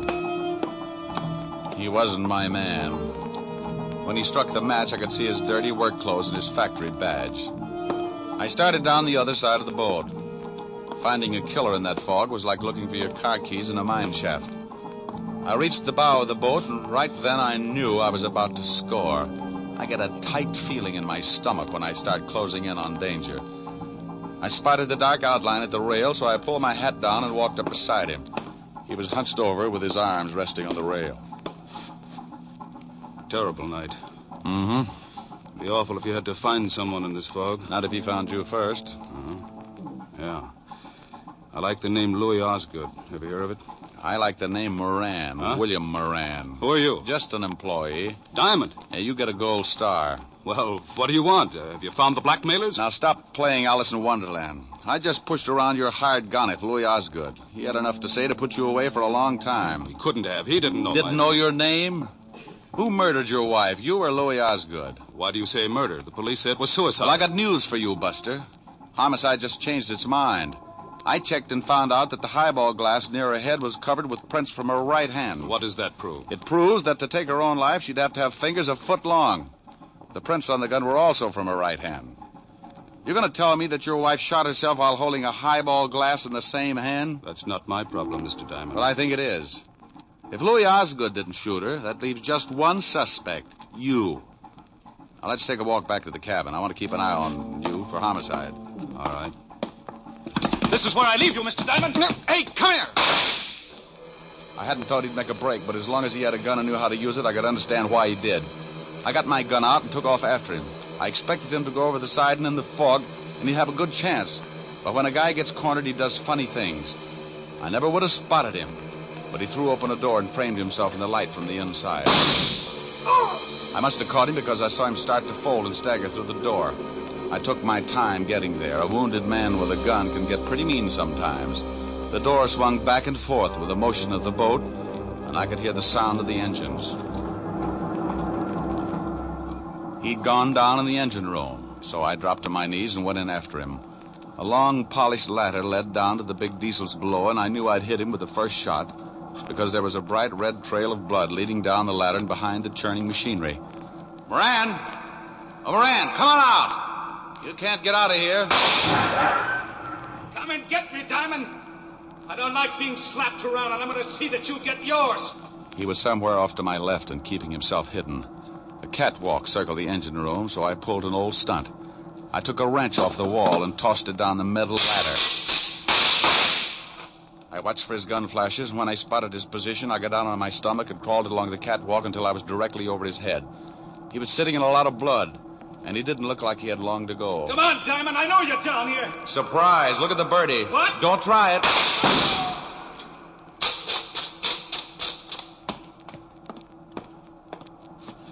Sorry, Moran, but this just wasn't your night. You want to tell me about it? I shot my wife. I came in just after she shot Grayson. And she was standing at the bar with her back to me, mixing a drink. She dropped the gun by Grayson's body, so I picked it up and shot her. Wiped my prints off and put hers on it. Why did you do it? I hated her. She had money.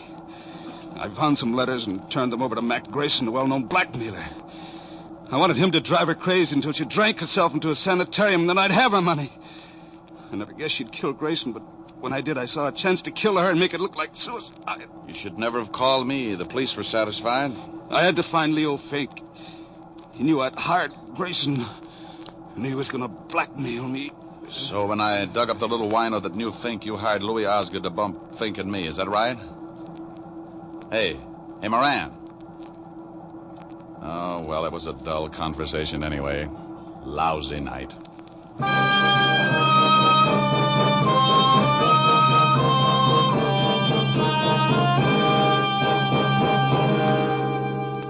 The captain came and helped me carry him up to the deck.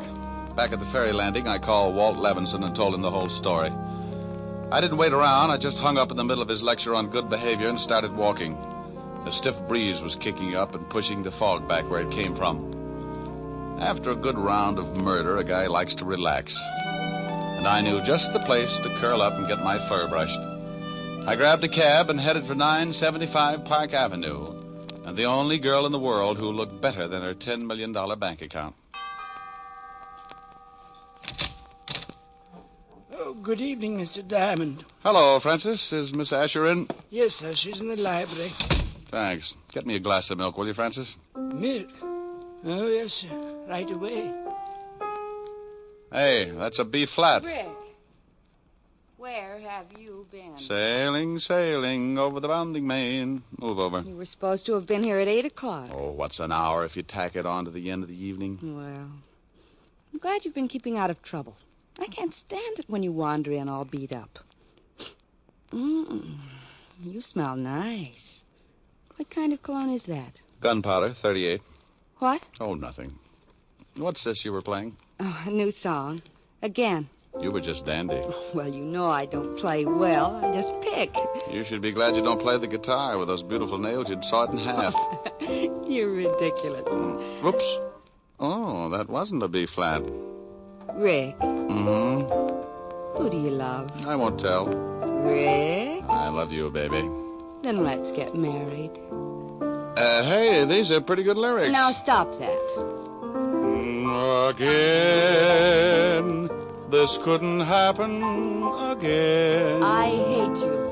This is that once in a lifetime.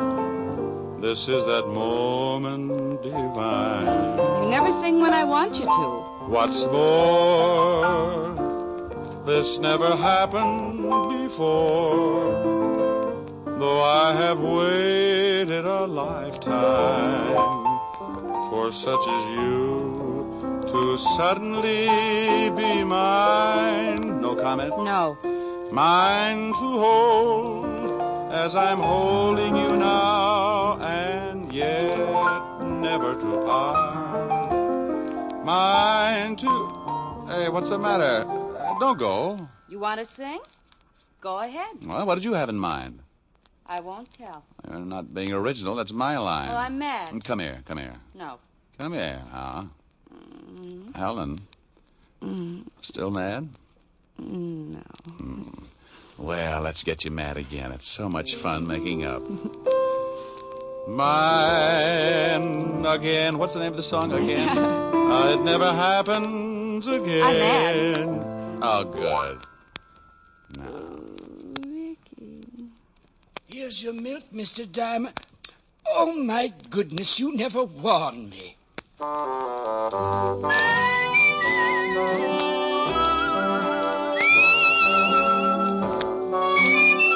You have just heard Richard Diamond, Private Detective, starring Dick Powell. Helen was played by Virginia Gregg, Lieutenant Levinson by Ed Begley. Also in our cast were Wilms Herbert, Tal Avery, Herbert Butterfield, and Jack Petruzzi.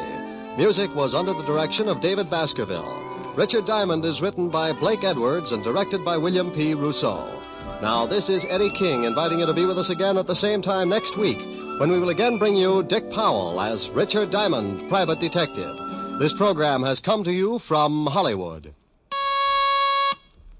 Now NBC brings you a three-way cavalcade of grand comedy with Phil Harris and Alice Faye, Fred Allen and Henry Morgan, all following in fast succession over most of these NBC stations. This is NBC, the national broadcasting company.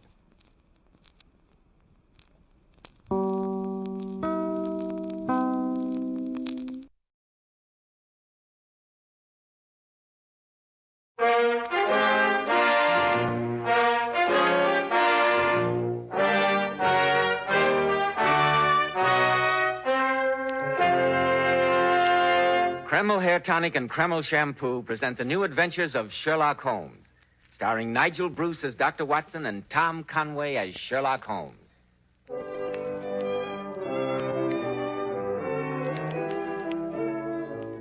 Now suppose we begin by calling on Mr. Holmes' biographer and friend, the genial Dr. Watson. We find him in his comfortable firelit study, leaning back in his easy chair, ready to begin his story. The fire feels good tonight, doesn't it, Dr. Watson? Indeed it does, but sit down, Mr. Bell. Sit down and let's get on with the story. You are in a hurry, aren't you? Well, I suppose I am. As a matter of fact, the adventure I'm going to relate was one of the most gruesome experiences I ever hoped to encounter. Perhaps I'd better not tell it after all. It brings up memories Oh, that... come now, Dr. Watson. You're not going back on us now. You promised last week to tell us... what was the name of the story? The Adventure of the Devil's Foot, or the Cornish Horror. The very thought of it makes my blood run cold. I can hardly wait, Dr. Watson. But first, men, I'd like to remind you about this famous modern trend in hair grooming, which is preferred among top-flight executives and America's most successful men. It's called Kreml Hair Tonic. One of the many reasons Kreml has become such a nationwide favorite is that it never plasters the hair down with sticky goo, which makes your hair and scalp feel so dirty. It never gives hair that old-fashioned, greasy, patent leather look. You see, Kreml is a very highly specialized hair tonic. It contains a unique and utterly different combination of hair grooming ingredients, which is found in no other hair tonic. That's why Kreml keeps unruly hair so neatly in place longer, with such a handsome, healthy-looking luster. What I especially like about Kreml is that after you use it, you can run your hand back over your hair and your hair never feels sticky or dirty. No greasy film comes off on your hand.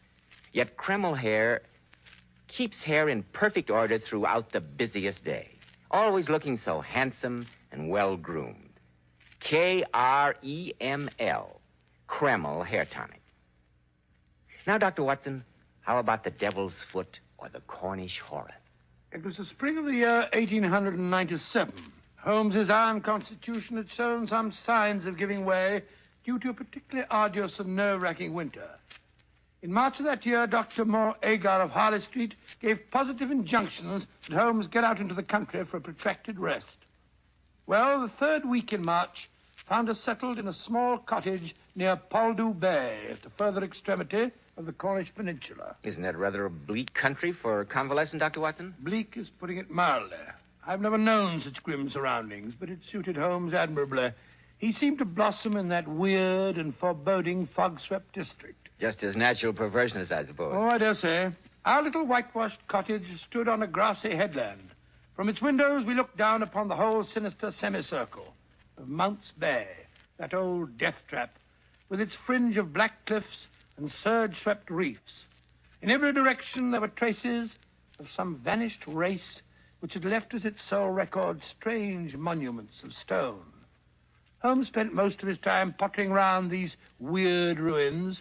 Everything was going along peacefully until one morning our simple and healthy routine was violently interrupted, and we were precipitated into the middle of a series of gruesome and nerve-shattering events. Quite a surf this morning, eh, Watson? You can see the spray flung up against our windows, and we're a good 100 feet above sea level. I don't think I shall venture out today. Bad weather. Old boy is certainly lashing himself into a fine frenzy. What do you mean, the old boy, Holmes? The devil, Watson. The devil himself. Oh, what are you raving about? Didn't I tell you that the natives hereabouts refer to that seething death trap down there as the Devil's Cauldron? They think the old gentleman himself lives there. How unsettling. Yes, a very interesting superstition. You know, Watson, this locality is supposed to have been the last resort of devil worship in England. Oh, really? Well? Many scientists believe that those huge prehistoric monuments of stone were part of a temple given over to the Prince of Darkness. Preposterous. Oh, I don't know. It's as logical as most of the theories that endeavor to explain their existence. The superstition goes on to say that when the devil was finally driven from his temple, he took refuge in the bay down there. Yes, they claim that on stormy nights you can hear his hoofbeats as he races up and down the rocks. Holmes, what are you trying to do? Give me a case of nerves? Hello, what's this? What's this? Someone is running up our path, his cloak flapping about like a giant bat. Why, it's that Tregennis fellow, the one who boards with the vicar. Mortimer Tregennis, eh? I wonder what's happened. Face as white as a sheet. Couldn't look more upset if he'd seen Beelzebub himself. Open the door, Watson. Mr. Holmes, thank heaven I find you at home. The most terrible thing has happened. I can scarcely believe it. Oh, sit down, my dear fellow, sit down. That's better. Now, perhaps you can tell us what has happened. My family, my sister, we were playing cards. Oh, slowly now, take your time. My family, my sister and my two brothers. It's too terrible. Why, just last night I was with them at the house. Tridanic warfare, it's called. All well and happy. We played cards, and now, without warning, I can't believe... Easy, Tregennis, easy. There's a good fellow. I left them last night. My sister Brenda, my two brothers, Owen and George. What time was that? The clock in the church steeple over at Polo was chiming 10 o'clock as I closed the front door behind me. I'd left them all in the card room, laughing and in good spirits.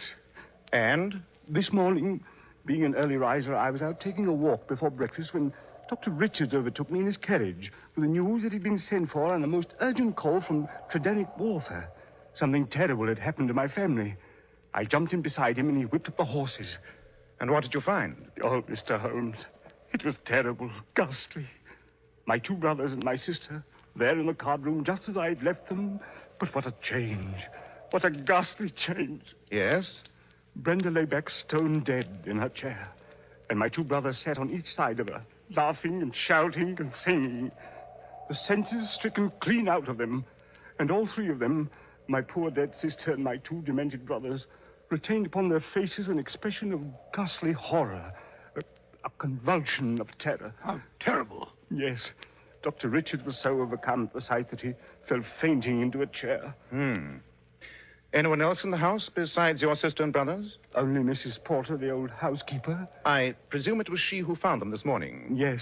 She always goes through the house in the mornings, airing it out before the family comes down. When she reached the card room, the shock was too much for her. She's had a nervous collapse. We had to put her to bed. Yeah, no wonder. An exceptional case. Most exceptional. That's what we thought. We could find no traces of strangers in or around the house. Nothing was stolen, nothing touched. The vicar believes you are the only one who can solve the case, Mr. Holmes. He insisted I come to you. I shall be only too glad to handle the matter, of course. But first I must ask you a few questions. Anything, Mr. Holmes, anything. To begin with, Mr. Tregennis, why do you live with a vicar, separated from your family? Well, as a matter of fact, we had a slight argument a few years ago about some property it was. But that was all settled long ago. We were on the best of terms. Now, Mr. Tregennis, about last night. Do you recall anything at all that was out of the ordinary? There was one thing that occurs to me. As we sat at the card table, my back was to the window. George was facing me. Suddenly, I saw him look hard over my shoulder out of the window. I turned quickly, and just for a moment, I thought I caught a glimpse of something moving. Man or animal? I don't quite know. My brother said he had the same feeling. It's uncanny, that's what it is. Something came into that room, and that something killed my sister and dashed the light of reason from my brother's mind. Something devilish it was. If that should prove to be the case, I fear I shall be of very little assistance, Mr. Tregennis. But short of wrestling with his satanic majesty, I think perhaps we can solve your problem.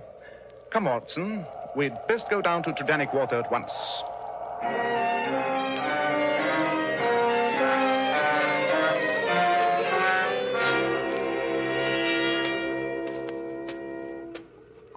This is the house, Mr. Holmes. Whose carriage is this coming down the drive with the blinds down? There's somebody in it. Listen.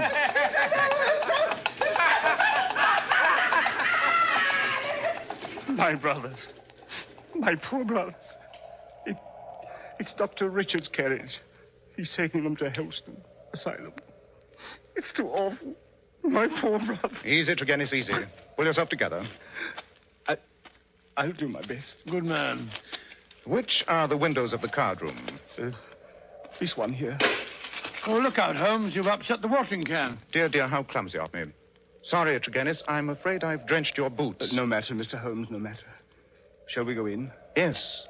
I have seen all I need to see out here. This way. The card room is over here. Do you notice anything, Watson? No, I can't say that I do. This is the card room. I see the window's still open.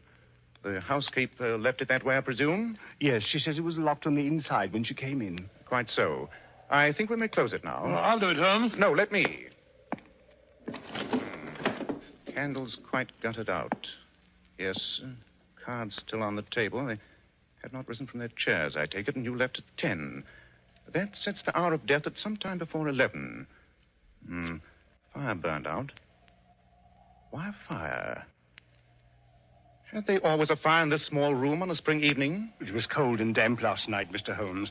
The fire was lit shortly after my arrival. I see. Well, that seems to be about all. No disturbance of any kind. Strange. Oh, come along, Holmes. Come along. The room gives me the jumps. There's something about the atmosphere, as though death was still hovering in the air. I wonder. Come, Watson. We will return to our cottage. Should anything occur to me, Mr. Tregennis, I shall communicate with you.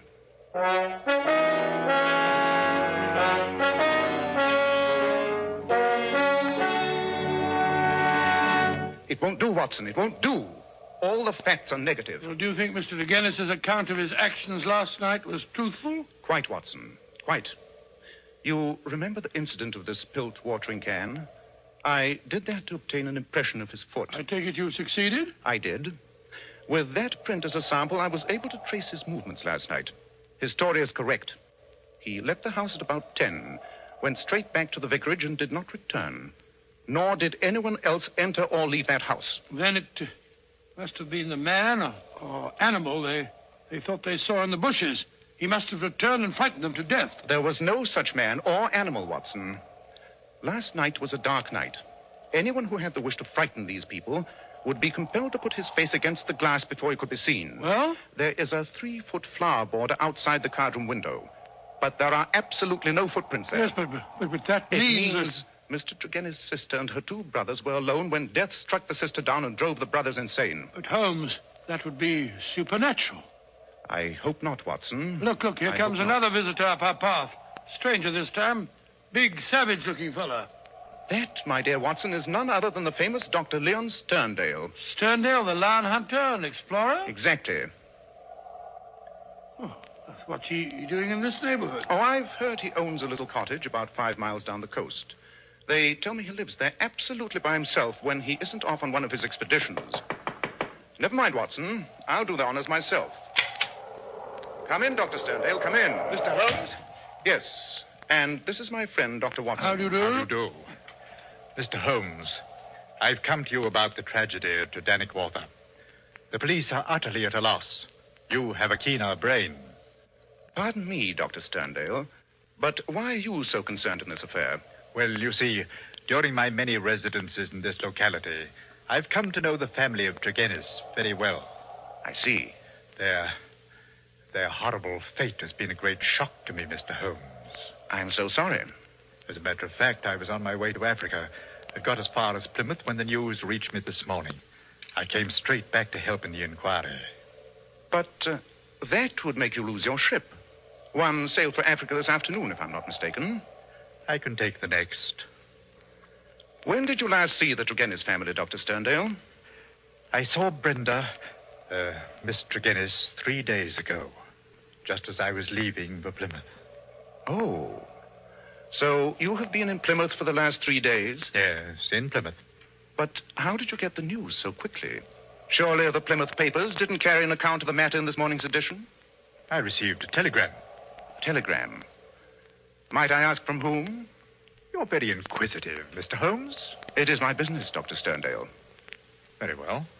The telegram was sent by the vicar, Mr. Roundcay. I see. And now, Mr. Holmes, have you reached any conclusions? Conclusions? No. That would be a trifle premature. But I have every hope of bringing this matter to a satisfactory termination.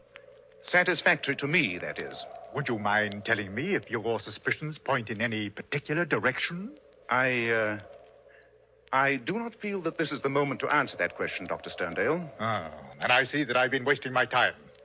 I need not prolong this visit. Good afternoon, gentlemen. Close-mouthed fellow, Dr. Sterndale, isn't he, Holmes? He told me more than he realized, Watson.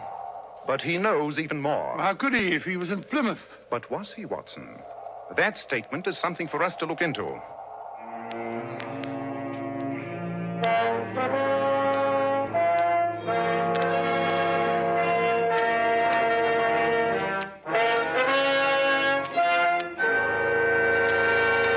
In just a moment, we'll rejoin Sherlock Holmes as he endeavors to solve the strange mystery of Dannick Water.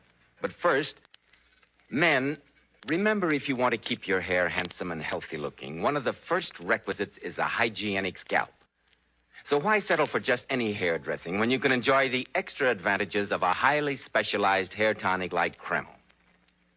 Kreml contains a special combination of hair grooming ingredients which is found in no other hair tonic. This is why it keeps unruly hair neatly in place longer with a rich, healthy-looking luster. Yet Kreml never gives hair that cheap, greasy, patent leather look. It never leaves hair feeling sticky, gummy, or dirty. Your hair and scalp always look and feel so clean with Kreml. And if your hair is so dry it breaks and falls when you comb it, start using Kreml at once.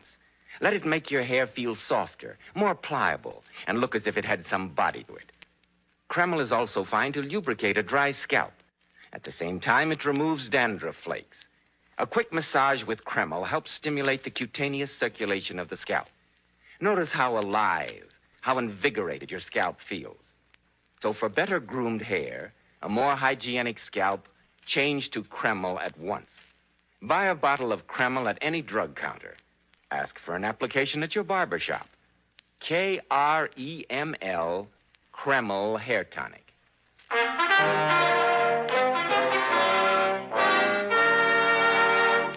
I say, Holmes, must you go on smoking that foul pipe? The atmosphere's so thick I can hardly see across the room as it is.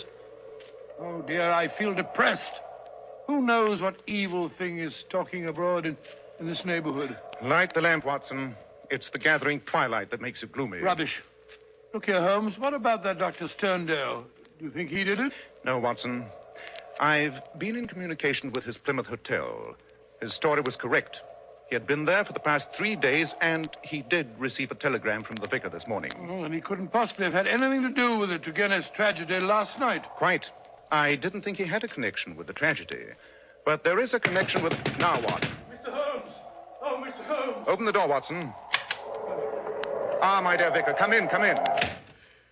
Dear me, you look as though you'd seen a ghost. It's tracked him down. The curse of the family. He's dead. Dead with that same look of terror on his face. Who's dead? Mortimer Turgenev, in his study at the vicarage. Great Scott. My servant found him there, sitting beside his table, his face turned toward the window, and distorted with that same convulsion of fear that marked the features of his sister. Oh, my poor parish. Satan himself is loose among us. We are devil-ridden, Mr. Holmes. Devil-ridden.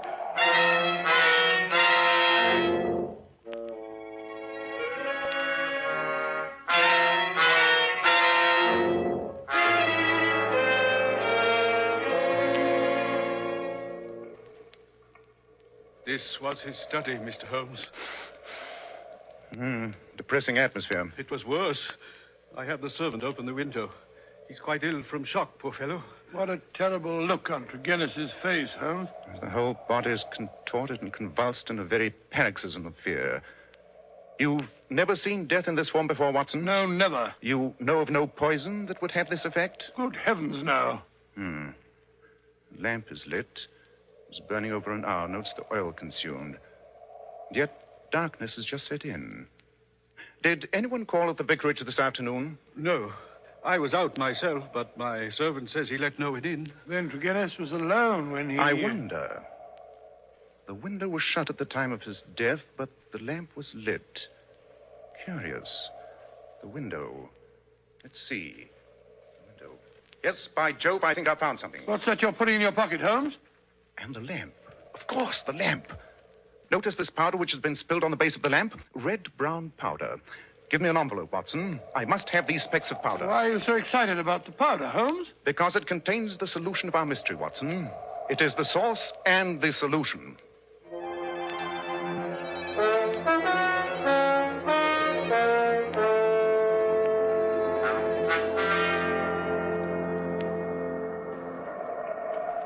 Holmes, you haven't touched your supper. What a foul night. The wind's rising again. Oh, have another cup of tea and be quiet, Watson. I don't want to be quiet. I want to talk. I'm tired of waiting here listening to that blasted wind and the roar of the water down there below. Why did you send for Dr. Sterndale? Because he's an authority on obscure African poisons. Poisons? Why are you interested in poisons? Watson, there are two striking points in common in both cases under observation. Yes? In both cases, the atmosphere of the room had a curious effect on the persons who first entered it. The housekeeper and the vicar's servant were both overcome, as was the doctor who was called in. That's right. I hadn't thought of that. The room was still stuffy when we entered it. Right. And in each case, there was combustion going on in the room. The fire in the first case, the lamp in the second, and the lamp was not necessary. It was still daylight when it was lit. Yes, but I still don't see what... Something was burned in each case which produced an atmosphere causing strange toxic effects. An unknown poison. Good heavens. I believe we have a sample of that poison in the brown powder spilled on the base of the lamp. Well, how are you going to prove it? I'm going to burn some of that powder and notice its effect. Just a small pinch of powder. Yes. Perhaps you'd better leave the room, Watson. Leave you alone in here? Certainly not. I warn you, it's risky. Confound that wind. Come along. Let's get it on with it and get it over. Very well. Place your chair opposite mine. Then we can watch each other for developments. If anything alarming happens, we can end the experiment. All right. Come on. I'm ready. Good. I put a pinch of the powder into our lamp. Oh, I say, what a filthy smell. Musky, subtle, nauseous. Listen to the wind, Holmes. I'm afraid. I don't know why. That wind. I can feel my hair rising. Holmes, do you see it? That cloud bank, whirling, black and sinister. It's monstrous. It's concealing something too wicked to imagine. Holmes, it's coming nearer and nearer. Can't you smell it? Sulfur and brimstone. You hear that, Holmes? It's hoofbeats. Hoofbeats. I know what it is. I can see it. I can't stand this. It's too terrible. Holmes! Watson, for the love of heaven, don't give in. Don't breathe. I'll smash the window. I'll smash... There. That's better. Breathe in, Watson. Breathe it in. It's good, clean air. Whew. By Jove, what a narrow escape. I had no idea it was so powerful. I thought I saw... I know. It's a poison that affects the nerve centers of the imagination.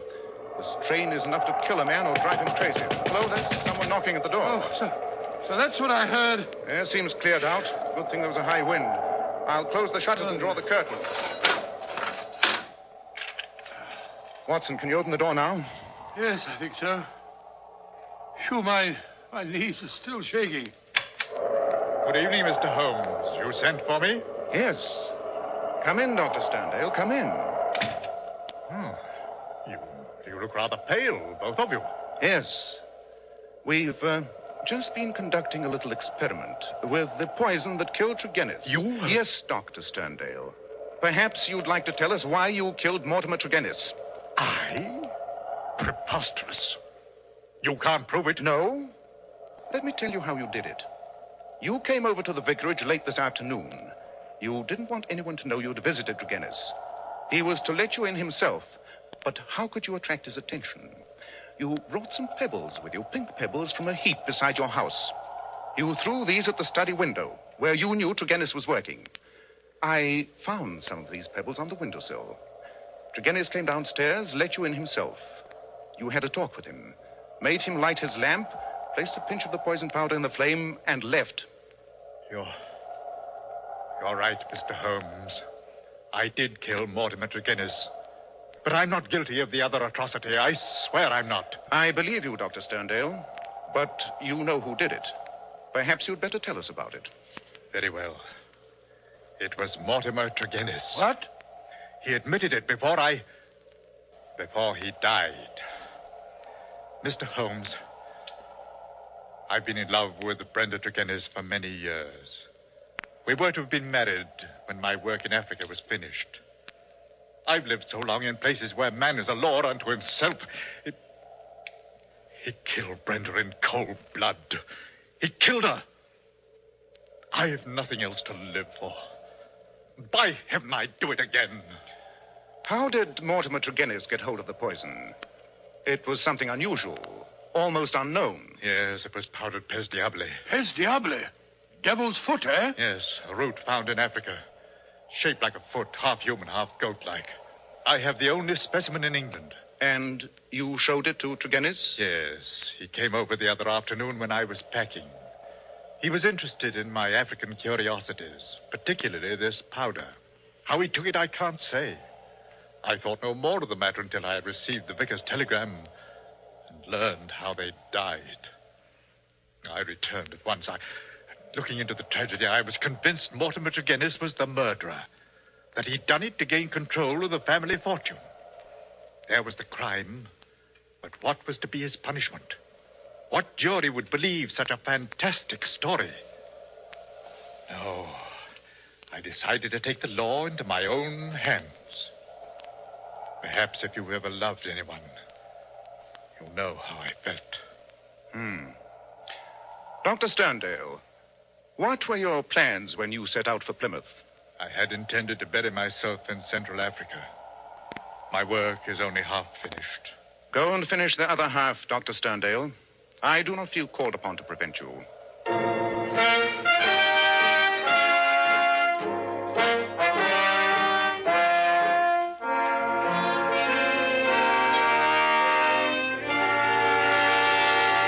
What a gruesome story, Dr. Watson. Yes, next to the famous Hound of the Baskerville adventure, that was the most gruesome experience that we ever had. There's just one thing I'd like to know.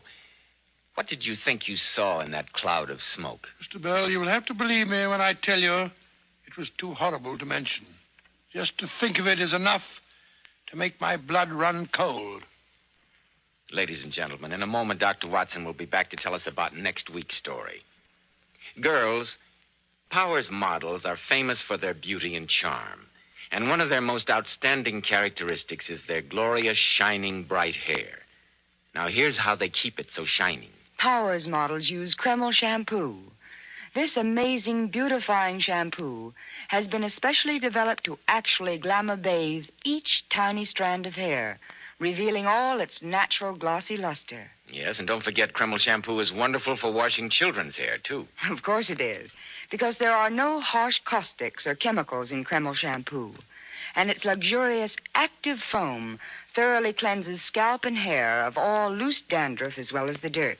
Girls, if you could only see how Powers model's hair fairly radiates natural glossy highlights, I'm sure you'd want to try Kreml shampoo right away. You can get a bottle at any drug counter. Kreml, Kreml shampoo. Now, Dr. Watson, what about next week? Well, now, let me see. Next week, I think I'll tell you about the adventure of the unfortunate brides. Well, sounds intriguing, Dr. Watson. It was, Mr. Bell. It was indeed. Intriguing. It concerned a honeymoon in Scotland and a bridegroom who turned out to be a cold-blooded and ruthless killer.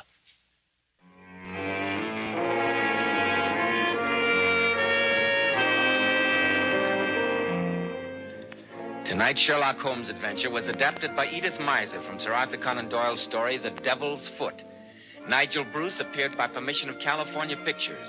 Tom Conway through the courtesy of Eagle Lion Pictures.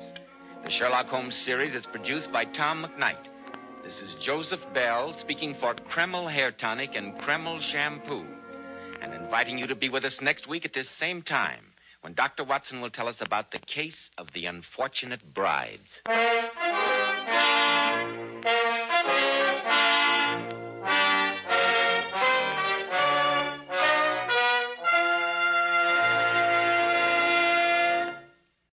This is ABC, the American Broadcasting Company. The Adventures of Michael Shayne, Private Detective.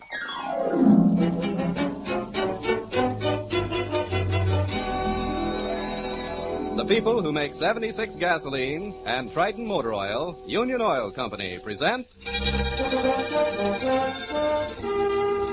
The Adventures of Michael Shayne, Private Detective, starring Wally Mayer and Kathy Lewis.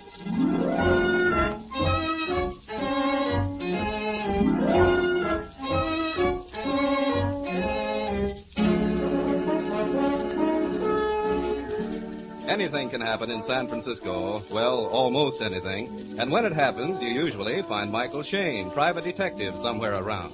That's why Mike and Phyllis Knight, his observant and easy-on-the-eye assistant, are locking the office at 9 a.m. and heading for the nearest corner to join Inspector Faraday on what the inspector describes as a wild goose chase, or, as Phyllis more aptly puts it, a junket on office time. It seems there are pirates in San Francisco Bay. Oh, it's spring, Angel. Wonderful day. And I've always wanted to go aboard a yacht. Yacht, my eye. It's probably phony, too. What about our clients? You haven't cleaned up on that insurance case Oh, let him yet, wait, let him haven't- wait. 16 men on a dead man's chest, yo-ho, and a bottle of rum. Oh. Here's the elevator, Dolly. Oh, this is going to too many pirate pictures. Pirates in San Francisco Bay. Do you suppose they're related to the Indians at Stanford? What are you muttering about? I always mutter when some publicity-seeking chorus girl lets herself be found drugged in her pajamas, wrapped in a blanket in the bottom of a canoe. She's no chorus girl, honey. She's the wife of a college professor. But when she says pirates boarded a yacht, killed her husband, and kidnapped her, well, now, really, Yeah, yes, Mike, I know. that's You just... don't believe it. Well, I'm the open-minded type, darling. Certainly are. Here's where we get off. Oh, smell that air. As I said before, honey, it's spring. Mm-hmm. And in the spring, the sap rises. Over here, folks. Oh, hi, Inspector. Hello, Inspector. Climb in. Here, darling. Thank you. Sausalito, first stop. Oh, what a day for a motorboat ride. Why, Inspector, you're actually glowering. What's happened? Plenty. I think I got my finger on the guy at the bottom of this deal. A movie press agent by the name of Jim Fonda. Enough of that guy pulling his Hollywood shenanigans in my town. Why, Inspector, no pirates. Oh, plenty of them, Phil. Too many of them. A whole brig full. There's 200 of them. What? You've already got 200 pirates in jail? Holy smoke. A brigantine is a pirate vessel, Mike. Huh? Right, Inspector? Right, fellas. They might as well be in jail, for that anchor doesn't budge until I give the word. Lafitte's men, I suppose, from around the hall. No, nothing so romantic, my dear. They're Captain Kidd's men from Central Casting in Hollywood. There's a movie company aboard the ship, and they're getting ready to sail down the coast on location when I climb down. Oh, aren't you a bit rough on them, Inspector? After all, press agents have to have their fun. Or do you know something I don't know? No, not a thing, Mike. I guess I lost my sense of humor. Hollywood had its laugh this morning. Now I'm going to have mine. Huh? You know, they have to pay those pirates every day, you know. Yeah, I get it. Investigations, questions, delays. Well, where do we go first, the pirate ship or the yacht? The yacht. Maybe Professor Porter will be there himself, if he isn't still playing dead. Where's the wife? She'll be there, too. And so will Jim Fonda, or I'll fire every detective on my staff. Well, that might not be a bad idea. Save the sarcasm, Mike. Tony Cooley. Well, there's the yacht. Oh, that's beautiful. Wow. There's nothing phony about this baby. She's big enough to go to sea. Yeah, but she hasn't been away from that dock site since the professor bought her. Hey, this doesn't look like a college professor's layout. A nice, tidy little investment there. Yeah, teaching's a sideline with Professor Porter. They tell me he's got oil wells working for him. If that's Annabelle, his wife, coming out to welcome us, they better be gushers. She looks very expensive. Inspector Faraday? Yes? Oh, and this is Michael Shane and Phyllis Knight, Mrs. Porter. How do you do? Good morning. How do you do? Please come into the lounge. Thank you. I'm a courteous man, Mrs. Porter, but I haven't time for courtesy this morning. I can't understand why an apparently sane woman would expect us to believe such a story. Do you mind if we stroll around, Mrs. Porter? I've never been on a yacht before. Yes, certainly. And now, Inspector, would you please explain why you got my Big-hearted Mike. He just can't bear to hear a beautiful redhead bawled out, so he takes the powder. Oh, look, Angel, this doesn't add up. You don't plot publicity gags in a playhouse like this one. Huh? You've seen something, Mike. Or maybe it was just one look at the redhead. I guess this is the master's stateroom. 2 beds. What are you doing? The one bed layouts in the guest cabin. Mike, what did you see? Huh? Oh, just Mrs. Porter. She used to be Annabelle Armstrong in the movies. So what? Hey, now it's my turn. I spy something beginning with the letter P. Give you one guess. Pills in a blue bottle by the bed. Think I'll have a look. Mike, this entire bottle wouldn't put a child to sleep. Let me see, honey. Oh, it doesn't spell anything backwards. It spells something for me. These pills prove Annabelle went canoe riding with her eyes open. Ow! What'd you expect to find in the closet, pirates? Oh, that bag that hit my foot felt like it was packed. Hey, it is. And so's this one. Everything for a nice long trip.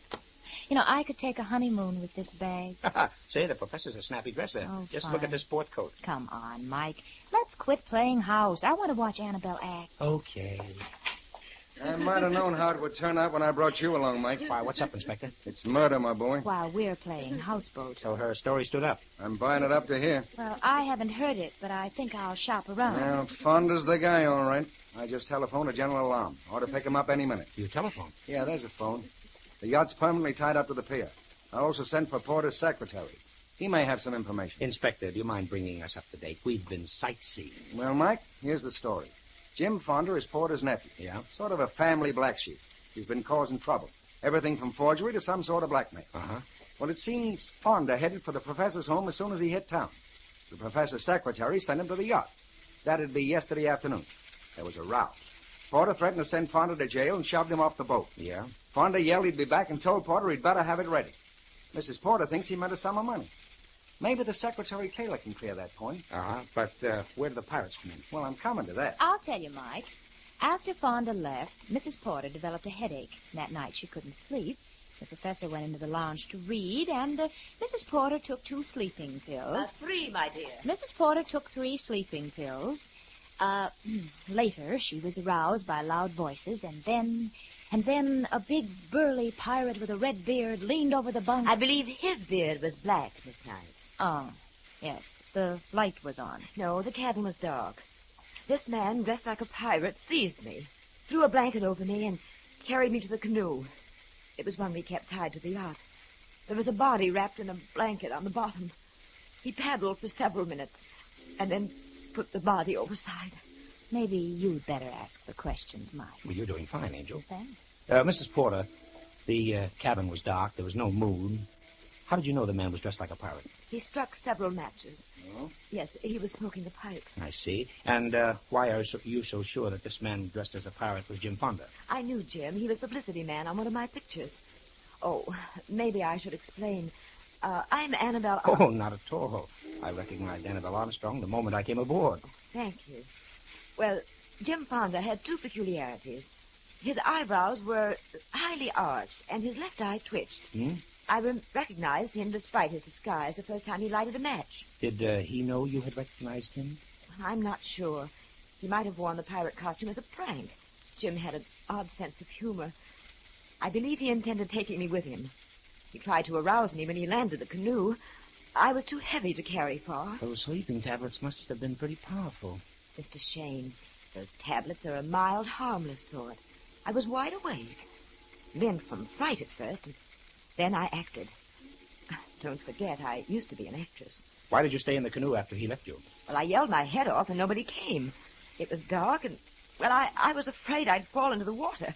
I can't swim. Well, that's sensible. Do you think you could locate the spot where your husband's body was dropped into the water? I pointed out the spot when the police brought me to the yacht this morning. That's right, Mike. We've had men grappling for the body all morning. There's no current and the water's quiet, so we ought to bring it up. Well, that's the police launch. We found the body, Inspector. That ties it up. Bring it in, boy. Well, you satisfied now, Angel? No, I am not, and neither are you. Mm-hmm. Say, I guess that'd be Mr. Taylor with the briefcase over there coming down the pier. Huh? Oh, yes, the secretary. Dark and handsome. Huh? And not too tall.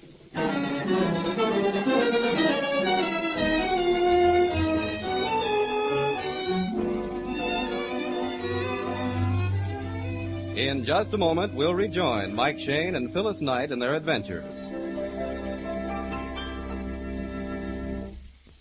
Probably no other possession you may have requires the attention and constant care that your automobile does. The hundreds of bearings and precision gears in a car need continual protection against rust, friction, heat, and abrasion. That is why regular stop-wear lubrication is so vital to the condition of your car. You see, stop-wear lubrication is more than just a grease job. It's a system that's been worked out from years of experience to give your automobile the best possible care. When you leave your car at a Union Oil Minuteman station for stop-wear lubrication, you can be sure that nothing on your automobile will be overlooked or hurriedly serviced. Each fitting is carefully and thoroughly lubricated according to the manufacturer's specifications. While your car is on the hoist, the Minutemen inspect out-of-sight points and check them for danger signs. Finally, as complete proof of stop-wear's reliable lubrication, you receive a 1,000-mile written guarantee with each job. You'll find your car rolls smoother, handles easier, stands up better with regular stop-wear lubrication. Stop-wear guaranteed lubrication is available only at Union Oil Minuteman stations.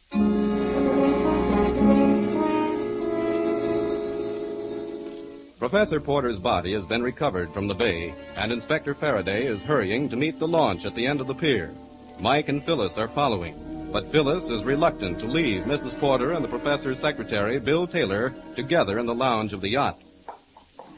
Come on, hurry, honey. They'll be here in a minute. You're getting awfully careless, Mike. I know what I'm doing. I wonder. Oh, cut it out, Angel, please. Oh, Mike, get tough. Be yourself. Why, what do you mean? Well, don't let a good-looking redhead blind you. So far, she's got all the answers, Angel. Good answers. All of them. All right, take it easy now. Yeah, okay. Bring it over here. Hey, give me a hand. This is heavy. Okay, Sergeant, cut the ropes. Right. Hey, what are all those lumps? Some sort of weights. Made a sack out of the blanket. Open it up, men. Okay, here we are. Holy jumping catfish. Well, I'll be... I knew they were heavy reading, but I never thought of them as weights. Well, the professor went down wrapped in culture, the Encyclopedia Britannica. Yeah. 1, 2, 3, 4... 12 volumes. Mm-hmm. From A to J. Mike, look over by the inspector, Mrs. Porter, and Bill Taylor. Of course, darling, they've got to identify the body. Oh. Look out, she's fading. Take her back to the yacht, men. This I've got to see. Annabelle in a swoon. You better go with her, Angel. Now, hurry. Okay. Doc says, can he have the body now? Okay, take it to the morgue. What about all them books? You know what to do with evidence. The blank and everything go to headquarters. Right. Inspector, Yeah. See any marks on the body? Not a scratch. Hey, where's Porter's secretary? Right here, Inspector. Bill Taylor. Does Jim Fonda strike you as the sort of fellow who'd pull a job like this? Well, I wouldn't like to accuse anyone of a thing like this. How long have you known him? About a year. Ever since I've been with Professor Porter. Shall we return to the yacht? I'm afraid Mrs. Porter's ill. We can talk here. Miss Knight will look after her. Oh, this is my friend, Mr. Shane. Oh, how do you do, Mr. Shane? Fine. Well, looks like Fonda put his trademark on this one. I don't know. I only wish I'd never sent him to the yacht. When was this? Sunday. Yesterday afternoon. Well, why did you send him? Well, I never dreamed it. He was insistent. Did Porter tell you to keep Fonda away from him? Well, this is embarrassing, Mr. Shane. Murder usually is, Mr. Taylor. Come on, let's have the story. Well, Professor Porter disliked seeing his nephew. Why? Was he afraid of him? No, not exactly afraid. It was just that, Well, look, Inspector, can this be kept confidential? Well, how can I tell you until I know what it is? Well, a good many years ago, Professor Porter was involved in a rather nasty divorce case. Well, nothing like that stand up. His past is clean. Maybe he took on a new identity, Inspector. It's been done, you know. Yes. Professor Porter did take a new name and arranged an entirely different past. You see, Professor Porter was William Steele. Hey, wait a minute. I remember that case. Back on Long Island. I don't know a great deal about it, however. But Fonda did, huh? And made the most of it. Well, I'm not sure, Mr. Shane. But you see, I took care of Professor Porter's bank account, and he gave his nephew large sums of money. How much does Mrs. Porter know about this? I don't believe she knows anything about the divorce. But she knew Fonda had something on her husband? I suspect she did. She knew about the money because she spoke to me about it. How often has Fonda been tapping the professor? Almost every month. This was his second trip this month. Speaking of trips, where were you going on your vacation? My vacation? Oh, you found my bag. What's this about a bag, Mike? I found 2 bags fully packed in a closet. One belonged to you, Mr. Taylor, I believe. And the other one? To Mrs. Porter. Well, that's easy to explain. You see, the professor sold the yacht, and I was moving my personal possessions. I presume that Mrs. Porter had the same thing in mind. What about Professor Porter? Well, he always put things off until the last moment. Meaning? Well, the moving van isn't due until tonight. All right, Mike, that explains the bags. Now, let's get back to my office. I want Fonda. And I'd like to see how Mrs. Porter's feeling. All right, go ahead. The coroner's inquest hasn't been set, but I want to see you and Mrs. Porter tomorrow morning. Okay, we'll be at Mrs. Porter's home. Mike. Huh? Michael. Yes, Angel? Now I've seen everything. How is Mrs. Porter? Oh, she's beautiful, but bereaved. She's repairing her makeup. Come on, I want to get to my office. Mike, did you ask Mr. Taylor about the bags? Yes, Angel, yes. But he knows the answer.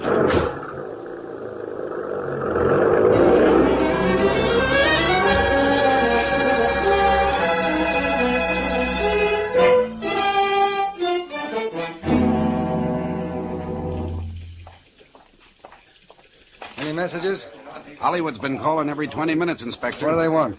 Feller at Apex Studios wants his pirates. Tell him we got a murder case to settle first. Says you're going to have a lawsuit, too. Claims this is costing him thousands. Why don't you turn him loose, Inspector? The guy says you better do it pronto. That boat's stuck till I get my hands on Fonda. Come on, Mike, fellas. Okay.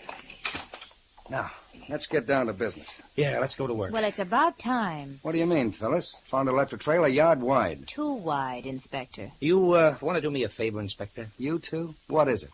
Check on that story about the sale of Porter's yacht. Yes, Mike, I had that in mind. Yes, Inspector? Is Bolton back from that pirate ship? He's waiting out, sir. Send him in.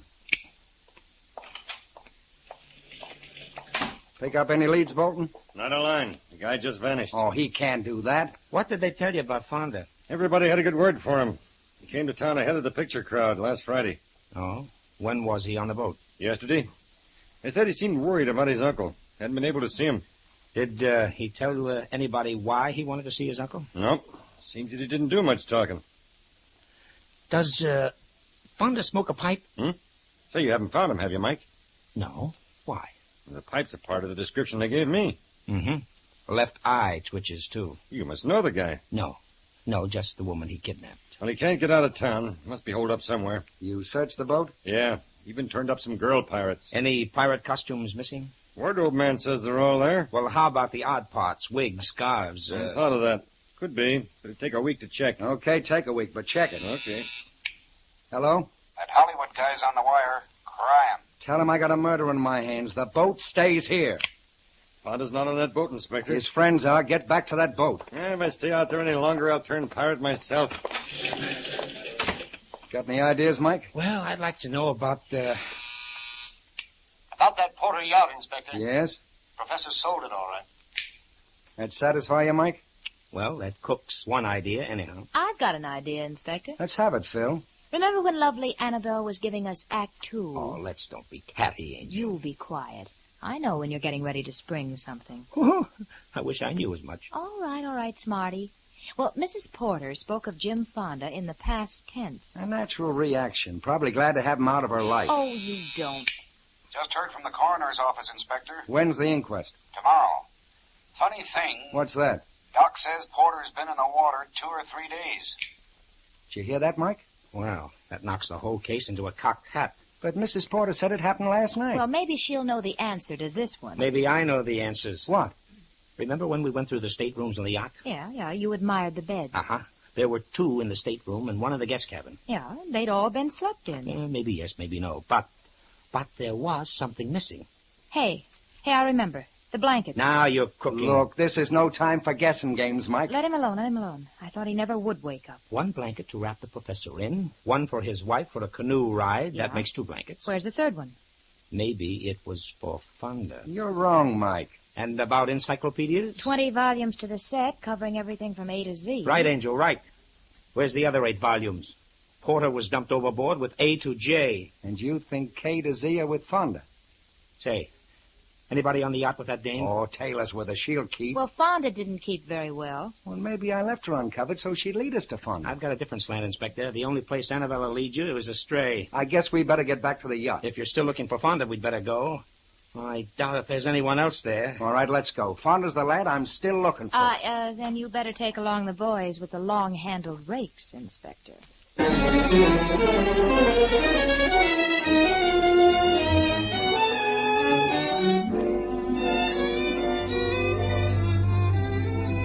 We'll return to Michael Shane and his adventures in just a moment. The front wheel bearings on your automobile are made of finely machined high-carbon steel. With proper lubrication, these bearings will last the lifetime of the car with no other attention. But notice, ladies and gentlemen, that we say with proper lubrication. For front wheel bearings do require extra protection. They're exposed to damage from brake dust, grit, and water. In addition, they must support the heavy weight of your automobile. For these reasons, and because they are expensive and difficult to replace nowadays, front wheel bearings should be carefully and thoroughly lubricated. Your neighborhood Union Oil Minuteman knows this. That's why he takes such pains to do a thorough job of lubricating front wheel bearings. First, he washes out all the old grease and dirt with solvent. Then the bearings and races are individually cleaned until they're dry and shiny. Finally, the clean, polished bearings are replaced in the races. Then, with special equipment, every surface is snugly packed in a thick coating of Union ball-roll grease, and your front wheels are all set for months of well-lubricated, easy rolling. The cost for the entire service of your front wheel bearing assembly is nominal. So for safer, easier driving, just stop in wherever you see the sign of the big orange and blue 76 and ask for Union Oil's front wheel bearing service. Thank you.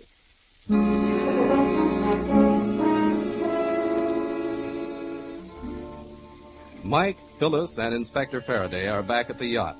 A crew with grappling hooks is just arriving. It would be Old Home Week if Mrs. Porter and Bill Taylor were there, but they've flown the coop. The inspector mutters to himself. I hope this phone's still working. Hello? Hello, Sarge? Yes, Inspector? Get Cassidy on the short wave. Tell him to bring Mrs. Porter and Taylor back to the yacht. So, you did have them tailed. How do you think I keep my job, Mike?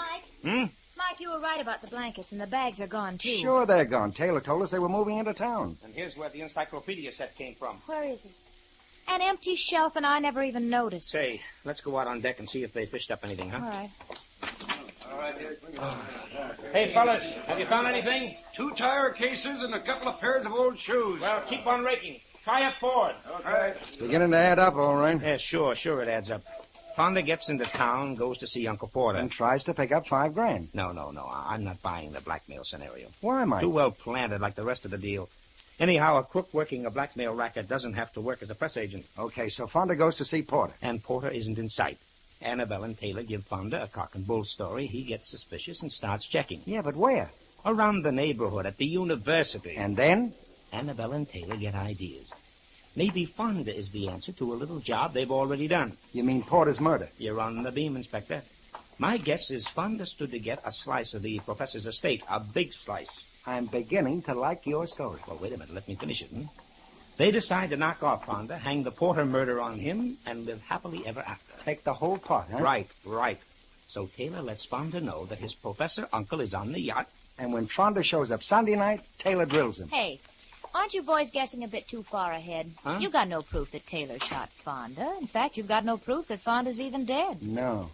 But do you see what I see on that ledge? You mean the lamp? Yes, darling, a lamp.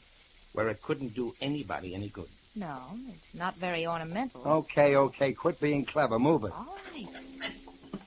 A bullet hole. Yes, honey, a bullet hole. Not very old either. And since no bullets were used to put the professor out of the way, and Taylor and the professor's wife are still alive... What is it, Sarge? Another bundle, Inspector.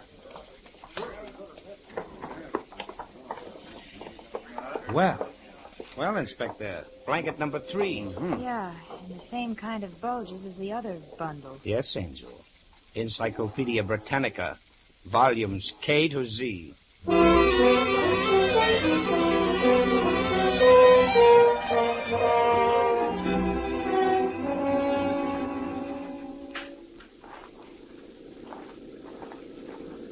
Looks like a police car. Cassidy, you hope. With our 2 murdering lovebirds. Yeah. It's Cassidy, all right.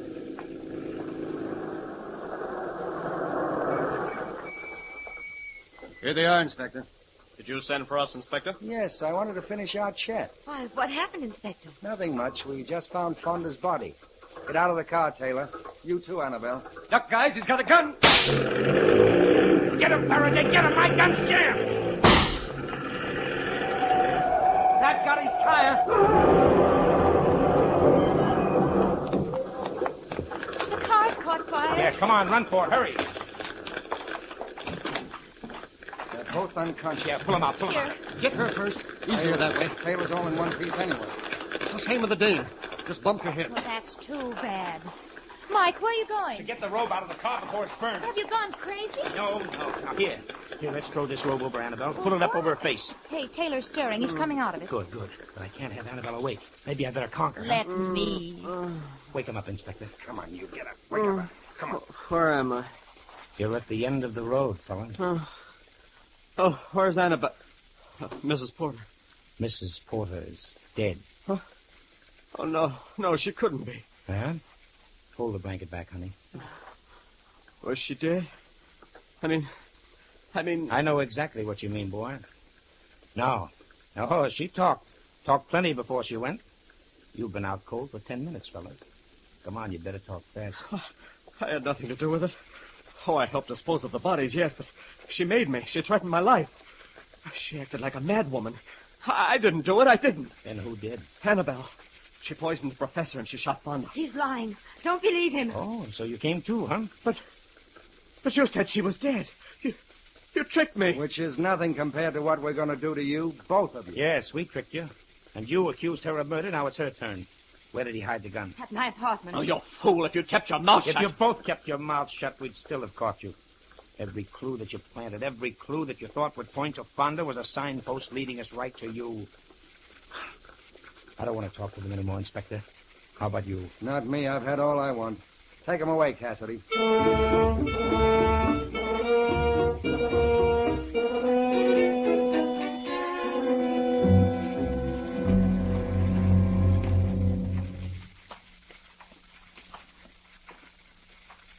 Well, Mike, this is my apartment, remember? Huh? Oh, yes, Angel, yeah. What are you thinking of, Mike? The redhead? Redhead? Oh, her, no. Oh, no.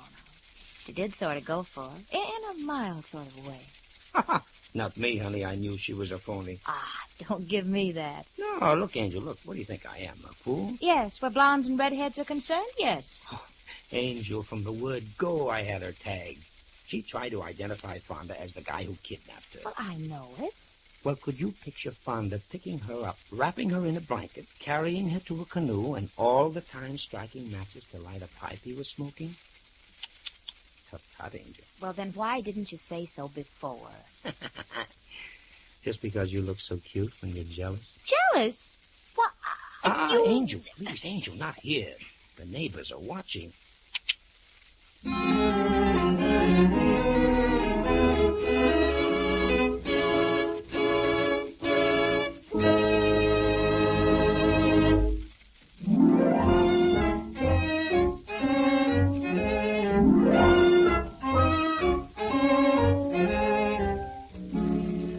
Tune in again next week at 8:30 for another adventure with Michael Shane, Private Detective, starring Wally Mayer and Kathy Lewis, with Joe Forte as Inspector Faraday. Tonight's story was written by Tom Petty and based on the character created by Brett Halliday. Music was composed and directed by Bernard Katz. This is Ed Stevens substituting for John Lang, saying good night for the people who make 76 gasoline and Triton Motor Oil, Union Oil Company. Ladies and gentlemen, despite all our efforts to know that living costs are rising, and certainly the high taxes of war are cutting deeply into our incomes, so why not help yourself and your country by starting a victory garden now? Growing your own vegetables will not only make a big saving on your grocery bill, but will provide a healthy, interesting hobby. Those who have no yards of their own may be able to find space in nearby vacant lots. So wherever you live, whatever you do, serve yourself and the nation with a victory garden in 45. This is the Mutual Don Lee Broadcasting System.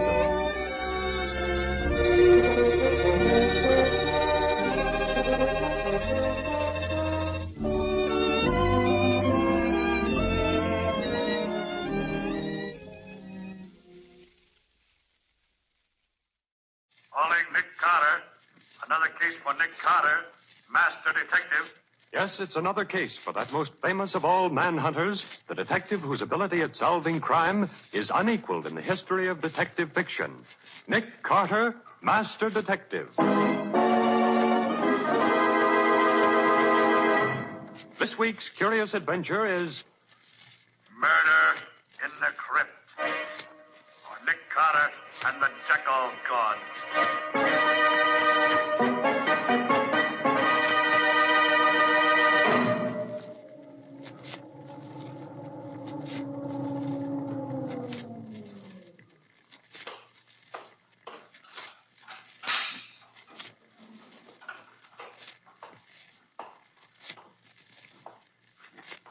There. You'll never know that I came here this time any more than you did the other time that I was here. Those footsteps coming this way. It's Anubis. Anubis. Oh, it can't be. I am Anubis, guardian of the dead. No.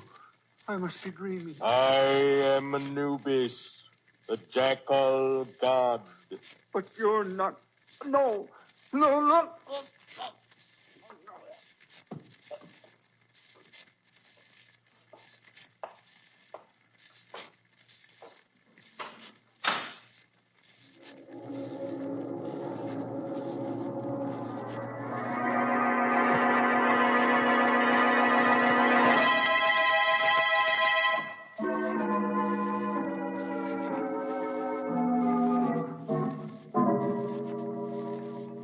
Scarabs from Abydos. Condition good. Come in. You, Dr. Waldemar? I am. I'm Lieutenant Riley from headquarters. You called me about a museum guard who disappeared? Of course. It's about Shelby, the chief attendant here at the Egyptian Museum. Where and when did this Shelby disappear, Doctor? He failed to report to me as usual before leaving last night. And the guards on the door say he did not leave the building. We've hunted everywhere for him, but we haven't found him. Oh, you've hunted everywhere, have you? Yes, Lieutenant. Everywhere except in the crypt of Snefru. The what of who? The crypt of Snefru, an Egyptian king of the 4th dynasty. And where is this crypt? In the basement? No, it's on the 2nd floor, directly above this office. It was installed especially for Professor Glidden, the archaeologist. He alone has access to the crypt. It has a special lock on the door. Oh, you mean he has the only key, huh? Precisely. I called Professor Glidden's apartment a while ago, but he did not answer. I presume he is on his way down here now. I hope he can shed some light on this mystery.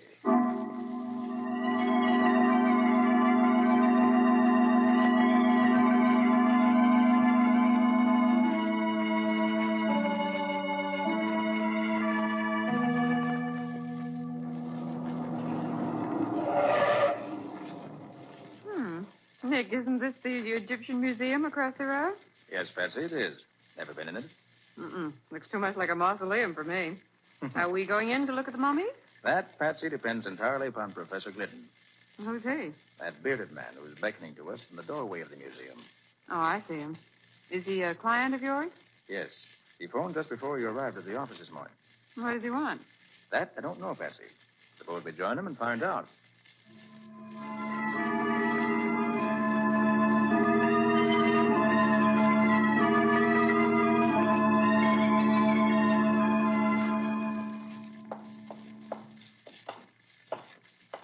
And you say, Professor, that the Archaeological Society gave Dr. Waldemar the money to complete the museum. Yes, Mr. Carter.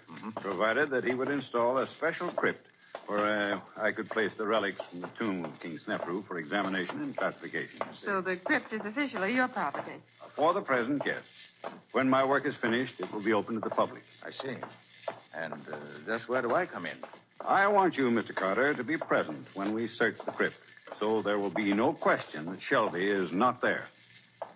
This is Dr. Waldemar's office? It is. Oh, good morning, Glidden. This is Lieutenant Riley from headquarters. Hello there, Lieutenant Riley. Nicholas Carter and Patsy, too. We haven't seen each other for a long while. Now, don't tell me that you're looking for this man Shelby, too, Nick. I am, Riley. At the request of Professor Glidden. Oh. So since Dr. Waldemar has asked you to perform the same service, Riley, why don't we work together? We're glad to, Nick. Fine. Oh, you wouldn't object if Lieutenant Riley helped search the crypt, would you, Professor? Not at all. Well, Riley, shall we adjourn to the crypt? Right, Nick. The crypt is on the second floor, right over this office.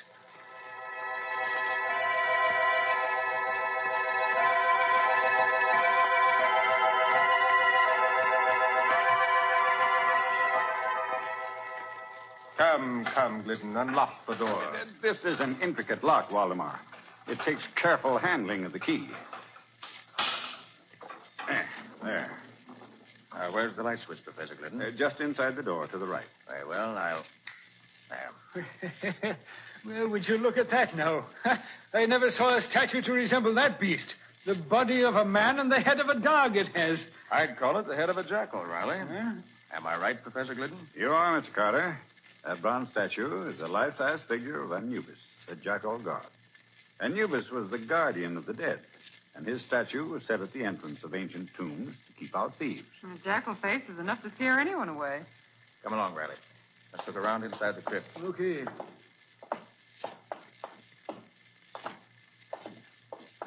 Well, here's a mummy case, which I suppose contains old King Snefru in person. Quite right, Mr. Carter. Yeah, now here's the old boy's throne. It looks like the original Morris chair.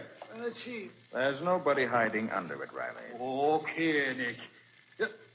Here, now look over there. In the alcove over behind the statue.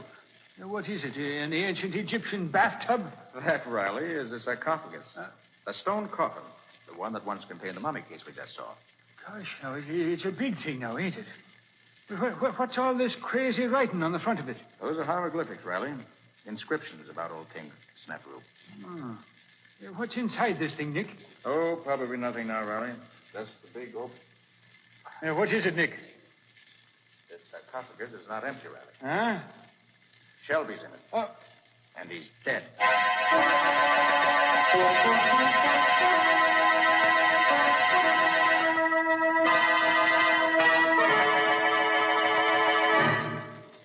Once again, Lieutenant Riley, I must reply that I know nothing of this matter.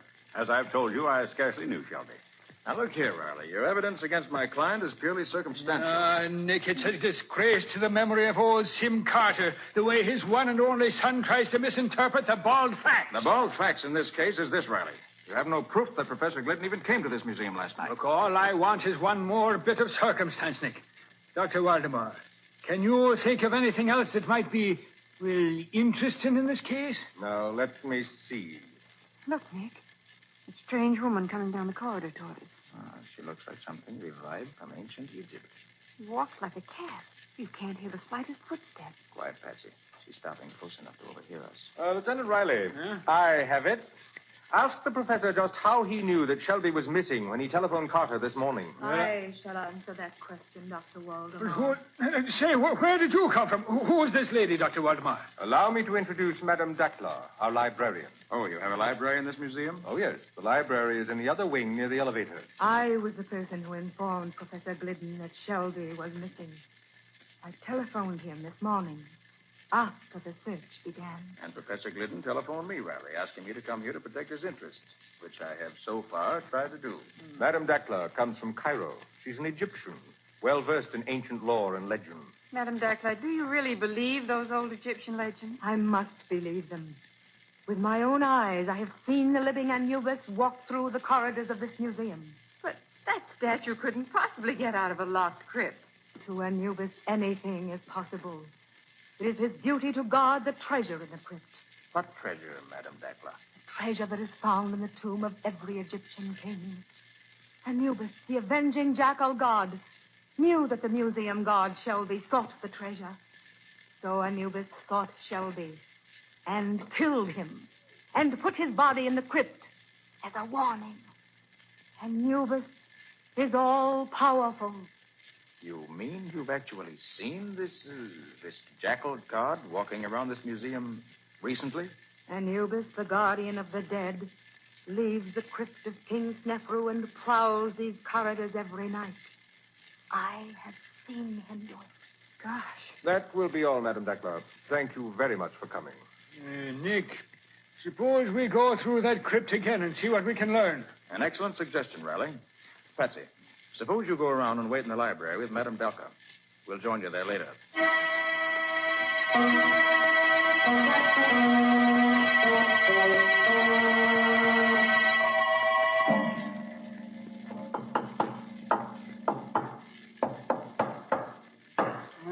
Nick, this crypt is as solid as a rock. We've tested every inch of floor and walls and ceiling here. Yes, Riley, every spot we've tapped seems to be solid stone or concrete. Nick, suppose we check those measurements again, eh? Oh, no use in that, Riley. The room's 30 by 30, with 4 feet out for the door on one side and 8 feet out for the alcove on the other. How big did you say that sarcophagus was, Nick? It's 8 feet long and 6 feet wide. Practically the same size as the alcove it's standing in. And it's 4 feet 6 inches high. Why? And I was just thinking, Nick, that's an awful big chunk of rock there. Well, Professor Glidden says this one weighs over 1,100 pounds. It's over half a ton. Just goes to show that the floor in this crypt must be solid to support such a weight day in and day out. There's an answer to this case somewhere, Riley. Even if I don't know yet where it is. Come on. Let's get back to the office. If I'd followed my better judgment, I'd have locked Professor Glidden in a jail cell first. It wouldn't be wise just yet, Riley. You're wrong there, Nick. And I'll tell you why. This door here is the only way in and out of that crypt. And this key, the only key there is now, belonged to Professor Glidden. Riley, I want to learn the motive behind Shelby's murder. There were some strange things going on around this museum.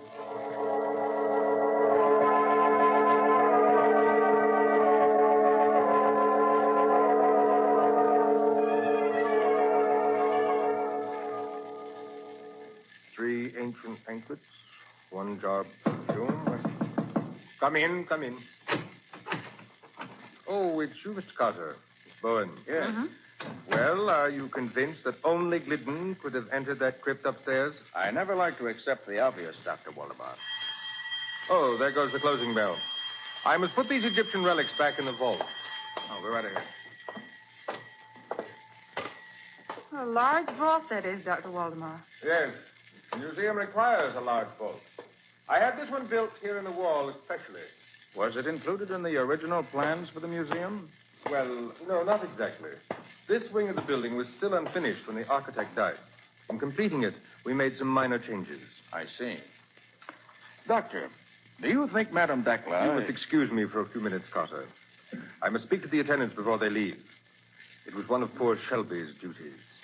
It will only take a few minutes. By the way, Patsy, Hmm? there's something on Waldemar's desk that should interest you. You mean that odd-looking jar? Mm-hmm. It contains some ancient Egyptian perfume, he said. Smells like roses. Very strong. You better put it in the vault, Patsy. Waldemar must have overlooked it. And can you smell it, Nick? It's powerful stuff. Yes, I can smell it all right. Put it in one of the shelves in the vault. Oh, What's the matter, Patsy? I just tripped on a small step at the front of the vault. You didn't spill any of that priceless perfume, did you? Oh, I'm afraid... Yes, I did spill a few drops of it, Nick. Well, don't tell Waldemar. Oh, I hear him coming. Come out of the vault and look innocent. Okay. Well, Carter, another day is done. Oh, if you'll please stand away from the vault, Miss Bowen. I should like to close the door. Thank you. By the way, Doctor, was there any treasure buried with King Snefru? Probably. It was the custom. But it is also probable that such treasure was stolen centuries ago. Well, isn't Glidden interested in the matter of treasure? Possibly. But he's more interested in translating the hieroglyphics on the sarcophagus. Well, Patsy, I must be going. You must be going. You mean you're going to leave me here in the museum? Only for a little while. I want you to go back to the library and have a talk with Madame Dacla, Patsy. Talk about what? I'll tell you that while we're walking through the other wing. Good night, Dr. Waldemar. Good night, Mr. Carter.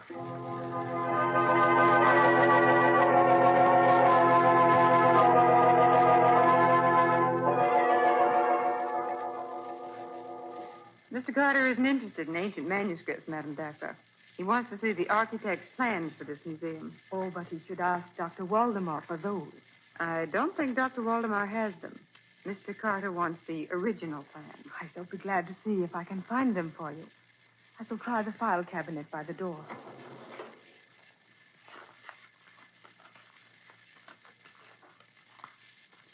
Well, they're not under A for architect. And they are not under B for building plans either. I shall try under M. Museum plans. What's that clumping sound out in the corridor? Yes, here they are. In this folder. Plans for Egyptian Museum to be erected... Look! Coming through the door. Anubis. Welcome, Anubis. Anubis gives no greeting to those who defy him. I have never defied you, Anubis. You have sought the treasure that I guard. Never, never. I have always... Let go of her, whoever you are. Let go. Away, you were. Hey, now, what new mischief is going on here, Nick? O'Reilly, you're just in time. Huh? Patsy was just going to tell me. Who was it took Madame Dacla away, Patsy? It was somebody who looked like Anubis, the jackal god. What? Really, Nick. Madame Dacla had the plans of the museum in her hand. And they're gone, too. Nick, this time we're going to look in that crypt upstairs first. Come on.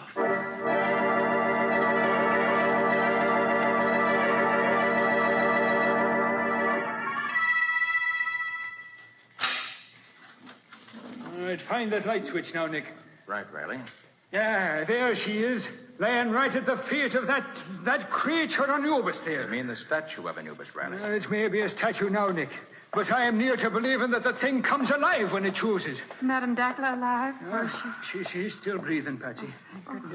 What do you make of it, Nick? She's been drugged, Riley. Quick, get her over to the door where the air's fresher. Yeah. That's right. She's coming around now. Where am I? You're all right, Madame Dacla. Oh, but I am in the crypt now. And the last I knew, I was in the library. I knew it. I knew steel doors are no barrier to Anubis. Help her outside, Patsy, so I can lock the door here. You lean on me, Madame Dacla. But I tell you, it is useless to lock that door. Anubis can pass through all barriers. Maybe so, but Professor Glidden can't. Come on, Madame Dacla. I'll take you back to the library. Then I'm going to put the professor in jail where I can keep my eye on him. From now on, there'll be no stolen on this. Patsy.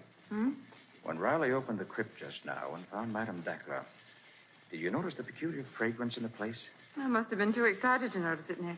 What was it like? It was the perfume of roses, Patsy. Musty, ancient roses. You should have recognized it. You mean it was like the perfume from the bottle I spilled in Waldemar's office? Yes, Patsy. It smelled exactly the same.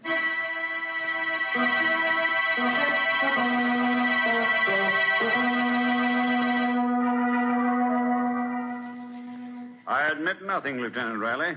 I can't tell you how either Shelby or Madame Dackler got into the crypt. It's like I've been trying to tell you, Glidden. It's very simple. You had 2 keys, but you only gave me 1. And as I've been telling you, Lieutenant Riley, there was no duplicate key. Stay out. I'm busy here. I said stay. Hello, Riley. Hello, Glidden. So it's you again, Mr. Nicholas Carter. Well, I don't care whether Professor Glidden is your client or not. We're not releasing him. I don't want him released, Riley. I just want to ask him a few questions.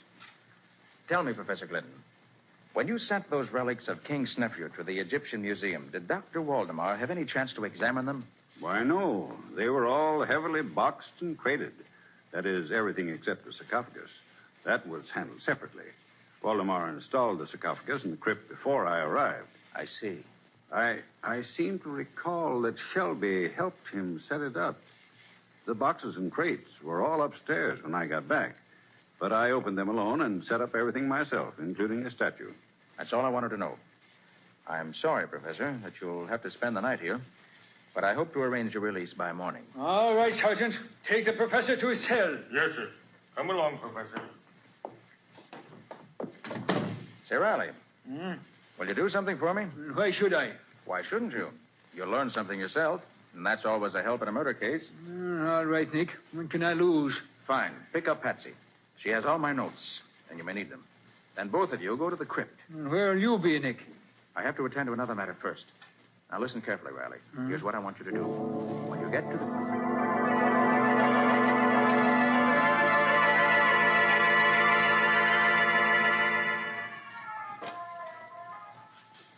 How long have we been in this crypt, Lieutenant Riley? Oh, it's about 15 minutes, Patsy. If you didn't have a luminous dial on your watch, I'd say it was hours. Why did Nick say that we should stay here in the dark? You'll have to ask Nick that when he gets here, Patsy. Where did Nick say he was going? Well, no. It might be that he's calling on Madame Dackler. What? Oh, it's just a questioner, you understand. Oh, Riley, of all the ridiculous notions. Well, Dackler's boyfriend, Anubis, is right here beside us, Patsy. Do you see it? The statue of Anubis must be solid bronze, Patsy. If nothing happens here, something will happen when I find Mr. Nick Carter.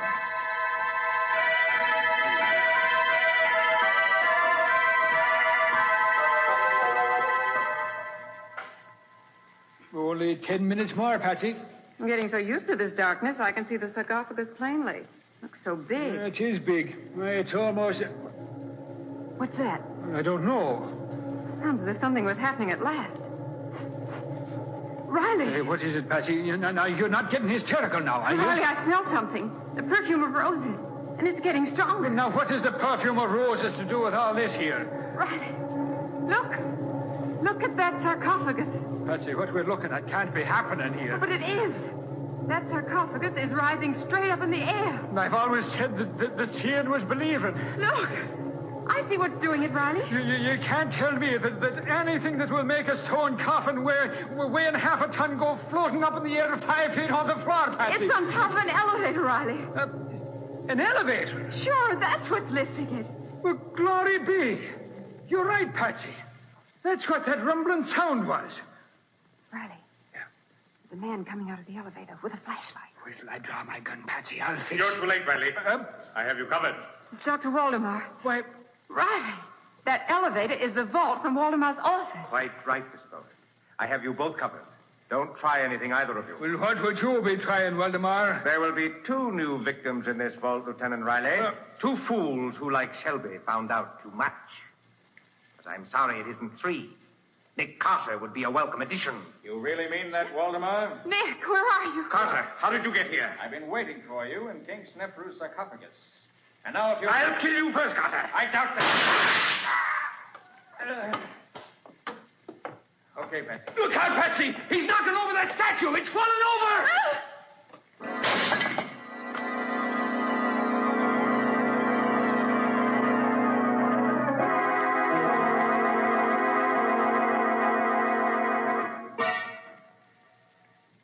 professor will be along in a minute now, Patsy.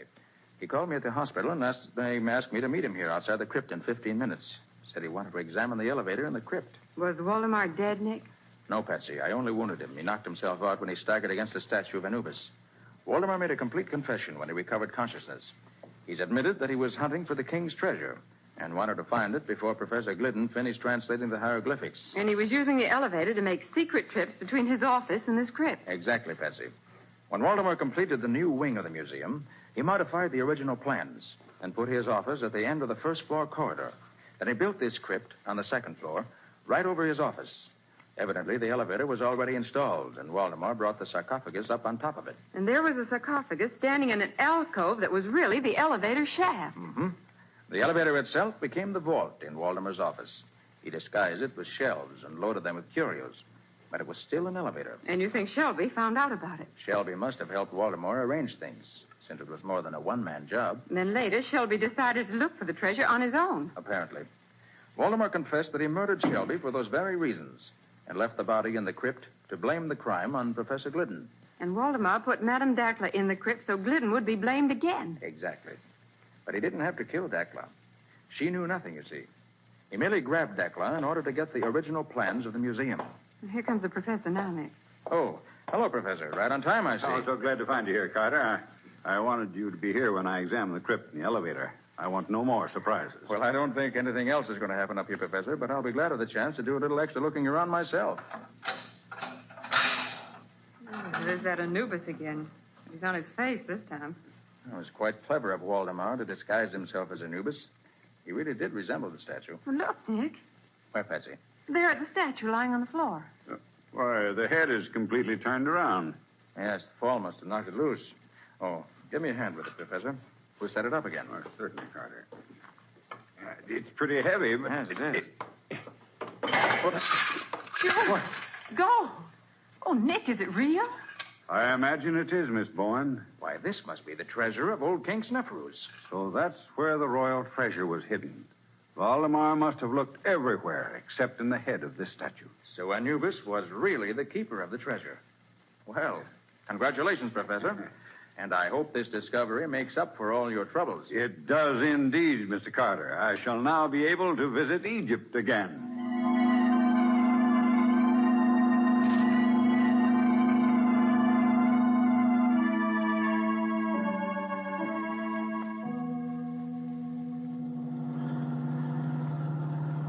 Well, Nick, there's just one problem that still bothers me. And I suppose, as usual, that the problem represents the crux of the whole case. It does. When I put that jar of perfume on the shelf, did you already know that the vault was an elevator? I did, Patsy. The elevator floor wasn't quite level. That's why you tripped as you went into the vault. But of course. But, Nick, what made you think it was an elevator in the first place? Quite simple, Patsy. There had to be an elevator to take the sarcophagus up to the crypt on the second floor. But, Nick, there's an elevator in the other wing of the museum. They could have taken the sarcophagus up that way and wheeled it across to the crypt. Patsy, how large is the sarcophagus? Why, it's 8 feet long and 6 feet wide and 4.5 feet high, didn't you say? Mm-hmm. And how wide is the door to the crypt? 4 feet, according to your measurements. Exactly. Now, Patsy, do you think you could put a sarcophagus 4 feet 6 inches high through a door only 4 feet wide? Of course not, Nick. Of course not, Patsy. Not even Dr. Waldemar could do it. Up through the alcove was the only way. Waldemar probably hoped that no one would think to compare the size of the door to the size of the sarcophagus. And nobody did, except Nick Carter.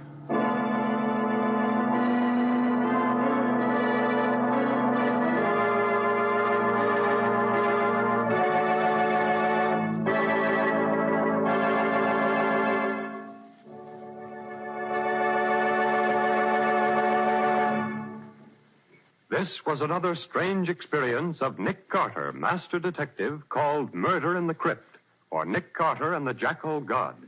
Another of the curious adventures of Nick Carter, which are brought to you regularly by WOR Mutual. And now, Nick and Patsy, what about our story for next week? Well, next week's story is full of action, isn't it, Patsy? Action is right. You see, Nick investigated a murder on a lonely place called Skull Island. Yes, and there were only 4 people on the island who could have committed the crime. But it took a model of a clipper ship and a sea serpent to find out who the murderer was. It also took Nick Carter and a smart piece of deduction on his part to work out the answer. But what did a sea serpent have to do with the murder?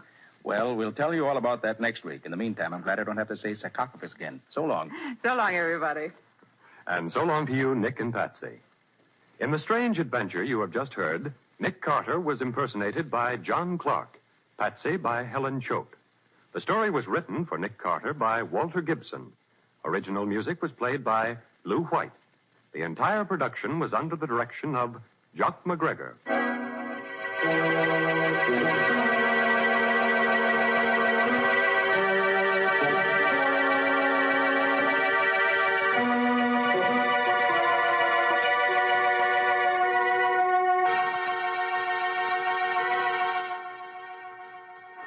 Next week at the same time, listen to another curious experience of Nick Carter entitled Murder on Skull Island. Or Nick Carter and the Mystery of the Sea Serpent.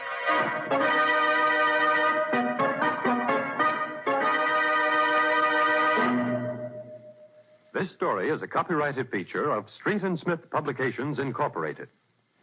The Return of Nick Carter is produced in the studios of WOR and is broadcast over most of these stations every Monday evening at 9:30 Eastern Wartime.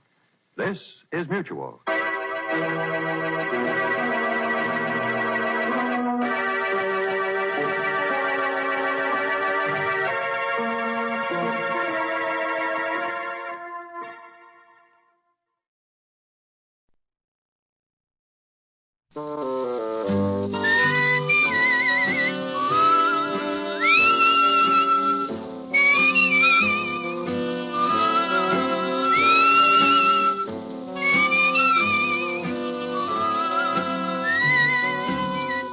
Here's Dick Powell as Richard Diamond, private detective.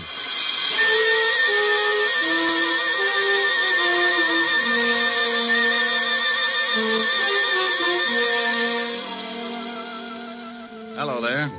My name's Diamond, and I'm known along the big street as a guy who manages to keep his nose pretty clean and still make a few bucks while I'm doing it.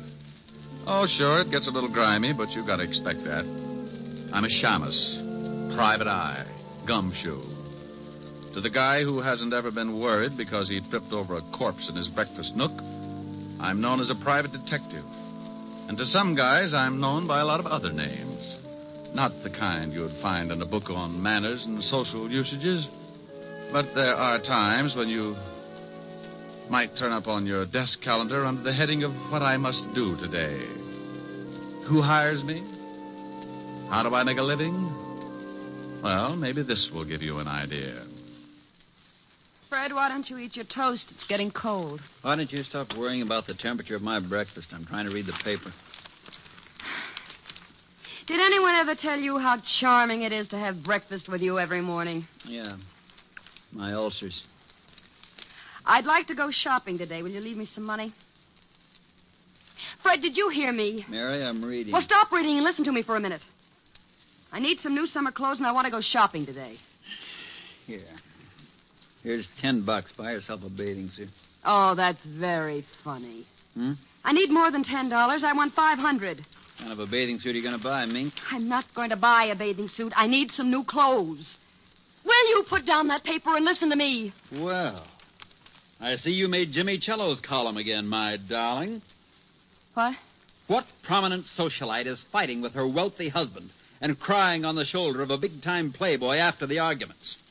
That's supposed to be me? Can you remember 5 minutes in the past 5 years when we haven't been fighting? Are you accusing me of running around with some playboy? Running around is right. I expect one of you to be the first to do a 4-minute mile. How dare you? How dare me? Why, you lushed-up little tramp. Tramp? Yeah, tramp.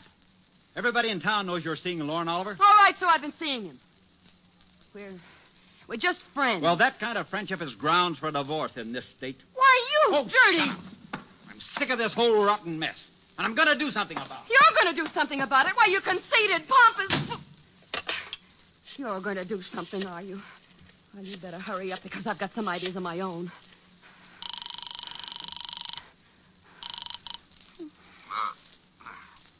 Yeah? Lorne. Yeah, Mary? I got to talk to you. What time is 10 it? o'clock. Well, it's still the middle of the night. Call me back This later. can't wait. Fred found an item about us in Jimmy Cello's column this morning. He stormed out of here like he was going to kill somebody. Well, you're just the gal who can recognize the symptoms. Well, that's a nasty line. What do you want at 10 in the morning, Longfellow? Look, honey, I'll take care of Cello, and if that husband of yours gets out of line, I'll take care of him, too.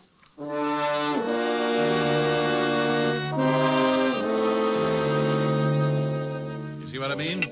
If things like that didn't happen, I'd be out of business. I'll lay you 8 to 5 that before 3 o'clock this afternoon, one of those charming people will be walking into my office begging for help. Yeah? Rick? Oh, hello, Helen, baby. Hi. You gonna take me out tonight? Sure. I'll be over later. We'll have a quiet evening. No. I want to go dancing tonight.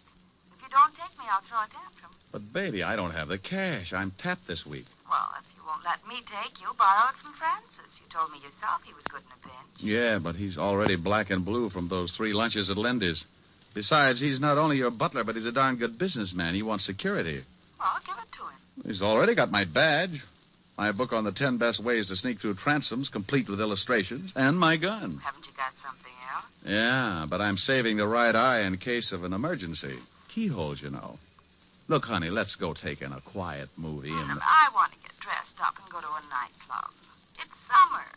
The flowers are blooming, and the fox has left his lair. Is what?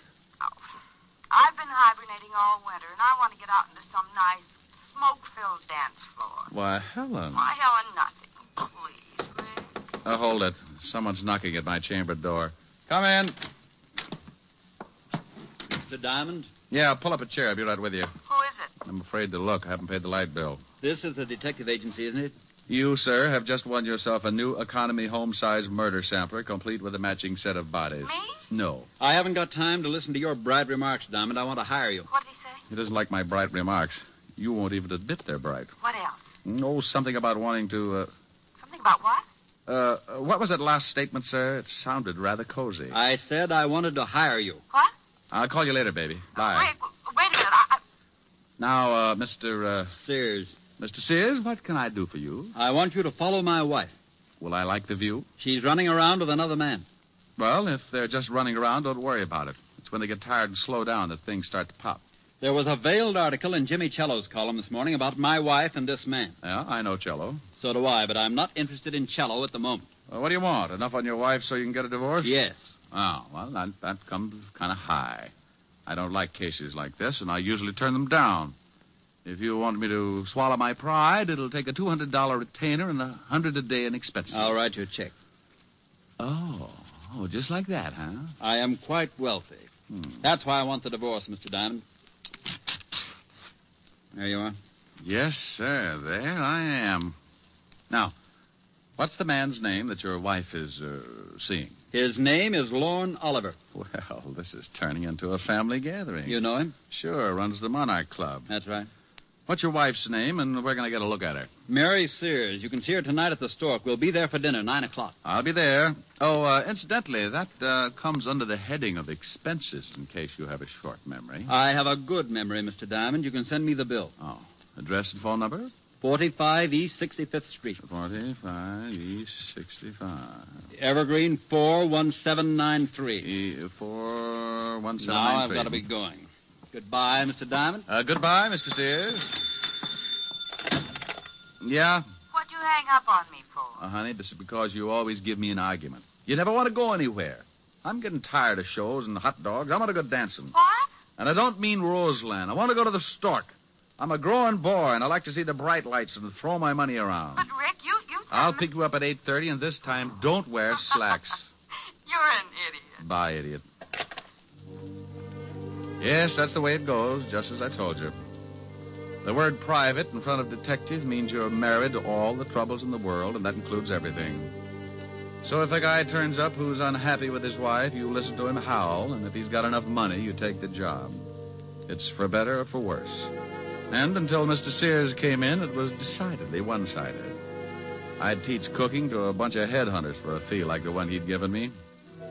When I looked at his $200 check, I started getting that big man complex again. So I closed the office and went back to my flat. We'd probably be up late, and Helen always had some extracurricular activities after we'd get back to her place. You know, roasting marshmallows, fast game of canasta, or an exciting round of immies on the living room rug. Anyway, I always got home pretty late in the a.m., so I spent the rest of the afternoon taking a nap. At 6 o'clock, I got up and dressed, and at 8:30, I picked up Helen. Wow. And at 9 o'clock, we were sitting at the Stork Club bar, right on schedule. Rick, when are you going to ask for a table? Well, honey, the drinks come faster here. But I want to dance. Oh, now. Mustn't overdo it, lover. How do you know? Maybe some mountain climber will ask you on a 20-mile hike tomorrow. Think of your feet. I am. And I want to move them around that dance floor. Oh, Rick, I know you. If you do something, you do it all the way. Yeah, that's Nick. Oh, now you stop that. You're on a job, and you don't want to go in there because you've got to watch somebody. Well, Helen Asher, how are you, darling? Well, hello, Lauren. How have you been? Oh, couldn't be better. Why don't you ever stop over to my club? I'd like to show you around. She just brought a seeing eye dog. Oh, hello, Diamond. You two know each other, don't you? Yes. How did we make such a grisly mistake, Oliver? I don't know. I tried taking penicillin for it, but it didn't do much good. Well, it probably helped out in the other things. Why don't you try hanging yourself? Rick. You always did think you were a pretty funny man, didn't you, Diamond? It's easy being a comic. You just find an idiot for an audience. How do you like the performance? Stinks. Pardon me, Helen, but I see some people I know. You'll excuse me, won't you, Diamond? Oh, sure, yes. But the next time you drop around, bring some Airwick, huh? Rick, even if you don't like him, you shouldn't say those things. It's liable to start a fight. Oh, he wouldn't take a swing at a midget if he was riding an elephant. Wonder who his friends are. They don't seem to be too glad to see him. Their name's Sears. Is that who you're watching? Yeah, the wife. I don't know whether I approve or not. She's very attractive. Isn't she, though? Rick. This is business, baby. Business. I'm only drooling because I haven't had anything to eat since this morning. Well, then let's get a table. You've seen her. You've observed what she's doing. Now let's get something to eat. Wait a minute. Here comes somebody else I know. Where? Standing at the check room. The little man? Yeah, here it comes. Who is he? Name's Cello, Oh. Jimmy Cello. Writes a gossip column. I read it all the time. Yeah? Hello, Jimmy. Well, a Broadway shamus. Who's the lovely redhead, Diamond? Helen, meet James Cello, but be careful what you say. Jimmy, Helen Asher. Hello, Mr. Cello. How do you do? This an item, Rick? If I don't get us a table soon, she's going to make me give back her sorority pin. Oh, speaking of tables, I see some people I know. Nice meeting you, Miss Asher. Thank you. Goodbye, Diamond. Bye, Jimmy. Rick, he's going over to Sears' table. Hello, Walter. Hi, Doll. Hi. Well, good evening. What do you want, Cello? Oh, I just dropped by to see how the happy little family was getting along. Well, just drop away. Nobody asked you to stop by. Yeah, why don't you do that? And take Oliver here with you. Nobody asked him to stop by Fred, either. keep your voice down. This is my table, and I don't like a lot of crumbs lying all over it. Who's a crumb? Come on, Lorne. I guess Mr. Sears has forgotten a few things. I haven't forgotten a thing, Cello. When you print one thing in that lying sheet of yours, and I'll have you sued for libel. Listen, Sears, if I did print anything, they'd put you away so far they'd have to pipe air into you. Oh, do go on, Mr. Cello. This is getting interesting. You'd better get out of here, Cello. No. Go on, Cello. What have you got on old Moneybag? He's a lying, dirty gossip monger. He doesn't have a thing. Wait a minute. I don't like that. Why don't you ask your husband about North Africa sometime, Mrs. Sears? Just a minute. Fred, stop it. Fred. All right, now pick yourself up and get out of here, Cello. Maybe you're right. I've got a column to get out. It'll be all about you, Sears, in big type. Go on, get out. How about me? You going to throw me out, too? You can bet your life I am. I'm getting out of here. You stay right where you are. Don't talk that way to Mary. I'll talk any way I like to my wife. Lorne, maybe you'd better leave. Here come the waiters. Now it's I'm going to push his fat slob's face in. Yeah? Yeah. Come on, Push him, boys. All right. Come on. Break it up. Come on. Hey, waiter, give me a hand. Come on. Take your hands off me, Diamond. Now, calm down, Mr. Sears. I'll kill that slob. Oliver, you shut up or I'll pull your pants up over your head and shove you in a glass like a breadstick. I don't like people meddling in my affairs, Diamond. You're fired. I'm what? You heard me. Now take your filthy hands off me. Well, they were lily white before I palmed that check of yours this morning. You can have it back. Here, eat it. What? I'll have you in jail for this, Diamond. Why? It isn't every day you get to eat a $200 check. Oh, Rick, let's get out of here. Yeah, I'm sorry, baby, but that's what happens when you go to work for a hyena like Sears. You think he's a nice guy because he laughs so much. But you find out later it's only because he chewed your leg off.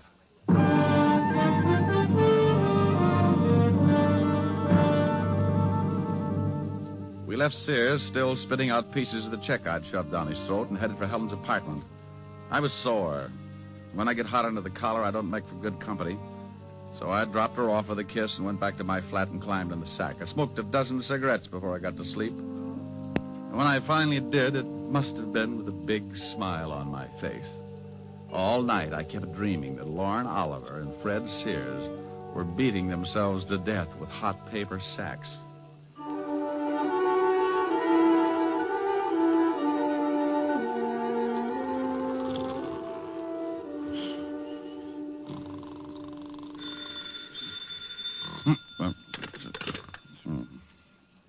Yeah.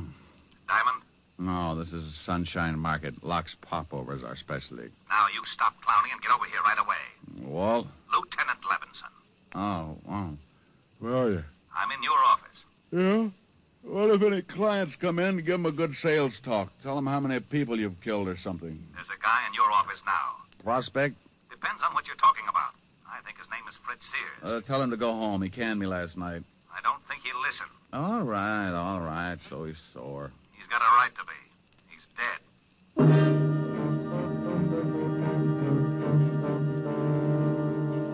Stop acting like an idiot, Walt. You know I didn't have anything to do with it. I know you didn't, but we find the stiff in your office, and we get a report that he fired you last night, but you had a fight with him. I gotta tell the commissioner something, Rick. Tell him Sergeant Otis is teething. Now, you stop that. No, what do you know about the killing? The coroner just left. He said that Sears had been dead about 8 hours. The cleaning woman found him at 9 this morning and called us. That puts the time of the murder around 1 a.m. We found this clenched in the dead man's hand. What is it? An article torn out of the morning papers. Here, read it. Jimmy Cello's column. Read it. All right, I will. Don't yell at me. Fred Sears, wealthy import-export man, is having troubles. He's finding it hard to explain about his past doings in North Africa, and at the same time, he's finding it just as hard to explain his wife's interest in the local playboy, nightclub owner Lauren Oliver. He got so mad at the Stork Club... Oh, I was there. He got so mad at the Stork Club last night that he took a poke at your columnist and then tried to beat up Lauren Oliver. Will this lead to a rematch between Oliver and Sears? We're having the whole bunch of them picked up. Walt, before you do that, give me a couple of hours, will you? Try to dig up your killer. I can't. You know what we've got to do. It's routine. Well, the commissioner's already having fits every time he hears my name. Now, look, Rick. Walt, I got a business to protect. And if he finds out the stiff was killed in my office, he'll probably haul in my license. Yeah. 1 hour, Rick. That's all I can give you. I got a job, too. Thanks, Walt. I suppose you've got an alibi for 1 o'clock? Call Helen. We were toasting marshmallows.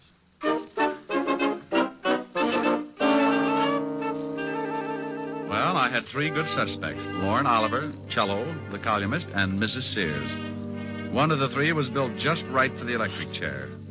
An hour isn't much time to dig up a killer, so I grabbed a cab and headed for Lauren Oliver's office in the back of his club. Yeah, come in. How are you, Oliver? Oh, what do you want, Diamond? Not particular about who comes into my club. Oh, I'm surprised you can operate with that kind of policy. People probably see you in here every night. I think I'll have you thrown out. Where were you at 1 o'clock this morning? None of your business. Herman. Yeah, boss? Come in here and show a guy out of my office. Oh, we get rough, huh? Yeah. Okay. I'll let you tell the cops who knocked off Fred Sears. Hey, this the guy, boss? Yeah. Wait a minute. Did you say someone knocked off Fred Sears? That's right, but don't start crying about it. It makes me feel so helpless. I'll tell my story to the cops. They'll get a lot tougher than I will. You won't get tough at all, Mac. Oh, stop flexing, Herman. You'll snap your girdle. Well, I guess it doesn't make much difference as long as Sears is dead. I was with his wife from about 12 o'clock to it was a long time after 1. Well, where were you all that time? At my place. And I'll take a walk, Shamus. You got my alibi. One more question. Did you go out at all? Yeah, I went out and got the late papers. So what? I like to read. Okay. You don't mind if I stop by and see Mrs. Sears, do you? No, go ahead. I'll see you later. Oh, Herman. Yeah? You can let the air out now. Your muscles are lovely.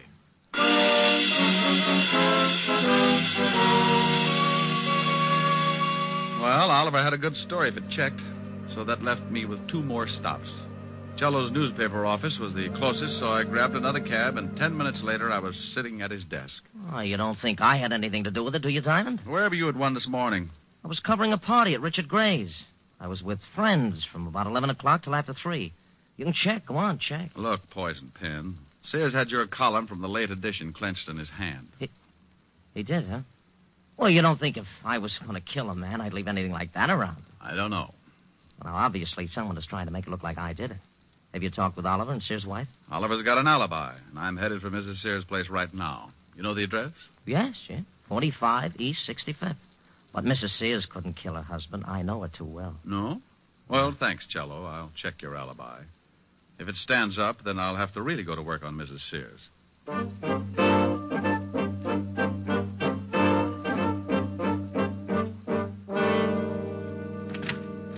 Yes? Mrs. Sears? Yes. Oh, you look even better up close. What's on your mind? You mean right this minute? Well, aren't you nice? Don't crowd me, though. I can keep up a pretty good average in this league. I'd say about 1,000. Mhm. May I come in? I think so, if you keep talking. I like to hear nice things. Well, you deserve them. But I can think of some nice things to say about a panther. We'll talk about my family some other time. Can I buy you a drink? It's a little early unless you got some milk. Milk? Where's your husband? Oh, you know about him, huh? Oh, I'm sorry. It looked as though it might work into quite a friendship. Where is he? I haven't seen him since last night. Why? Is he a friend of yours? He's been using my office. Oh? Yeah, he died there last night. What? Everybody is so surprised.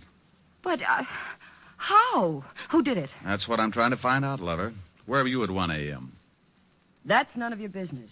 Okay, let the law drag it out of you. Goodbye, dear. Wait a minute. All right, I'll tell you. I was with a man named Oliver, Lorne Oliver. Oh, for how long? From about 12 o'clock to, well, much later. That's what Oliver says. Did you go out at all? Just to get the papers. That checks with Oliver's story, too. Did you go out alone? Why, no, I went with Lorne. He says he went out alone. Oh, well, yes, he did. I thought you said you went out with him. Well, that was later. Lorne was the one that went out to get the papers. Okay, what time was it? About 2. When you both went out or when Lorne went out to get the papers by himself? When Lorne went out. Oh, yes. Now I see. Well, I'll see you later. Come back again. Oh, I'll do that after you get over crying for your late husband. I'll keep my emotions down to a minimum. I'll bet you will.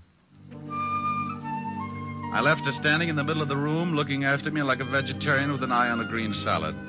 I closed the door and started down the hall for the elevators. For some reason, I never seem to get where I'm going. Hello. Oh. Now, while you're still tuned in, Diamond, I'll give you some advice. Stay away from Mrs. Sears. Now, I want you to be sure and get the point.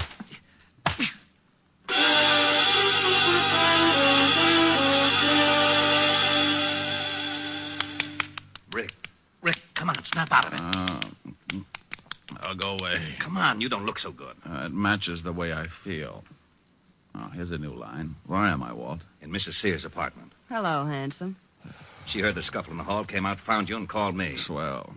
Who did it?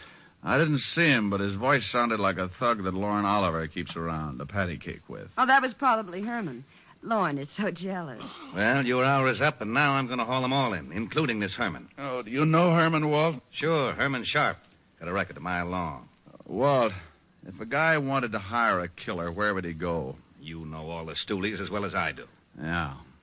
Mrs. Sears, what was the fight about last night at the Stork? Oh, a columnist named Cello threatened my husband that he was going to print something in his paper. He said something about North Africa, and Fred hit him. North Africa? This is really getting mixed up. Was your husband ever in North Africa? Yes, during the war. He was a captain in the Army.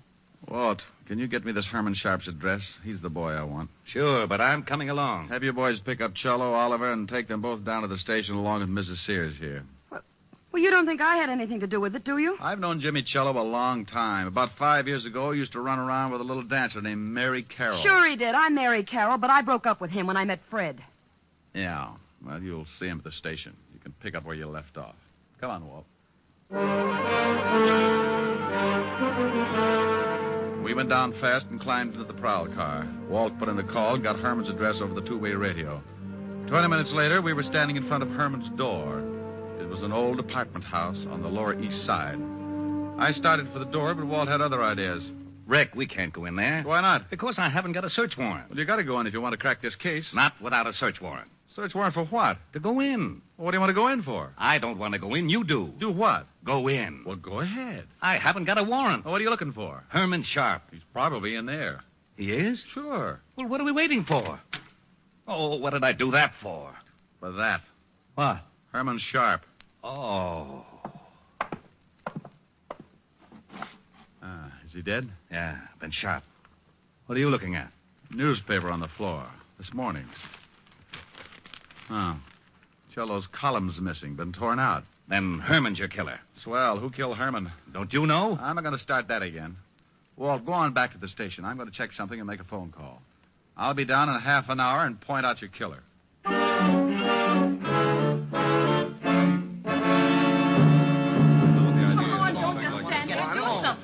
Now, calm down, everybody. This is ridiculous. I want my lawyer. You'll get one later. Relax, Oliver. They can't hold him much longer. How do you feel, Mary? I don't like this any more than you do. Well, good afternoon, and happy Father's Day. Rick, where the devil have you been? Made a phone call to Washington, Walt. Mrs. Sears, did you know that your husband had a dishonorable discharge from the Army? Why, no. You knew it, didn't you, Cello? That's right, but I kept it quiet. He got it for running a black market. What's this got to do with the death of Sears? Oliver, you told me you went out to get the papers last night. That's right. What time was it? A little after 2. You know what time the late edition comes out. How about you, Mrs. Sears? What Lorne says is correct. How about it, Lorne? Were you the one to go out and get the papers? Yes. Then, Mrs. Sears, why did you tell me this afternoon that you also went out to get the papers? Well, Mary, don't say anything. You don't have to. The stories don't check, so you couldn't have been together last night. Look, Diamond, what is this Oh, now you look, Oliver. You're both liars. But that doesn't make either one of you the killer. Oh, but Rick, Cello's alibi checks right down the line. Sure it does, because he was at that party. But the killer wasn't. Oh, we know that. He couldn't have been. Yeah, but the man who hired the killer to knock off Sears was. What are you talking about, Diamond? Oliver, where was your hired gun if last night? You mean Herman? Yeah. Well, I don't know. He was with me until 6 o'clock, then he left. Walt, when you find Herman's gun, ballistics will probably say that it was the one that did the job on Sears. Herman? Yeah. Cello, you hired Herman to kill Sears, and then you killed Herman. You're out of your mind. I didn't even know this Herman. We found the newspaper next to Herman's body. It had your column torn out of it. That doesn't pin anything on me. It just shows you that Herman probably stuck that article in Sears' hand after tearing it out of a newspaper. That's what you wanted to make it look like. You knew Herman. You knew about the clipping, so you killed him and tore the column out of this morning's newspaper. Of course I knew about the clipping. You told me about it this morning in my office. That's right. But you were the only one I told about it. You couldn't convict Jack the Ripper on that kind of evidence. I'm afraid he's right, Rick. Cello, what time does the late edition come out?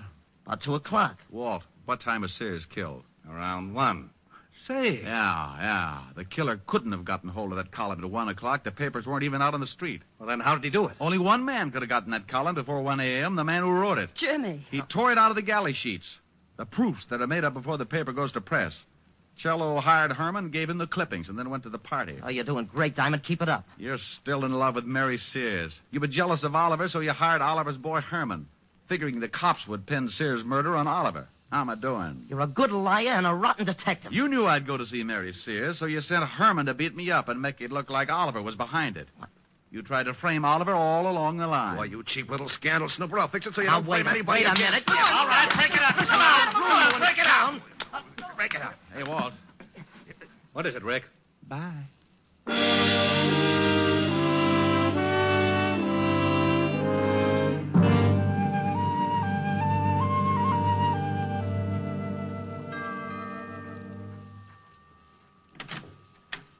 Oh, good evening, Mr. Diamond. Evening, Francis. Miss Asherin? Yes, sir. She's in the library.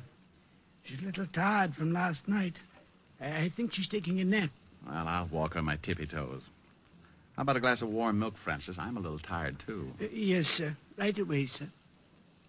Well, look at the little baby. Mm-hmm. Oh, hasn't dreamland. Poor little tired baby. The evening breeze caressed the trees tenderly.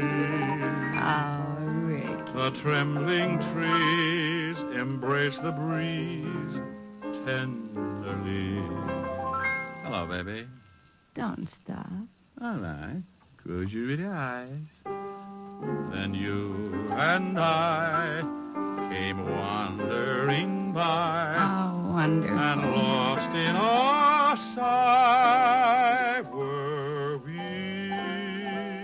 Ricky. The shore was kissed by sea and mist tenderly. Ricky. I can't forget how two hearts met breathlessly. Ricky, come here. Your arms opened wide, and closed me inside. Ricky, come here. What is it, dear? Just this. Here's your milk, mister. Oh, my goodness. Now, this time I refuse to blush.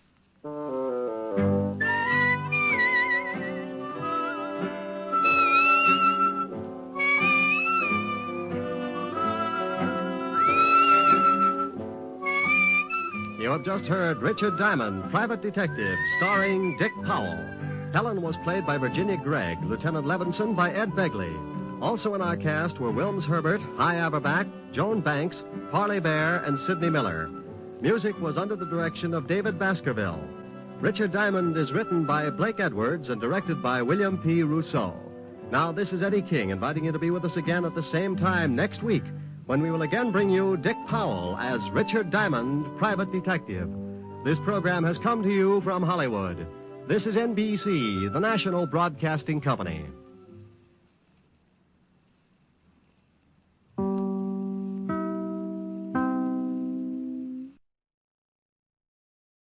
Old Dutch Cleanser, famous for chasing dirt, presents Nick Carter, famous for chasing crime.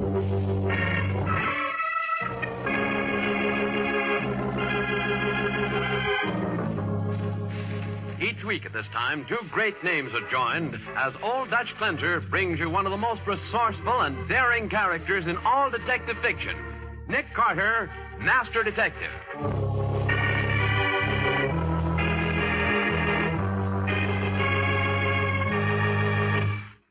Everything's all right, Nick. Steve Evans has escaped. You're sure, Patsy? I got him out of the subway. He got away from a crowd there. How about Waldo? Waldo got him across the river. He's in open country on the way to freedom. Good work. Now all we've got to do is make sure that he's captured.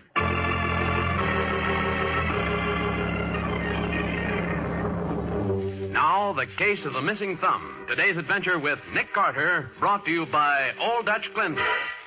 At 10 o'clock on a Monday night, a man in the uniform of the sergeant of police walks down a dark side street and enters a small hardware store.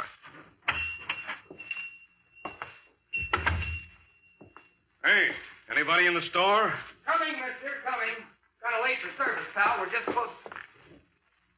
Holy smoke, the cops. I'm looking for Laurie Evans. He's my old man. What do you want to see him for?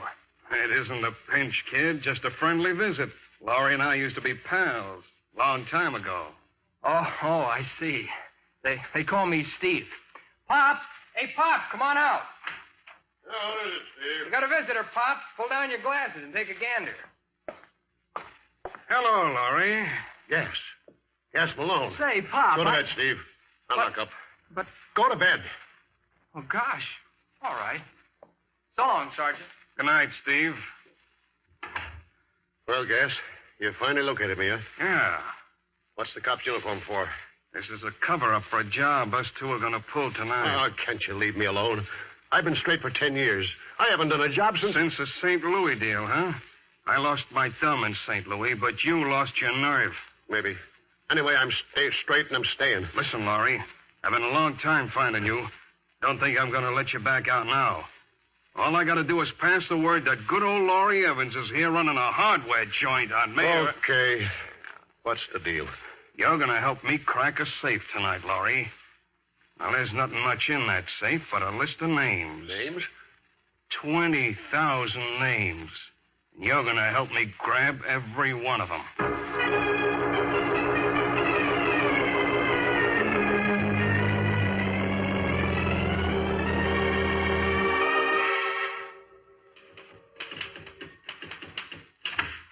Is that you, Waldo? I ain't Waldo, honey, but maybe I'll do. Oh, I'm sorry Mr. Carter won't be able to see you this morning. He'll see me good looking. I'm from the government. One side, honey. See here, you can't force your way into Mr. Carter's office. What's going on? Oh, who's this? Nick, this... Mr. Carter, I'm from the government. I've got important business for you in this dispatch case. You have, huh? What's your name? Steve Evans. Mr. Evans, you're lying. Huh? The dispatch case is new. The leather's unscratched and the price tag is still on it. Your clothes are new. Your Army discharge button is new. You're obviously a recently discharged soldier. What are you up to? Gosh. You sure tagged me. That's my business. Mr. Carter, I've got something for you in this case. Here. Hey, what's this? Nick. It's $800 cash, all I saved in the Army. Well, what's it for? I decided I'm going to learn how to be a detective. And you're going to teach me, Mr. Carter. For the love of... This is my entrance fee. And if it costs more, I'll get more. Hey, look here, Evans. This is impossible. I'm flattered and honored. You've but got really... a duty to us veterans, Mr. Carter. Of course, but... Well, I really can't discuss it with you now, Mr. Evans. I'm late in a case already. I've got to be running along. Great. My first lesson. I'll go along. Oh, all right. Come along. We'll discuss this on the way. Swell. Patsy, I'll be down at Irving Place with Matty. Safe burglary and murder.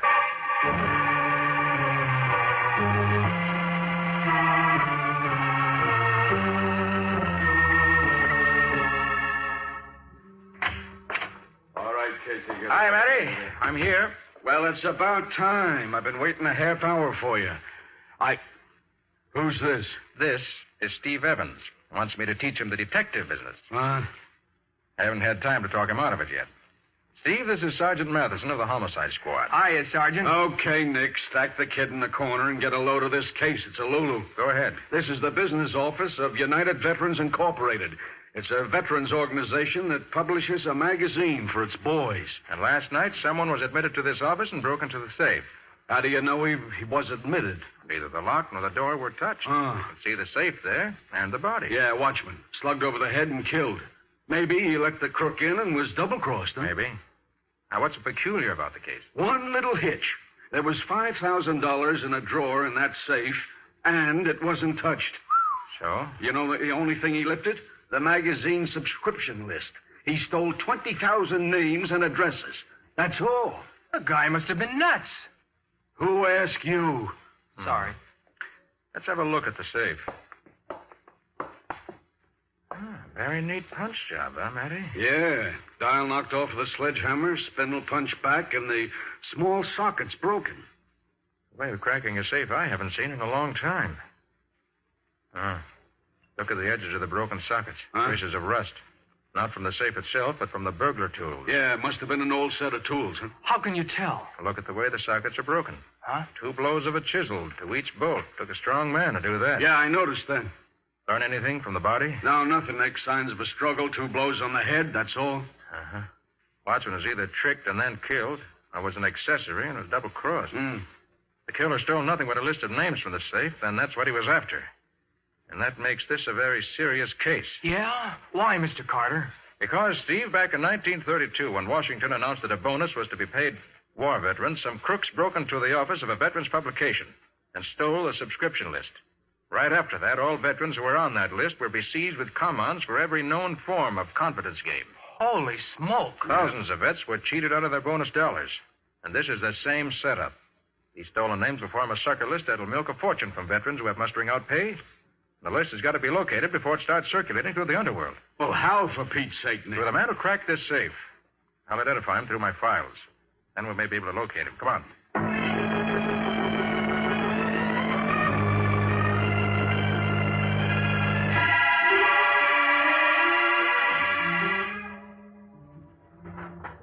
Be sure you get every card out, Patsy. Right, Nick. Oh, Matty, explain to Steve how we keep files on crooks. Oh, I'm a veteran, Sergeant. All right. Now, listen, kid. Every crook uses a personal technique on a job, see? He never changes it. It's almost like an autograph. Here are the cards, Nick. Well, thanks, Patsy. Now, Steve, we're looking for a burglar who opens safes with a punch technique and who cracks bolts with a chisel rather than a wrench. Yeah. His technique is so unfamiliar to me, I'm sure he hasn't been active lately. All right, let's have him, Patsy. Adams, no record since 28. Specialty blowtorch job. Brookman, no record since 34. Specialty punch job. Take that card, Matty. He's a possibility. Okay. Dennison, no record since 29. Specialty chopping job. That's a technique, Steve, of turning a safe over and chopping the bottom out. Dennison isn't our man. Right. Dugan, 37. Specialty ripping job. That's ripping open a safe with a kind of giant can opener. No kidding. Dugan's not our man. Oh, what's the matter, Patsy? You better read this one yourself, Nick. Maybe it's a coincidence, but then again, seeing what happened this morning. I see. Steve, what's your father's name? Laurie Evans. I see. Why'd you come to see me this morning? Well, I already told you I want to be a detective. You sure that's the reason? Not too late to tell the truth. Well, why would I lie to you, Mr. Carter? Where is your father? In a hardware store on Mayor Avenue. Hey, what is all this, Mr. Carter? Explanations will keep. Right now, we're all getting into my car and driving out to the hardware store. I've got to see Laurie Evans fast.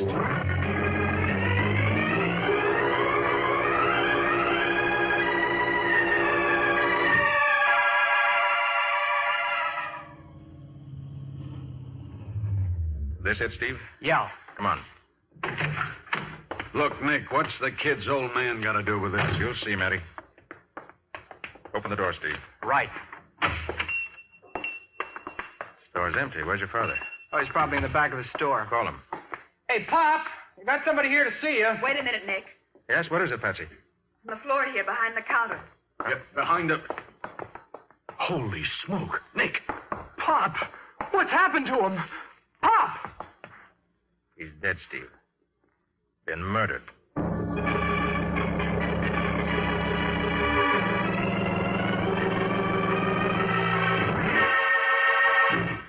With his strongest lead to the stolen names murdered, Nick Carter seems farther away than ever from the solution of the case. We'll see what he does next in just a moment.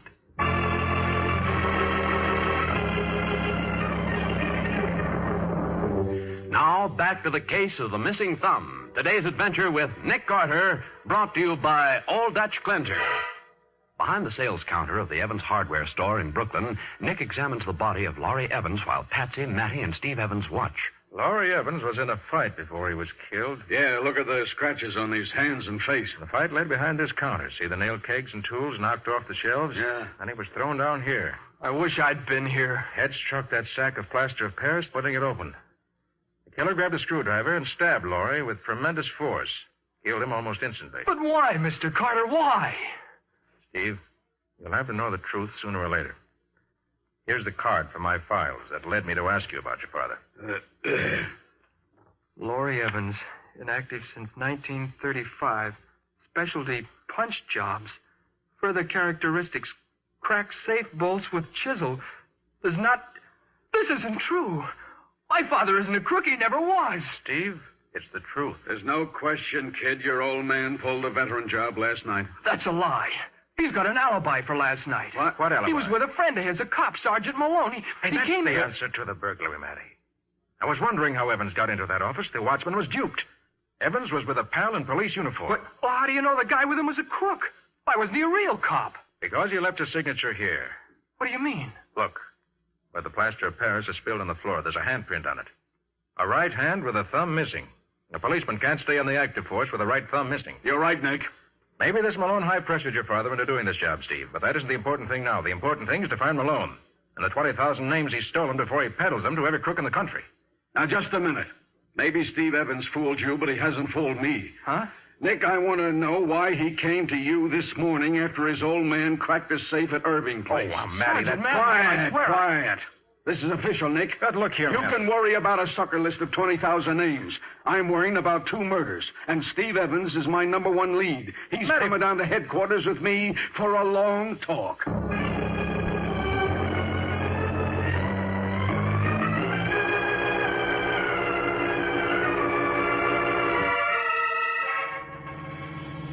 Now, how about it, Matty? Will you try it my way? Oh, it's the darndest scheme you've ever come up with, Nick. And if he is guilty... But, Sergeant, I swear I never... Well, Matty, all right. What if it backfires? It won't if Nick says it's okay. Now, Steve, listen carefully. Yeah? As I've been telling Sergeant Matheson, the only way I can see to locate Malone and those stolen names is for you to escape. So I gathered, but how do we work it? We'll fake it. After you escape, take the northbound subway to Isham Park. Yeah? Get out at Isham and take the ferry across the river.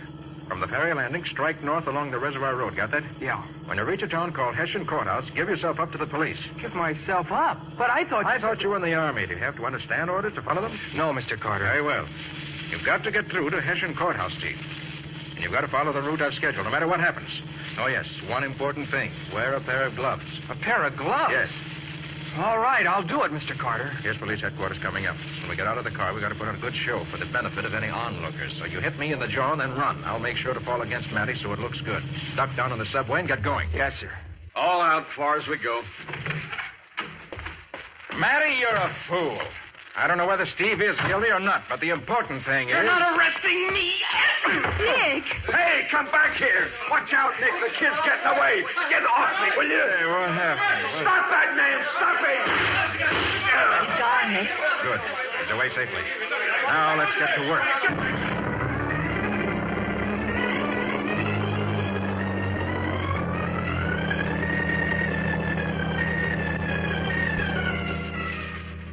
Ladies and gentlemen, this is Nick Carter.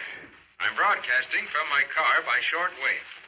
Your local station has kindly consented to relay this announcement to help in the search for Steve Evans, suspect in the murder of a watchman at Irving Place, and his father, Laurie Evans, in a hardware store in Brooklyn. Steve Evans has escaped police custody and is at large in the city. He is 20 years old, of medium height, red hair, brown eyes. He is wearing gray suit, gray hat, blue overcoat. He has lost the thumb from his right hand. When last seen, Steve Evans was on the subway headed north toward Isham Park. Please communicate any information to me at once. There is a reward for his capture.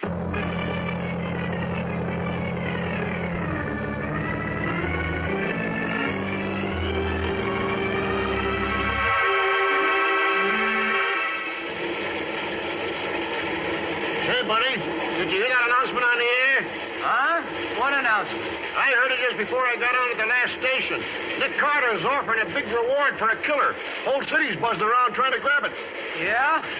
Well, who's he looking for? Guy named Steve Evans. Killed his old man, they say. He killed his old man. Carter said that? Yeah, and a night watchman. Oh, he's a guy about medium height, say, like you, and he's got red hair like you, too. Say, let me see your right hand. What for? Never mind what for. Take off your glove and let me see your right hand.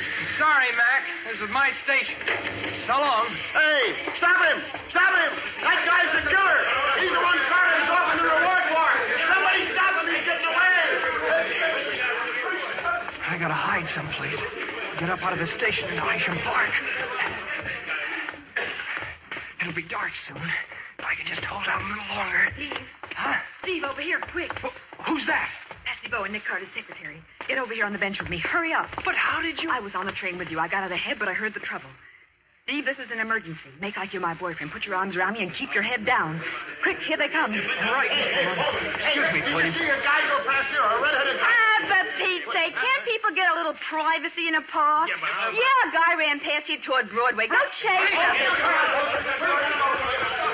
All right, Steve, we can break it up now. Miss Bowen, there's Get on the ferry and keep going. Follow Nick's orders. But he's double-crossing me, telling people I killed my father and offering a reward. Nick never double-crossed anyone in his life. Just follow instructions, Steve. Keep going.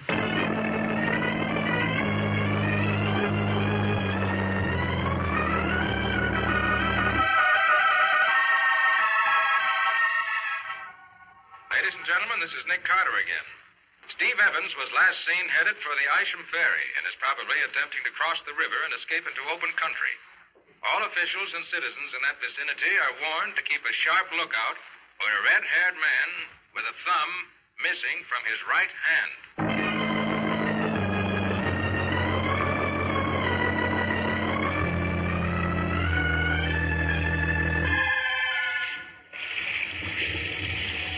Yeah, river's mighty pretty around dusk, hey, buddy? Yeah. Funny, ain't it? This here river looks so calm and peaceful, but there's a lot happening on it right now. There's armed guards on both sides. Yeah? How come? Ain't you heard? There's a killer trying to get across on this here ferry. Killed his old man, he did. Name Steve Evans. Everybody's looking for him. Yeah? Yeah, Nick Carter himself is directing the search by radio. Have a cigarette? No, thanks. This Steve Evans, he's a veteran, see? He's got red hair, and he... Hey, buddy. Yeah? Why are you wearing gloves? Well, because I'm cold, that's why. Well, I'd better be moving forward. The ferry's due to dock now. Just a minute, wise guy. You ain't slipping away so easy. You see that guy? Spotted again. I gotta find him. Hey, Evans. Steve Evans. Huh? This way, lad. What? I'm Waldo McGlynn, Nick Carter's assistant. Get into my truck here. Hurry up. Get under the canvas in the back. I'll drive you off the ferry. But, Mr. McGlynn... Quiet. They're headed this way. I'll cover for you. Heave this crate overboard here. Right overboard! Right overboard! The killer's jumped overboard! Steve Evans is trying to swim to shore!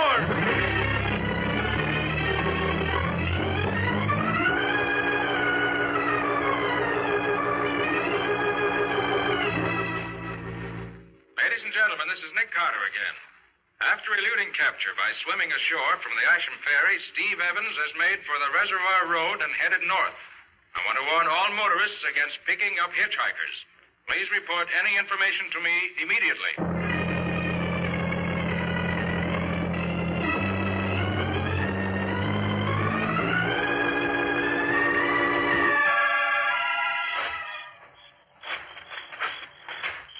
Past 9. I gotta keep going. I gotta keep on Asham Courthouse. I promised Mr. Carter Who's that? There's somebody behind that tree. Oh, it's nerves again. Uh-oh. Car headlights coming up the road. I better duck into the ditch again.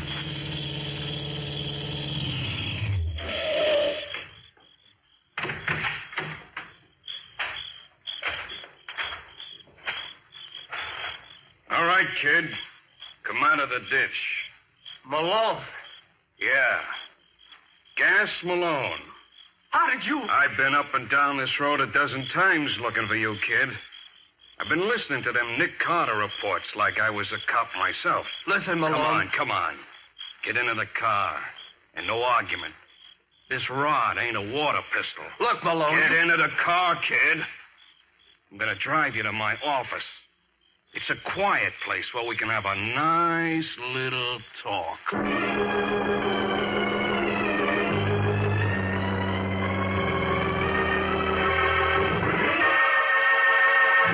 Gas Malone and Steve Evans get into the car and drive off. Does this leave Nick with his plan completely destroyed? We'll hear the conclusion of the adventure in just a moment.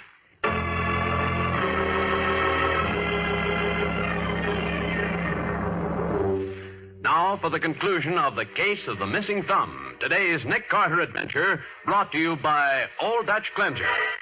30 minutes after Gas Malone picked up Steve Evans on the Reservoir Road, his car draws up before a small building in downtown New York. We're here, kid. Get out. Okay.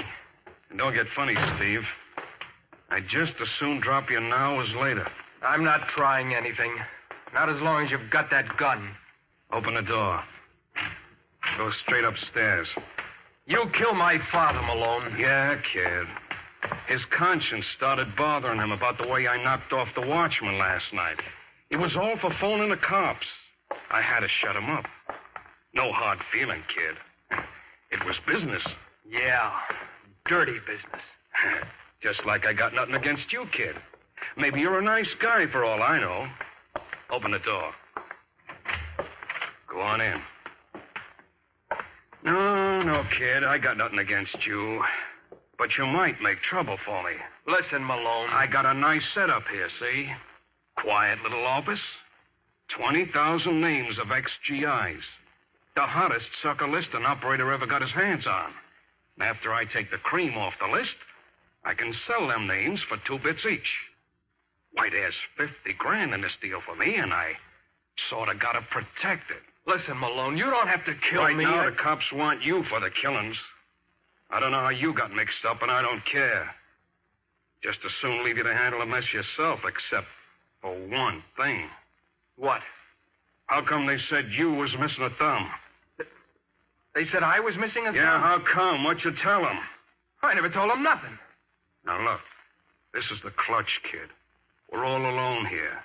You, me, and this gun. Now, I want some answers. What about the thumb? Honest, Malone, I don't... Hey! Missed you that time, Steve, but I'll take better aim the next time. Why'd the cops say you was missing a thumb, Steve? Said that to trap you, Malone. Don't try to shoot him on me. I warned you. Pick up his gun, Steve. Okay. Sorry I was late getting up the stairs, but the door of the luggage compartment of Malone's car jammed on me. It took time for me to get out. Hey, Carter. Oh, stop your whining, Malone. I just put a bullet through your left hand, that's all. Maybe you'll lose that thumb, too. But it won't make any difference to you when you're in the chair.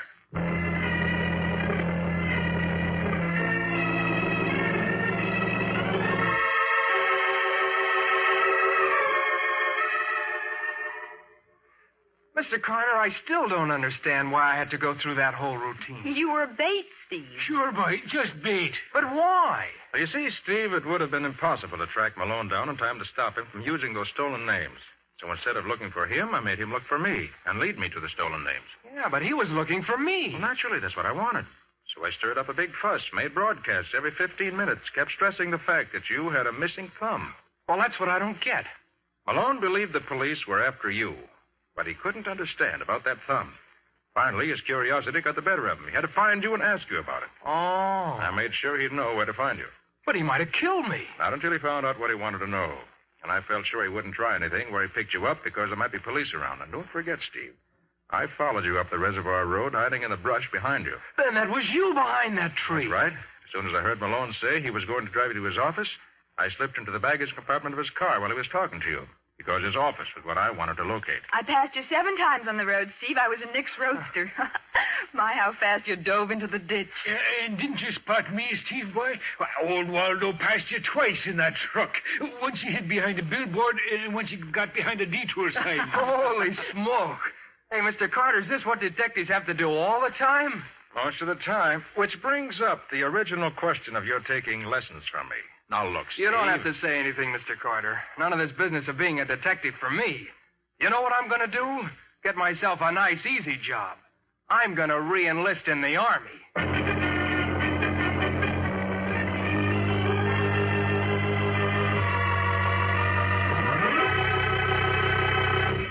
Can you tell us something about the adventure Old Dutch Cleanser's going to bring us next week, Nick? Oh, certainly, Bob. Next week's story is about a crook who stole a vanished fortune. If the fortune hadn't vanished, he would have landed in jail. But it disappeared, so he was murdered. And it all started with a can of coffee and ended with a box of cigars. Coffee, cigars, and fortunes that don't exist.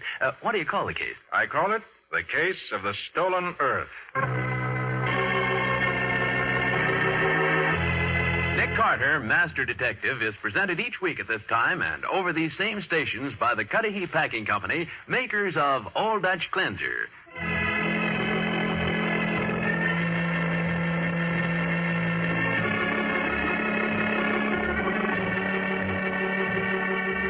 Nick Carter, Master Detective, produced and directed by Jock McGregor, is copyrighted by Street and Smith Publications, Incorporated. Lon Clark is starred as Nick, with Charlotte Manson featured as Patsy. Waldo is played by Humphrey Davis. Mattie by Ed Latimer. Today's script was written by Alfred Bester. Original music was played today by Jack Ward. This program is fictional, and any resemblance to actual persons living or dead is purely coincidental. This is Bob Martin saying, when minutes count, use Old Dutch Cleanser.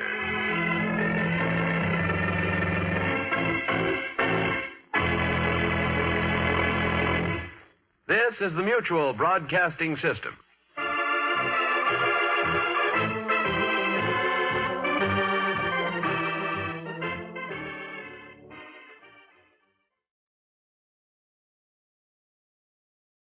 It's the Rocky Jordan Show.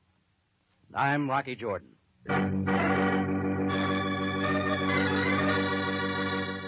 We take you now to Cairo and the Cafe Tambourine for a world of adventure with Rocky Jordan.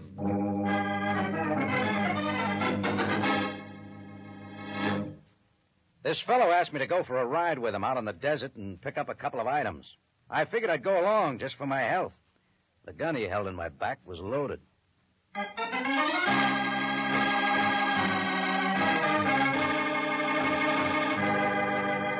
Cafe Tambourine, crowded with tourists, camel drivers, women, cheats, forgotten men down on their luck, the lonely and the lost. For this is Cairo, gateway to the ancient East, where modern adventure and intrigue unfold against a backdrop of antiquity. Tonight's Rocky Jordan story, The Big Heist.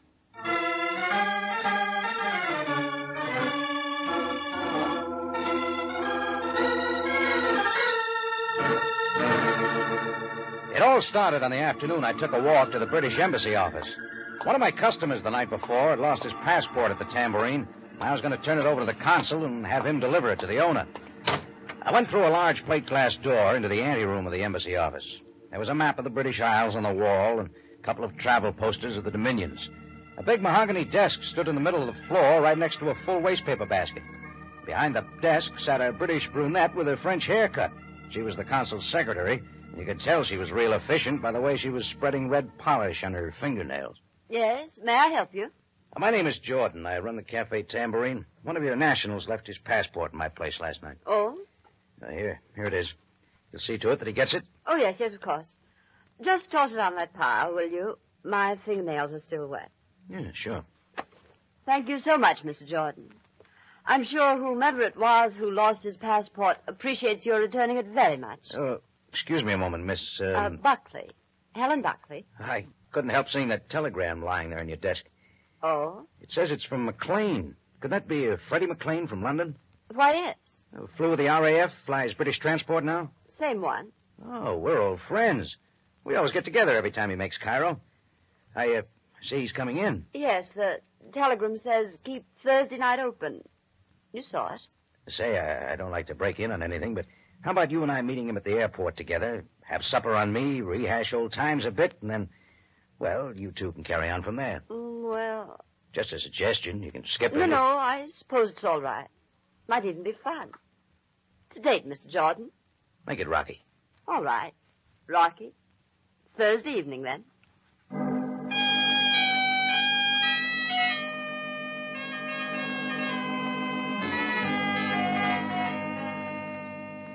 Well, Helen Buckley and I were at the airport Thursday evening waiting. The Cairo airport's a modern affair and a very busy place. Planes shuttling in and out from all parts of the world. Flight 907 for Athens, Rome, Geneva, Paris, and New York. Now loading at gate 6. From where we were standing, I could see the big Constellation being readied for its flight to the United States, and it gave me kind of a lonely feeling. But I shook it off as the PA spoke again. British transport, Flight 61, arriving now from London, England. That should be Freddie's plane, Rocky. Yeah. Come on, let's get closer. We watched the big plane taxi up to gate 4, then they cut the motors, and the passengers began to disembark. Then we watched the crew come out, and we were in for a surprise. Freddie McLean wasn't among them.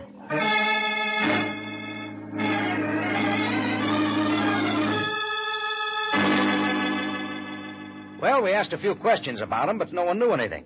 We figured we might as well leave.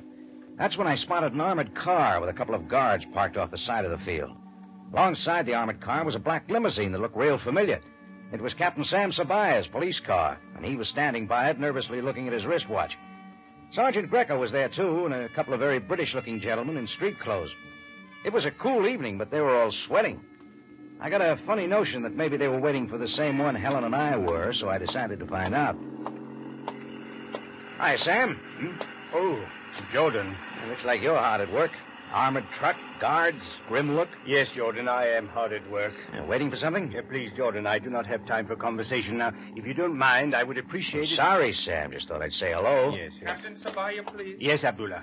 Mr. Bliss says there's no sense in waiting any longer. He wishes to return to the city. Yes, of course. Now, if you will excuse me, Jordan. I guess we've both been disappointed, Sam. I was waiting for a friend who never showed. Indeed. Well, we shall talk of it another time. Now, name's Freddie McLean. He's a pilot. Who did you say? Freddie McLean. Interested? Are you here alone, Jordan?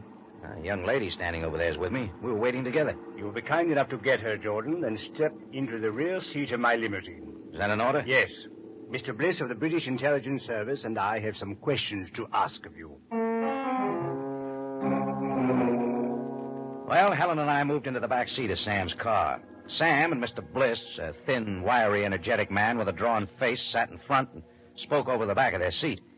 Mr. Bliss carried the ball, and he wasn't soft. Mr. Jordan, Miss Buckley, Captain Sabaya tells me you're at the airport waiting for Freddie McLean. Yeah, that's right. What do you know of McLean? Oh, he's an old friend of mine. I knew him when he was flying in the RAF. He's flying British transport now. And you were under the impression he was due at the Cairo airport tonight? That's right. How did you arrive at that impression? Hey, what's this all about? Is he coming in or isn't he? You will please answer Mr. Bliss's question, Jordan. Oh, Helen can tell you. I got a telegram from him. A telegram? Yes. What did it say? Not very much. Just keep Thursday evening open. I assumed from that he was flying in Thursday night. You have the telegram, Miss Buckley? Well, I don't know. I can look around the office, but I've probably thrown it away. She had it, though, Bliss. I saw it. I see. What happened? What's wrong? Why hasn't he come in?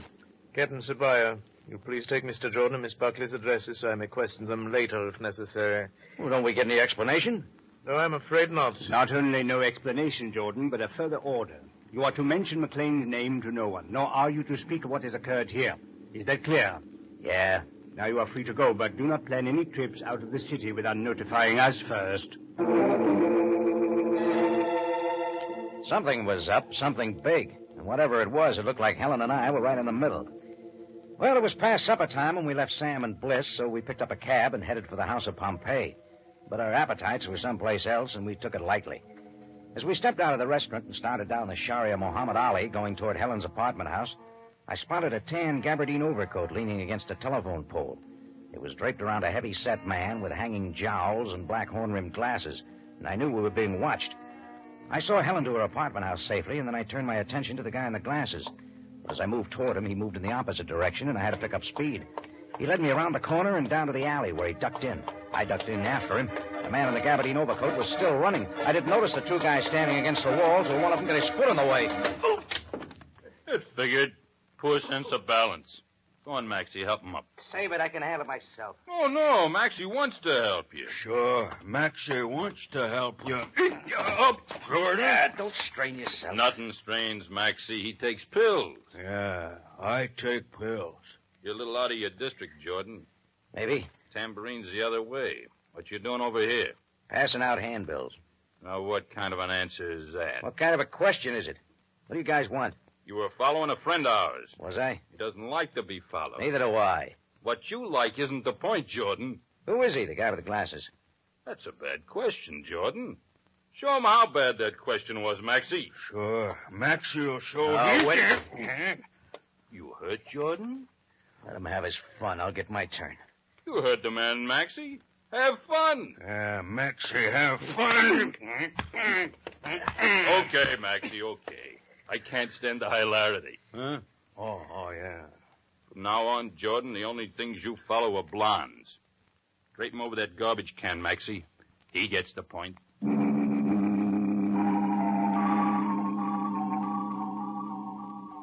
It took a while for the ground to get steady again.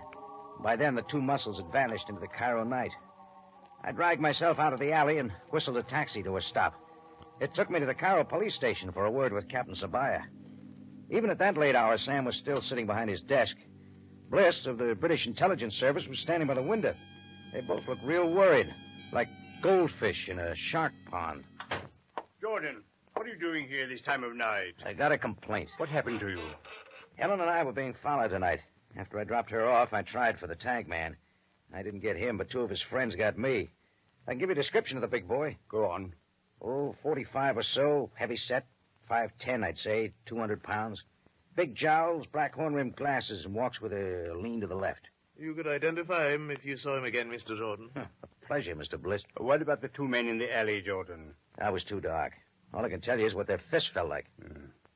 I shall have Sergeant Greco bring in some pictures from the Rogues Gallery. Perhaps you will be able to find a photograph of the man you followed. Yeah. Look, fellas, don't you think I've earned some answers? What's this all about? What's the mystery around McLean? Mr. Bliss, shall Jordan be told? You might as well tell him, Captain. He's in it now, whether he wants to be or not. Jordan, earlier today, a transport plane left the London airport carrying cargo. Its destination, the Cairo airport. Freddie McLean was a pilot? Yes. But the flight was to be most secret. No one was to know of it. Why? Because of the nature of the cargo. The Federated Bank of London was sending $1 million in gold coin to its branch bank here in Cairo. Oh, I see. That's what the armored cars and guards were for. Unfortunately, there was a leak. Perhaps the telegram McLean sent to Helen Buckley. Perhaps something else. At any rate, there was a leak. The plane did not arrive at the Cairo airport. So that's big trouble. Communication with it was lost someplace over the desert.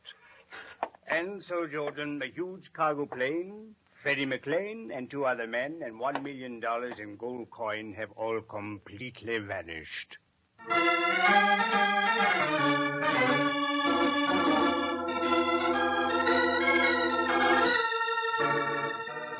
Well, Sam had cleared some of it up. At least he had told me why he and Bliss were so worried. So $1 million in gold coin was missing. The problem was how to get it back. I spent a couple of more hours at the station going through some photos Sam had, but I didn't spot the man I tried to follow. Then Sam said I could go, so I went back to the Tambourine and hit the sack. I didn't sleep well. I was worried about McLean and why I'd been stupid enough to send a telegram. The next morning, I had a visitor at the Tambourine. A skinny guy with a hawk nose and dirty robes and a smell like a camel. Effendi Jordan, owner of this most noble establishment? Yeah, that's right. My name is Luca. I'm a driver of the camels. I have followed the desert trails all my life. A humble lot for a humble man. All right, what's on your humble mind, Luca? Effendi, observe this small black book. It's an address book. Observe the page that I have folded. Huh?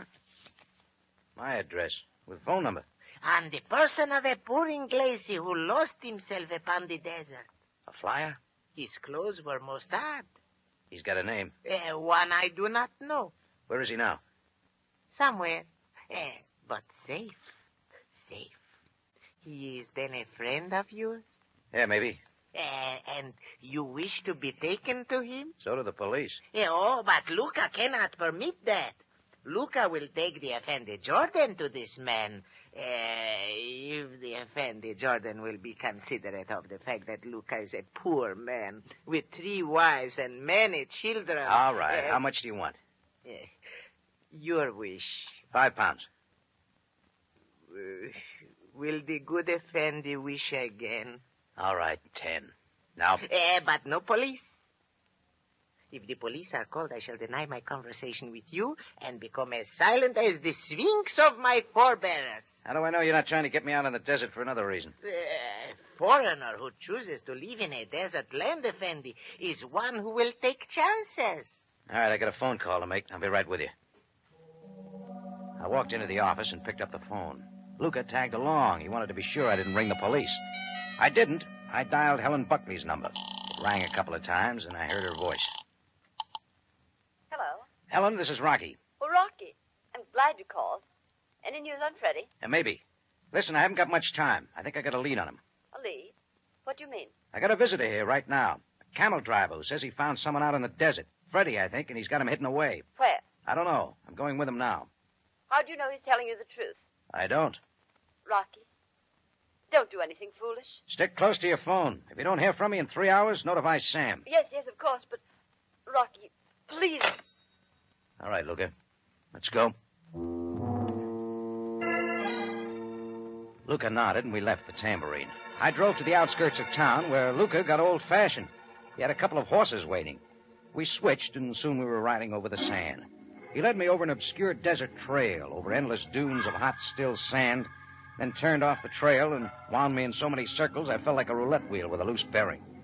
It was about an hour and a half after we left the Tambourine that I saw a couple of solitary palm trees jutting up toward the sky. When we got closer, I saw a tent.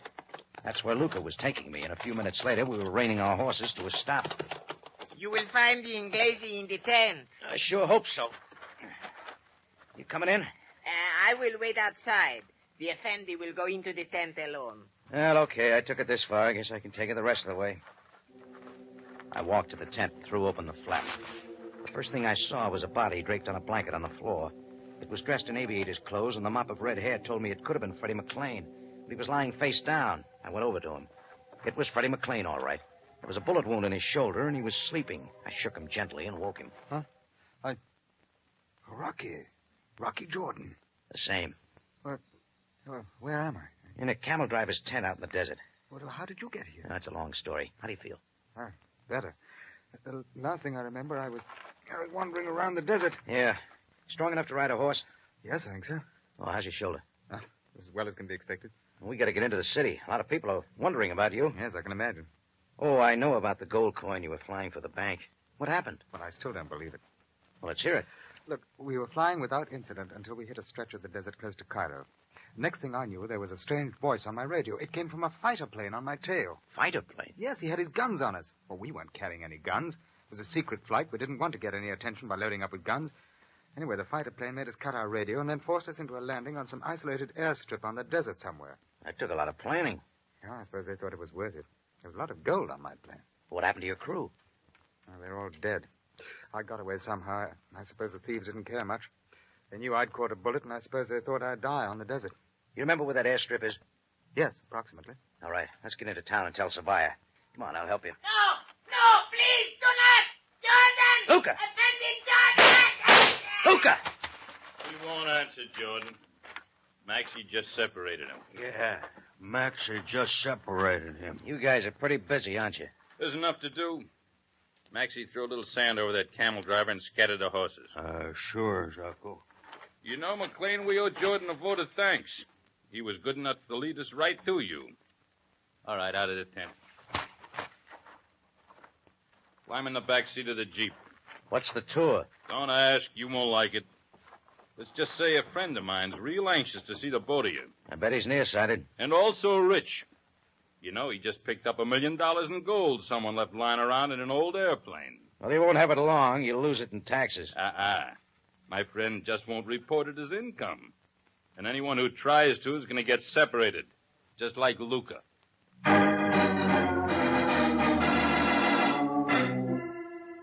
Well, the second lap of that desert journey of mine was taken in the back seat of a Jeep. Zacco drove, and Maxie sat in front with a gun in his lap.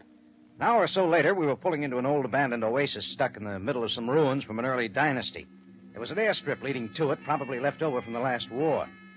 To one side, under some camouflage netting, stood the British transport plane McLean had flown from London. Alongside of it stood a fighter plane. That's all we saw. Next thing I knew, we were hustled down some stone stairs. The door was open in front of us. A heavy hand gave us a shove. All right. Don't go away. I'll be back in a minute with some company. Yeah, that's that. How's your shoulder, Freddie? Oh, it's all right.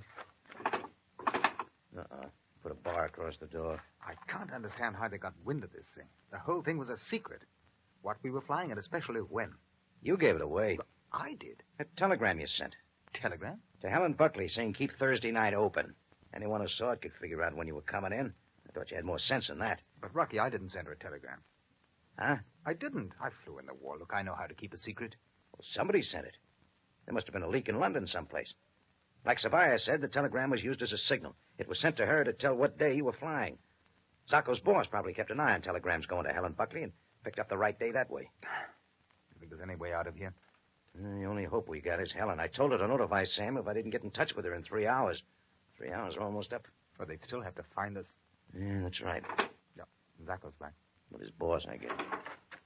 There they are. A joyful sight.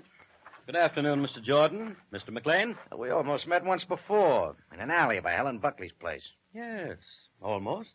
Did you do all the brain work on this? Most of it. It must have given you a headache. I had some notable assistants. From Zacco and Maxie and a Confederate in London, and someone else in Cairo, who the both of you know very well. Come in, Miss Buckley. Helen. Yes, Rocky. Well, I guess I had the telephone conversation with the wrong person. For us, it was the right person. Instead of notifying the police, I called Mr. Bannister. And this, Mr. Jordan, is the result. And it's all over. The gold is hidden in the ruins of this oasis. She'll be flown out of Egypt the moment you two are disposed of. Now, Zacco, my lad. Zacco, see what's going on? Yeah, I'll go take a look. Bannister, it's the police. They got Maxie. They're all around. Bannister, the police. Zacco sprawled out on the dirt floor, pretty dead. Helen stood looking at him, too stunned to move, but Bannister wasn't. He started up the stone steps looking for a place to run. I caught him on the top step and grabbed the back of his shirt collar. He spun around, tried to use his knee, but my fist was fast. That bounced him off the dirt wall, and I moved in to try again, but Sam Sabaya stepped up and stopped the fun. That will be sufficient, Jordan. Take Bannister away, Greco. And have him take Helen Buckley, too, Sam. She and McLean are down in that room. Abdullah, take Miss Buckley into custody and see if Mr. McLean is all right. Yes, Captain. Well, that's it, Sam. You'll find the gold coin hidden in the ruins someplace. Bannister will tell us exactly where. Do not fear. I'm still a little confused, Sam. How did you get here just when you did? How'd you know where to come? You told me, Jordan. I told you. Do you not remember? No. But nevertheless you did, Jordan. Come on, let us go back to the police station. I shall explain it to you there.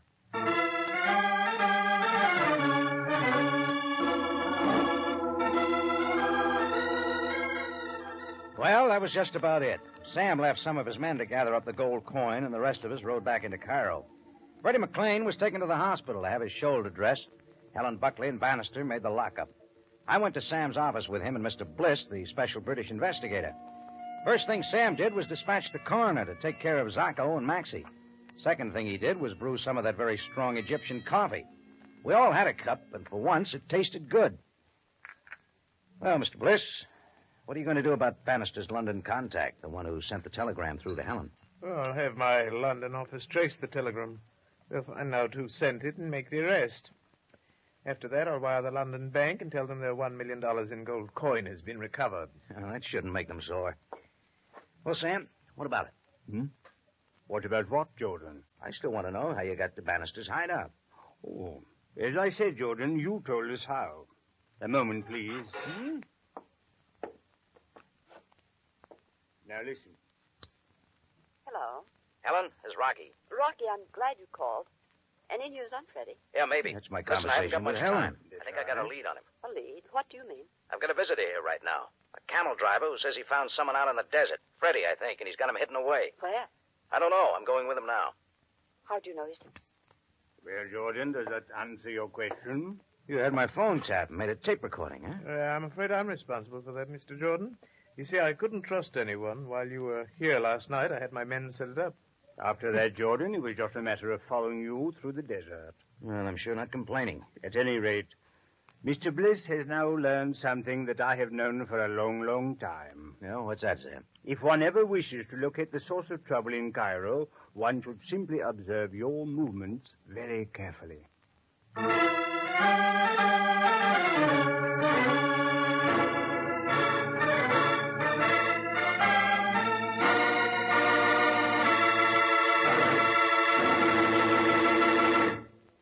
This is Rocky Jordan again. Next week, I want to tell you about a hand that grabbed my coat lapel and pulled me into a room where I met the second man. He turned out to be a real sweet guy.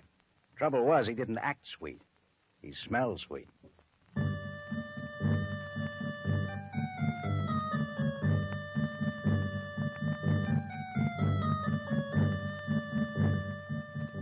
Rocky Jordan is a weekly presentation of the United States Armed Forces Radio and Television Service.